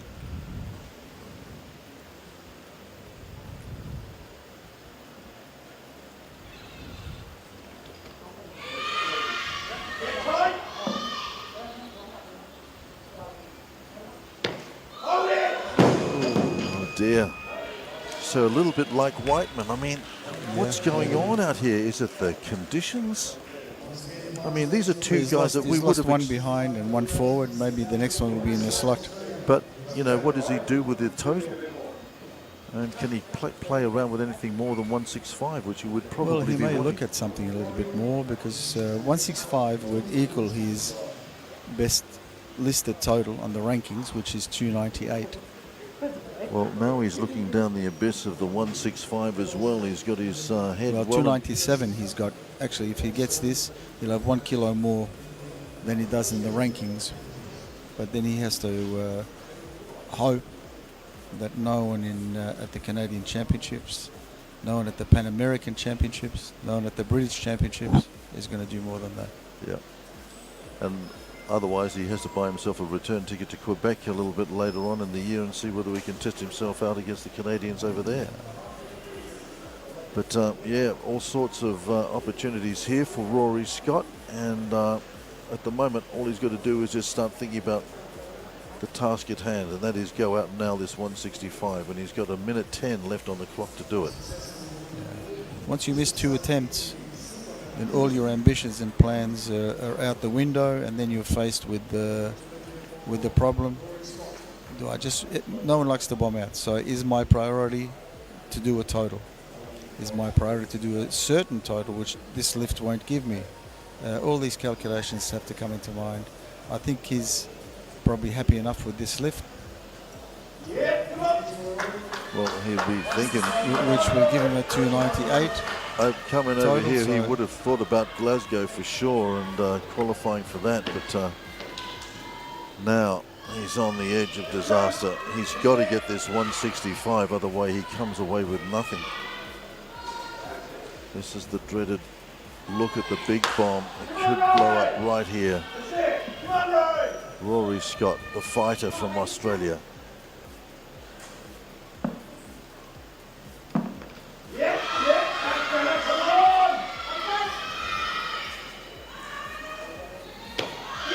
Oh, what a shame. Disaster for Rory Scott. Yes. And he had all his 3 attempts locked out too. What a shame. And he is really, really upset by that. He is not happy. It's this dreaded sport. It's this capricious iron sport. Well, you're out there on the platform all alone, and as we say, the weights never have a bad day. 200 kilos is 200 kilos, 365 days a year. So there's no one there to help you out, no one to pass the ball to you in the goal square so you can kick a goal. None of that. Well, here's the Canadian been looking at all this drama unfold around him and just been coolly and calmly collecting himself out the back, and he's going to cause a little bit of mayhem if he picks up this 166 here, and he's going to take it up to the Singaporean, who's already got his nice little total going. Yeah, I think the Singaporean is a big ask for him. He's 10 kilos ahead of him in the snatch, but certainly all the others on the board are within his reach. So he can just... if he's able to get this lift, which he's not. Okay, well that slipped out of his grasp. We've got Marco Molo with a couple of lifts as well to come. Here's Katoatoa as well, and we've seen the Kiribati lifters do some remarkable things in their day. Now he has had a long wait between first and second attempt. He may have needed the rest, but I think it was starting to get a little bit too long for him. So is this the day that Kiribati begins to assert itself on the international stage? It's been a little while. 166 second attempt. 161 he got. And as Rob says, he's been just minding his business out the back.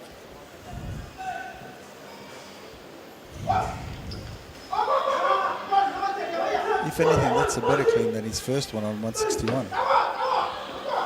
And there's a nice 166 as well. Thank you very much indeed. So while the Canadians and the Australians have been tearing themselves apart, so I'm just wondering whether his first one on 161 caught him by surprise. Maybe he hadn't been prepared to go out and lift that 161. Well, talking about getting prepared, Marco Molo now has got some work to do. He got his 162 away earlier on. He comes out with his 166 here. So interesting, that battle with Whiteman is done and dusted for the moment here in Apia. They had that great head-to-head last year, so the Kiwis come away. He walks down the corridor of power, but before then we're going to see the Samoan. So the boys are bringing out some big clean and jerks. Well, it looks like maybe the Samoan has moved up as well, so this would bring out the Canadian for his second attempt. And here he is, ready to rock and roll with 166. Now, got to nail this. Molo there as well, stalking, reminding the Canadian that he's there or thereabouts, just getting into his peripheral vision. Well, I'd say Molo's gone up from 166 as well, because otherwise he would be on the platform in the order of lifting. And I think that's why he's just sort of wandering around, getting into the peripheral vision of the Canadian here, just to sort of unsettle him a little bit and say, mate, you put it down out there. I am right here to step onto the platform and take over. Thank you very much indeed. So Chu then, or Chui.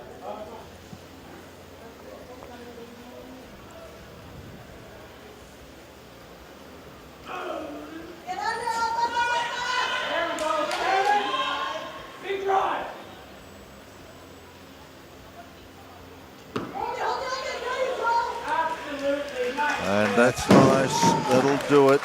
That's a good 166 for him. So Chui then, the Canadian, answers the call of his coaches, gets his 166 happening. He moves on to his 293 total.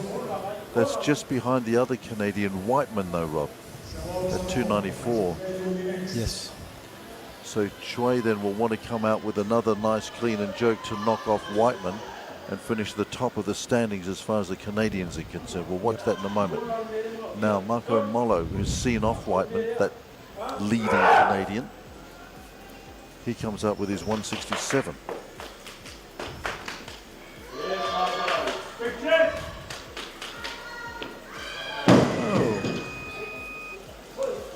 Well, that was a little bit rushed because the clean was quite solid. I would say almost easy.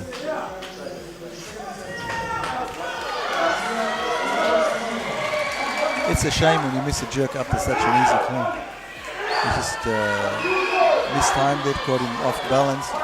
Siao position of Samoa comes out. You can hear the, sorry to interrupt, Rob, you can hear the crowd in the background getting behind him because at 167, he has a chance to assert himself here in the clean and jerk competition.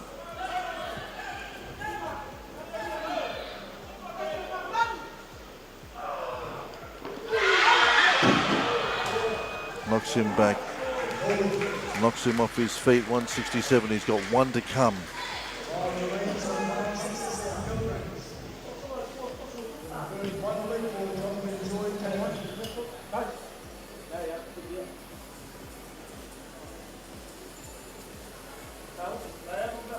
Being able to control that, so Chui's going to come out with his 167, but he's stopping the clock. The New Zealander as well, Molo, got 167. He's going to come out and look at it. He's eyeballing it at the moment. Is he going to go 167 or is he going to take a little bit of a... No, Molo's going to go 167. No, he's stepped away from it.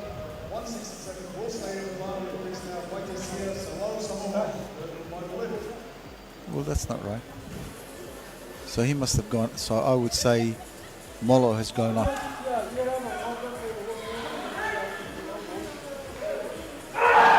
Well, he must be looking at... Is there a change on the board there? Can't see it at the moment. No. Yes, So he's gone 168. Molo's gone 168. Which would move him at this stage anyway, ahead of Law. Okay, Samoa then with the last throw of the dice here for this young man.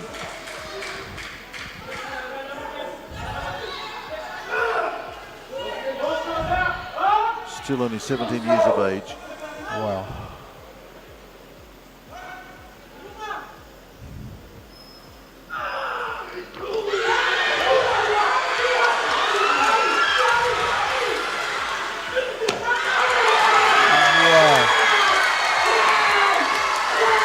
One strong boy. It's incredible. But again, Rob, I make the point, it's the crowd that are lifting him. Yeah, absolutely. I mean, I think if this had been a quiet auditorium in Canada or the UK or something, I don't think you would have got that. No. But it's like having an extra limb. This Absolutely. crowd. The crowd is just fabulous. They've brought him home with a huge And 167. at 17 years of age, I'm just amazed at the age of some of these Pacific lifters, the Nauruans and the Samoans. He is one strong boy. That is incredible. So I think Jerry Warwick is on. Hang on. They've stopped, no, is they've there stopped a- the Oh, really? they've stopped the competition again. The jury's jumped in. I think they wanted to look if his elbow touched his knees. Nothing wrong with the jerk. I think the only thing in the question is whether And the crowd his elbow touched his knee. and the crowd letting them know. No, that's a good lift. Come on. This is what the jury's looking at. This is their actual tape now that you're seeing at Yes. home. And I think here they want to see if his elbow doesn't touch his knees. So then it's the lockout in the overhead. Here is there There's absolutely nothing in there. Like he has nailed it. it looks, and the crowd are letting the jury know. Oh, really? It's a judge to no lift. On what basis? I don't know. Wow. And that is disappointing. Well, that is a great disappointment. And I don't think the crowd is particularly happy. I mean, they're not being rude about it, but they're certainly a little bit upset. I thought they'd done enough to bring their boy home here. And Robert, you know, given your experience, if you can't see anything amiss, I'm loath to make any comment myself. Okay, 168 here. And this battle at the top of this men's 79 continues.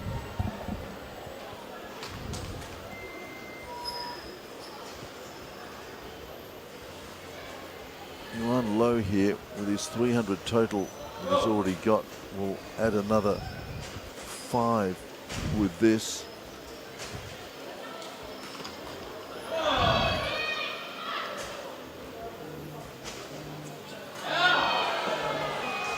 Oh, he's looking pretty good, isn't he?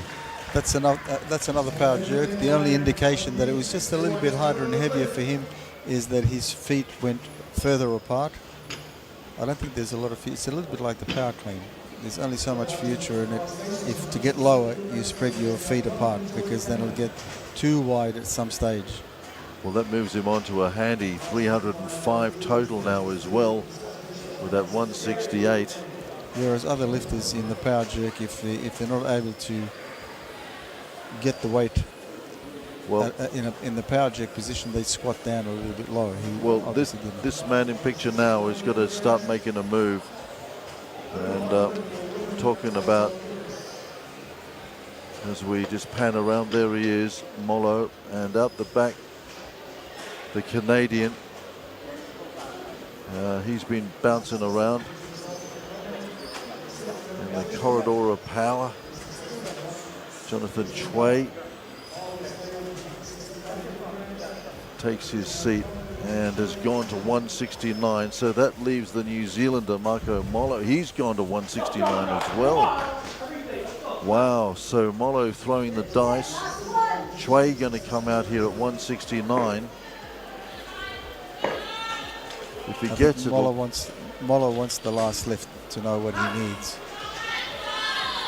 and we've got Katatoa waiting out the back as well. He's looking like he's going to go to a 170. So, and the Singaporean has also got a lift in hand. So it's getting pretty tight here with about 4 lifts left in the men's 79. So for him, this is absolutely the correct weight.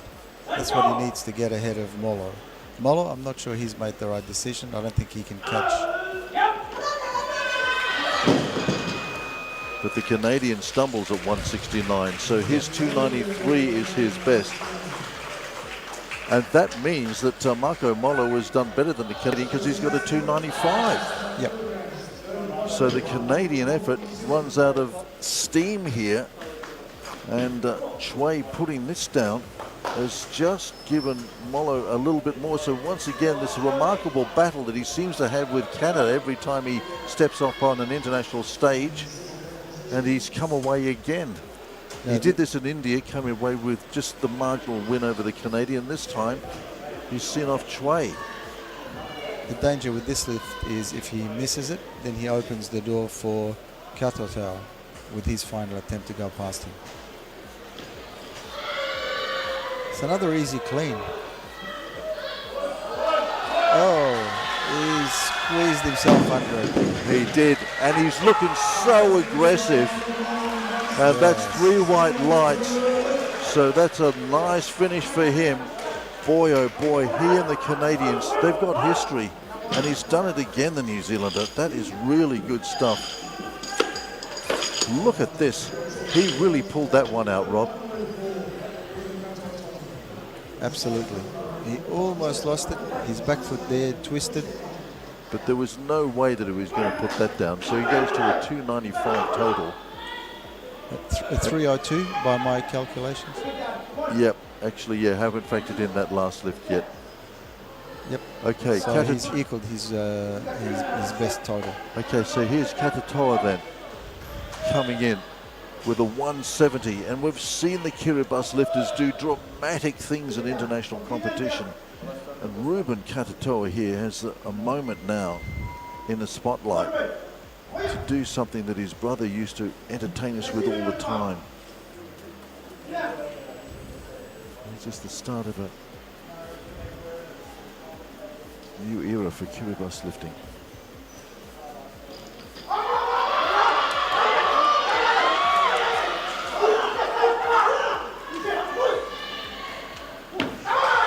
Oh, push. Hold it. He's getting the signal to put it down, and once again, Kiribati explodes onto the weightlifting platform. Well, they have a remarkable history, and comes the lift, comes the lifter, and boy, oh boy, the men's 79 really heating up into these last few lifts here. That is just sensational stuff by Kiribati. Wasn't it? God, hard all the way, but no giving up, just fought it all the way through. And he just pushing it out.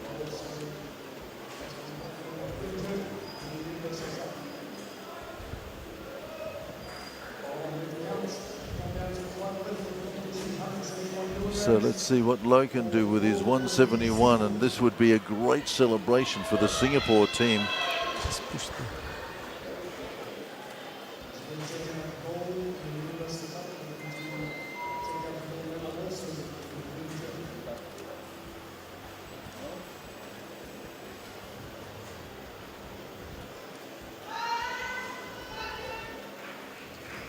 .171. Let's see what he does in the jerk here. His last one, he really pushed his feet apart a long way.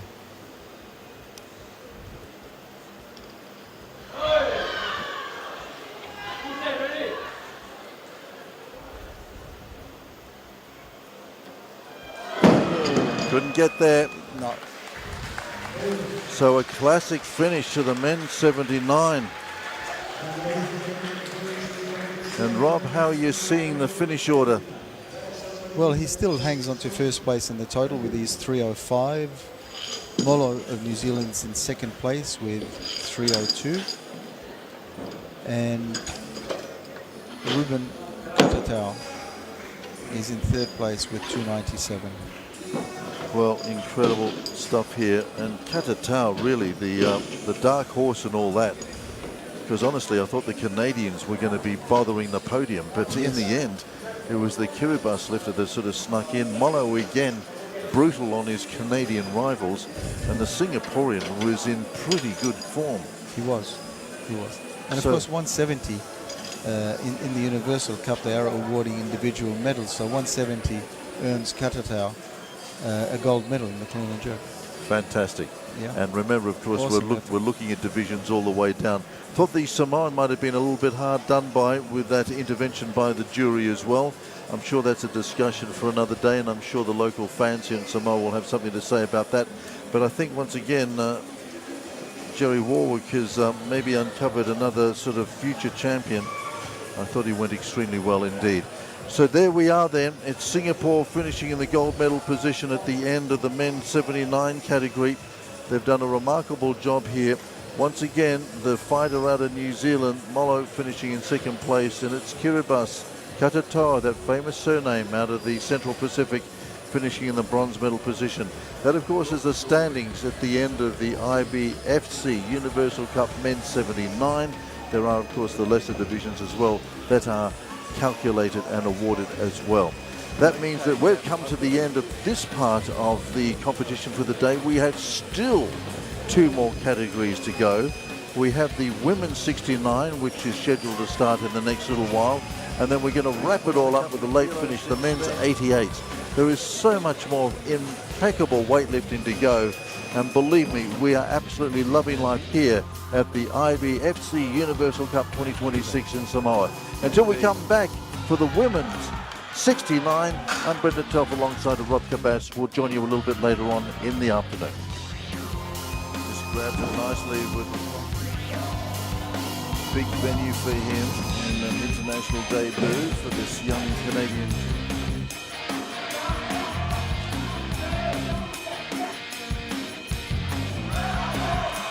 Oh, she is brilliant. Amazing.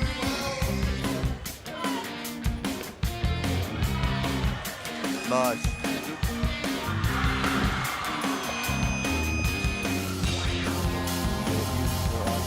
Too early, and particularly in the clean jerk.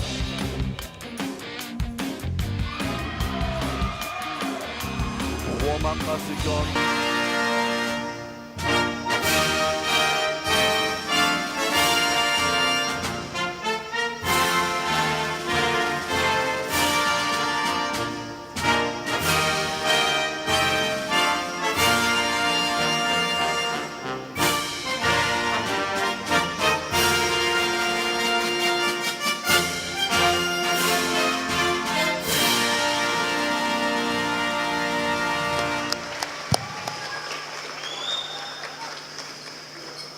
Congratulations once again to our Universal Cup medalists. Now we come to the Oceania Senior Championships.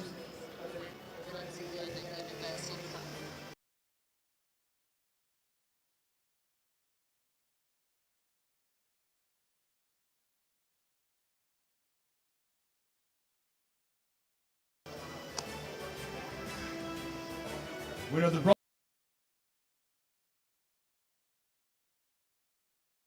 medal, representing Nauru, Kyle.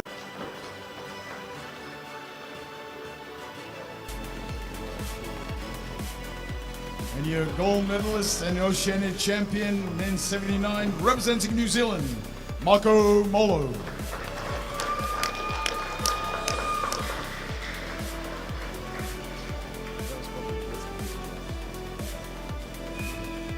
Ladies and gentlemen, please rise for the national anthem of New Zealand.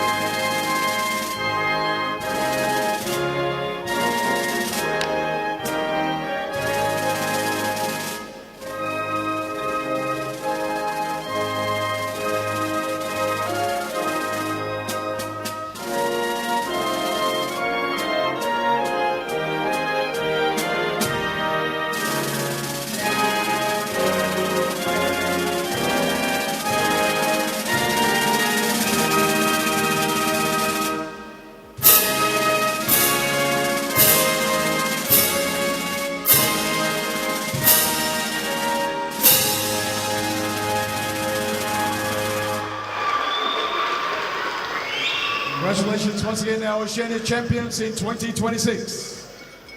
Thank you, medalists.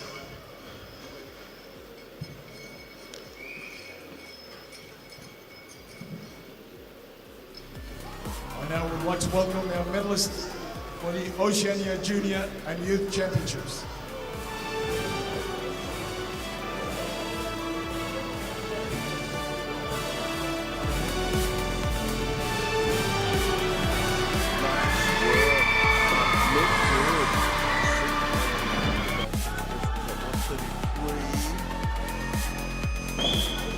Junior Championships.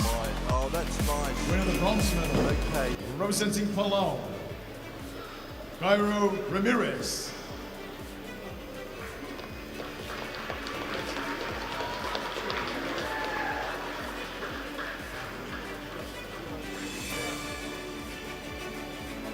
Winner of the silver medal, representing Samoa, Faleata Samoa.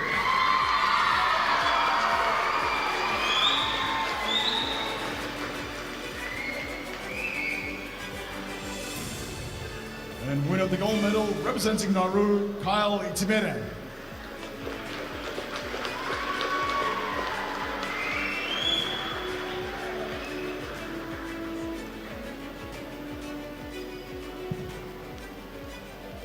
Thank you, medalists. Congratulations, medalists.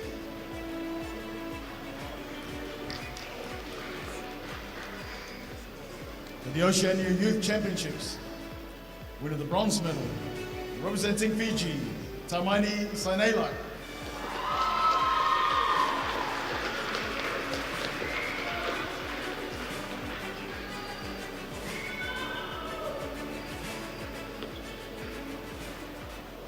Winner of the silver medal, also representing Fiji, Juta Karanikuiko.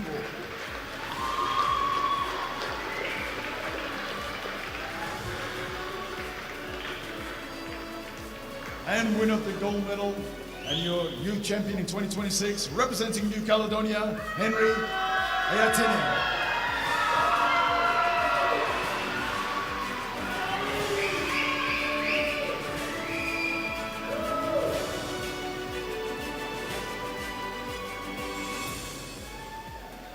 Please congratulate our medalists, our youth medalists in 2026. Thank you, medalists.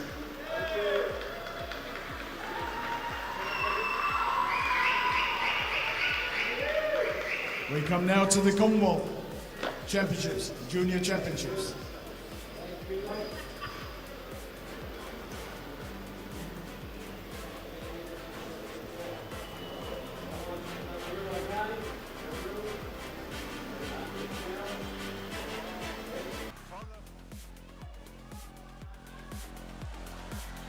Well done. Good on him. Brilliant. Oh, I think he saved it. I don't think it's great. Kiribati tradition.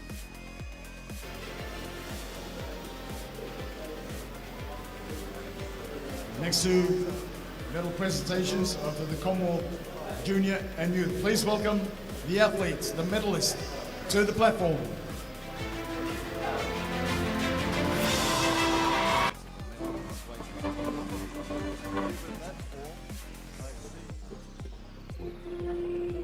In the Commonwealth Junior Championships, winner of the bronze medal, representing Canada, Adair Chavez. Trumpet.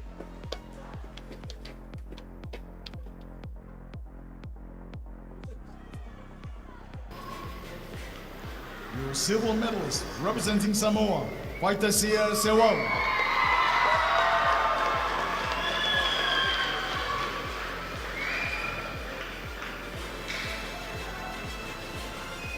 And your gold medalist and Oceania Junior Champion in 2026, representing Nauru, Kyle Itimere.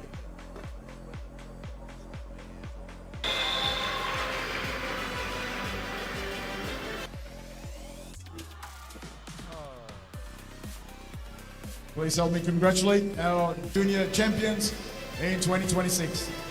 Thank you, medalists.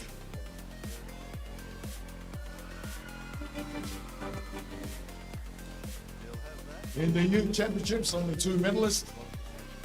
winner of the silver medal, representing Fiji, Tamani Sainela.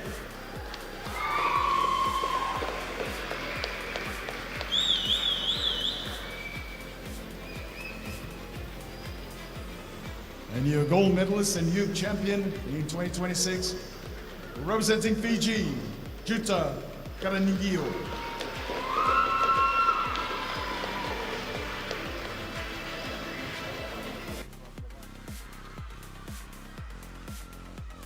Please help me congratulate our youth champions in 2026. Thank you. That concludes the medal ceremony for the men's 79 kilogram category. Thank you, congratulations medalists. Thank you, distinguished presenters.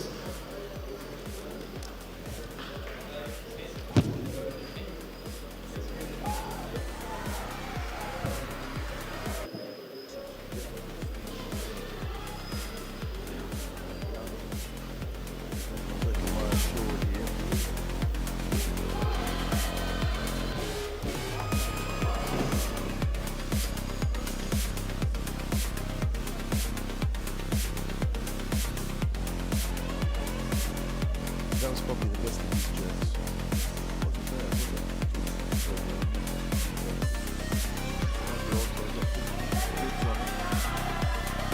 He's going to have to sort it. There's so many championships to the 153. So this 156 is not so easy for him early on in the snatch competition. He was all over it because Joe was giving him such a painful afternoon. Of course,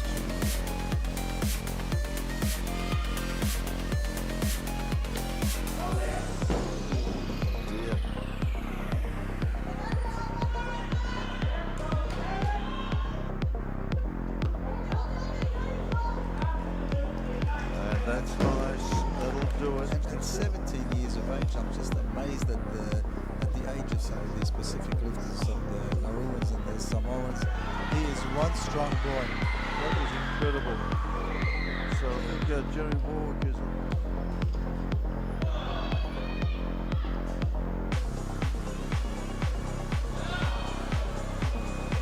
he's looking pretty good, isn't he? Another easy clean. Oh, he squeezed himself like that. He did, and he's looking so...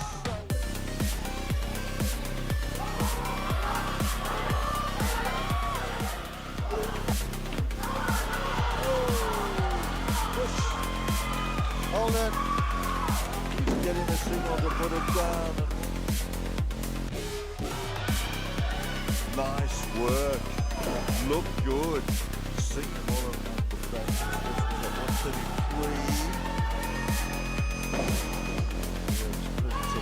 Oh, that's nice. Okay, yeah. I think he's just got that. So he's got to find out. Oh.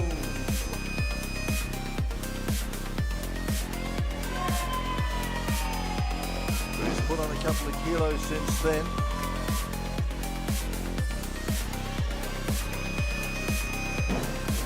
Pretty handy. Much better. Indeed.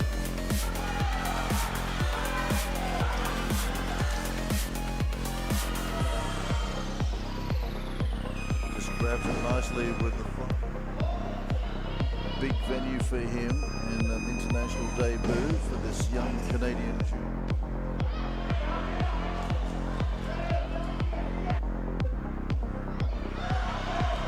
Oh, she is brilliant.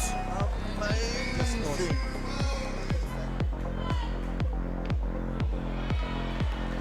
Nice.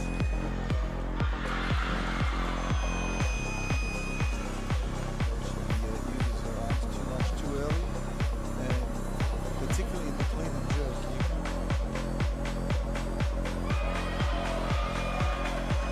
The warm-up must have gone well.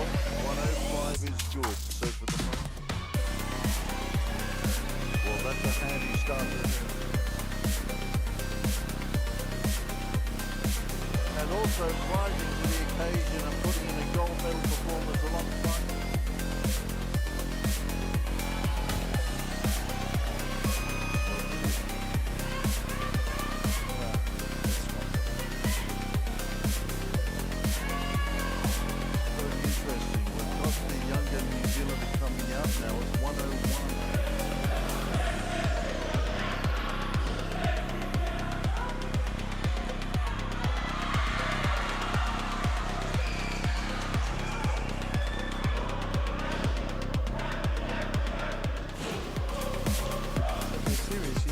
single snatches, they all look identical. None of them look particular.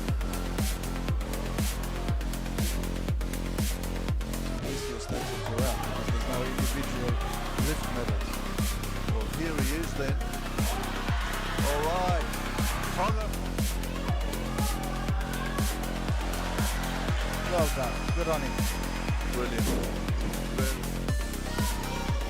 Oh, I think he said it. I don't think that was actually a great Kiribati tradition. So that's 104 everything. So that's a fighter.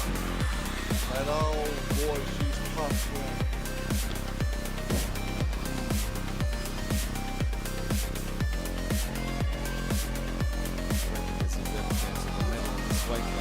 Indeed. And given that form, I see.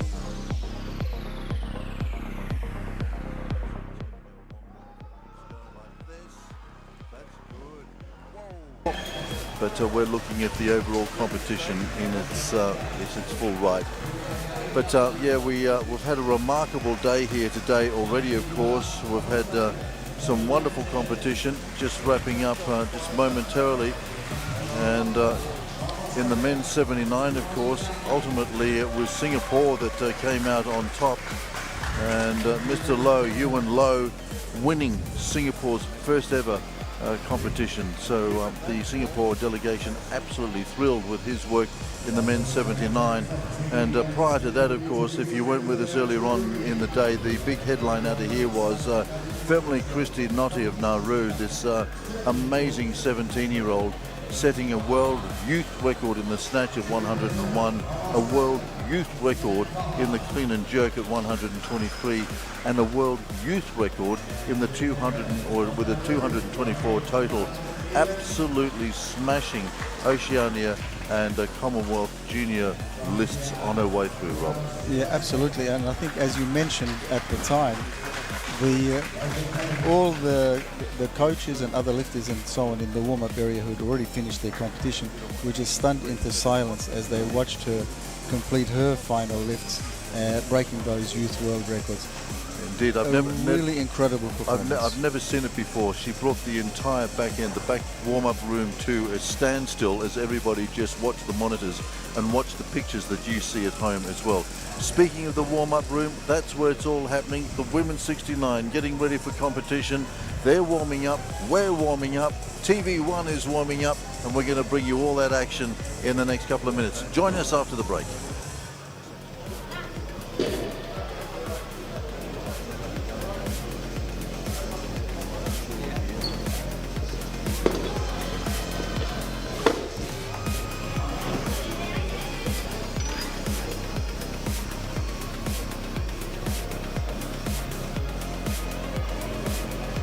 She's well performed in international competition, silver medalist at last year's Commonwealth Championships. So as you said, she's the standout lifter here. But if she's not in top shape, then Heyman from Australia is there. She's also been in good shape. She's posted a 216 total in January this year, 96 snatch, 120 clean and jerk, which places at the top of the Australian rankings and 5 kilos more than she's listed with on the Commonwealth Games ranking. So apart obviously from the top rankers, we're going to see quite a few young lifters who will be hitting the stage, and some of them will probably be taking the first probably half a dozen to a dozen attempts. The first lifter we're expecting on the platform will be Pickering from Fiji, and she's starting with 35 kilograms on the snatch. So apart from the medals that are at stake here, this is also a fantastic experience for young lifters, and we're seeing a young lifter there at the moment. For young lifters from this region to gain international experience, which will hold them in good stead as they develop and climb up the rankings. So they experience what it's like to be on the stage, but they can also rub shoulders with the more experienced athletes and see how they do it. And that's absolutely right, and that's exactly what Henrietta is doing there at the moment. And this young girl is 13 years of age as she makes her way out on the platform. And goodness, the young crowd, school kids in the audience as well, really can identify with what's going on out here.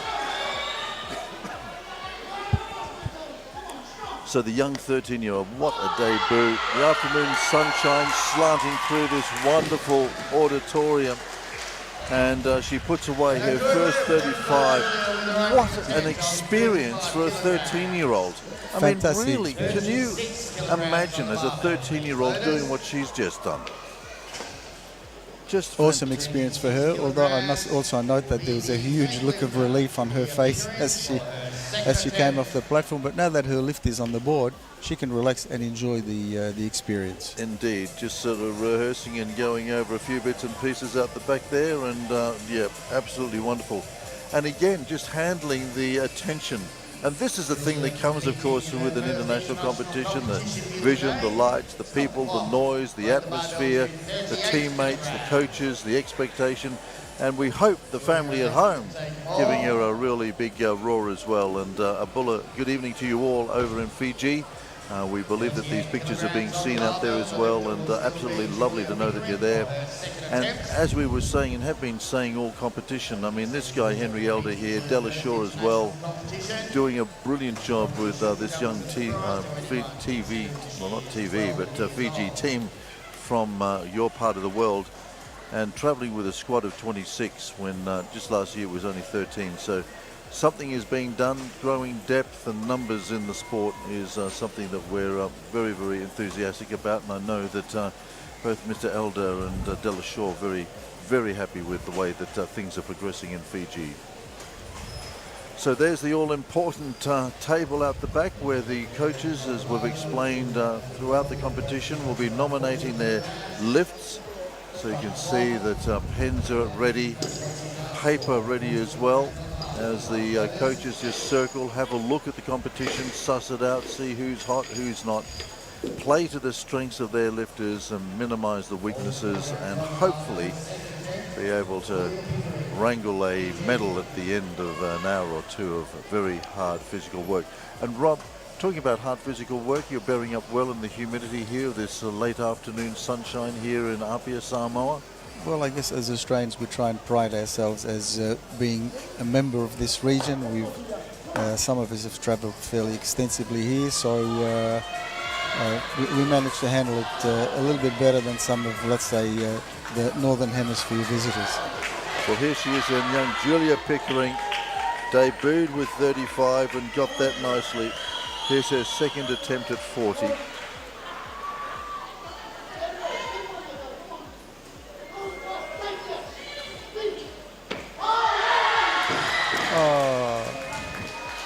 She had that. Maybe just the shock and the roar of the crowd. It could be that. I imagine she's not exposed to that sort of reaction very often. And because the weight really, it flashed overhead. There's no problem with it being too heavy. And she was also in a good position.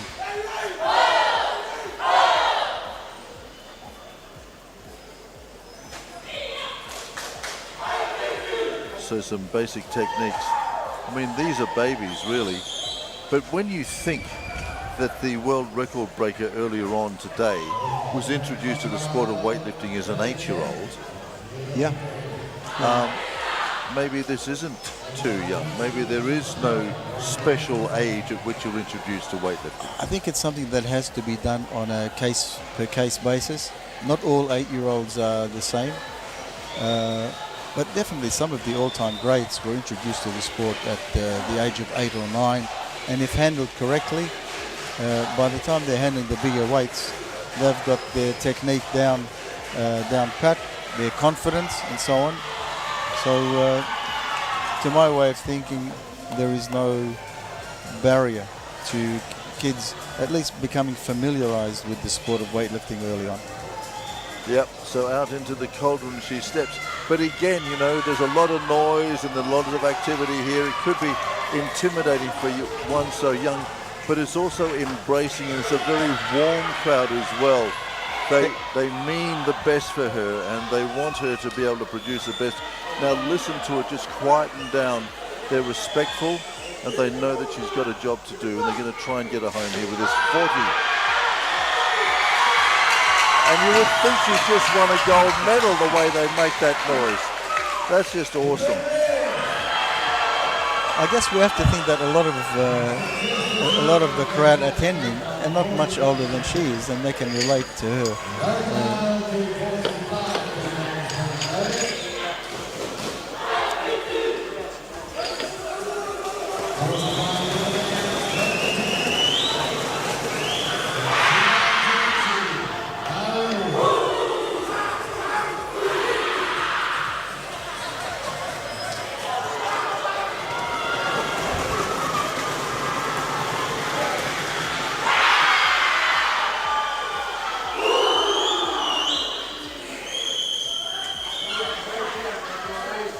Wow.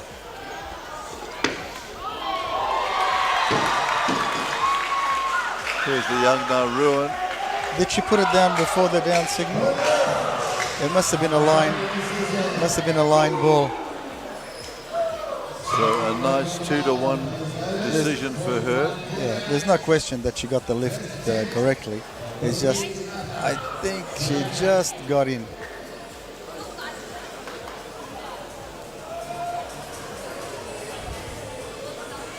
Rupasinghe then from Sri Lanka. She'll come out with her first attempt at 45.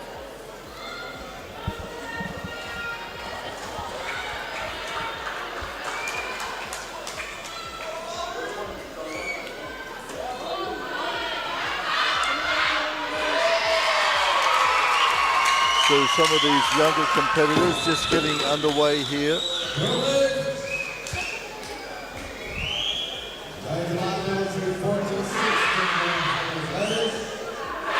It's a great atmosphere, but I think particularly some of the younger lifters are having trouble hearing the down signal, and the centre referee is having to signal them to put the weight down.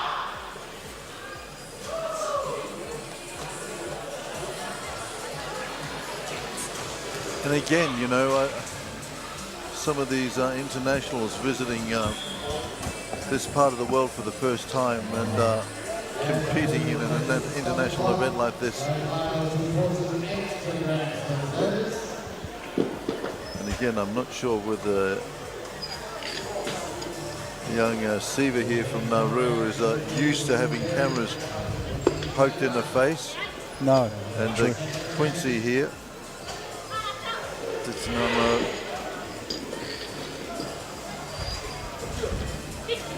just letting you know everything's cool, it's all good.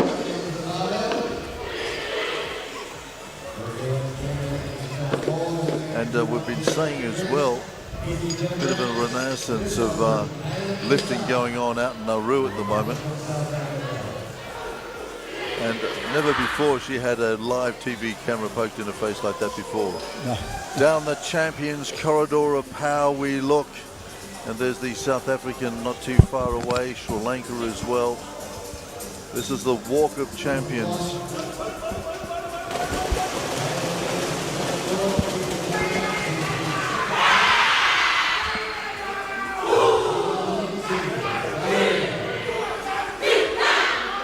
So Siva out then for her second lift at 50.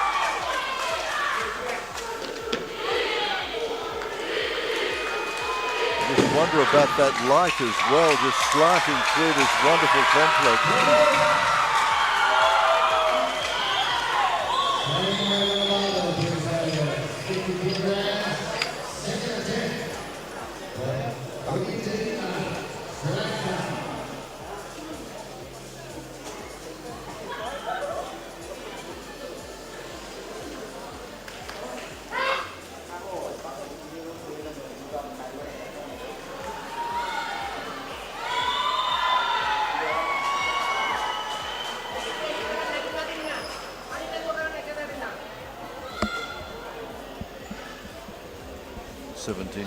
Singer, Sri Lanka.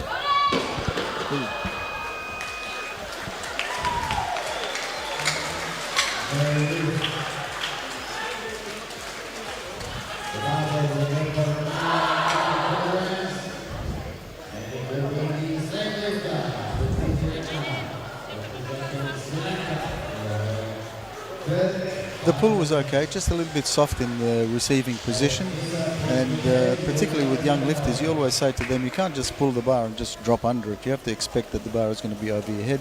You have to be in a position to push it out, tighten up, and stop it from going behind you or forward or whatever. But you've got to be prepared to accept the bar in that position.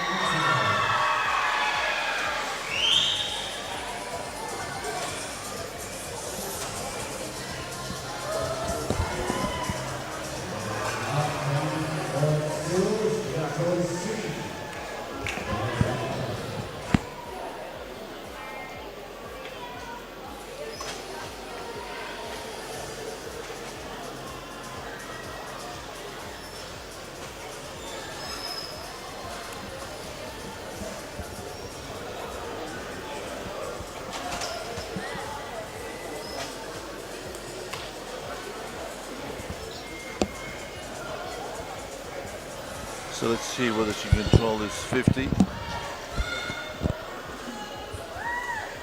As you say, it's a big occasion for her. There's a lot of noise. I doubt that she's lifted in a competition that's generating so much noise. Even if it's positive encouragement, it still can be a little bit distracting and unnerving. Yeah, A little bit better. Post it over the back, but 45 is going to be her best.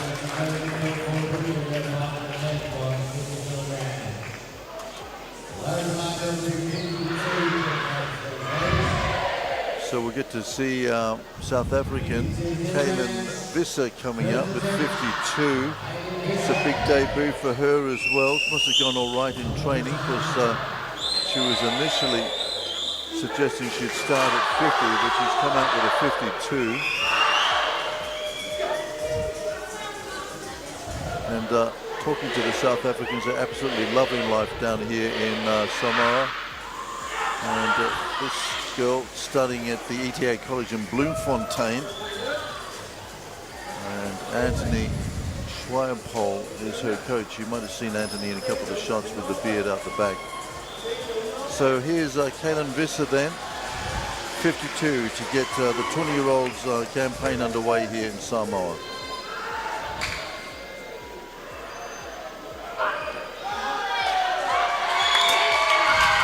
And the crowd give her a very warm welcome to the platform here in Samoa. First job done.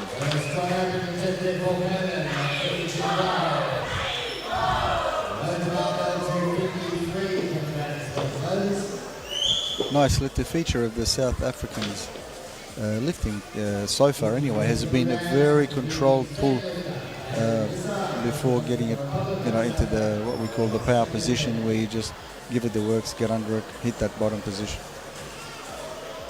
Yeah, she's come down a weight as well. She was going to go 77s, but she's come down to the 69s for competition, so that's interesting.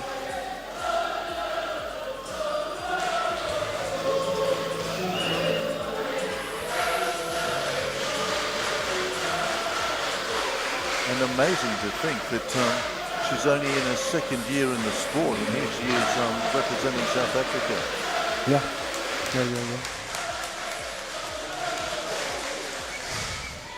So there you can see the South African coach.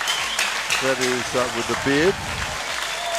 Anthony Schweimpol there. He's got the responsibility of making sure that young Kaylin Visser is in good shape and gets us safely home to Bloemfontein.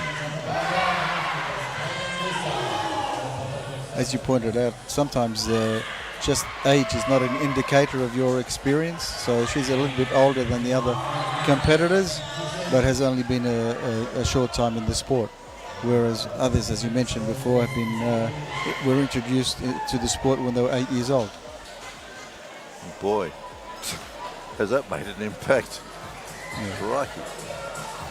Okay, things are just quieting down for the moment. So here she comes then, Kaylin Visser.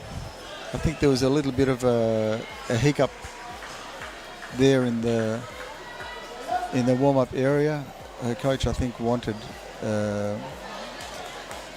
bigger weight, but unfortunately didn't get the change in time. So she is now lifting the automatic increment of the 1 kilo increase. And just put that down her back. Which can have an off-putting effect on a lifter because you're all hyped up to try a certain weight, and then you find out, no, we've missed the boat, so you got to try just 1 kilo more. Is it a waste of my time and effort? And you have all these thoughts running through your head and can have a negative effect on you. I've seen lifters who have, whose coaches have missed the boat, ignore the 1 kilo increment and just not take that attempt because they view it as a waste of time. And sometimes it happens at the highest level. At the Beijing Olympics, the world champion in the super heavies, his coach missed the boat for the call. They were faced with going from 240 to 241 kilograms, which they deemed ridiculous, and he just did not take his second attempt. Wow. But as a result, was only left with one attempt to try and win the gold medal.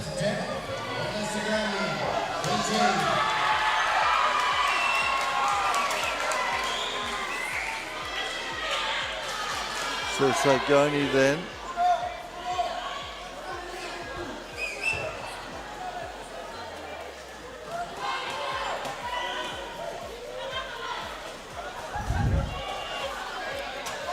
Fiji. Probably good to have a more mature athlete in the competition, and that's a nice start for Olina Sagoni.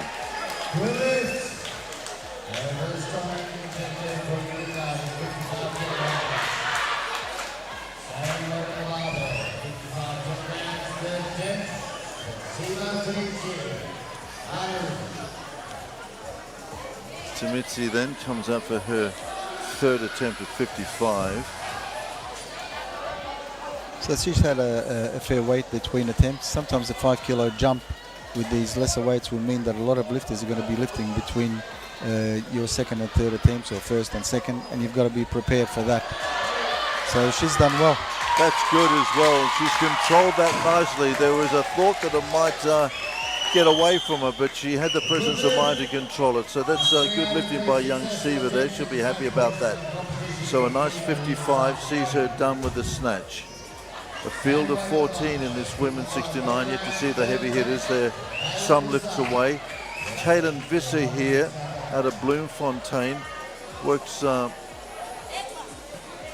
coach Anthony working overtime here just to get her up to speed.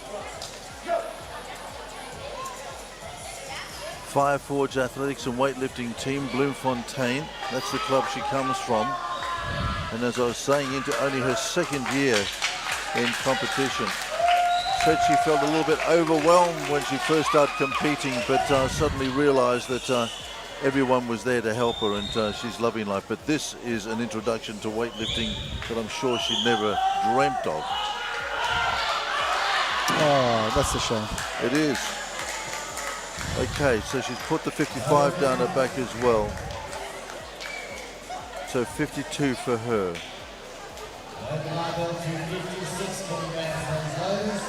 Just about had that. She was unlucky. Absolutely. She was sitting there with the weight securely locked in overhead. If we had the benefit of a side angle or a three-quarter angle, we could tell why she ended up in that position, but obviously it was in a position where she couldn't hold the bar and had to let it go. Someone doesn't like the camera. No.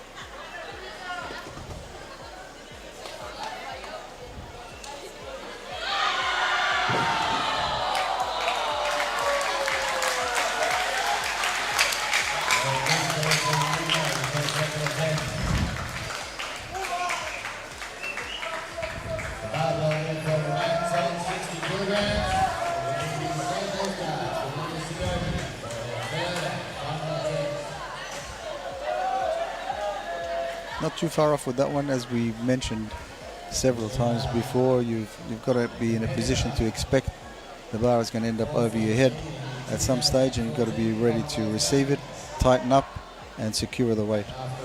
You can't just pull and drop. Henrietta there just laying down, not the law, but just sort of giving a couple of tips, and boy, has this guy put a team together. I mean, he started with a dream of weightlifting, and he has delivered over the years. It's been really interesting to see how it's evolved from those first very formative days, only a few years ago, to the point where Fiji is now. It's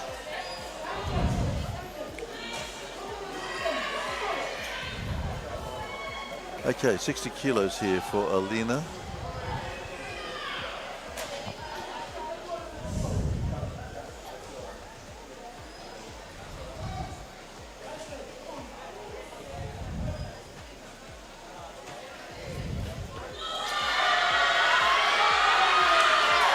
Much better, well done. Gets a balance like this time, does the work and gets the 60.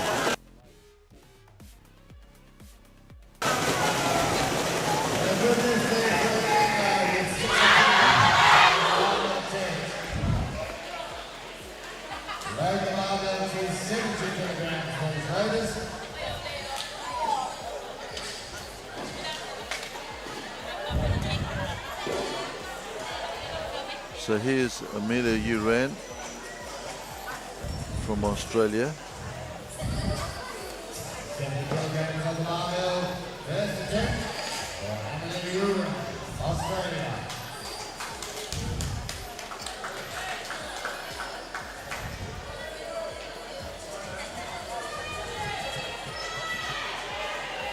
Seventeen-year-old, again a huge, big international debut for her.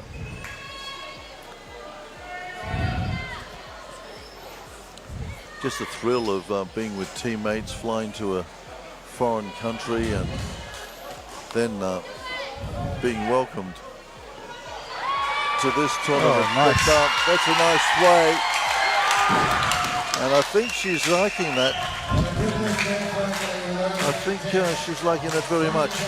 Had initially nominated at 65, but yeah, she thinks that's pretty cool.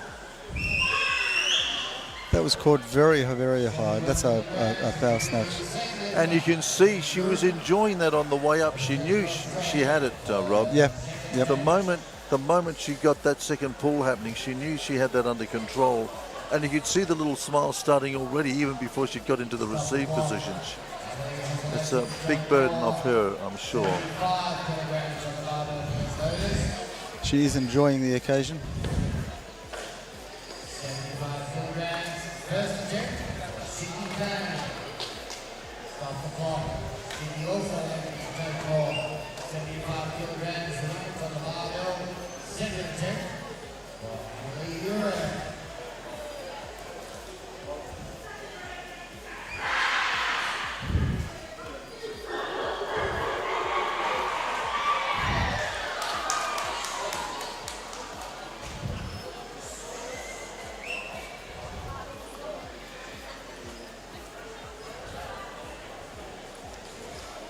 Again, you know, this is part of this learning curve these young lifters have got to get used to. There's Emily, of course, just sort of checking out the camera.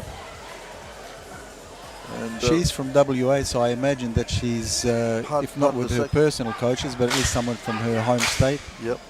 And looking obviously at the Saxons there.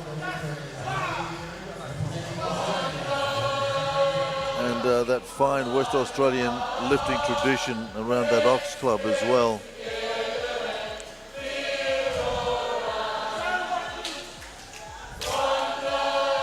So some of the schools here have adopted certain countries.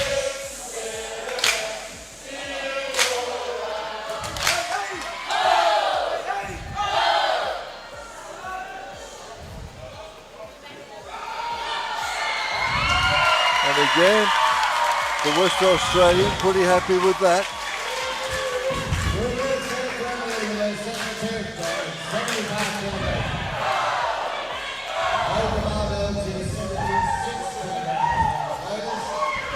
She has registered a snatch of 78, but I think it was achieved in a higher weight category. So we'll see what weight is selected for her last attempt. Well, we're just waiting for the scoreboards to catch up. Here's Kane then. So this is the 19-year-old coming up for her crack at 77. 77 kilograms, first attempt for Sydney Kane, representing Canada. 3 Canadians in this category as well. Harding, Lynn, and Kane here.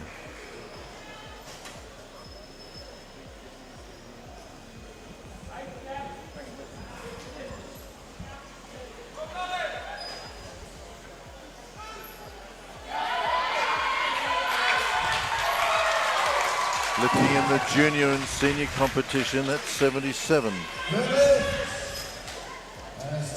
Didn't waste any time there. So as soon as she grabbed the bar, she was set and the bar was moving.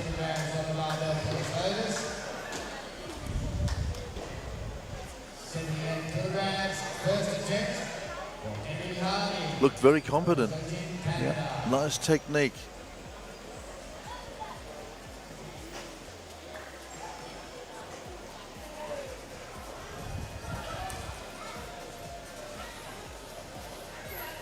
Australian waiting. Here's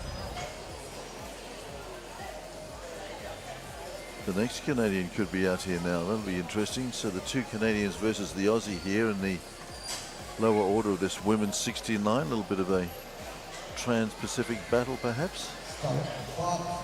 Something with the scoreboard has to be reset.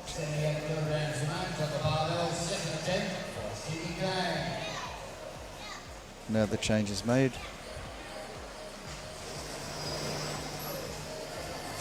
Stop the clock. Yeah, you'd think she'd go higher. There's the Canadian coach in center picture. Yep. He's making his move now.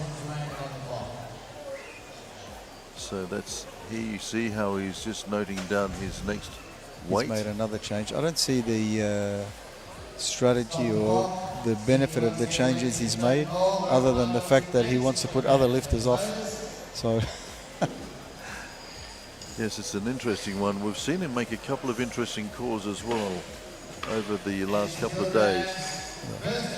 So here's Rachel Sim and Singapore really celebrating here after that wonderful win earlier on today, giving their first ever international medal at this level. now Rachel Sim could be moving up as well, because I see her coach hovering over the sheet. No, she's out on the platform. There she is.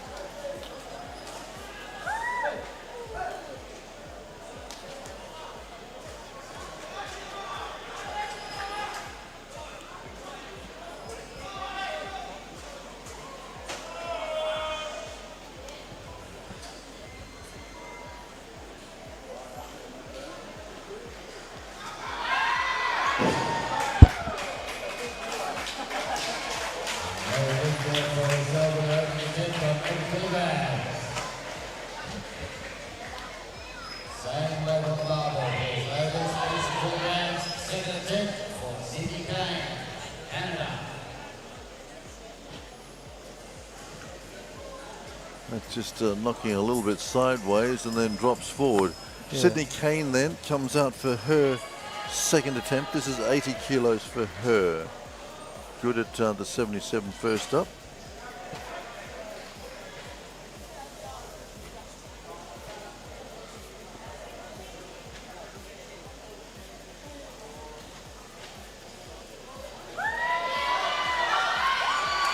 Holds it a long time deep in that crouch, but again, not rushing, not getting ahead of herself, just settling into her work. And a nice 80 there, well composed. Looks good under the bar, actually.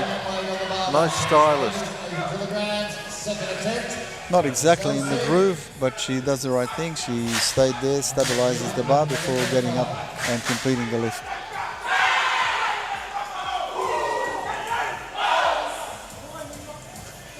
So Rachel Sim then will come out and have a second attempt at the 80.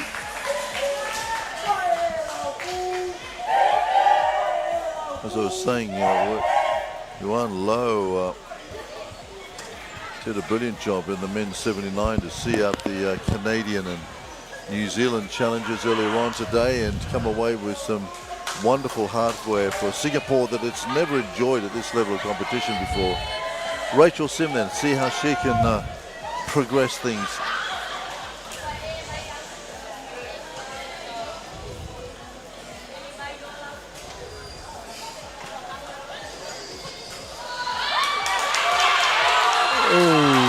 Wow, that was appreciated by the crowd. She really had to fight that one. Boy, that was pure determination, Rob. She did it well, but it's doing it the hard way, isn't it? It's definitely the hard way, but the fact is she got it done, and it'll be such a relief for her that at least she opens her account, because the first one went down and that one. Absolutely. You don't want to be coming out for your third attempt knowing that you needed to stay in the competition. Here's our West Australian then. She's absolutely loving life at the moment. Amelia Urena has never heard anything like this. And as she steps out onto the platform and looks around, probably can't believe her eyes, let alone her ears. I'm going to guess this would be a competition personal best for her. So it'd be a great effort. It's a big 80. Oh.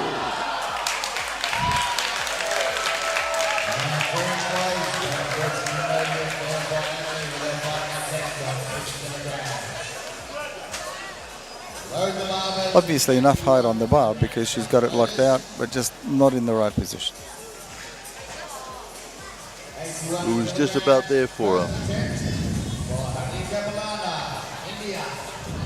So Balana then, we're going to see her come out. No.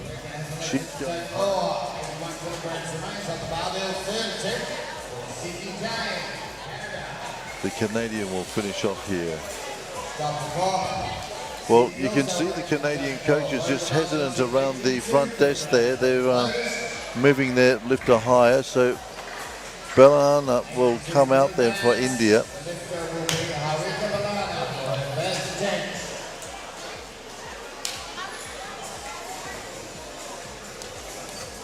The 19-year-old opening up her account with 82.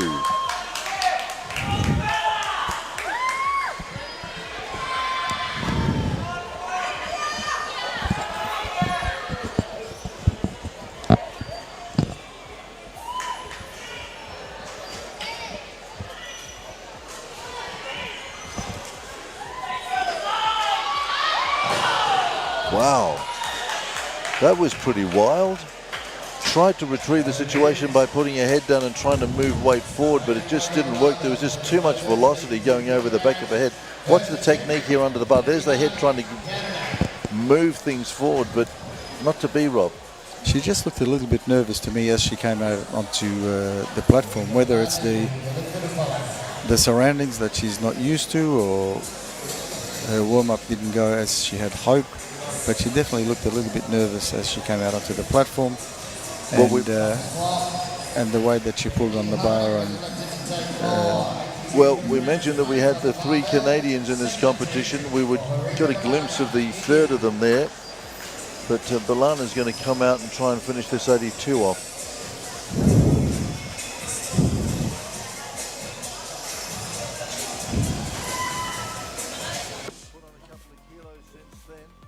She's taken a deep breath. She looks a little bit more composed as she comes out for this one, taking a little bit more time.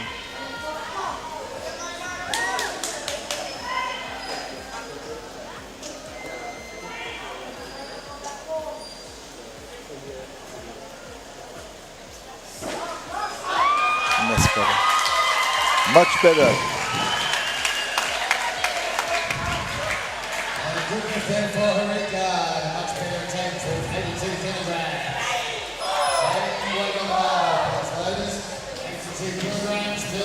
No problem there. I think she just needed to get that first lift out of her system.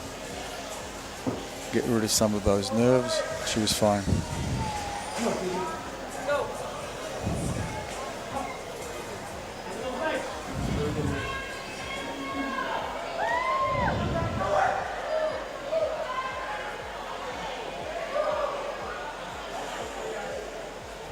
Here's Sydney Kane.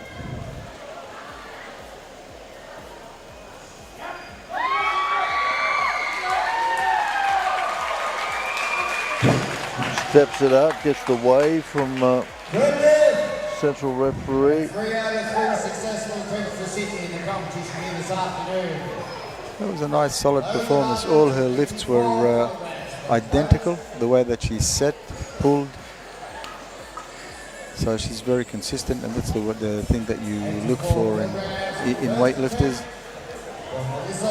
I always said to my lifters when I was coaching that you should imagine that you're a photocopier producing the same lift after lift after lift after lift.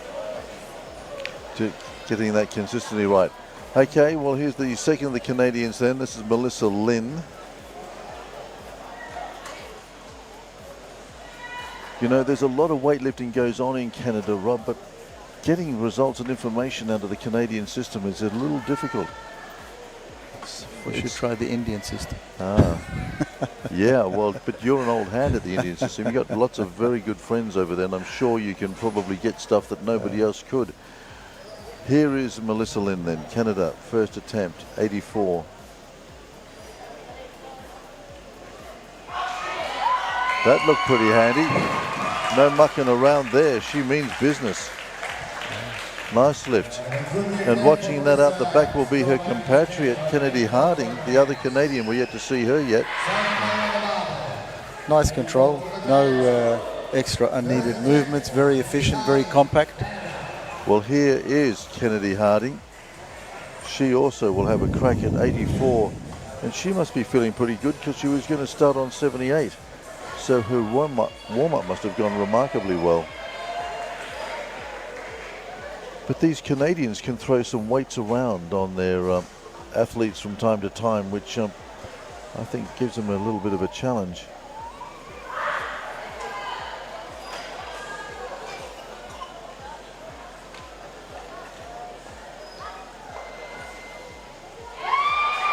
Wow, that was pretty handy. Good, strong starting attempt. Canadian women's weightlifting has been very strong for a long time, so they have built this culture of success and expectation of being competitive at the highest level. Well, and here's an interesting little battle emerging between the two Canadians, Lynn and Harding. We'll keep an eye on that one as well as the competition goes on. These little breakout competitions between some of the lifters has been very interesting to follow here over the last couple of days. Rachel Sim then, third attempt, 84. Let's hope she doesn't need to go into any balancing and yeah, she was knocked around in the first attempt at the 80.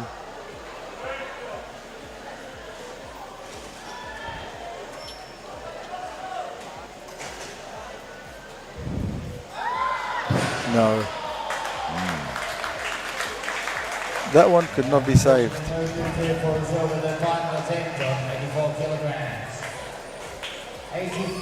kilograms on the barbell, please. Lotus.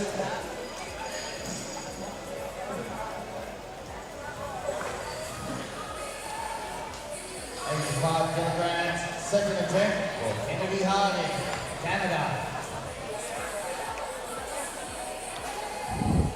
So the two Canadians locked in battle here. Very interesting dynamics.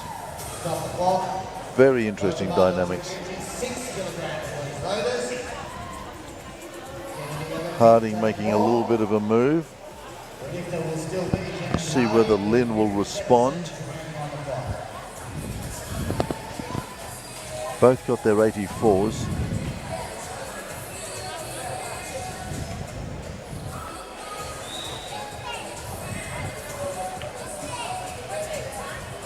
What call? And where are the allegiances and the preferences here for the coaching staff when you have two lifters like this, Rob? How do you decide who gets what? And well, I think the larger teams have a large contingent of coaches, so it's not the one coach making the decision for both lifters. But I know what you're saying. It can be difficult. I've coached in situations where I've coached three lifters going head to head. Yeah, and somebody would feel a little bit aggrieved that they're not getting the TLC that they wanted from, say, the others. You know, that they might perceive in their game mode that they're not getting the treatment that others are getting. Why not? Why wasn't the car sent for me? Anyway, let's watch Bellina. You see that head move of hers. That's that sort of stability factor she brings in. That's a real learnt technique. It's interesting. Actually, it's a little bit almost old-fashioned. When in the early days of weightlifting, most weightlifters employed the split technique, even in the snatch. The squat technique was deemed as unsafe, not secure enough, and a lot of the lifters who started to use the squat technique would stabilize it by looking down. Well, she really is a big exponent of that. Okay, so the Canadians then making a little bit of a move here. Now, the first move by Melissa Lynn. This is the women's 69 category. Yet to see a couple of our lifters yet come out to play. One of them is the New Zealander.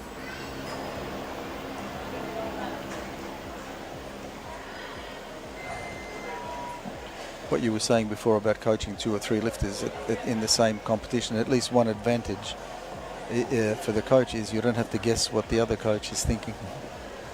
Not at all. Okay. Lynn, 87. Pretty solid, walks it out, but gets it happily. Okay, so now probably not going to bother the podium in terms of the overall competition in the group, but certainly throws down the gauntlet to Kennedy Harding, who just watched that. She now will come out and try and match what her Canadian compatriot has done. Now remember, Quebec is hosting the last qualifying event ahead of the Glasgow Commonwealth Games, and also remember that a number of these teams are stacking their teams as a test ahead of and perhaps a selection option for national selectors to keep an eye on things as well. So I wonder whether that's going on here. I think in this particular case, their full concern is this competition and where they would place to try and get on the podium, because Commonwealth Games wise, they've got a really tough task in Canada. Well, anything Lynn can do, I can do better, says Harding. So she matches the 87. So that leaves a quandary for Lynn. She'd love to get up on the podium, but she'd also probably like to come away with a win over a compatriot here. Yep. Darcy Kay, the Australian, getting ready to make a start as well, so bringing out the bigger guns now. We saw her at the Pacific Games in Honiara, where she won a gold medal in the snatch, and that was a great breakthrough win for her. That's when she was lifting as a 64, so she's come up a category or two since then.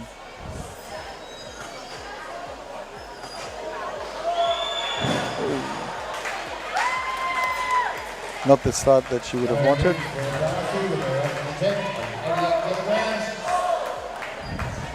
Barbell will therefore remain on that weight, and it will be the same lifter, Darcy Kay, for her second attempt.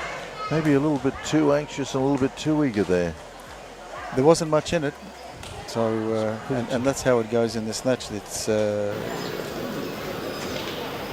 very, very close between a success and a miss. Yeah, at the Commonwealth Championships in Suva, she ended up with a bronze medal. Lifting in the women's 71. So she's been up and down through a few categories over the journey. And possibly most of that not through her own desire, but the changes that have been made in the weight categories recently by the IWF. So often you're forced to explore which category you want to compete in. Often it's a choice between, do you want to diet down or do you want to eat up? Sometimes they'll try both. They'll try that category and no, that was too tough, I've lost too much body weight, too much strength. I'll try building up to the higher category. Well, she's a sergeant in the Australian Army and a physical training instructor to boot, so she can dig deep if she needs to. 88 on the bar for her.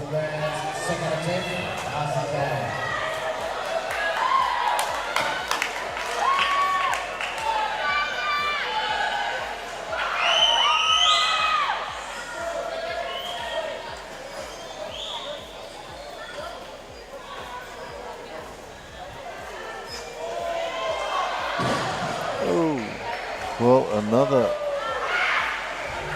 missed lift here for her. So the gold medalist from the Pacific Games in Honiara in a little bit of strife here. She's putting down this second lift. Meantime, the Canadians are going to join in the battle. Lynn and Harding want to get to work. There's the Australian ruining her opportunities. And maybe just having the Canadians out there for a little while will just give her a chance just to sort of settle down and get into her work, Rob.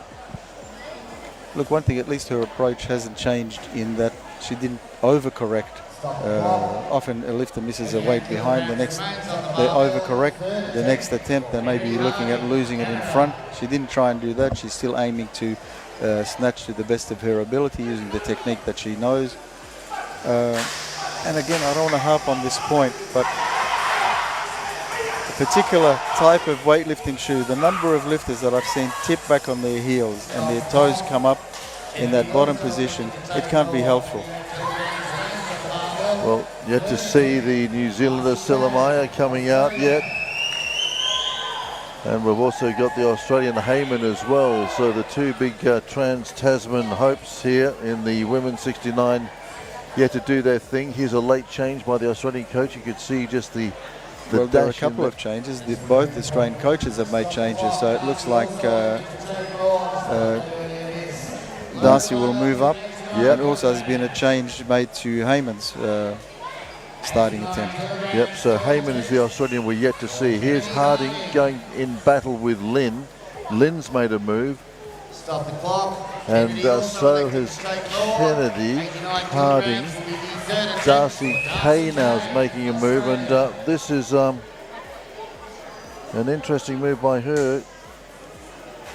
She's going the 89, and this is a must-get for her. Pacific gold medalist from Saipan, gold medal in the snatch at the Pacific Games in Honiara, went through to the World Championships, went to Riyadh representing Australia.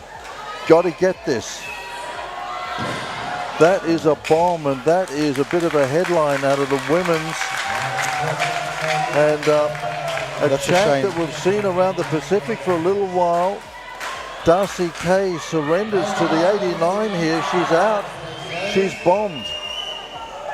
And she waves forlornly to the Apia crowd, leaving the Canadians in big battle now. They're taking it up a step. They're gone 90.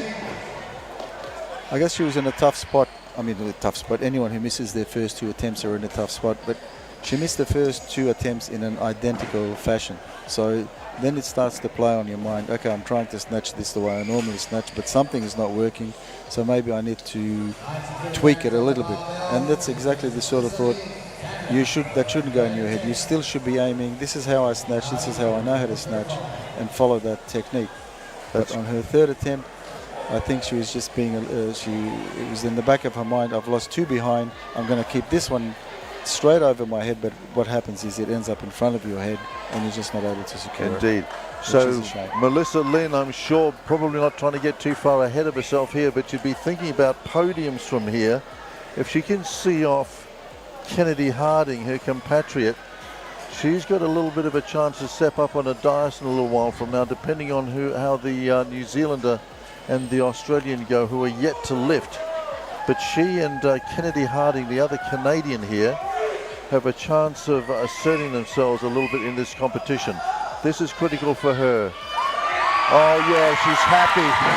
She is very happy with that. So that gives her a real strong chance, especially. Oh, look at the emotion. William, Great look lift. at this. That's a big lift for the Canadian. Look at the emotion. 90 kilograms. I think you've moved through another level. Once you're snatching 90 kilograms, you're at another level. And I would guess that the first time she has snatched 90 kilos. That is incredible. Look at that and the absolute ecstasy of it here in Apia at this wonderful event. The Universal Cup is just giving us headline after headline, story after story. Okay, Kennedy Harding now. Seen a compatriot do the 90. She wants to get on the podium. And she wants to put as much pressure as she can on the Australian, yet to lift. Hyman, and also the New Zealander, yet to lift. 90 for her.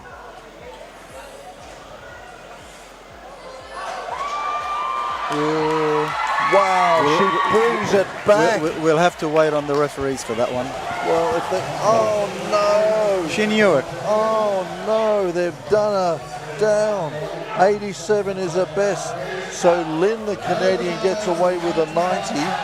The noise in here is just beginning to get outrageous again. But she knew that she pressed that out. But to her credit, she kept going, which is the advice you give every lifter. Finish the lift, put it on the judges to make a decision. Okay, well, we've got the Canadian with at least 1 foot. That's Lynn on the podium at the moment. Now here's Nia Heyman, the Australian, with her first attempt at 95. Yet to see the Kiwi.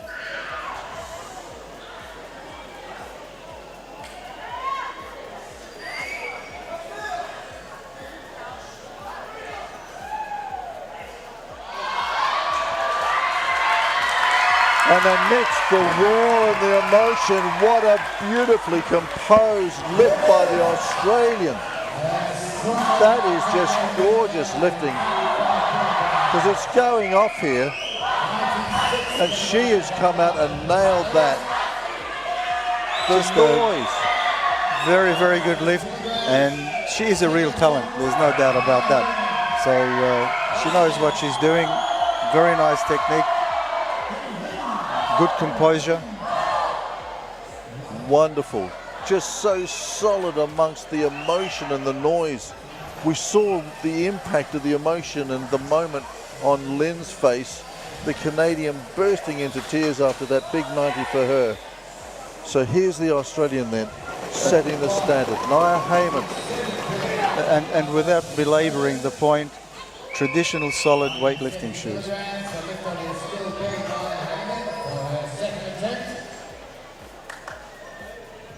So Heyman looking for a 97 as a second attempt.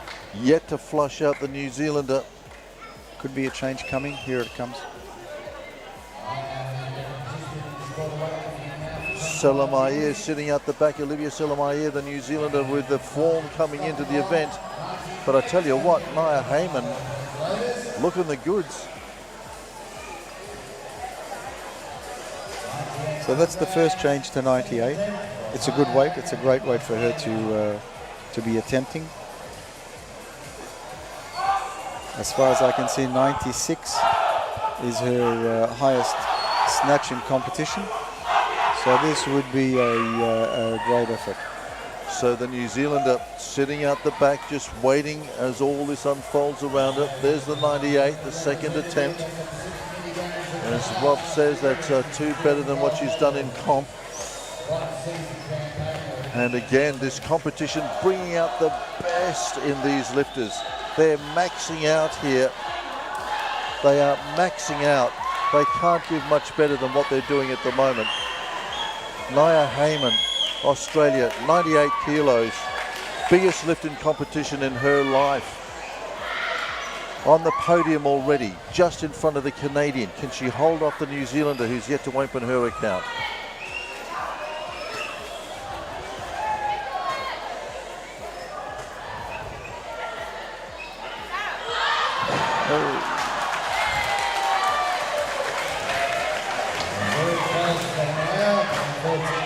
She has one more opportunity. Rob, you gamble, you put 100 on. She's got the Canadian already with her first lift. That's true, and I'm sure that would be something going through the coach's mind. It certainly doesn't look heavy. It just travelled a little bit behind her, so that would be a thought for sure going through their head. And I think they just had that chat just quietly. I think they've just had that conversation, because I reckon coach has gone down the corridor of champions. Let's see what either that or she's asked him, can I have a drink? Kill the moment. That's what often happens. Meantime, out the back, of course, Samoa, the New Zealander. No, there's no water in hand, no beakers, no water, no glass, no fluids. Yeah, she's gone the 100. We tipped it. Yeah, we tipped it. Well, I didn't. You did. I tipped a drink. I reckon. I knew she was.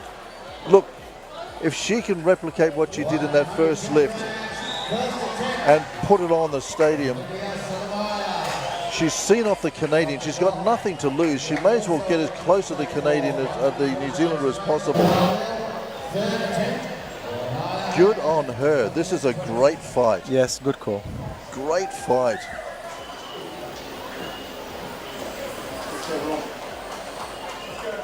Wow. As we say, as she just has a quick look around and looks at the competition, the New Zealander has come down the walk of champions here. So Salamaya has gone up as well. Salamaya seen. And in response, Heyman has also gone up. And so is the Australian. She's gone up. Salamaya going up. Australia going up. So they're trying to get as close to Salamaya as possible, and also at the same time just unsettle her a little bit with those changed attempts. Interesting look, a little side eye there from the Australian as well, as Salamaya came down with a headset on, nonchalantly preparing. The belt in the background, she's got the cans on the head. Now, the lift of lifts, this is where it absolutely hits the road for this girl. Kick the tires and light the fires, get 101 happening. She's really got to go for it.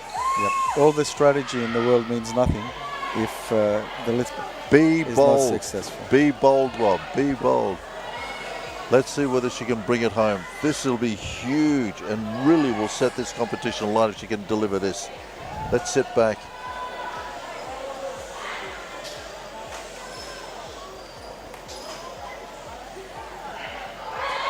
Oh, it was close. Wow. She knows it was close. So Salamaya then out the back sees that. It was brave. It was ambitious by the Aussie. Take us through it, Rob.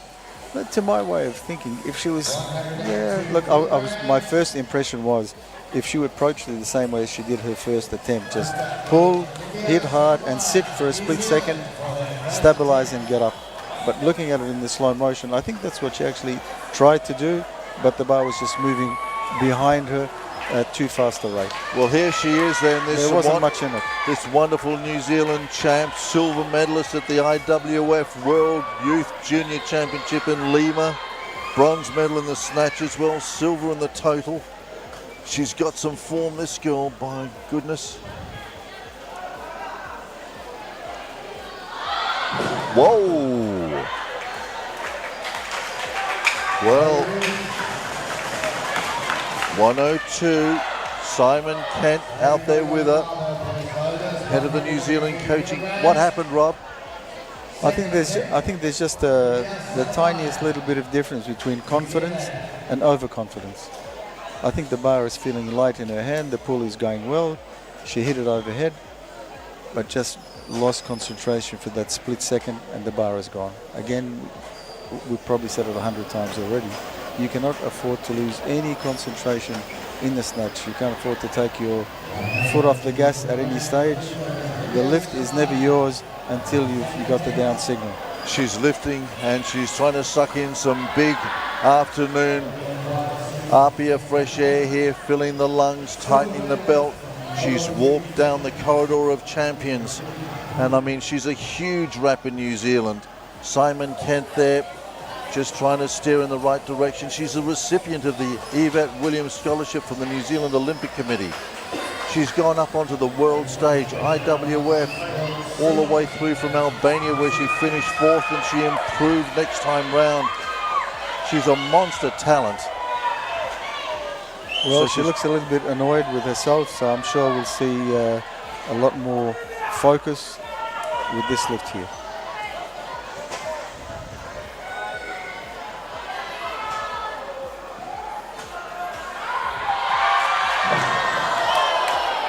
And another stumble over the 102. This is such a cruel sport. This is a cruel sport. The iron sport, it can knock you down and it can spit you out. And Olivia Celermajer here is going to have to dig deep and be the champion she knows she is. Well, I think all her experience is going to have to come into play now. There's no doubt she's a talent physically and obviously mentally from her previous performances, but sport generally and specifically in weightlifting finds ways of testing you every time that you compete. Now you've got 2 no lifts on the board, you've got 1 lift to go. The first one I think was a lack of focus. The second one, again, you can only guess at these things. The second one, to me, it looks like she was trying to prove a point. I'm gonna try and like almost power snatch this, and again ended up in that awkward position. Indeed, and she lost the bar. But she's done this weight. She did this in Norway just recently as late last year. She got the 102, she got the 124, and she did the 226. I mean, she's done 102 in serious competition. Yeah. This is not unusual weight for her. Yeah. But this is the occasion, and this is the Universal Cup, and it's testing people. Yeah, absolutely. And contrary to what most people think, and I say most people who are not involved in the sport, it does not help to get angry. It's do or die time. This is the dreaded bomb she's confronting. She's looking across the 102 abyss. She's got to get this to stay alive in the comp.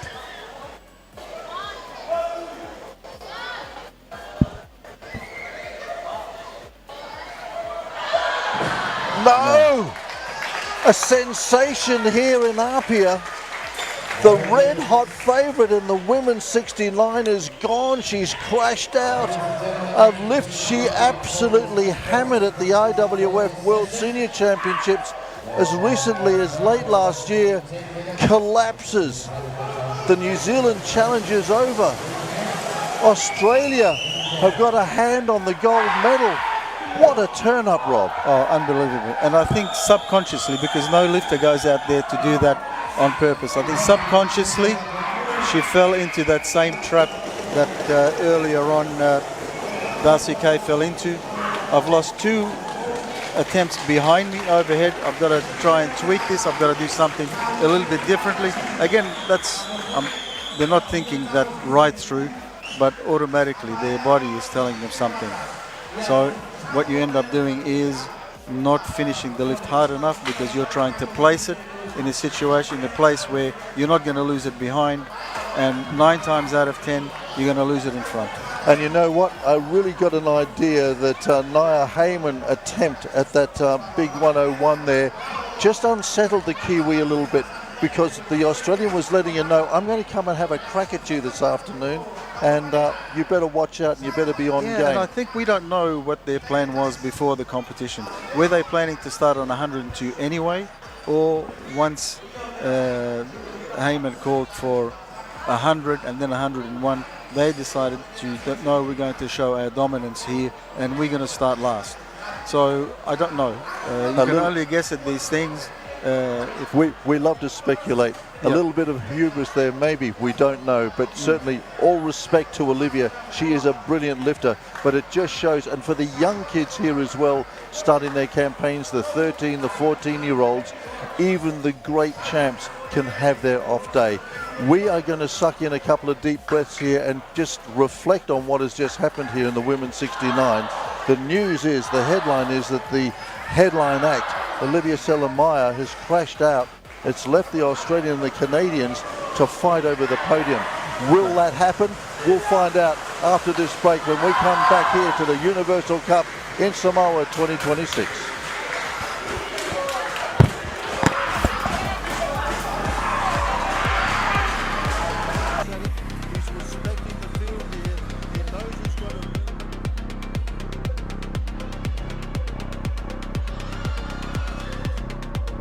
Teams have been strong right from the line.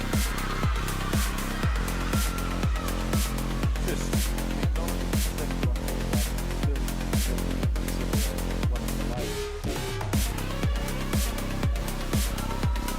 Wow.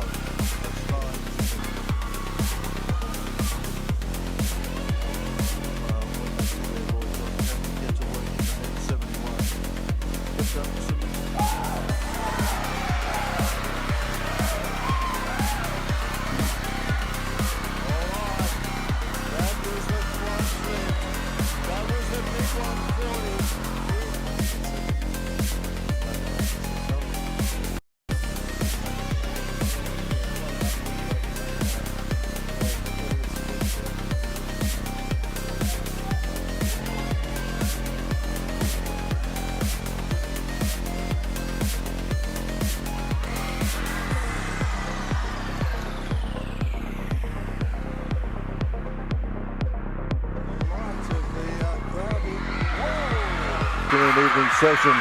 We're in the midst of the women's 69, and I tell you what, the kids have just been going off. All sorts of competition between the various schools here. Who can make the most noise and who can stir up the place? It's all very good humoured, but goodness gracious, are they making a little bit of noise. We're only about 13 seconds away from the competition starting. I'm not sure whether we're even going to be able to get underway here at the moment. I've never seen anything like it at a schools competition anywhere, and Rob Cabas is alongside me. Rob, this is just, it's been fantastic, hasn't it? And every time that we think this is as noisy as it's going to get, then it goes up to the next level. Well, you're joining us into the late afternoon session of the women's 69. Let me tell you that there's been a bit of a boil over in the first stanza of this. The Snatch catching out the champ and the red hot favourite in this competition. Olivia Selamea from New Zealand has gone. She bombed. She could not handle 102. Just wonder whether the Australian Nia Heyman, having the audacity to try and have a crack at her around about the 101 might have just got under her skin a little bit. Not sure. We'll probably find out. But now it's clean and jerk. And this young girl, Julia Pickering, famous Fiji name, the 13-year-old, is getting things underway here and maybe going to calm things down a little bit. It's just getting so amazing. So 40 kilos on the bar for her. There's a battle lower, down or up, depending on the way you look at it, between the Australians and the Canadians as well, Rob. And this is wide open now, this category. Yes, absolutely.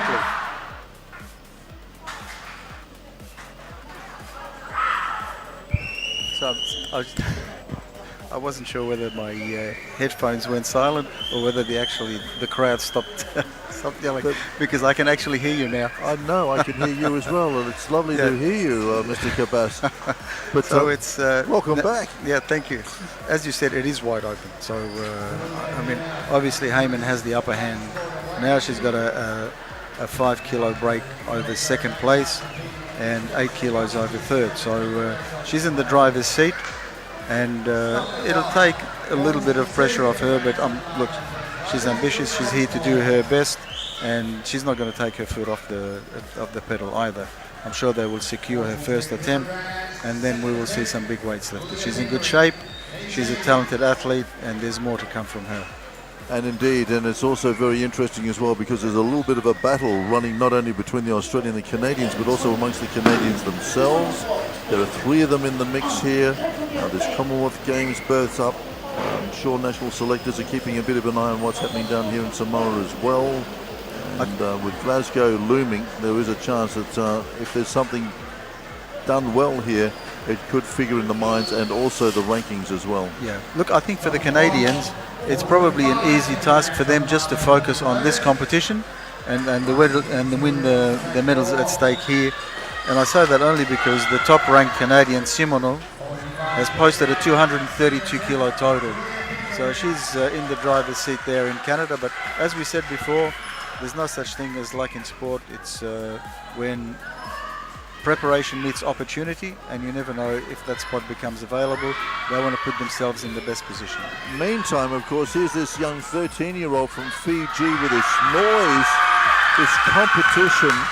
The New Zealand favourite bombing out on 102. I mean, what an introduction to the sport. I mean, who says weightlifting doesn't get exciting? And it was almost the same as happened in the snatch. For her first attempt, she's nervous. She wants to make sure of it. Once she's got that lift on the board, she relaxes, she's smiling, she's enjoying the competition. By the time the third attempt comes around, she's feisty and really having a go. So a great experience for her. And look at that. I mean, like I say, I mean, weightlifting, you know, usually it's sort of very staid and played out in rather cool, ominous-looking gymnasiums in places like Bucharest or something, and all of a sudden, I mean, this place...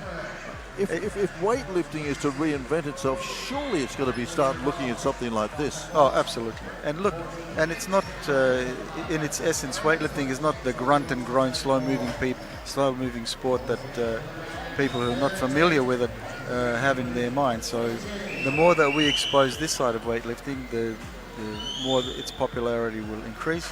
And it's already, whenever any research is done or polling of sports watchers, every 4 years at the Olympic Games, people are asked, which sport do you watch at the Olympic Games? Now, often gymnastics is in first place, football because it's the world code, but 9 times out of 10 over the last 20 Olympic Games, weightlifting will feature in the top 5 events watched. Yeah, that's great news. And also, of course, the IOC is sponsoring some money here. A movie is being made of this particular event, a highlights package which will go to IOC headquarters just to make the point that this sport down here has got a life and it's got a presence and it's got a possibility that maybe the IWF is dreaming of in the future. We certainly hope that it's in good hands while it is.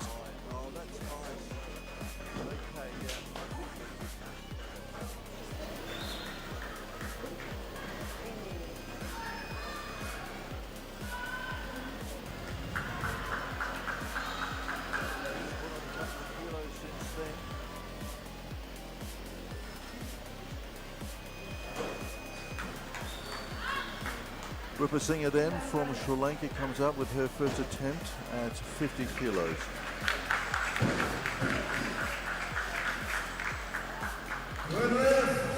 Good lift for her, but we remember in the snatch her first attempt also looked quite easy, but she didn't manage her next 2 attempts, seemed to lose just that little bit of form. So hopefully she's settled here and she can string together some successful clean and jerks. Well, look at this. Let's just see whether this competition can get a 50 out of this young 13-year-old.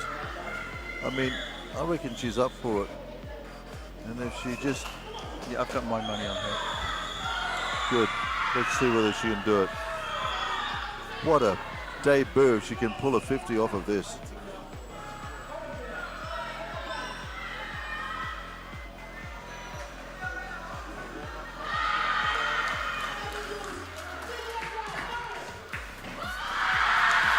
Wow.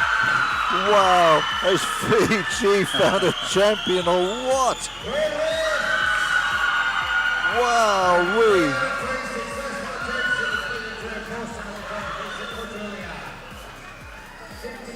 Has Fiji found a future champion or not? 13-year-old. I tell you what, we saw a very talented Nauruan going around earlier on today. Yes. And I mean, I wonder if this is somebody in those footsteps of the great Nauruan Nate, who was doing these sorts of things at that age as well and went on and smashed junior world records earlier on today. Well, it's a great start for her.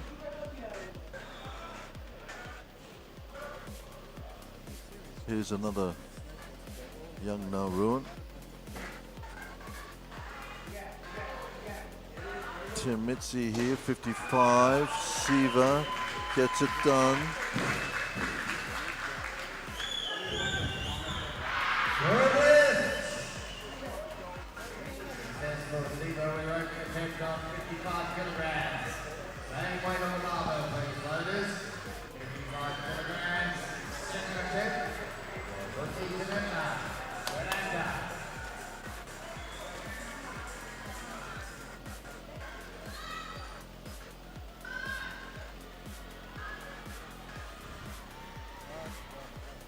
Basinga out for her second at 55.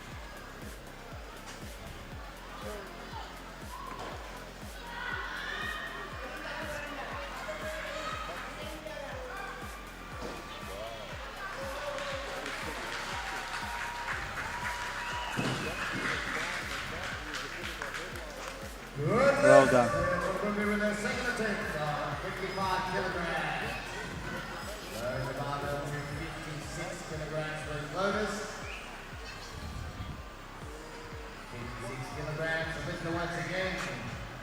Looking to Faleata for her third and final attempt. Okay, here comes the South African out to complete her competition as well.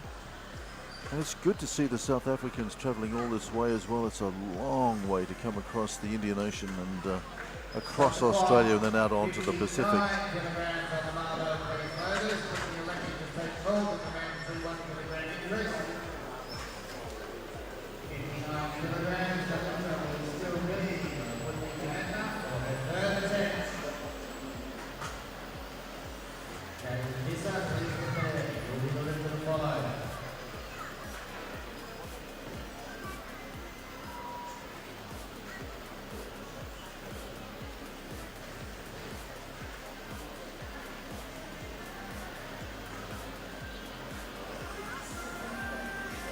So now these younger lifters get to experience the sort of waiting time that has to be managed at international events, the number of changes that have to be managed. You don't just go out and lift whenever you feel like it, like in training.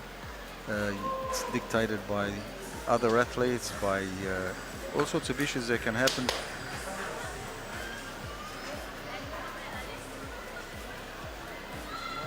So 59 for her third attempt. She's settled down a little bit since the snatching, and hopefully she's able to string together 3 successful clean and jerks.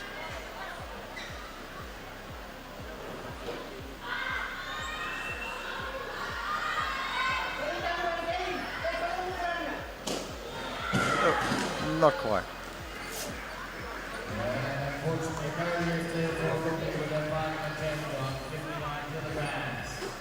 Lower the barbell to 60 kilograms for his loaders.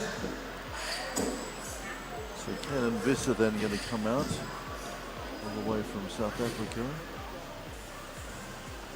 60 kilograms on the barbell, first attempt.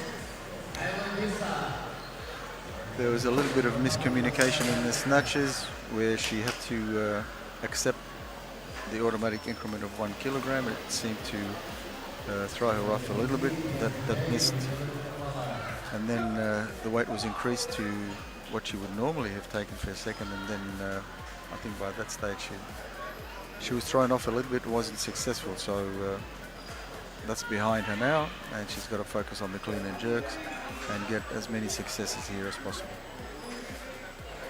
So out of Bloemfontein, studying at the ETA college over there as well, and combining sport and her studies. Only been competing for 2 years, and boy, what a debut for her. What memories. Happy with that. So gets the 60 done, so she has a competition total. She's happy to be on the board with a total, and possibly the coach made some funny comment about her tongue poking out at the end of it, and she saw the funny side of it. Mitzi then with her second attempt. This young 17-year-old Naruan, 60 kilos on the bar for her.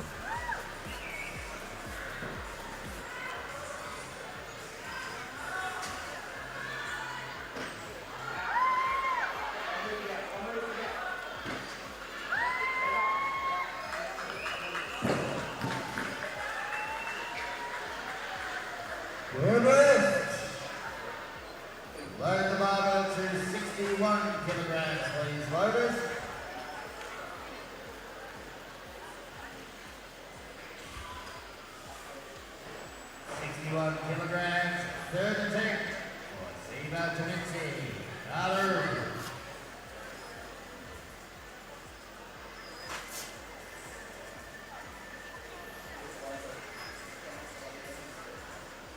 Stop the clock.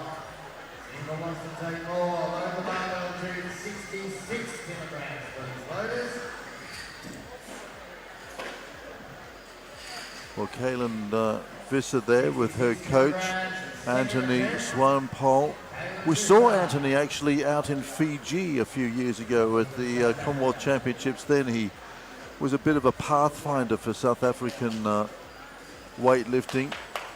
Gets on well with the Spiesbergers as well, and we'll see their champ, Mr. Spiesberger, in action tomorrow. So there's a few, he's been able to entice a few of the South Africans out here, and reckons that they're beginning to get a little bit of attention.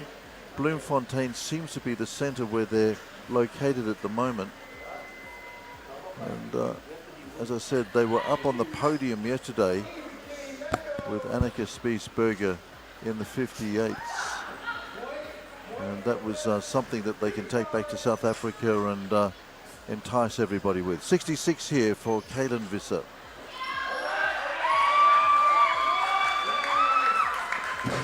And the crowd like it.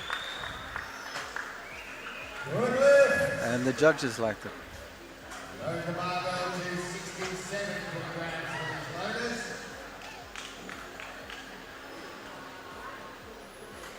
67 kilograms, and to the same lifter, Kaylin Visser. So a little bit sad, I suppose, when a lifter comes to their final lift and of a tournament. They're pulling down the curtain. I'm sure for these kids, what has just been the most incredible introduction to international weightlifting. Absolutely. Well, Visser's going higher, so she's going to have a little bit of a play around. So Sigoni then will come out.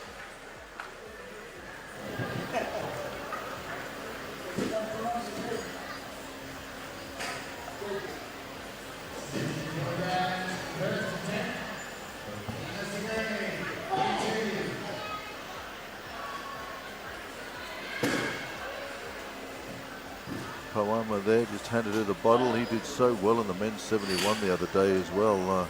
Didn't he? Just another, especially in the snatch. Oh, another, if he'd just stuck it, there was that one lift, if he'd just stuck, he would have been right there, just absolutely giving John Taffy and the crew something to really think about. I mean, they already did, but he was in great form the other day. Sigoni then.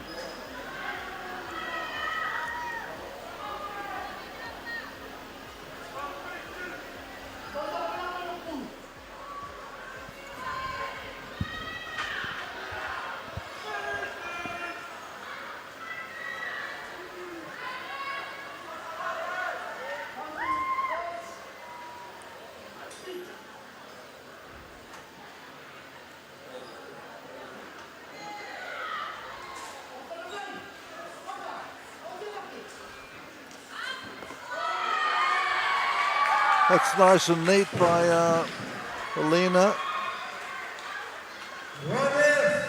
There was something about it that she didn't like. She shook her head there as she walked off the platform. Whether she felt a little niggle somewhere, we'll see if we can pick something up.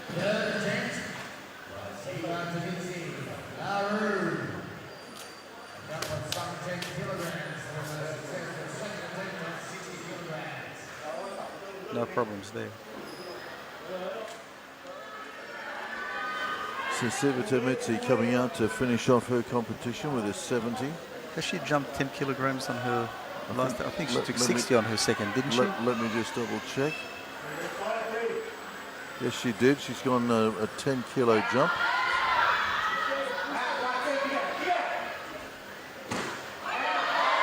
Oh, whoa, and that was why, because she was very close to getting it. Boy.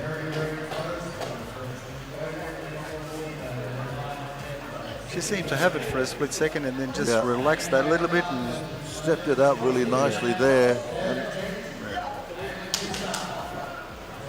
well, this would be a big lift for Kaylin Visser as well here.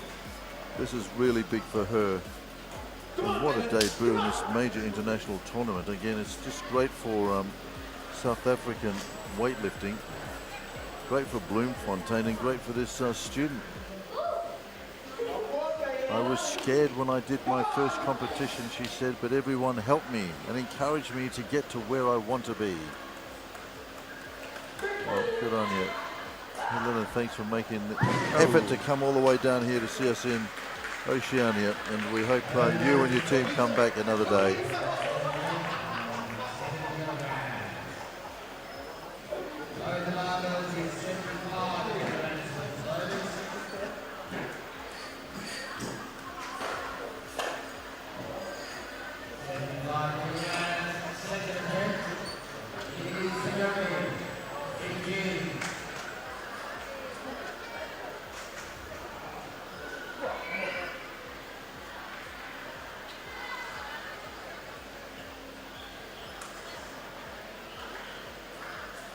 An older lifter compared to the rest of the Fiji crew. Yes, relatively speaking. Huh? Relatively speaking. Relatively speaking, yeah, but she's 28 years of age. I mean, Yes. it's just, you associate Fiji with these 13, 14 and 15-year-olds when it comes to the women's division, right? It's an equal opportunity sport, Brendan. Yeah. Well, that's good.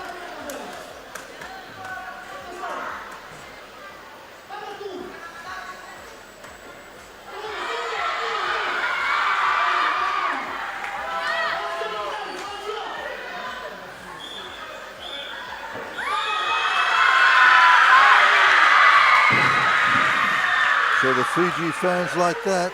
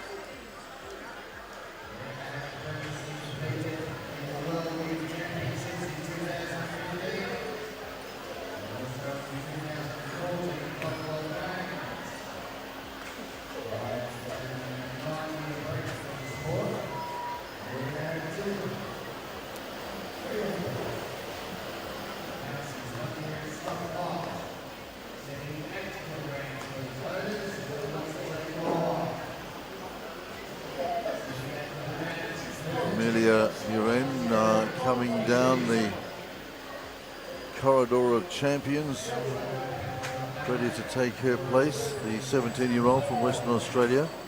Sigoni looks like she's going to go a little higher. And this very ornate wrapping procedure she goes through before getting out. It's a real process, isn't it? Isn't it? I think because that... is it psychological or is it doing actual physical? No, I think they need it and it probably helps them. But that particular type of bandaging, if you leave it on for too long, it sort of starts to cut off the blood circulation. So it must be some sort of support that she likes. Yeah. Again, if it helps you lift more, why not? And if it's not breaking the rules, but it's certainly a process.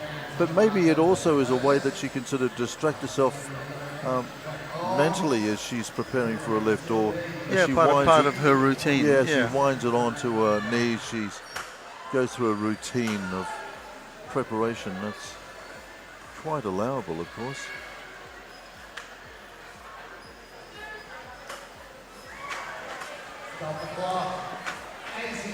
Well, there she goes. Henry Elder and Poem are there, encouraging her to go higher, and she is. She's going to go and try and finish this off with a big 80. 80 kilograms, third and final attempt. This is going 18.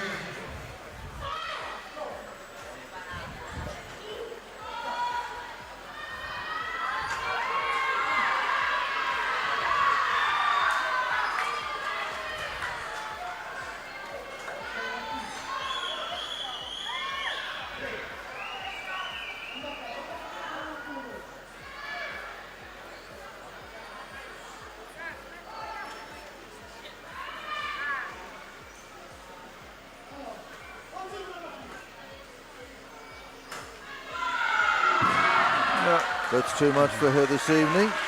So 75 is her best.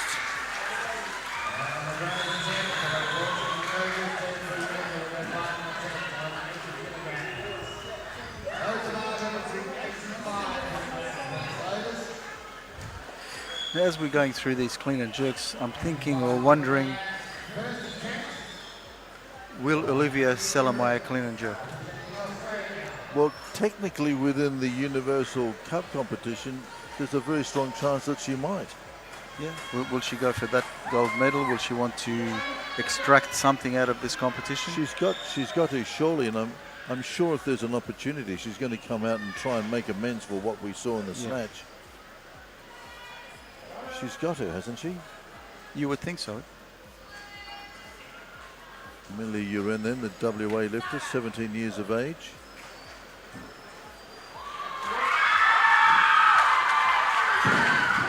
Gets the wave.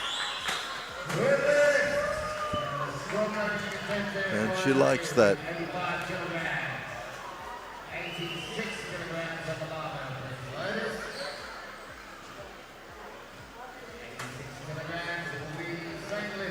Just shows you, I guess, that looks can be a little bit deceiving. She's certainly a strong girl. She power snatched 70 for her first attempt in the snatch. She virtually power cleaned this for her first attempt in the clean and jerk. I mean, for someone who's only weighing 67 kilos, they're reasonable weights for a girl to be handling with such ease. Certainly displays some real power, real strength, which is not the first thing that you think of when you're looking at her. No, but she's enjoying it though, I must say. Yeah, she's relaxed.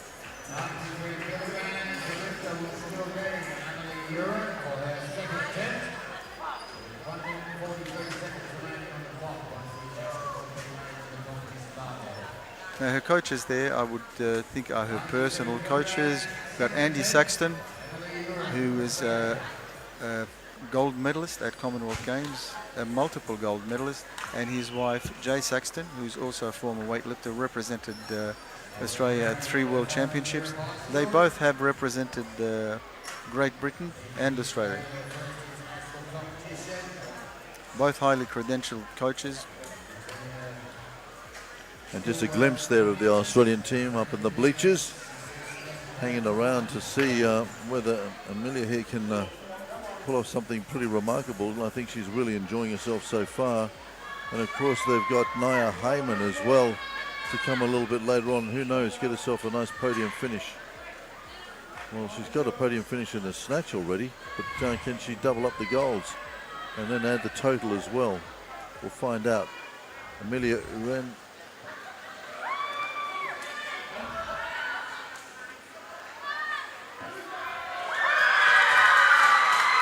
Just nice and precise, isn't it? It's just, it's not very compact, no unnecessary movements whatsoever.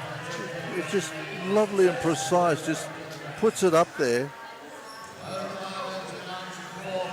No theatrics, no drama, just does the job, just punches it out.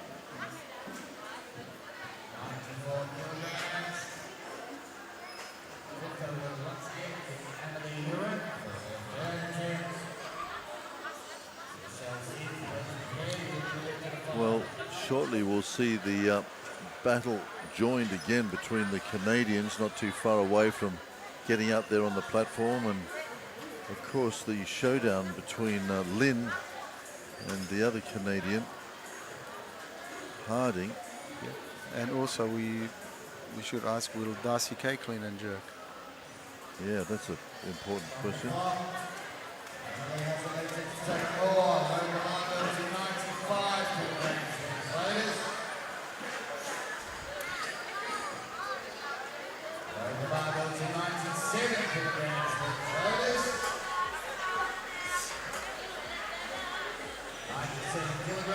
Now the changes are coming thick and fast.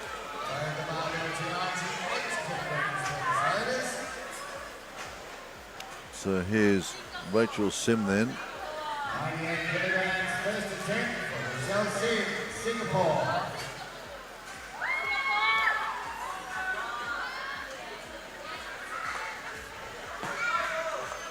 Well, initially had nominated for a 95, is coming in here with a 98, so she must be feeling reasonably comfortable with her form.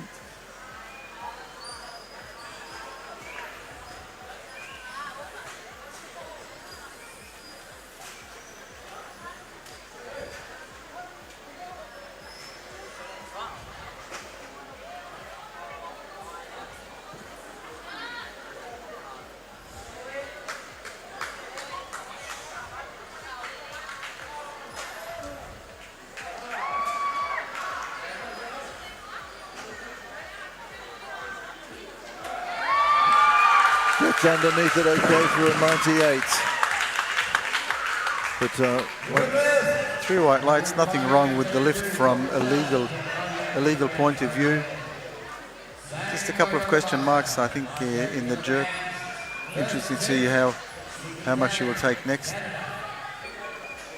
It's been a big day for Singapore with Yuan Lo in the men's 79 coming home with the gold medals. A feat that's not been done by the City of Singapore or the national weightlifting team, and they are absolutely thrilled with the way they went in that particular division. So a big day there for them.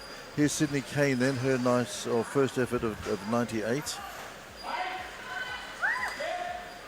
Now we recall that all her 3 snatches were identical, very consistent, so let's see how she goes in the clean and jerks.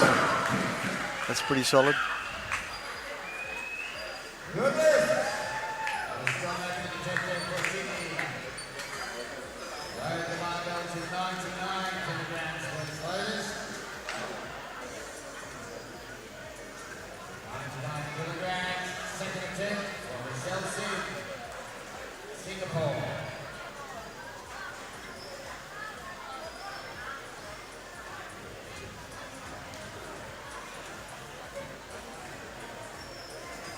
So I imagine we're going to see a change here from both Sim and Kane. I imagine Sydney Kane, her coach, will be making the change more or less as we speak. He may leave it just a little bit longer to ensure they get a little bit more rest, but certainly within 30 seconds. And there's the change.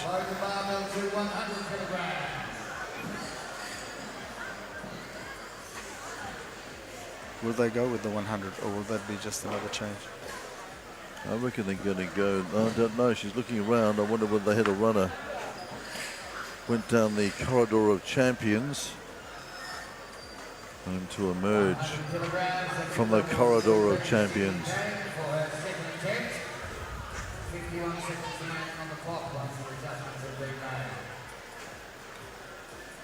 There's the nomination table. As it has all day, been taking the calls.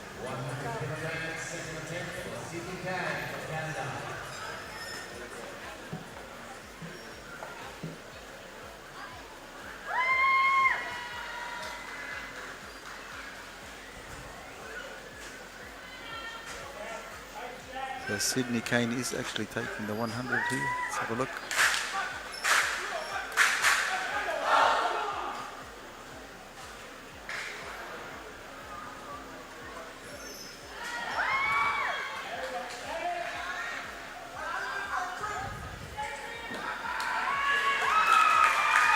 Very pretty handy again. Yeah. Nice stylist. She's a very disciplined lifter. All her lifts very consistent, almost identical.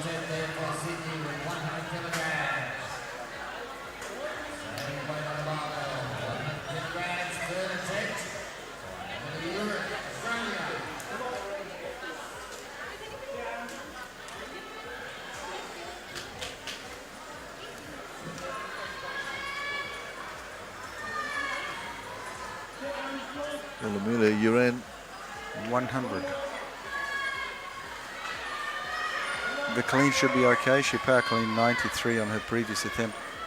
Quite easy. So the clean should be okay. The only question mark is the jerk.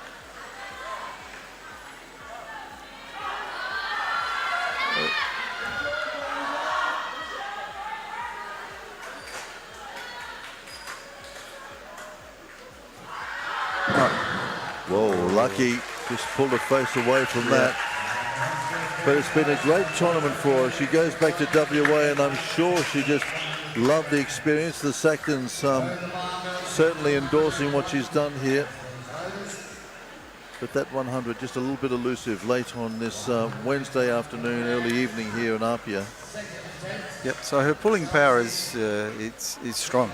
That's why she power cleaned her 85 and 93. Now, when she had to go below that position into the squat position, maybe her leg power isn't on par as the pulling power, and she struggled a little bit to get up, and then of course it affects your jerk as well.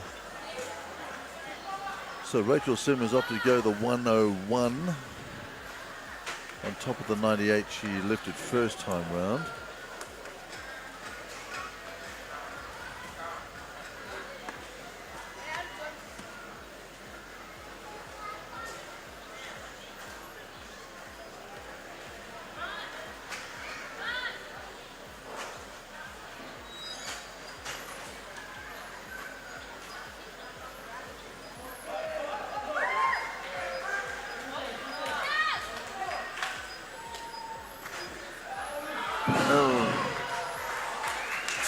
Gave it every opportunity, but just could not quite handle it. She's got one more opportunity. Yeah, we commented after her first attempt that legally speaking the lift was fine, but the only question mark was the jerk, how she would go. And this one, she's just squeezed it out in front. So speaking of leg power before as compared to pulling power, I learned something interesting last night after the competition, that Ezekiel Moses, who tried 177 kilos, obviously to get ahead of John Taffy, and twice he pulled the weight in and could not get up. His best front squat in training is only 170. So he was trying to actually pull 177 and then try and get up with it. Mostly, to give you an idea, most weightlifters have that room to spare with their front squat. So if you're cleaning, let's say 200, you're front squatting anything between 210 to 230. So you've got that, allow for that margin of error. So yeah, so he's got something to work on there, and apparently some of his friends and teammates were calling him chicken legs afterwards. So that will motivate him to work on his front squat. So one question answered already there. Darcy will continue in the clean and jerk, and we've got 102 kilos on the bar. So here's Darcy Kay then, coming up for 102, Rob. Yep. So maybe that answers the question about Samoa. Maybe. I mean, the opportunity is there, obviously. I would think she would, but we'll wait and see.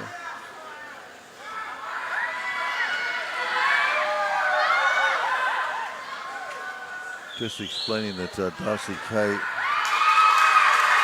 stumbled. Wow. Furious with herself after the bomb in the snatch competition. Just wanted to come out here and set the record straight. Look at the disdain with which she throws the 102 away with. Yeah. She just rose that into the ground. She's furious. Okay, so now the battle begins again between this girl, Kennedy Harding, and her compatriot, Melissa Lynn. Melissa Lynn shaded the two at the end of the snatch, coming away with a 90 as opposed to Kennedy's 87. So now the first move at 102. Kennedy, of course, did elevate the 90 kilos, but not to the satisfaction of the judges. Indeed, they rubbed it out. So here's the first move in that battle then. This is the sub-battle going on in this women's event.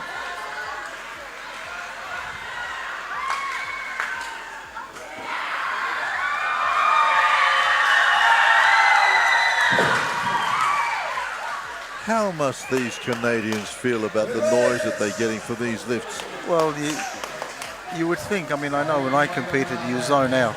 So you're just in your peripheral vision and hearing, you're aware that there's a lot of noise being made, but not to the extent that you and I would hear it and be affected by it. So you completely zone out, and I know that any encouragement or instructions or whatever from teammates or my coach on the sideline, I never heard. Sure. Here's 102 then, and this will see out the competition for Sydney Kane, the third of the Canadians. And she's not going to do that. So 100 is hers for a 182 total. She looked so solid in all of her attempts up until now, and no, that's not there. Yeah. Third attempt from Chelsea, Singapore.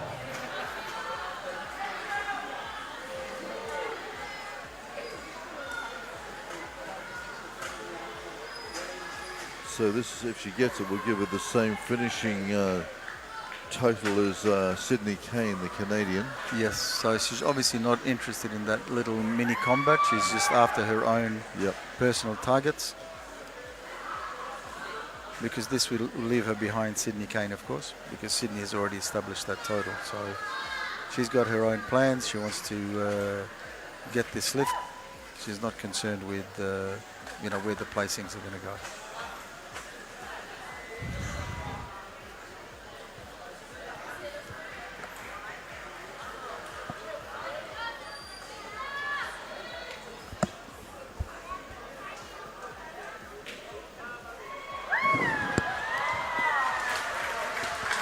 And so not quite there. Rachel Singh from Singapore wraps it up here in Apia.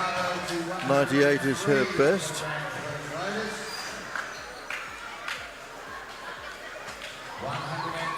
So she finishes on a 178 total.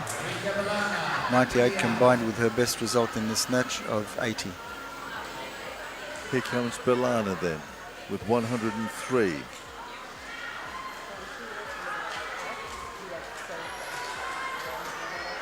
"19-year-old finished up with an 86 in the snatch."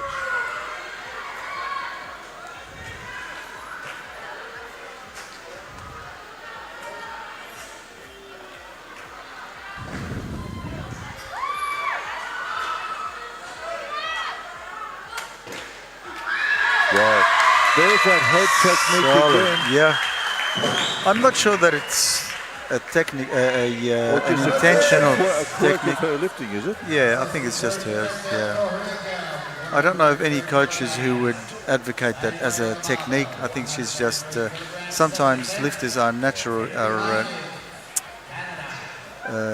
happy in a natural position that they get, and if it's not really affecting their lifting, you'd rather do that than start to fiddle with it and throw the rest of their lifting out of kilter. So I don't think it's a specific technique, it's just how she's ended up lifting, and I'm guessing their coaches are thinking, if it ain't broke, don't fix it.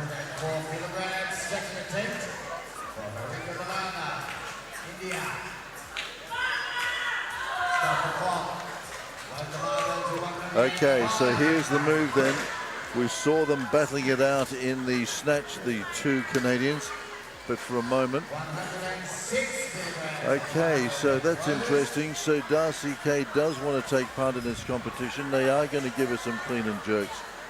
She was very disdainful after that first clean and jerk of hers of 102. She's nowhere near what she did at the Commonwealth Championships in 24 in Suva. That was in the heavier weight category though, was it not? Yeah. She's come down the weight category.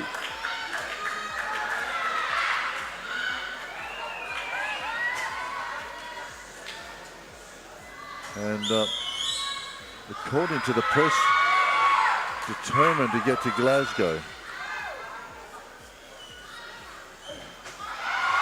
Wow, nice. Once again, she is just so furious. Furious about missing those snatches earlier on. Absolutely shucking that weight around. Look at this. Watch the way she dismisses this 106. I'm just not happy.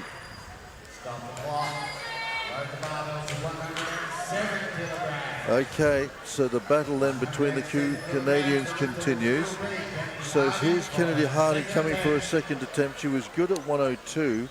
She's trying to get a response out of Lynn, who just tipped her in the snatch by the 3 kilos.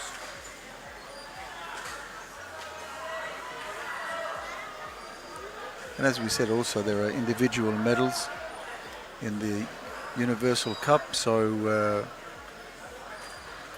there's an opportunity to get up on the podium if you're successful with all your 3 clean and jerks here. They're handling pretty close weights at this stage. So Kennedy Harding, 107, her second attempt.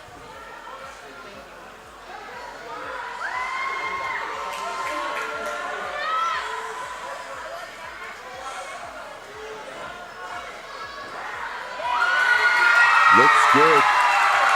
Looks strong. Well, Lynn's got some work to do, the Canadian.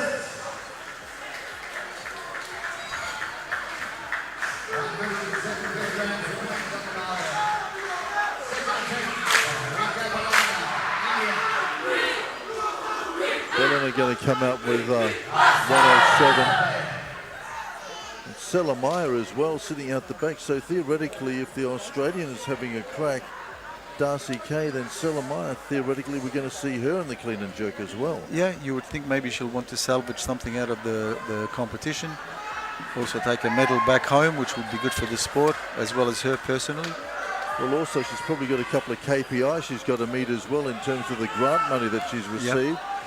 And she'll probably have a few obligations.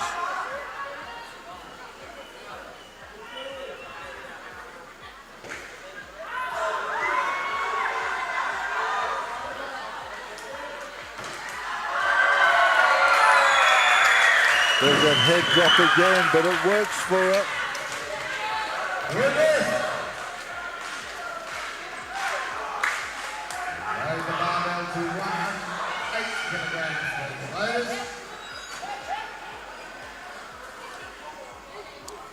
Yep, it's just probably a quirk of hers. Okay, here's Lynn. Burst into tears after she notched that 90 snatch. Feeling really good about herself, obviously. 108, she comes out. I tell you what, her compatriot, Kennedy Harding, is bringing out the best in this girl.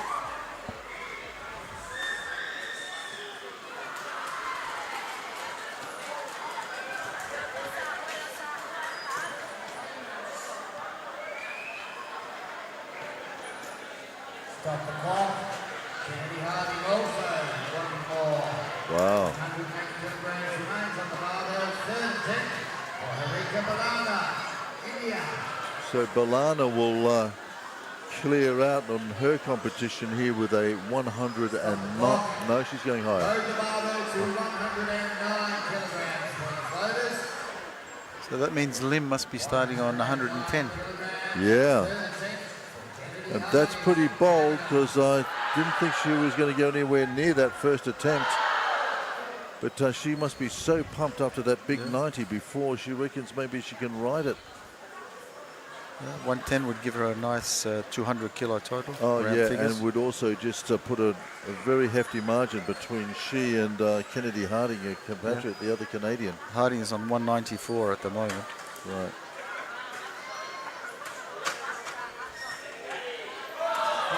Here we go. 110 kilograms on the barbell for the floaters. All right. Well, this will be a nice 200 round figure if she gets it. 110 kilograms. First attempt. Melissa Lee, Canada. Wow, this would be huge. I couldn't get over the reaction on the 90 when she came back and just burst into tears. She was so emotional about it.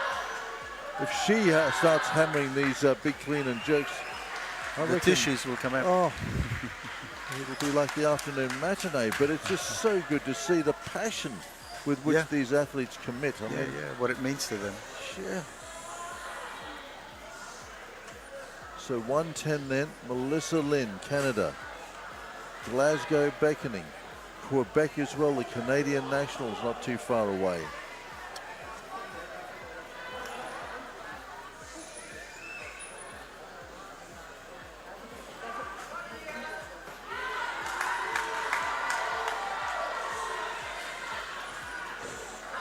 Whoa! Oh, wow! Oh, that's a regulation lift. No problems there. So there's a lovely 200 for her.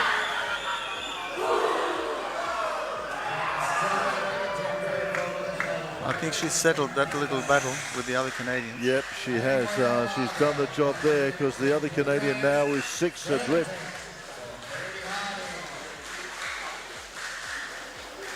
So Harding's been forced to come out and have a crack at 110. She'll pull. No. Harding's gone for more. Wow. So as we said, maybe the battle is lost here, but a spot on the podium in the clean and jerk may still be there, just depending on what the two that have not started yet are going to do.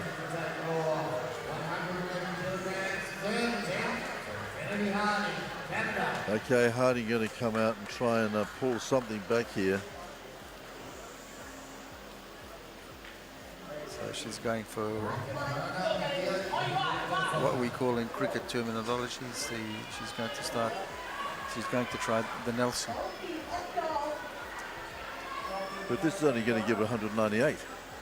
Yeah, I think she's just looking at maybe sneaking a medal in the clean and jerk. Yeah.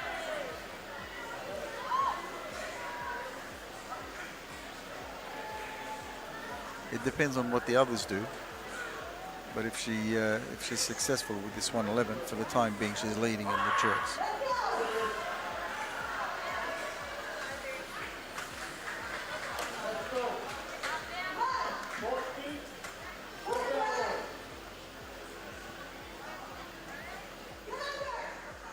No. Not there. Okay, so 194 is the total then. So it's Lynn that comes away with that battle. Here's his first pull off the platform, and that's where the second pull should start generating momentum and upward thrust, but just not there. So Faleata then has done well here. So the 20-year-old from India. So if she's successful with this, she will move past Kennedy Harding.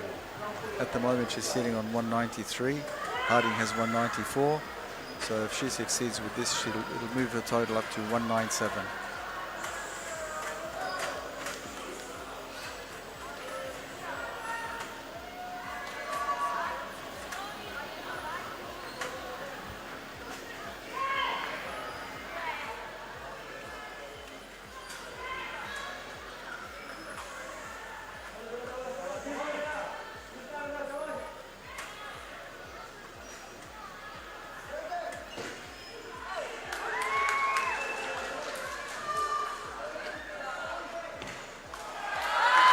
Nice. Well, that's nice.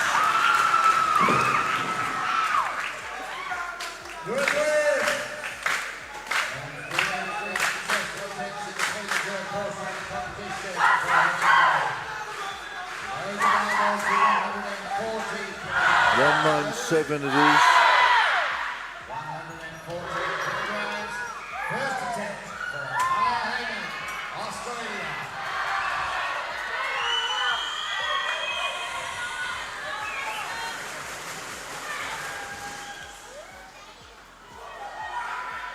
All right, Nia Heyman, she just looked in such good nick earlier on, and I really do think just taking the fight to the New Zealander, just saying she's not going to be intimidated by the reputation.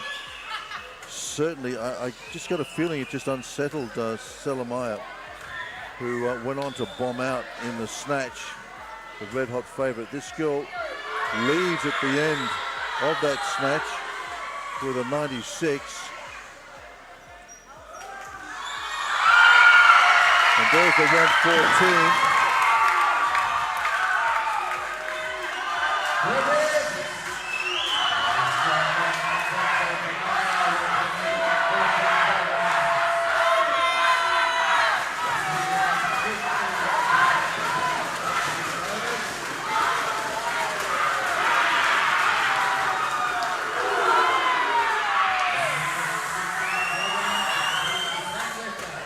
So that's a 210 total for the Australian, Rob. You're getting a 210 total for her? She's currently ranked in Australia in the rankings in first place with a 216 total. So she's got So in that total, she clean jerked 120. she's got 210 now, right? With that lift. With two lifts to come. 209. 209. She's got 209.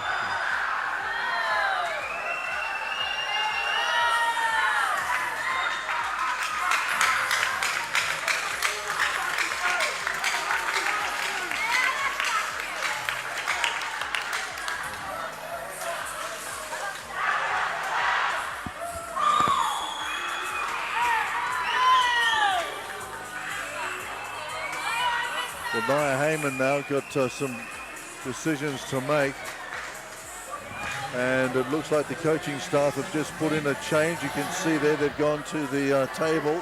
Yep, that's Miles Wydell, the Australian team coach, and also the coach, one of the coaches at the Cougars Weightlifting Club. Okay, meantime, this girl has had an amazing competition. And she's going 116 now. She's already got a magic 200.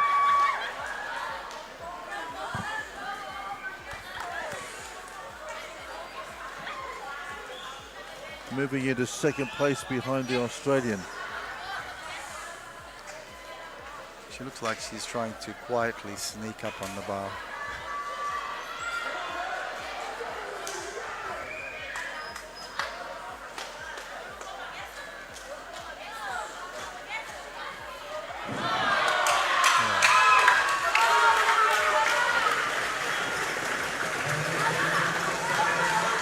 I'm not quite sure about that approach when you set to pull the bar and then you just shut your eyes and really squeeze them tight and shut. I'm not sure that's the most positive thing to do.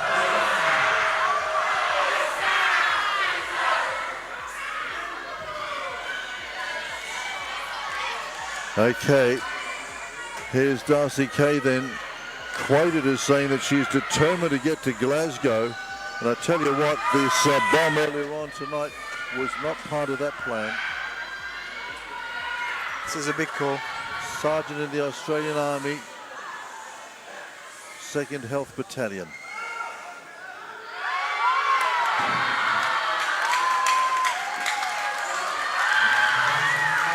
A brave face on a despairing day for the Australian. 116 left out on the platform. Did not go the way she wanted it to. Was a big ask to come out after that 106. So let's see whether the Canadian here can improve on her 200 total with another 6 if she gets this. Final shot at 116. Heyman yet to come. And we're not sure whether Selamaya will come out, the New Zealander. Theoretically, she's going to start at 120 if she does.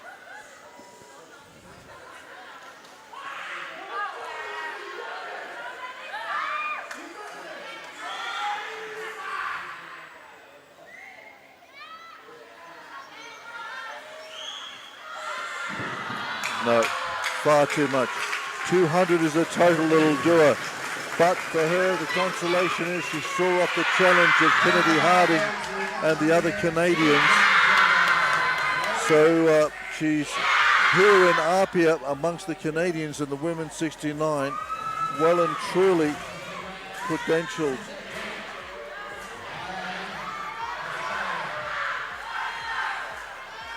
Nia Heyman then coming out with 117.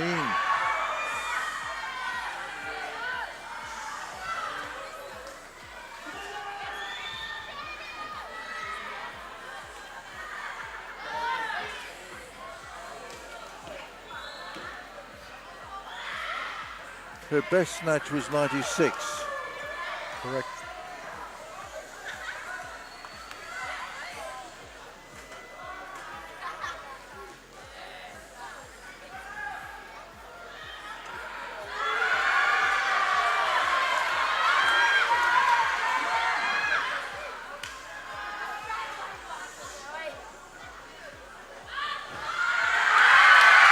Wow, she's in great form. And she's seen off the challenge of the New Zealander Samoa as well. That's a 2:13 total now. 2:12. Where are you getting the 12 from? Well, she did 1:17. The scoreboard is showing 1:18 just Oh, as the okay, 1 yeah, kilo okay. increment. Thanks, coach.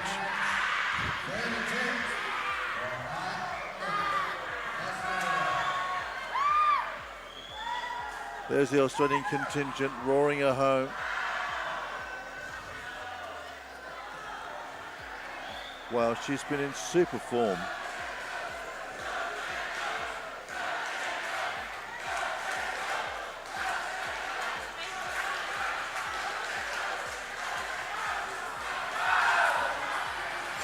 Well, Samoa will have a crack.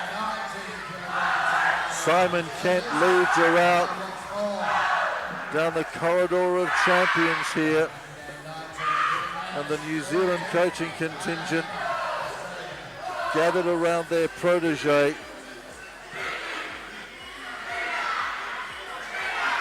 Miles Waddell just checking in, seeing how she's feeling. What does she want? There's the runner. Down the corridor of champions he goes. Simon Kent, hands through his hair, wondering where it all went wrong for his champion.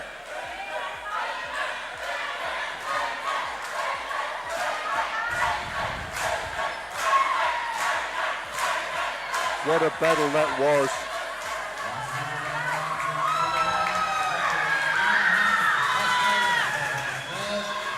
I tell you what, Samoa will come out pretty pumped up, I would say. You would think so.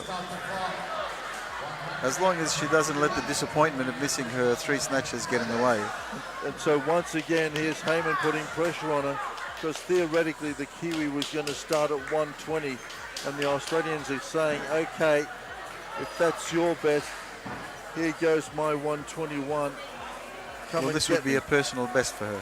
Absolutely, out of the park. Equal personal best total, but a personal best clean and jerk. And of course, it's only the totals from this competition that will count on the Commonwealth rankings, not what she's done in Australia in domestic competition.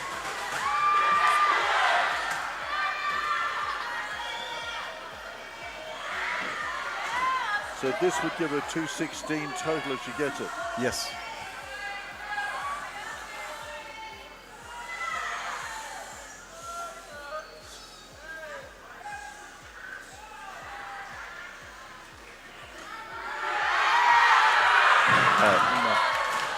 It's been a great competition.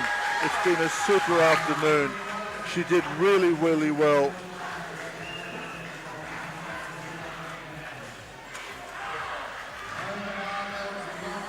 Well, Samoa is going to take out some revenge and vengeance on this bar. She doesn't want to leave humiliated.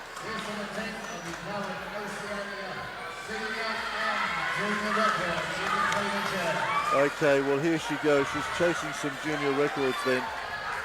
She's got to do something and retrieve something this afternoon. She's got a number of junior records. Let's see what she's going for.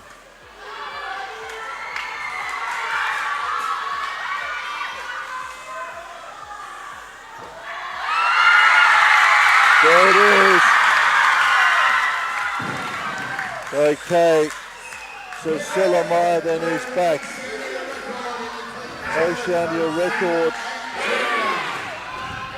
That's her Oceania record at 125.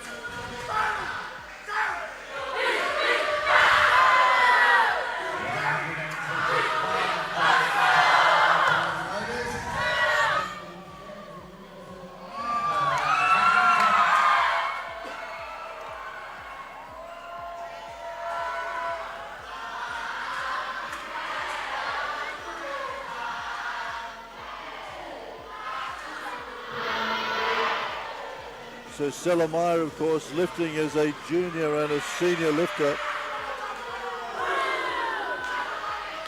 That was an Oceania junior record she just broke. And her own Oceania as well. So she's broken the senior and the junior records with that 125. 2 records gone with that one lift. So she's certainly retrieving the day.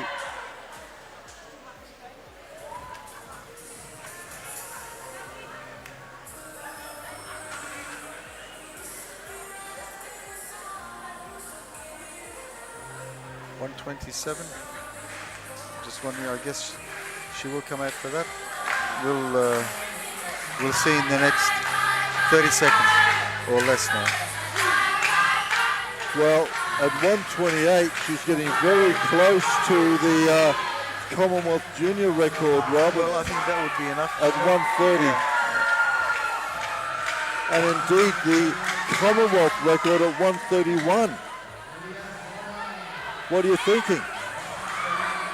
Well, she's got nothing to lose, but I think she just wants to put on a show now to show that she was capable of meeting any challenge that would have arisen. Yeah, just setting the record straight here. But grievously done hard by.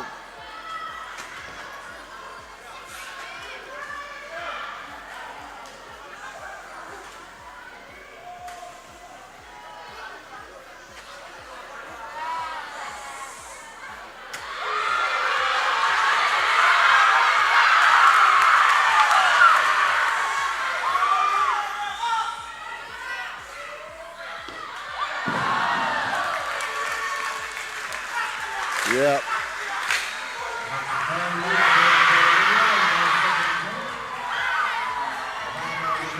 So what to do?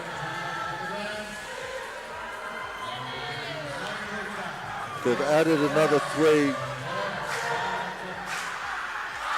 to the record she just broke at 125. That's the 128 going down the back. Bit of a dilemma here the Kiwis might be in because they're looking at some records. As I said, I haven't seen her lift before, so I don't know what she's like on the platform in between attempts. And champions have that aura about them, that confidence that's almost bordering on arrogance, I guess, and that's part of the makeup of most champions. I don't know whether in the clean and jerks here she's trying to make the point that I can do this with my eyes closed. So I don't know. You know, I can do it without even busting a gut. And we'll see. I think she'll need to dig a little bit deeper in this one. There's the book of wisdom that the Kiwi coaching staff have got. So do they go a 131 here? If they do, they're going to win them a Commonwealth Junior record, take it off the Canadian. They've made their 2 changes already, so... Here's the 130, so it's going to equal the Commonwealth Junior record.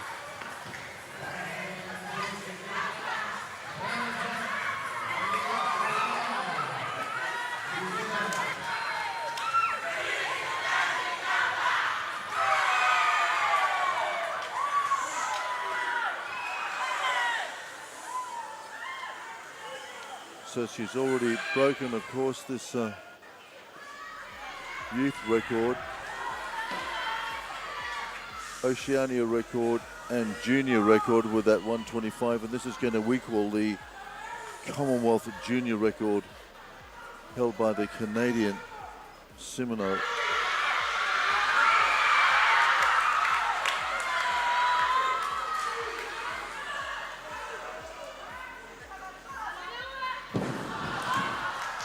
Gone. So effectively, just the one critical lift from the champ does it here in Apia for her. It's not the afternoon or evening she probably wanted.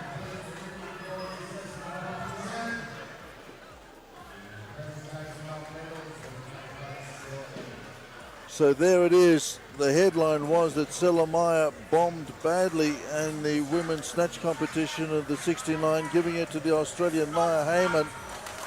Also bombing out was another fancy contender, Darcy Kay of Australia. But both the bomb outs came back in the clean and jerk. And Samoa, the champ that she is, went on and took out those Oceania records. It was all happening in the women's 69, and boy, we've still got one more session to go here. The men's 88s, and I tell you what, that is going to be an absolute barnstormer as well. Competition aplenty here at the ongoing Universal Cup in Samoa. Hope you can stick around and join us when we get cracking with the men's 88s.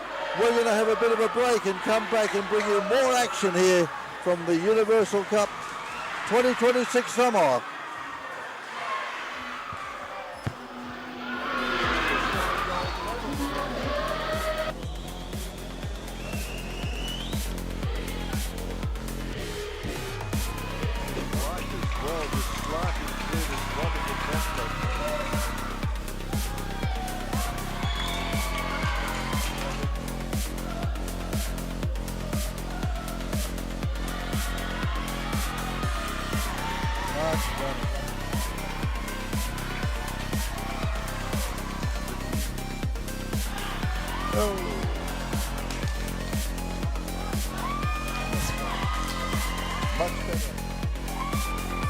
Wow, that was pretty. Get this.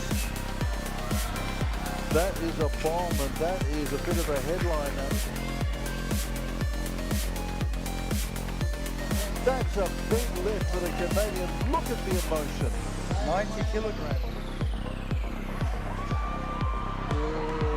Wow. Oh, it was close. Wow. And it was Fiji 10. We are assured here.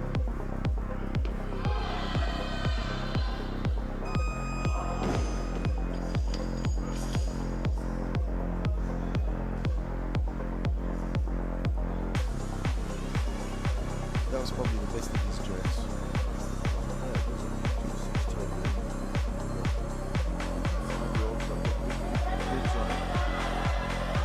He's going to have to sort the zone championship work out to the 153. So this 156 looked so easy for him early on in the snatch competition. He was all over it, but this joke has given him such a painful afternoon. Of course,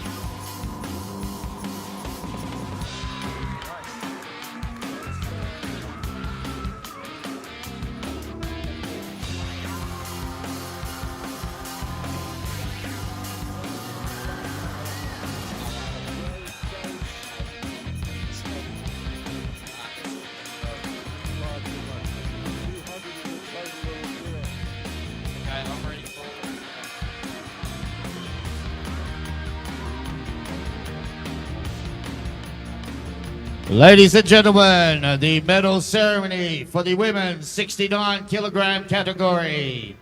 Would you please congratulate our medalists as they make their way to the competition platform?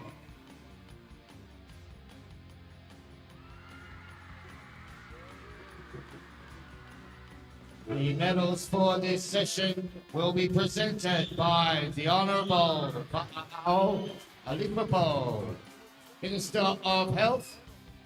He will be accompanied by the Honourable Mr. Marcus Stevens, President of the Oceania Weightlifting Federation, and Mr. Paul Coffer, MBE, General Secretary of the Oceania Weightlifting Federation. Medalists for the Snatch competition in the Universal Cup. The bronze medalist representing Canada, Kennedy Harding.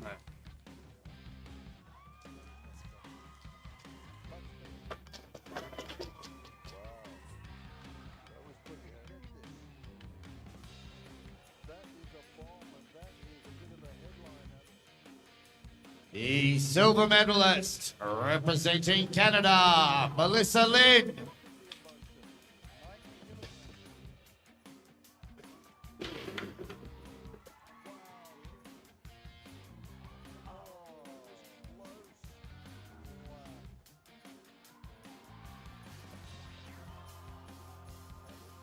The gold medalist representing Australia, Aya Heyman.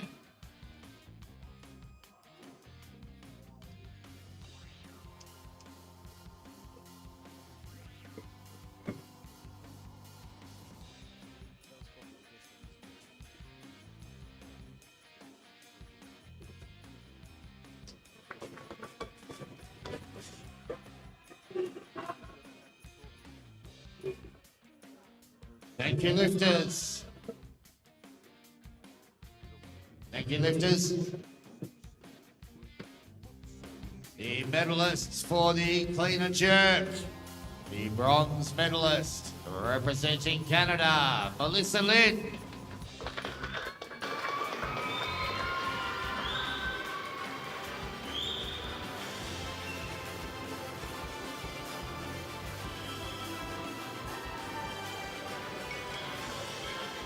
The silver medalist representing Australia, Nia Heyman.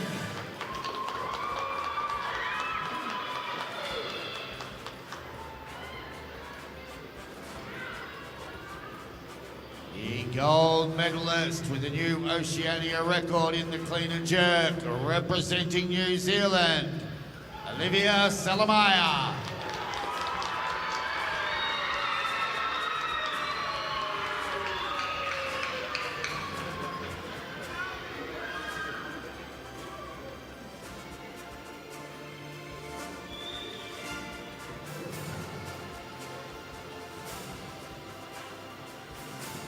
Thank you, lifters.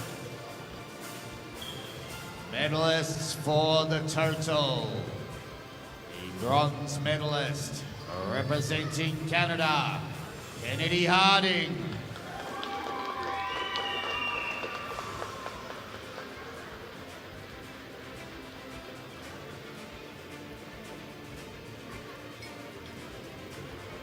The silver medalist representing Canada, Melissa Lynn.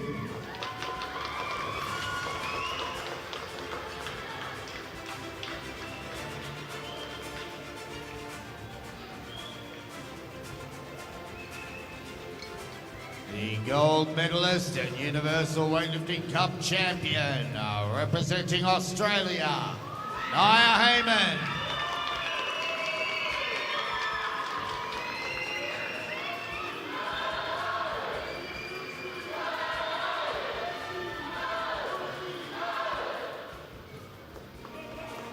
Ladies and gentlemen, would you please stand for the national anthem of Australia?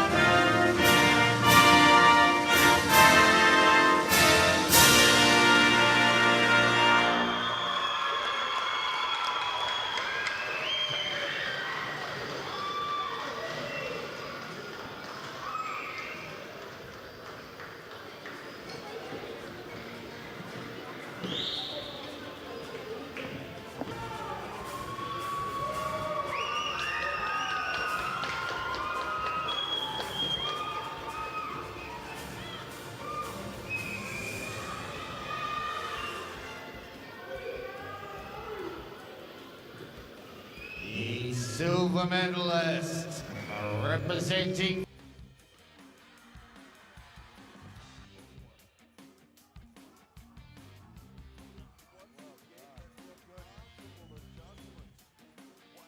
Fiji.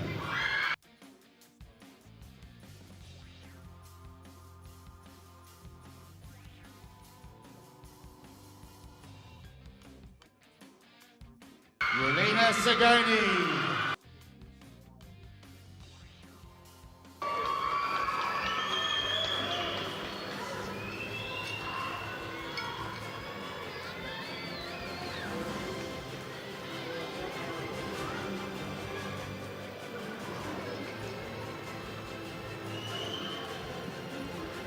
Ladies and gentlemen, would you please stand for the national anthem of Australia?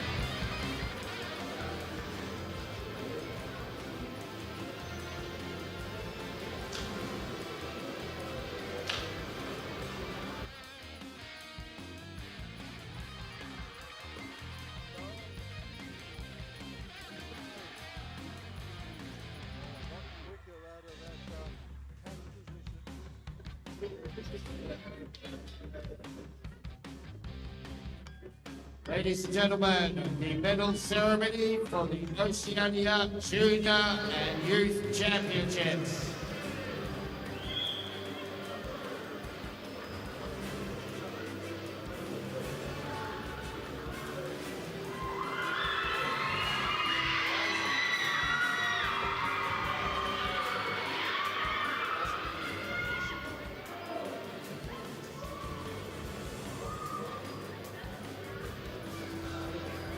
Competition for the Oceania Junior Championships. The gold medalist and Oceania Junior Champion are representing Nauru, Siva Tamitsi.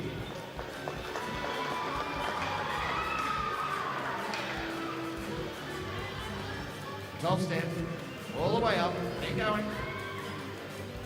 That's the spot.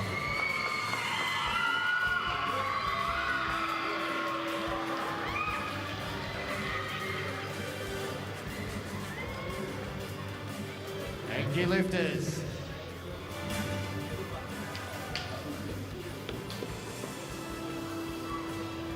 Competition for the Oceania Youth Championships. The bronze medalist representing Fiji, Julia Pickering.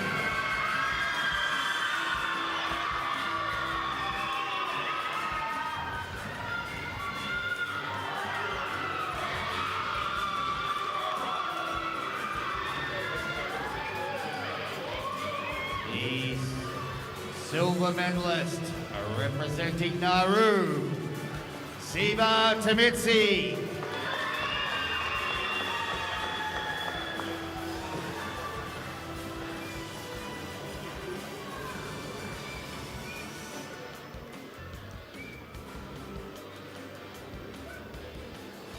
The gold medalist and Oceania Youth Champion, representing Australia, Emily Uren.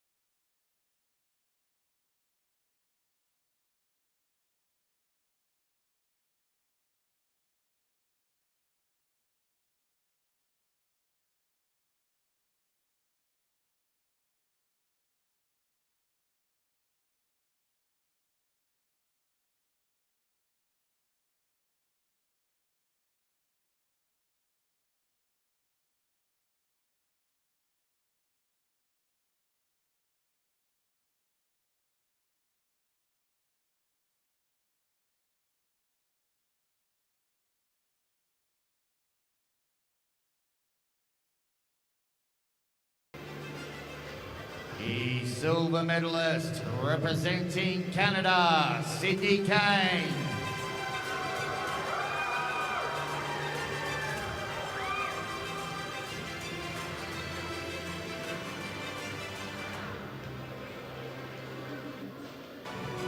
The gold medalist and Commonwealth Junior Champion representing India, Harika Balana.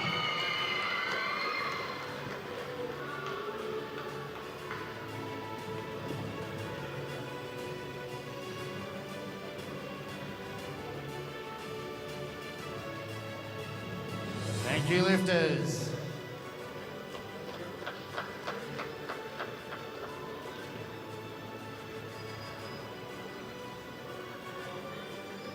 Medalists for the Commonwealth Youth Championships.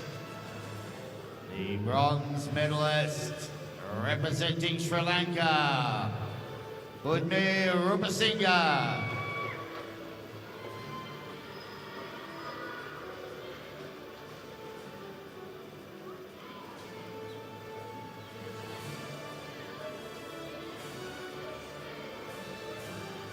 The silver medalist representing Nauru, Siva Tamitsi.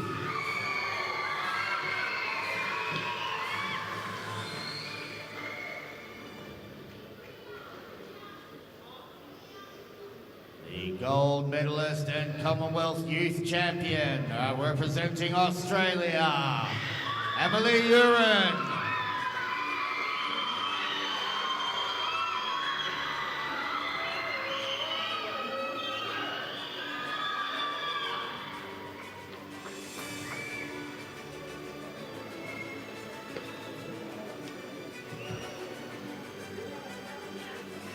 Ladies and gentlemen, that concludes the formalities for the women's 69 kilogram category. The presentation of lifters for the next session will take place in approximately 10 minutes. Thank you. And welcome back to us here at Faleata. This is the final session today, day 3 of this amazing competition. It's the men's 88 kilo category class. 7 lifters in all, spanning right the way around the Commonwealth as well. A couple of very handy Australians out there, a very famous New Zealander, and a couple of others as well. Robert Cabas, the Olympic medalist from Los Angeles, 1984, is alongside me. Silver medal back then and 3 gold medals as well at subsequent Commonwealth Games. And Rob, how are you seeing this particular lineup? Well, again, like the 79 A group, they're very closely bunched. And the interesting thing is that neither Australia or Samoa have a lifter ranked in the Commonwealth rankings for the Commonwealth Games. So it's going to be up for grabs. Whoever can post up the highest total here and place in the top 8, of course, is going to put themselves in the box seat for selection for the Commonwealth Games. Sweet. So we're just about to get underway here as well as we take a look at the tournament officials. Interesting that it's such a small field. Initially this 88 group had been such a large entry list, or we were assuming there was going to be a large entry list. I just wonder why we've got the sudden drop-off in players. I think you mentioned the fact before that perhaps the difficulty of traveling worldwide these days has had an impact with the problems we've had in the Middle East, so that's a contributor, because I noticed that the entries that are not here are from Eastern Europe, so and of course one from Korea, the People's Republic of Korea, so that could be a contributing factor. But if you've organised enough of these international events over the years, you know that your first list is never going to be your final list. And even your final list, between that and the actual start of the competition, you're going to have even more withdrawals. It's just the nature of the game, and you allow for that, but also in the back of your mind you also want to make sure that should they all turn up, that they'll all be catered for. So what happens in this situation with the reduced number of entries, the warming up and knowing when you're actually going to start becomes vital, because normally you have like a clear indication, okay, these lifters will start first, the first 5 will go, then we'll warm up, and then we'll go for the next 5 and so on. But these guys here are also tightly bunched that anyone could be the first to start. You can't count on the nominated weights as being the actual weights that they will start. So they will all have to get ready at the same time. Some will have to wait more than others. And that's, the coaches will really have to be on their toes to make sure either that they're not caught short. Indeed, so we're looking forward to it very much indeed. This is the men's 88. It's going to bring down the curtain on 5 big divisions here today in Samoa. This fantastic IBFC Universal Cup continues.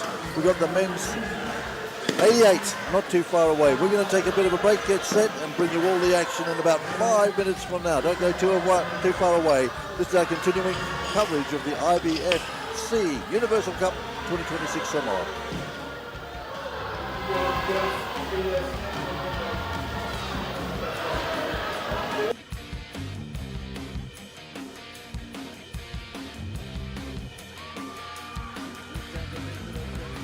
Go in the men's 88 category. It's the fifth of the divisions that we're going to see live here tonight on TV1, and wherever you are around Samoa, around the Pacific or around the world, thank you very much indeed. Great to have your company, and I hope that you're going to enjoy the weightlifting as much as we have as well.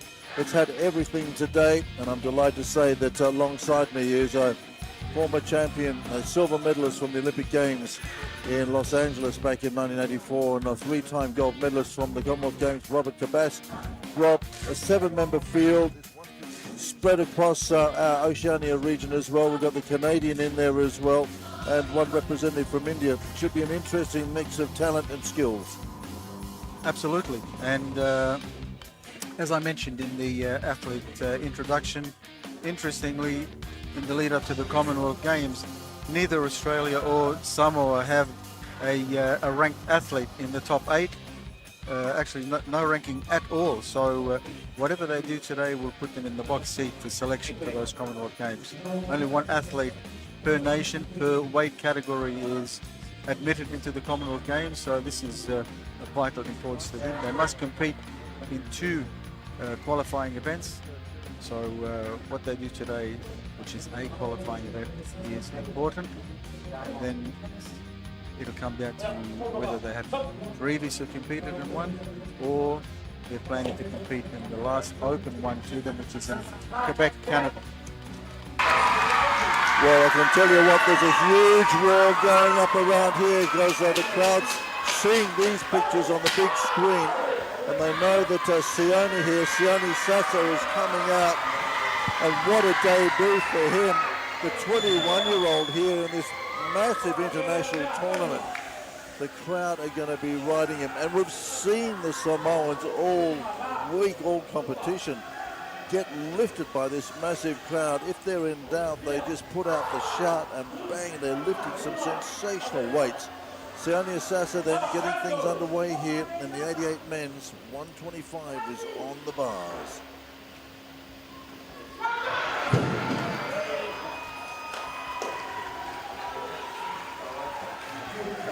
Just overcooks it somewhat. Not the start he would have hoped for, that's for sure.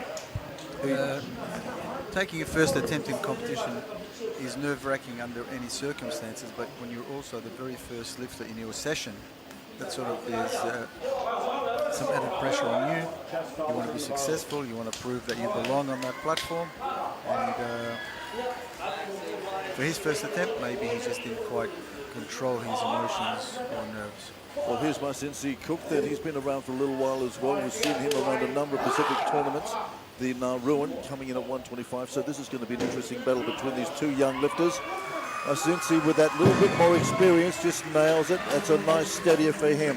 So Team Nauru travelling extremely well here, of course, and they've now got a world record holder amongst their midst as well from early on today when the extraordinary talented young Miss Nate came out here and smashed it. More of that later. Let's join Sione, second attempt. Sensei safely away. Sione now for his second attempt at 125.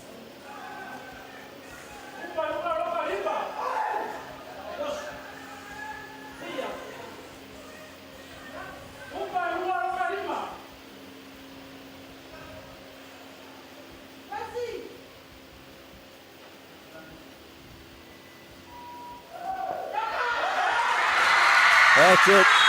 Looks around. Got a little bit of fight in him. Eliopolonga there, so too. Tua Pepe, Jerry Warwick, and the Samoan team right next to us here as well, amongst some of the school kids. And I tell you what, Sione here beginning to enjoy himself. Looked a bit nervous first up, but if he can just lay into this, I'd say, Rob, that he's going to have the night of his night. Absolutely, he's got to soak up the atmosphere generated by the crowd, but not soak it up too much. I noticed that Coach Warwick wasn't too impressed with the celebration. He was more concerned, well, you've just missed your first attempt. Just get out there and do the business. No mucking around. Just get it done and come back here. Well, my Sensei Cook is out there as well, and so too this guy, Ethan Nadeau from Canada. Nadeau is starting off with his, well, he's moved up actually. He had initially nominated a 125. He's going to have a crack at a 130 here. So momentarily will take the lead. Seen a number of the Canadians over here. Of course, the Canadians looking for their national championship later on in the year as well, which will be the last qualifying event ahead of the Commonwealth Games in Glasgow as well. And a number of lifters here would be given a little bit of a chance to maybe qualify for Glasgow if things don't go quite as well as they expected here. But certainly the Canadians brought over a rather sizable team. A couple of them I think have maybe faded a little bit in the warm and humid conditions out here in Samoa. It is of course the early spring over there in the North American realms. 130. Certainly looks the part, very muscular. But in fact, he is the lightest weight. He is the lightest lifter in this category. Got a pretty extensive social media account as well. Does a little bit of bodybuilding as well, I think, in the day, and maybe a little powerlifting as well. But seeing him out here, I'm just looking at those biceps and thinking. I mean, a lot of gymnasts develop those biceps through all the ring work and whatever they do, but it's probably his legs are too big for for a gymnast. So maybe if you're saying that he's been doing some powerlifting and so on, then that would be a clue to that. Well, Marcinsi's made some improvements in his snatch over the last little while. Saw him in the Pacific Online tournament where he posted as an 89, a 120. Since then, I've seen him do a 125 and also a 135 as well. So he's there or thereabouts with this 132nd attempt.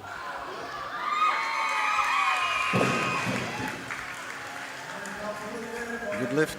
He's currently ranked 12th in the qualifying rankings for the Commonwealth Games with a total of 288, so he will need to push that up a little bit.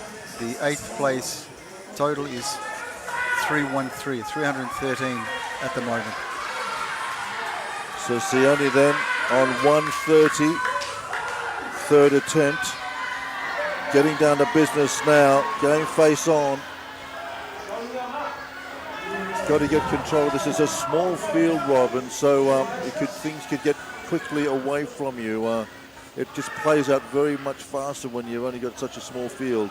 Absolutely, it's probably the opposite of the session that we've just seen completed, in that there's not going to be too much waiting around here. You'll be called and you'll be on. Hold it longer than you think.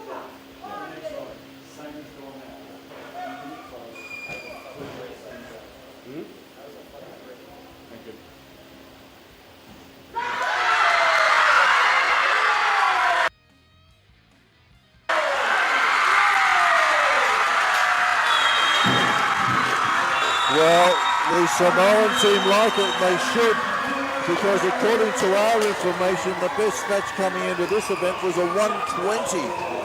So if he's put this up, that's a great improvement. So you can see on the one hand, the coaches were happy, but you can see the stern expression on Ali Opolongi's face in that you're starting to celebrate too early. Get up and secure the lift.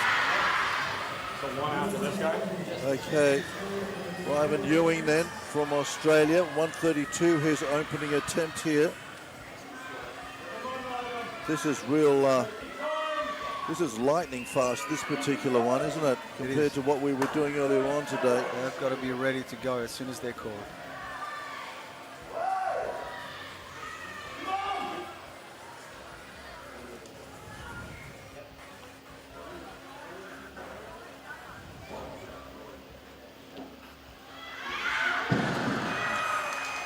.132 at his last event, saw him snatch a 128, but starting a little bit heavier than that here. It just had the look about it of someone being a little bit too careful, just trying to place the bar where he, and more often than not that has the opposite effect. You cannot afford to be careful with your first attempt snatch. You just got to go for it and put it away.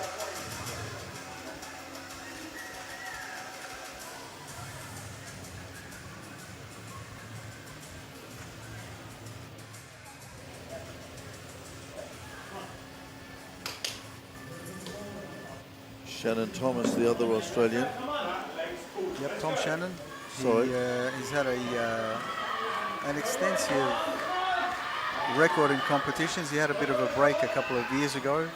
Came back lighter. He originally was competing at 96 kilograms. He's come back in this 88 kilogram group. Well, this is interesting because I've got a best snatch of 132 for him coming into this competition. So that's a pretty good start for Tom.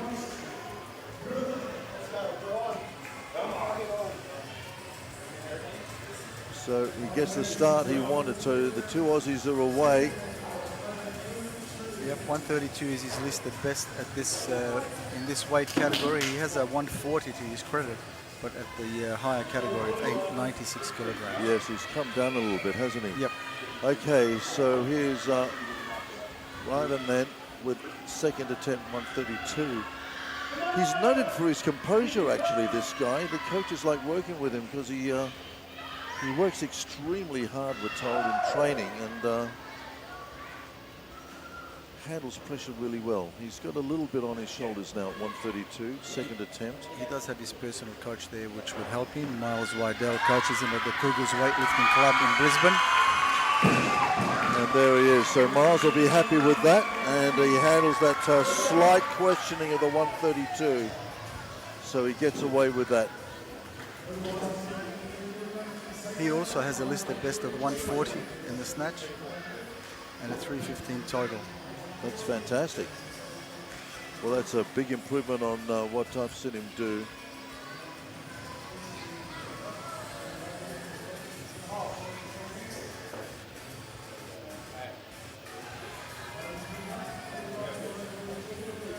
Considering it his first international tournament a couple of years ago, his best was a 128, so he's really come on in recent times. So here's the Canadian then. Ethan Nadeau coming up for a 134.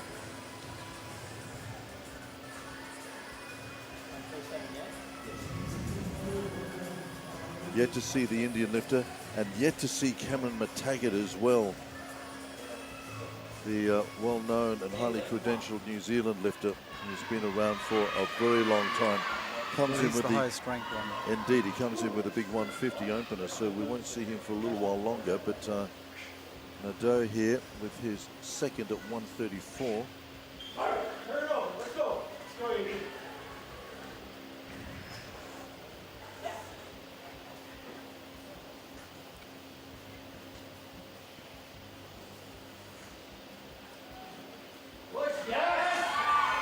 Looking pretty handy, looking pretty good, the Canadian. Very neat. No problem there with that snatch.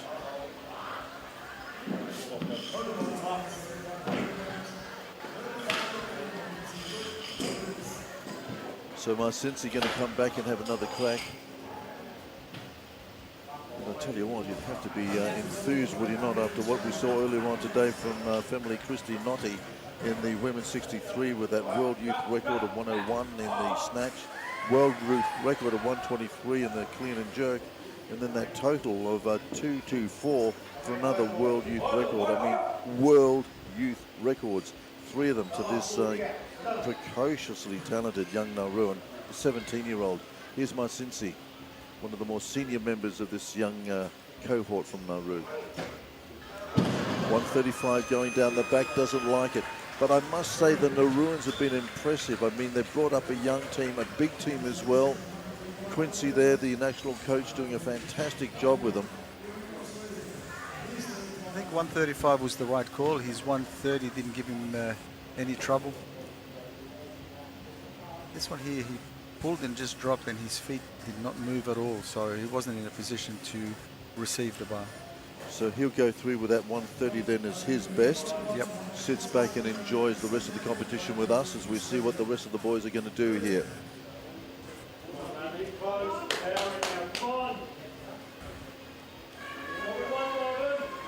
Still Ewing here.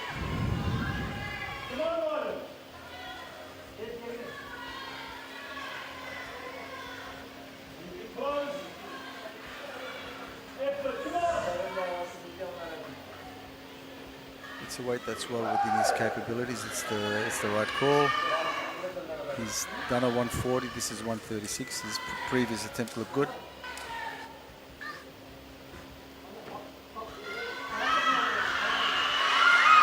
Controls it nicely. Well done. Great calm underneath the bar there. Needed to be. There was a potential for it to fall back behind him, but he had the presence of mind to control it. So showing That's right. good control. Yeah. Good control. He's tough in that position. Well Just done. notice how he rocked backwards and forwards on the boots Yeah, as well yeah. there, Rob. You've been mentioning that all week, and he really got it, didn't he? Yeah. No, and he looks very strong in the upper body as well, which would have helped him hold the weight overhead while he adjusted his position. Abhishek Nepani then, 137, India out for his first attempt. And India dominating the lighter weights here in the competition, and we'll see their control of this tournament here, the IBFC Universal Cup, begin to slacken off a little bit as we get into the middleweights now and the heaviers.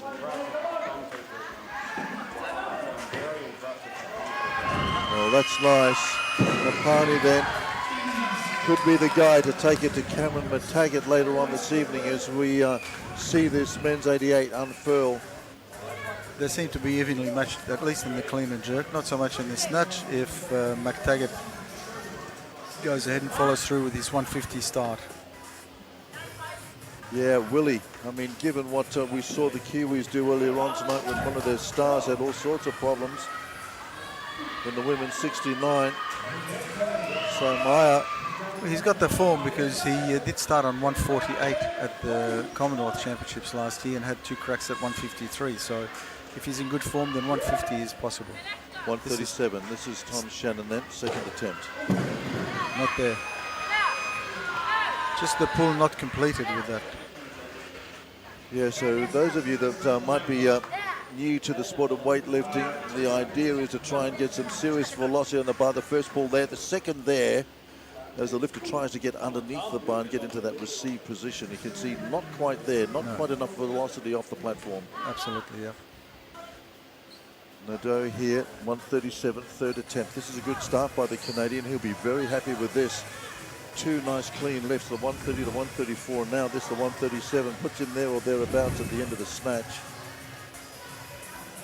Certainly built. Yes, he looks the part, that's for sure. Very calm on the exterior at least. Just seeing McTaggart, and they've got 150 against his name at the moment, Rob, so maybe he's going to come in and have a chat, have a bit of a crack. He'll dispatch the competition if he comes in with the 150, I tell you. Yeah, that'll... But remember, the New Zealanders had that huge scare with Olivia Selamaya earlier on today in the women's 69 when she bombed at 102. The perennial champ, and went on, of course, to smash some Oceania records and Commonwealth records as well. But boy, it gave them a bit of a scare at one stage, the New Zealand team. Here he is. Third attempt, 137. Oh! Throws that one away. Almost there, yep.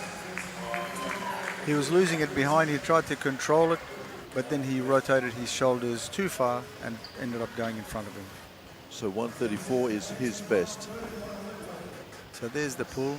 It's starting to go behind him. He leans forward, rotates his shoulders, but then the bar is moving too far ahead of him.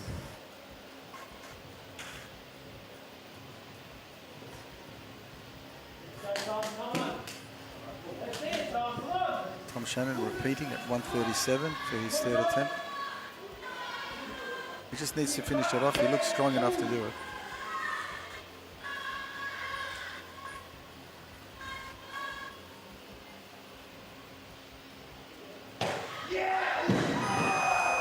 Well, that's disappointing for him. So the 132 is his best. That was his opener. So he goes through with the 132. Ewing with the 136. The majority of lifters do jump to get into a better position in the squat position, but you've got to jump at the right time. And although many coaches will probably disagree on this, you also need to keep your jump not as low as possible. As my coach used to say, while your feet are in the air, there's no power being produced anywhere. You've got to have your feet against the But I tell you what, ground. I've seen some absolutely magnificent photos of lifters well and truly sort of going vertical and leaving the platform way behind. It's incredible. Yeah, absolutely. I mean, for some, it's just the continuation of the momentum that they're building. So you've got 2 schools of thought on that. And here he is. He's going to assert himself here as Abhishek Nipane from India with this. Did well with the open of 137. This is should be comfortable for him at 140. Okay, for the moment then we have a new leader. That's his second lift as well. He's got 1 to come. Question is, can he cover Cameron McTaggart if the New Zealander comes out? At the moment, we're not going to see McTaggart until things get around the 150 mark. Will that change? Well, that's just one attempt away, so we'll soon find out whether he's going to start at that 150 or not. Down the corridor of champions they come, and and we've seen so many champions come down this magnificent corridor out on the lifting platform here in Apia. And speaking of champions, this is the great New Zealand hope here, Cameron McTaggart. We've seen him 2020 Olympic Games. We saw him in Apia, in fact, one of the few lifters who goes all the way back to the 2019 Pacific Games when he took out 3 gold medals in the men's 81s with a 137 snatch way back then and set 3 New Zealand records on his way through in that particular championship as well. Holds New Zealand records at 81 kilos and really an absolute prodigious talent and going to be starting well and truly above the rest of the competition here. But as we mentioned and as we saw earlier on today, there are some times when things and the iron sport does not agree with the predictions that we have sometimes for it. So here's Abhishek Napane with 143.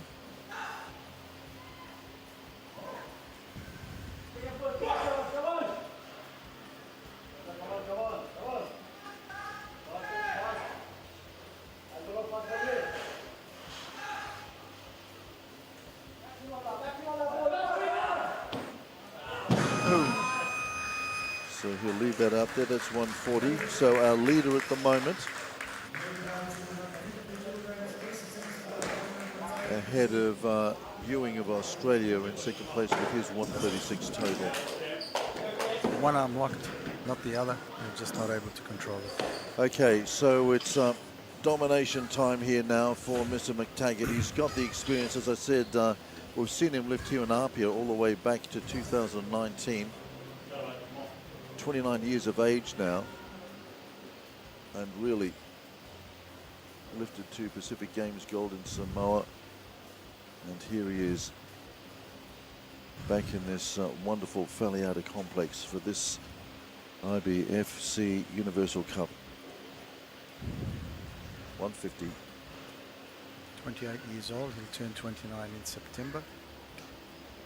30 seconds on the clock.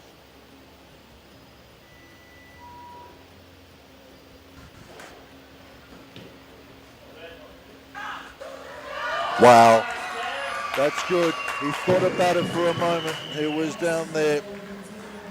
He was deep for a moment, but just relying on all that experience and with one lift just devastates the competition here and moves ahead of it with a massive 10 kilo advantage with this 150. That's a very accomplished piece of work. Yeah, absolutely. And he's got 10 kilograms lead on his closest competitor. So it takes just a little bit of pressure off him in the clean and jerk as well. He's not going to coast, but he'll know that he can run his own race from here on. Well, he can ramp up the tunes and sit back and enjoy the rest of the evening with us here on TV1 Samoa. And lovely that you're joining us as well. Great to have your company right the way across Samoa, across the Pacific and around the world as well.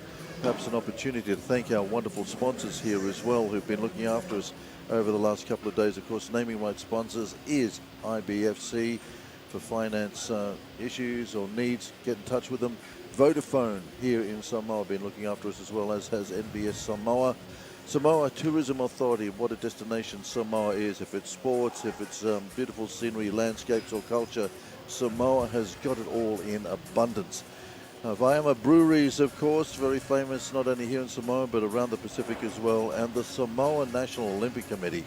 What an organisation and what a squad of champions it's breeding here. And Samoa at the epicenter. And of course we have so many amazing sporting memories from this part of the world. This particular island has generated some extraordinary sports for us, whether it's football or whatever it is. Samoa is usually at the heart of Pacific sport, and we thank our generous host very much indeed for having us here this week or so. Okay, McTaggart getting set for a 154. So what's he doing here, Rob? We'll wait until after he gets this 154, and then we'll think and devise maybe a strategy for him as he sets sail toward what looks like an inevitable gold medal here. Well, something catastrophic would have to happen for him not to go on from here and win the gold medal. Look at that. You see, that 150, you know, he was thinking about it a little bit, wasn't he, in that sort of squat position. But that one, the 154, just blew it away. Well, I think the 150, he was in a position to be able to sit there. He had a little bit more control over it. This one here, I don't think he could have sat on it. He felt himself that he was going to lose it unless he started getting up straight away, which is what he did. And that's, I guess, the experience to be able to tell the difference. No, I can sit here and secure this lift, or no, and it's instinctive more than anything else. No, I better get up and secure this because the bar was traveling away from him. So with McTaggart in this sort of mood and mindset, I'm just wondering whether we shouldn't be having a quick look, a review of some of the records that might be sitting around the place. I mean, would he? Should he? Oceania records, of course, he absolutely, or the rankings, I should say, he absolutely dominates at the moment. The Commonwealth record, though, stands at 164 by Kennedy from Canada.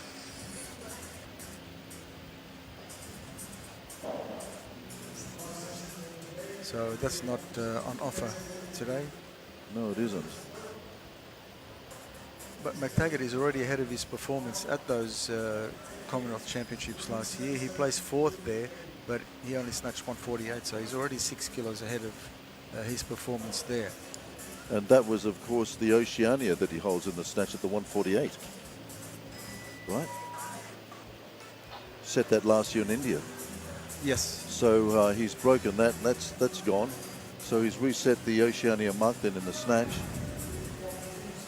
He did a 148 in India, and here he is now contemplating a 155. It's counting down with a minute on the clock. And he's obviously going to go higher, I would suggest, than that. Just rehearsing the inevitability of his 3rd lift. And then you'd have to have a look at the Commonwealth or the Oceania standard of 180 in the clean and jerk as well.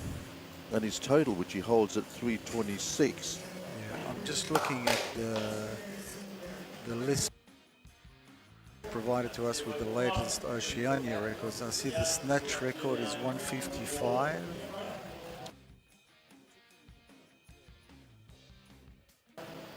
By Elder of Fiji.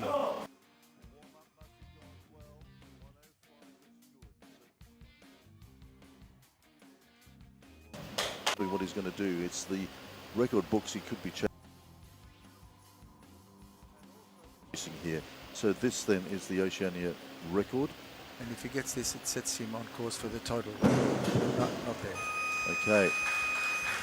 So once again, this sport, the iron sport, it gives and it takes. And on certain occasions, it will take more than it gives. It's an incredible sport. It's why we love it so much. But the total record is still in sight for him. That's still achievable. So that will drive him in the clean and jerks. That's something we can think about when we go to the break and have a look and mull over possible strategies for. And had they been able to post some massive numbers, they too would have been perhaps troubling the podiums later on this evening. But given the standard that what we're seeing here now in this A group, that is unlikely to occur. We'll review that and other matters as well as we take a little bit of a break here from the IBFC Universal Cup here in Samoa. And when we come back, it'll be the men's 88 clean and jerk. Can the Kiwi sweep it all?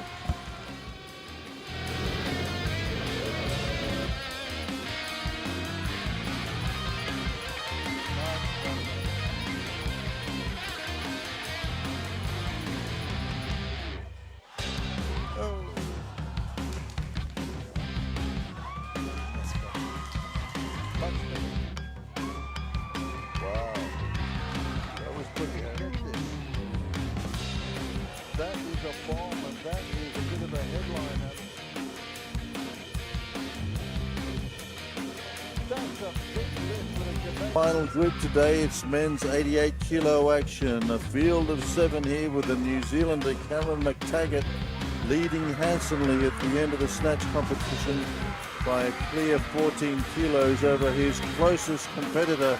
That's Nepani, Abhishek Nepani of India, with the Australian Vivian Ewing in third position. I'm alongside Robert Cabas. And Rob, it looks like the New Zealander seemingly with gold medals at his beck and call here as we move into the clean and jerk.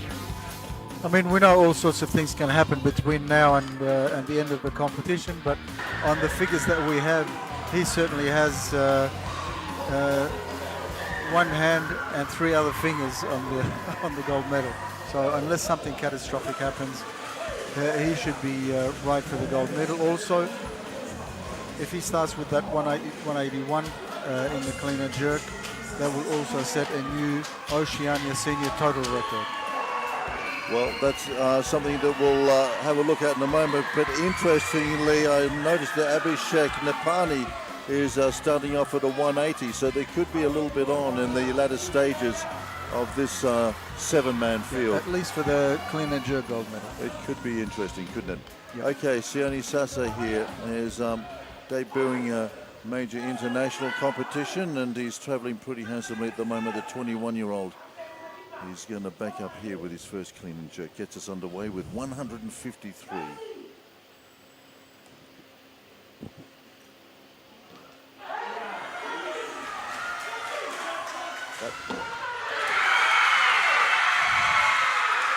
Eliop along, getting all over him. And Rob, you're just correcting me because your information is he's only 18 years of age. Years of age, yes. Well, even more impressive. Yep.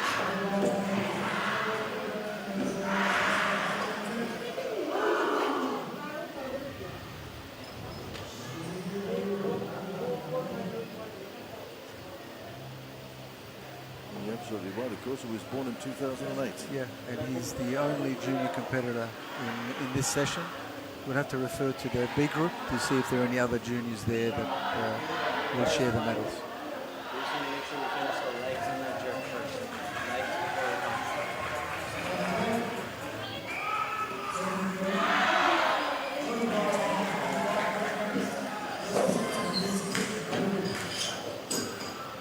before Sensei Cook.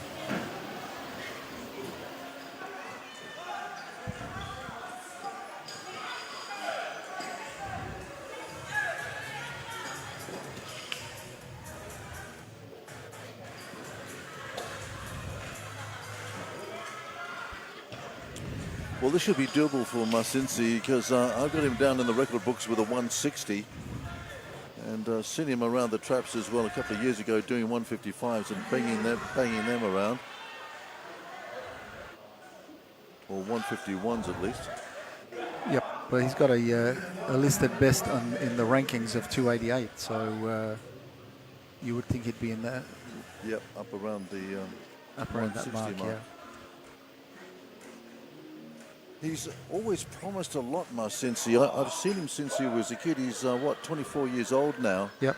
And he's always promised a huge amount, Masinsi. He's just never really sort of closed it out. He's got massive talent.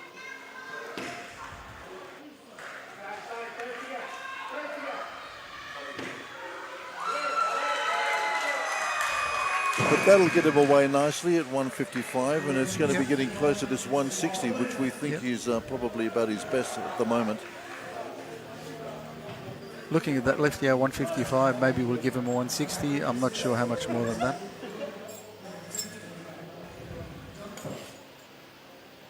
Nadu here of Canada. A number of the Canadians come across, of course, and as we were saying earlier, the Quebec will be hosting the last qualifying event ahead of the Commonwealth Games in Glasgow.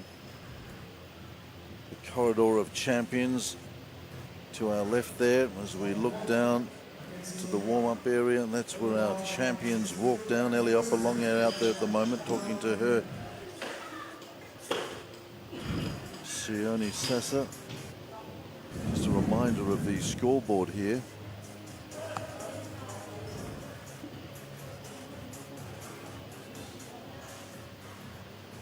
Funaki there was a little bit of a surprise in the earlier division when he bombed out.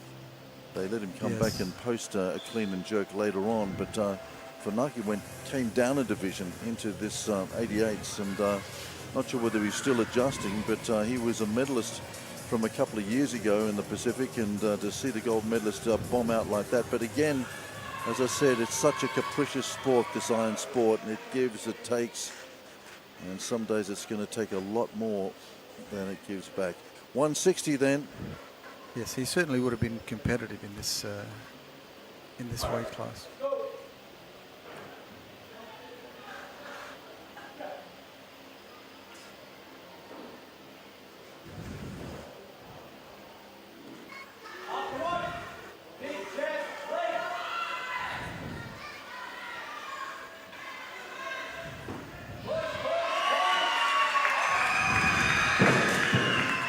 Looking pretty stable there. He was stable. Arms a little bit shaky, but 3 white lights.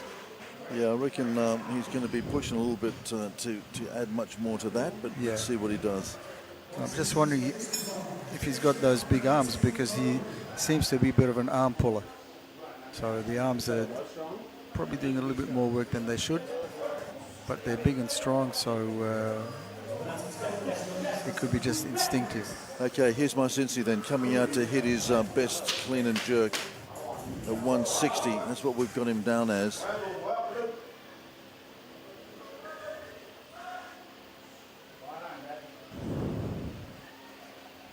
I tell you, the rock gym up there in Nauru, absolutely full of aspiring weightlifters at the moment. They're going through a real renaissance up there. Of course, they've got the micro games going up to Nauru in a couple of years as well, and I reckon the Nauruans getting themselves set very early for that, just to show most of Micronesia who's boss when it comes to this sport.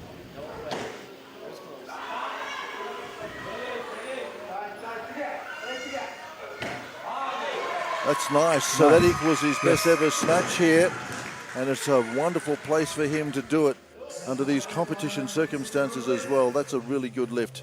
That was well executed. In fact, it was better than his first attempt. Looking at that, when we start to think, well, maybe he's got a bit more left in him, maybe we've underestimated him a little bit. But again, I've seen him pull off some amazing lifts over his career, and he's always promising such a huge breakthrough, and maybe one of these seasons we're going to see Marcinci really hit his straps. Okay, back to Sione Sasa then.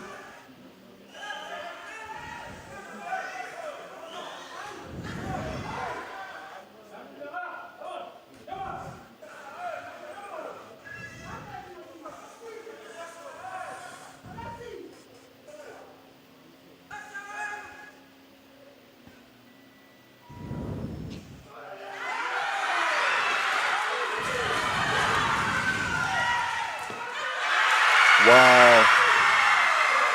The 18-year-old gets the nod of approval from Faleata Longe. They jumped on him in the snatch when he was playing it for the crowd a little bit, but he probably deserves it. And I tell you what, to put a kilo on Marcinci Cook under competition circumstances like this is very good weightlifting. Oh, tremendous. And he's 18 years old, and because of the fact that he is 18, he's enjoying, he's loving the environment, he's celebrating and whatever. Every time he celebrates and the camera pans onto his coaches, you've got this stern look of, that's enough celebration, get off the platform and come back to work. Faleata Longe there, of course, with that wonderful Olympic medal. What a powerhouse she was in the day. Extraordinary weightlifter, and now, of course, spreading the love with her coaching. Another very good weightlifter in the background there in the yellow shirt. That's Quincy from Nauru. He too was a super weightlifter in the day. In the early formative days of Nauruan weightlifting, after the great Marcus Stephen got that breakthrough back in 1990 in Auckland, and he and Paul Coffer teamed up, and boy oh boy, that machine just rolled across the Pacific to the point where it's got to here in this place. Look at it. Look at the competition we're enjoying. It all comes down to that combination of those two guys getting together way back in 1990. Auckland, it was at the Commonwealth Games, wasn't it? Yes. That was just at the end of your era.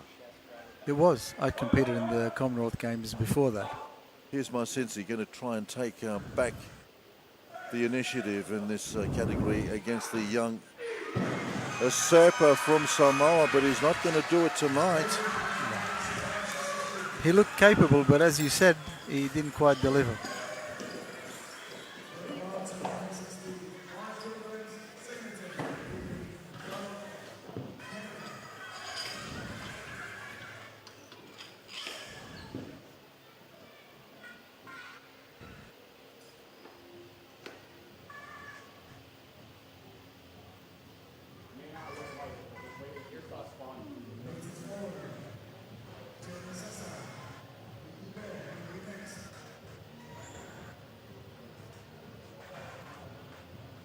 Gee, that's an interesting result actually with Masinsi putting that down, because it means he's a kilo behind Sione Sasa, the young Samoan. He needed that to get ahead. Change of guard in the Pacific. We've been seeing a little bit of that across the last couple of days as well. And I guess Jerry, knowing the way he plans and campaigns, probably looking for a pretty handy 88 lifter to put the Samoan team together. Yes, and correct. As I said, there's no Samoan 88 kilo lifter in the ranking list. Yep. But that could change in the next year or so. Okay, 160 was a bit of a thing. 165 here for the Canadian.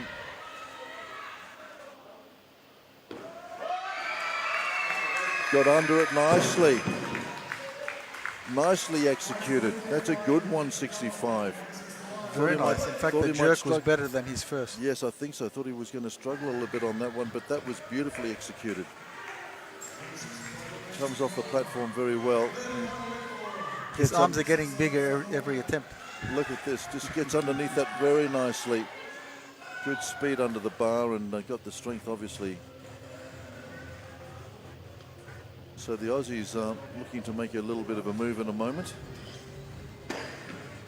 Ewing was in third place at the end of the snatch.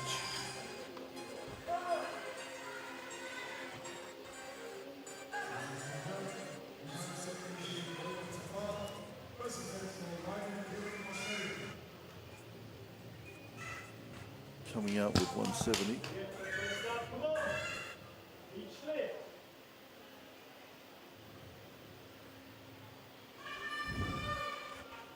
Gee. And just having a look at the call, it looks like Sasa's going to go for 170 for his farewell lift as well here in this competition. That'll be interesting for the locals. Anyway, we've got Ivan Ewing here with 170. Goes with his 136 that he got in the snatch.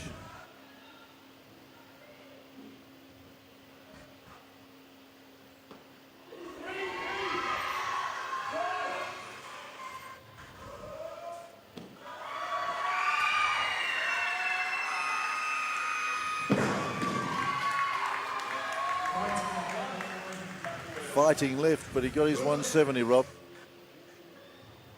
It's the first attempt. He had to work hard for it.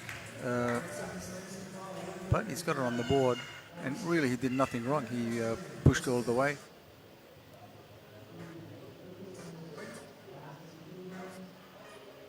Nice technique. Shuffled a little bit there at the end to stabilize under the jerk, but no problem, really.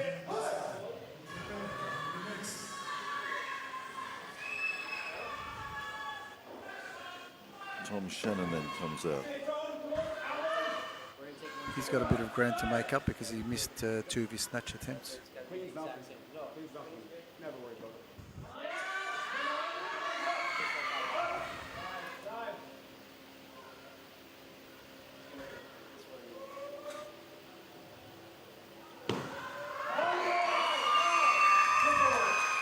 That should do it.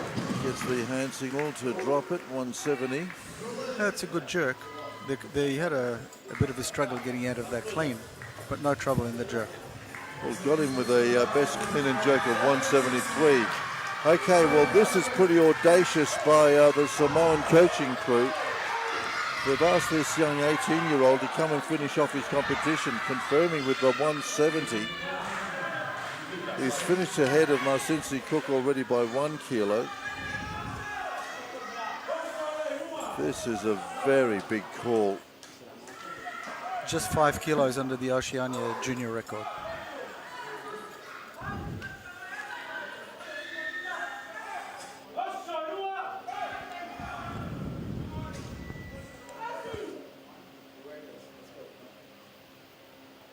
If he gets this one, he can celebrate for as long as he likes. He's going to celebrate anyway. Well, I got a feeling that Jerry Warwick has probably found himself a pretty handy 88 kilo lifter here. He can put Some him good in. weights lifted at his age. He's a strong boy, 18 years old. He can put him into the stable, I'm sure. Another year or so of the Oceania Weightlifting Centre training regime here, where they get up at 5 o'clock in the morning for the first session, and then 2 more after that in their 12-hour day. No wonder they're producing these formidable athletes. Really incredible. Okay. So this will see out the Canadian's foray down here to Samoa with his 171.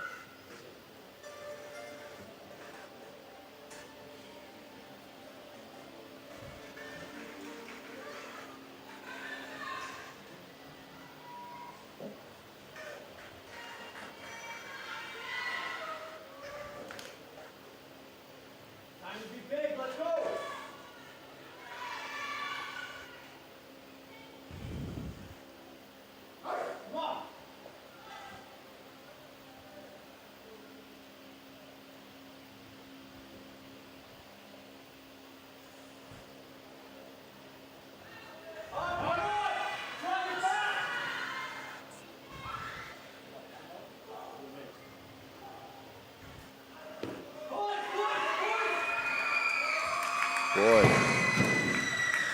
We'll wait and see the lights. Want to see the lights, and the lights 3 are white good. lights. That's nice for the Canadian.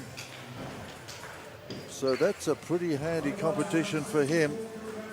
5 out of his 6 lifts for a 305 total. I think the jury had a good look at the replay of that lift. Yes, they did. They're discussing whether they want to have another look at it. Another intervention, but no, that Decided to let it go. time has lapsed. Ivan Ewing then comes up with a 174 now.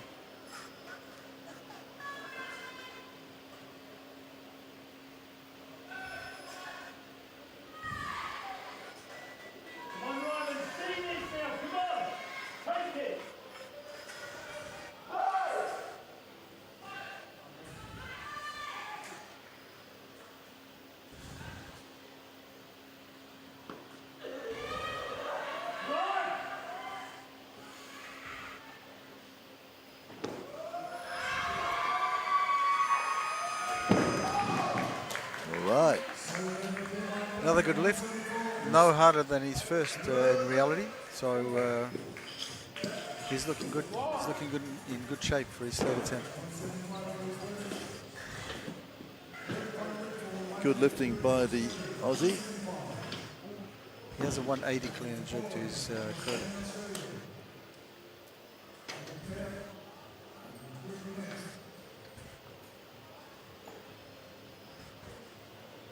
Ivan Ewing coming up for his third. It's, as you can see, the 175 there. Yeah, I doubt that he'll come up with that. That's the 1 kilo Gold automatic. Coast? Gold Coast?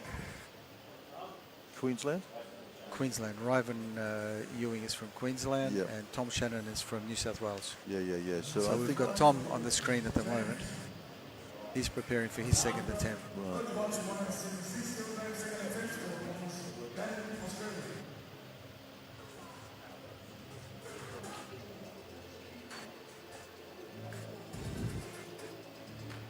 So what started out as what could be a closely bunched competition has actually It's turned stretched. out to be guys more or less almost ignoring each other and just following their own plan, Yep. going after the lifts that had their mindset on. Tom Shannon then coming out. Well, this is a PB by 3, according to my information. Yes, 173 is the most that he's Yep. done in this weight category. Yep.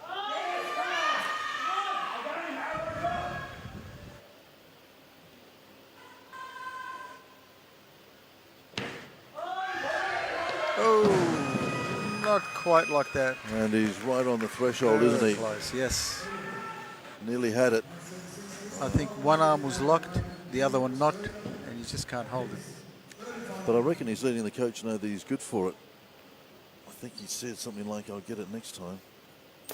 Yeah, if we look at his left arm, I think that's the problem there. It doesn't lock out. Yeah.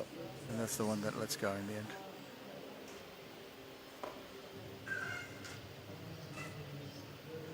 Is somebody going to go down the walk of champions?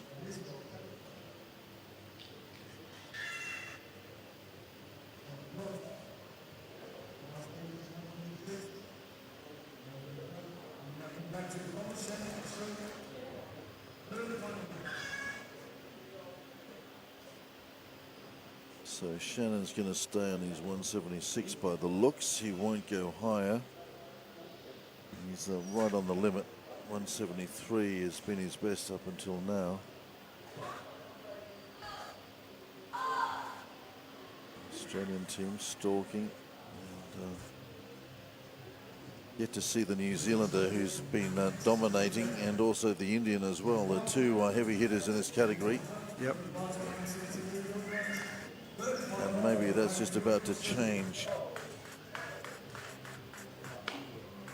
Because that's interesting. Abhishek Nipane here is going to come out with a 177.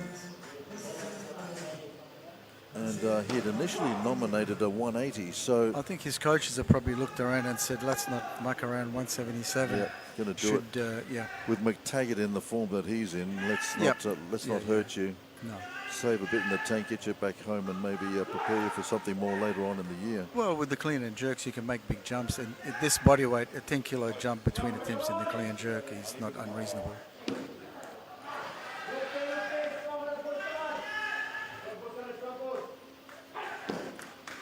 Yep, so I think that was the strategy there for them. Just get that happening. Get So that to in their the bank. thinking, that takes care of the rest of the field. It does indeed. And then we'll just see what we need. Yep. No, that's a clever strategizing by them. That's 317 that they've got there now with that. And none of them are going to be able to bother him. So he can have a think about McTaggart perhaps if he starts to relax and get into the job. But McTaggart's going to start on 181.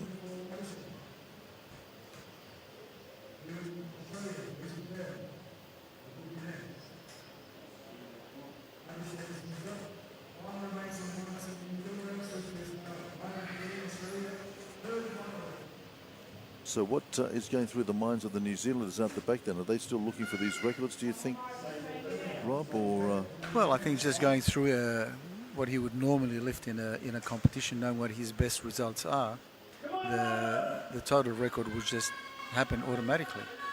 He snatched very well, so he doesn't need to do anything outrageous in the clean and jerk to get the total record. So here's Ewing then, out of the Gold Coast Bounce Weightlifting Club.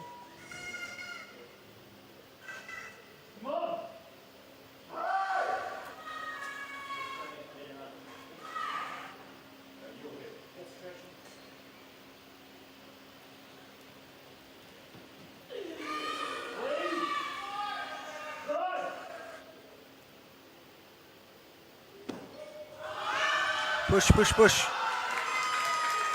I think he heard you. Oh, he's clean and jerked really well. And I think he got it. 178. That's nice for him. He's held his form, hasn't backed off. Well done. Yep. Three good clean and jerks. And a 314 total for him, and 5 out of 6 lifts as well. So good effort by the young Aussie.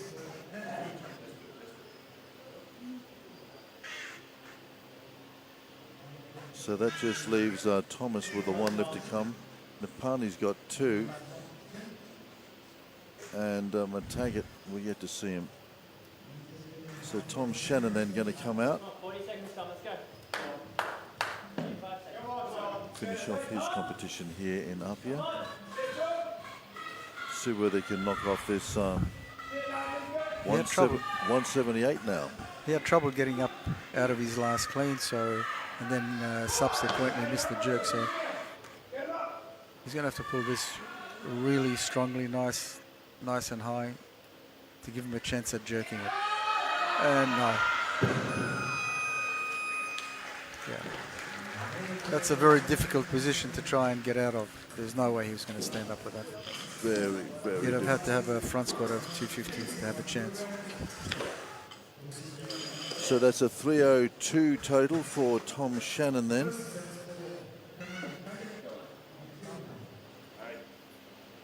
Two lifters remain in this men's 88 kilo category.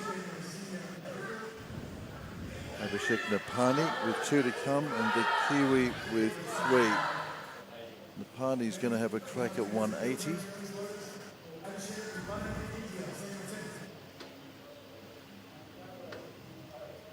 Well, McTaggart is sticking to his plan. He said he's going to start snatching at 150, and he did. And he had 181 nominated for his first jerk, and looks like he's going to start on that too. It does indeed. So we might have to go and start looking at the record books now and just see whether he's going to have a little bit of a poke around there. Well, all he needs is this first one, and then you've got an Oceania total record and clean and jerk record. The current standard for the Oceania jerk record is 180. It is indeed. So 181 would give him an Oceania jerk record. The current total is 330. This 181 would give him a 335 total. So he's going to... Who set the 330? Elder from Fiji. Oh, okay. On the same day that he snatched 155. Oh, okay. Yeah, because that would have beaten McTaggart's record that had stood since October 25. And here is McTaggart with the 181. So there it is. A handsome way for him to start and break a couple of records. And no problem. So that's wonderful lifting by him. He's definitely come here in good shape, well prepared.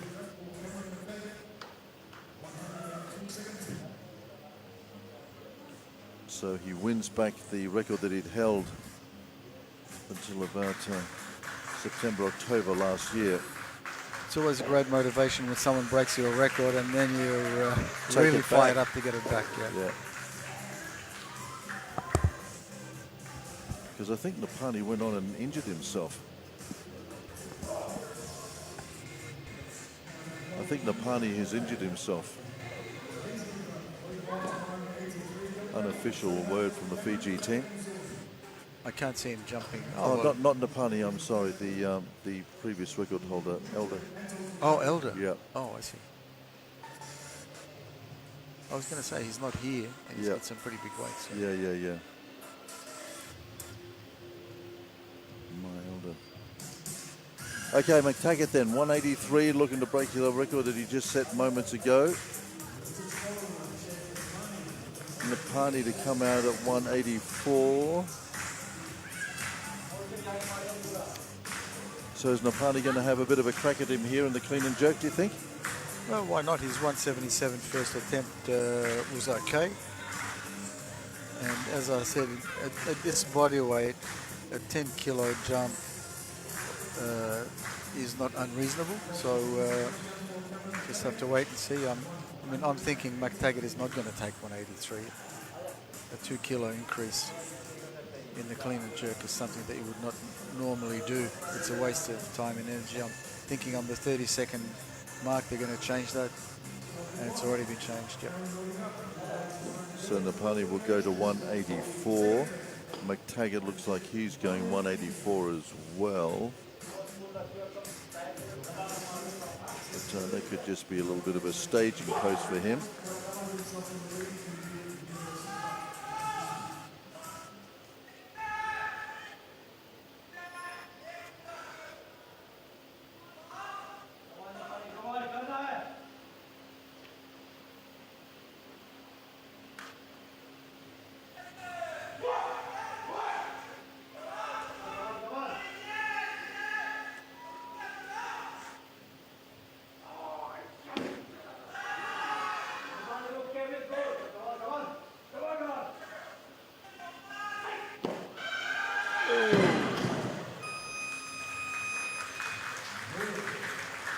not quite locked up.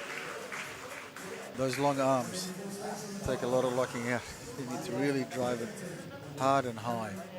And And one thing he also needs to do is get out of the way if the weight is falling behind well, him. he just did that, and now McTaggart's got him exactly where he wanted him. I mean, he basically had the competition on toast anyway. But further consolidating his control here in this men's 88 with 2 lifts to come to the New Zealander, 1 to the Indian lifter, Nipani. Yeah. And look, McTaggart doesn't seem in any sort of a hurry to get out and take this weight, so he may increase as well.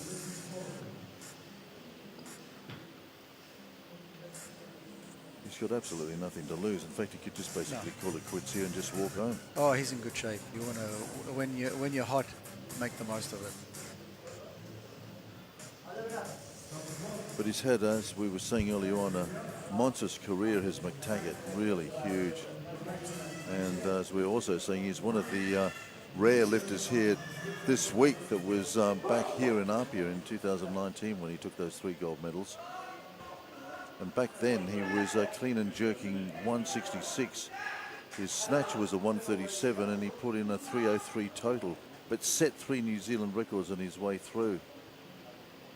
So he would have been, what, 22, something like that? Yeah.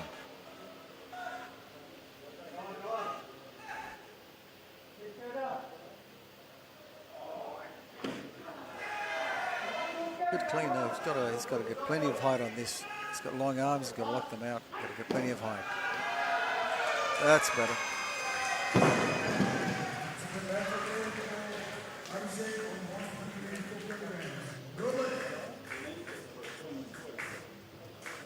So Nipani then brings his campaign to an end here.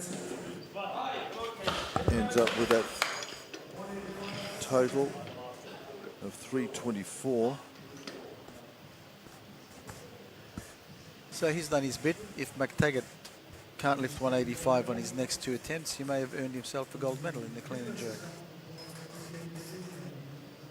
I wouldn't bet on it though. McTaggart is pretty solid. Yes, he's his in pretty, first attempt. he's in pretty good form, isn't he? Yeah. So this then goes ahead and breaks the records that he just set moments earlier. His own records back in his safekeeping. Absolutely. I mean, more to the point, that 184 ensured Nipani would get the silver in the jerks as well, because otherwise he was behind Riven Ewing.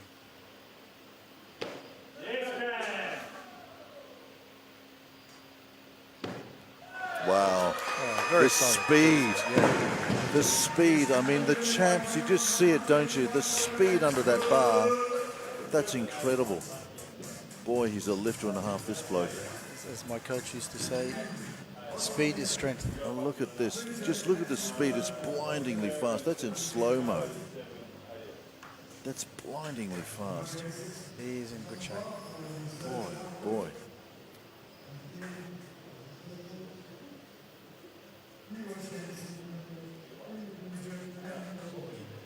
Okay, so he's going to go this Oceania senior records as well. Clean and jerk, totals. He's just been sort of breaking them nonchalantly all the way through the competition, hasn't he? It's been sort of edging on that, hasn't it? Yeah. Nonchalant. I'm sure he isn't, and he obviously isn't. He's just I would love supremely confident and just imagine the quality of competition if we had somebody. I wonder whether Sasso in the next year or so can come out and match it with him. yeah. He's young. He's a young boy. He's improving.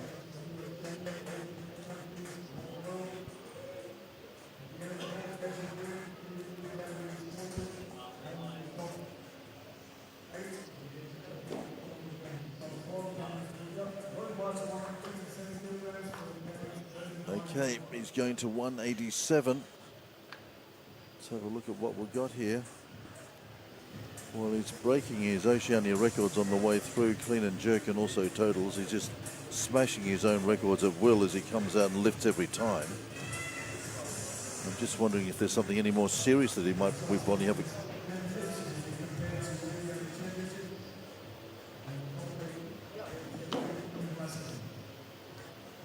185 would give him a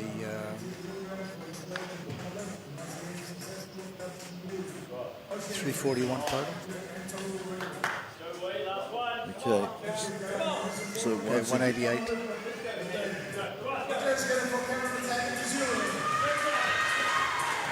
So this has been just a demonstration in powerlifting here in the men's 88s by this champion from New Zealand.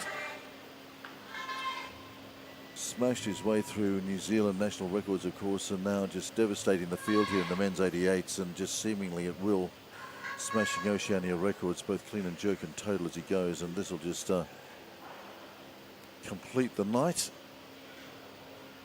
This would give him 342, so he would break the previous record by 12 kilos. Not there. It's not there.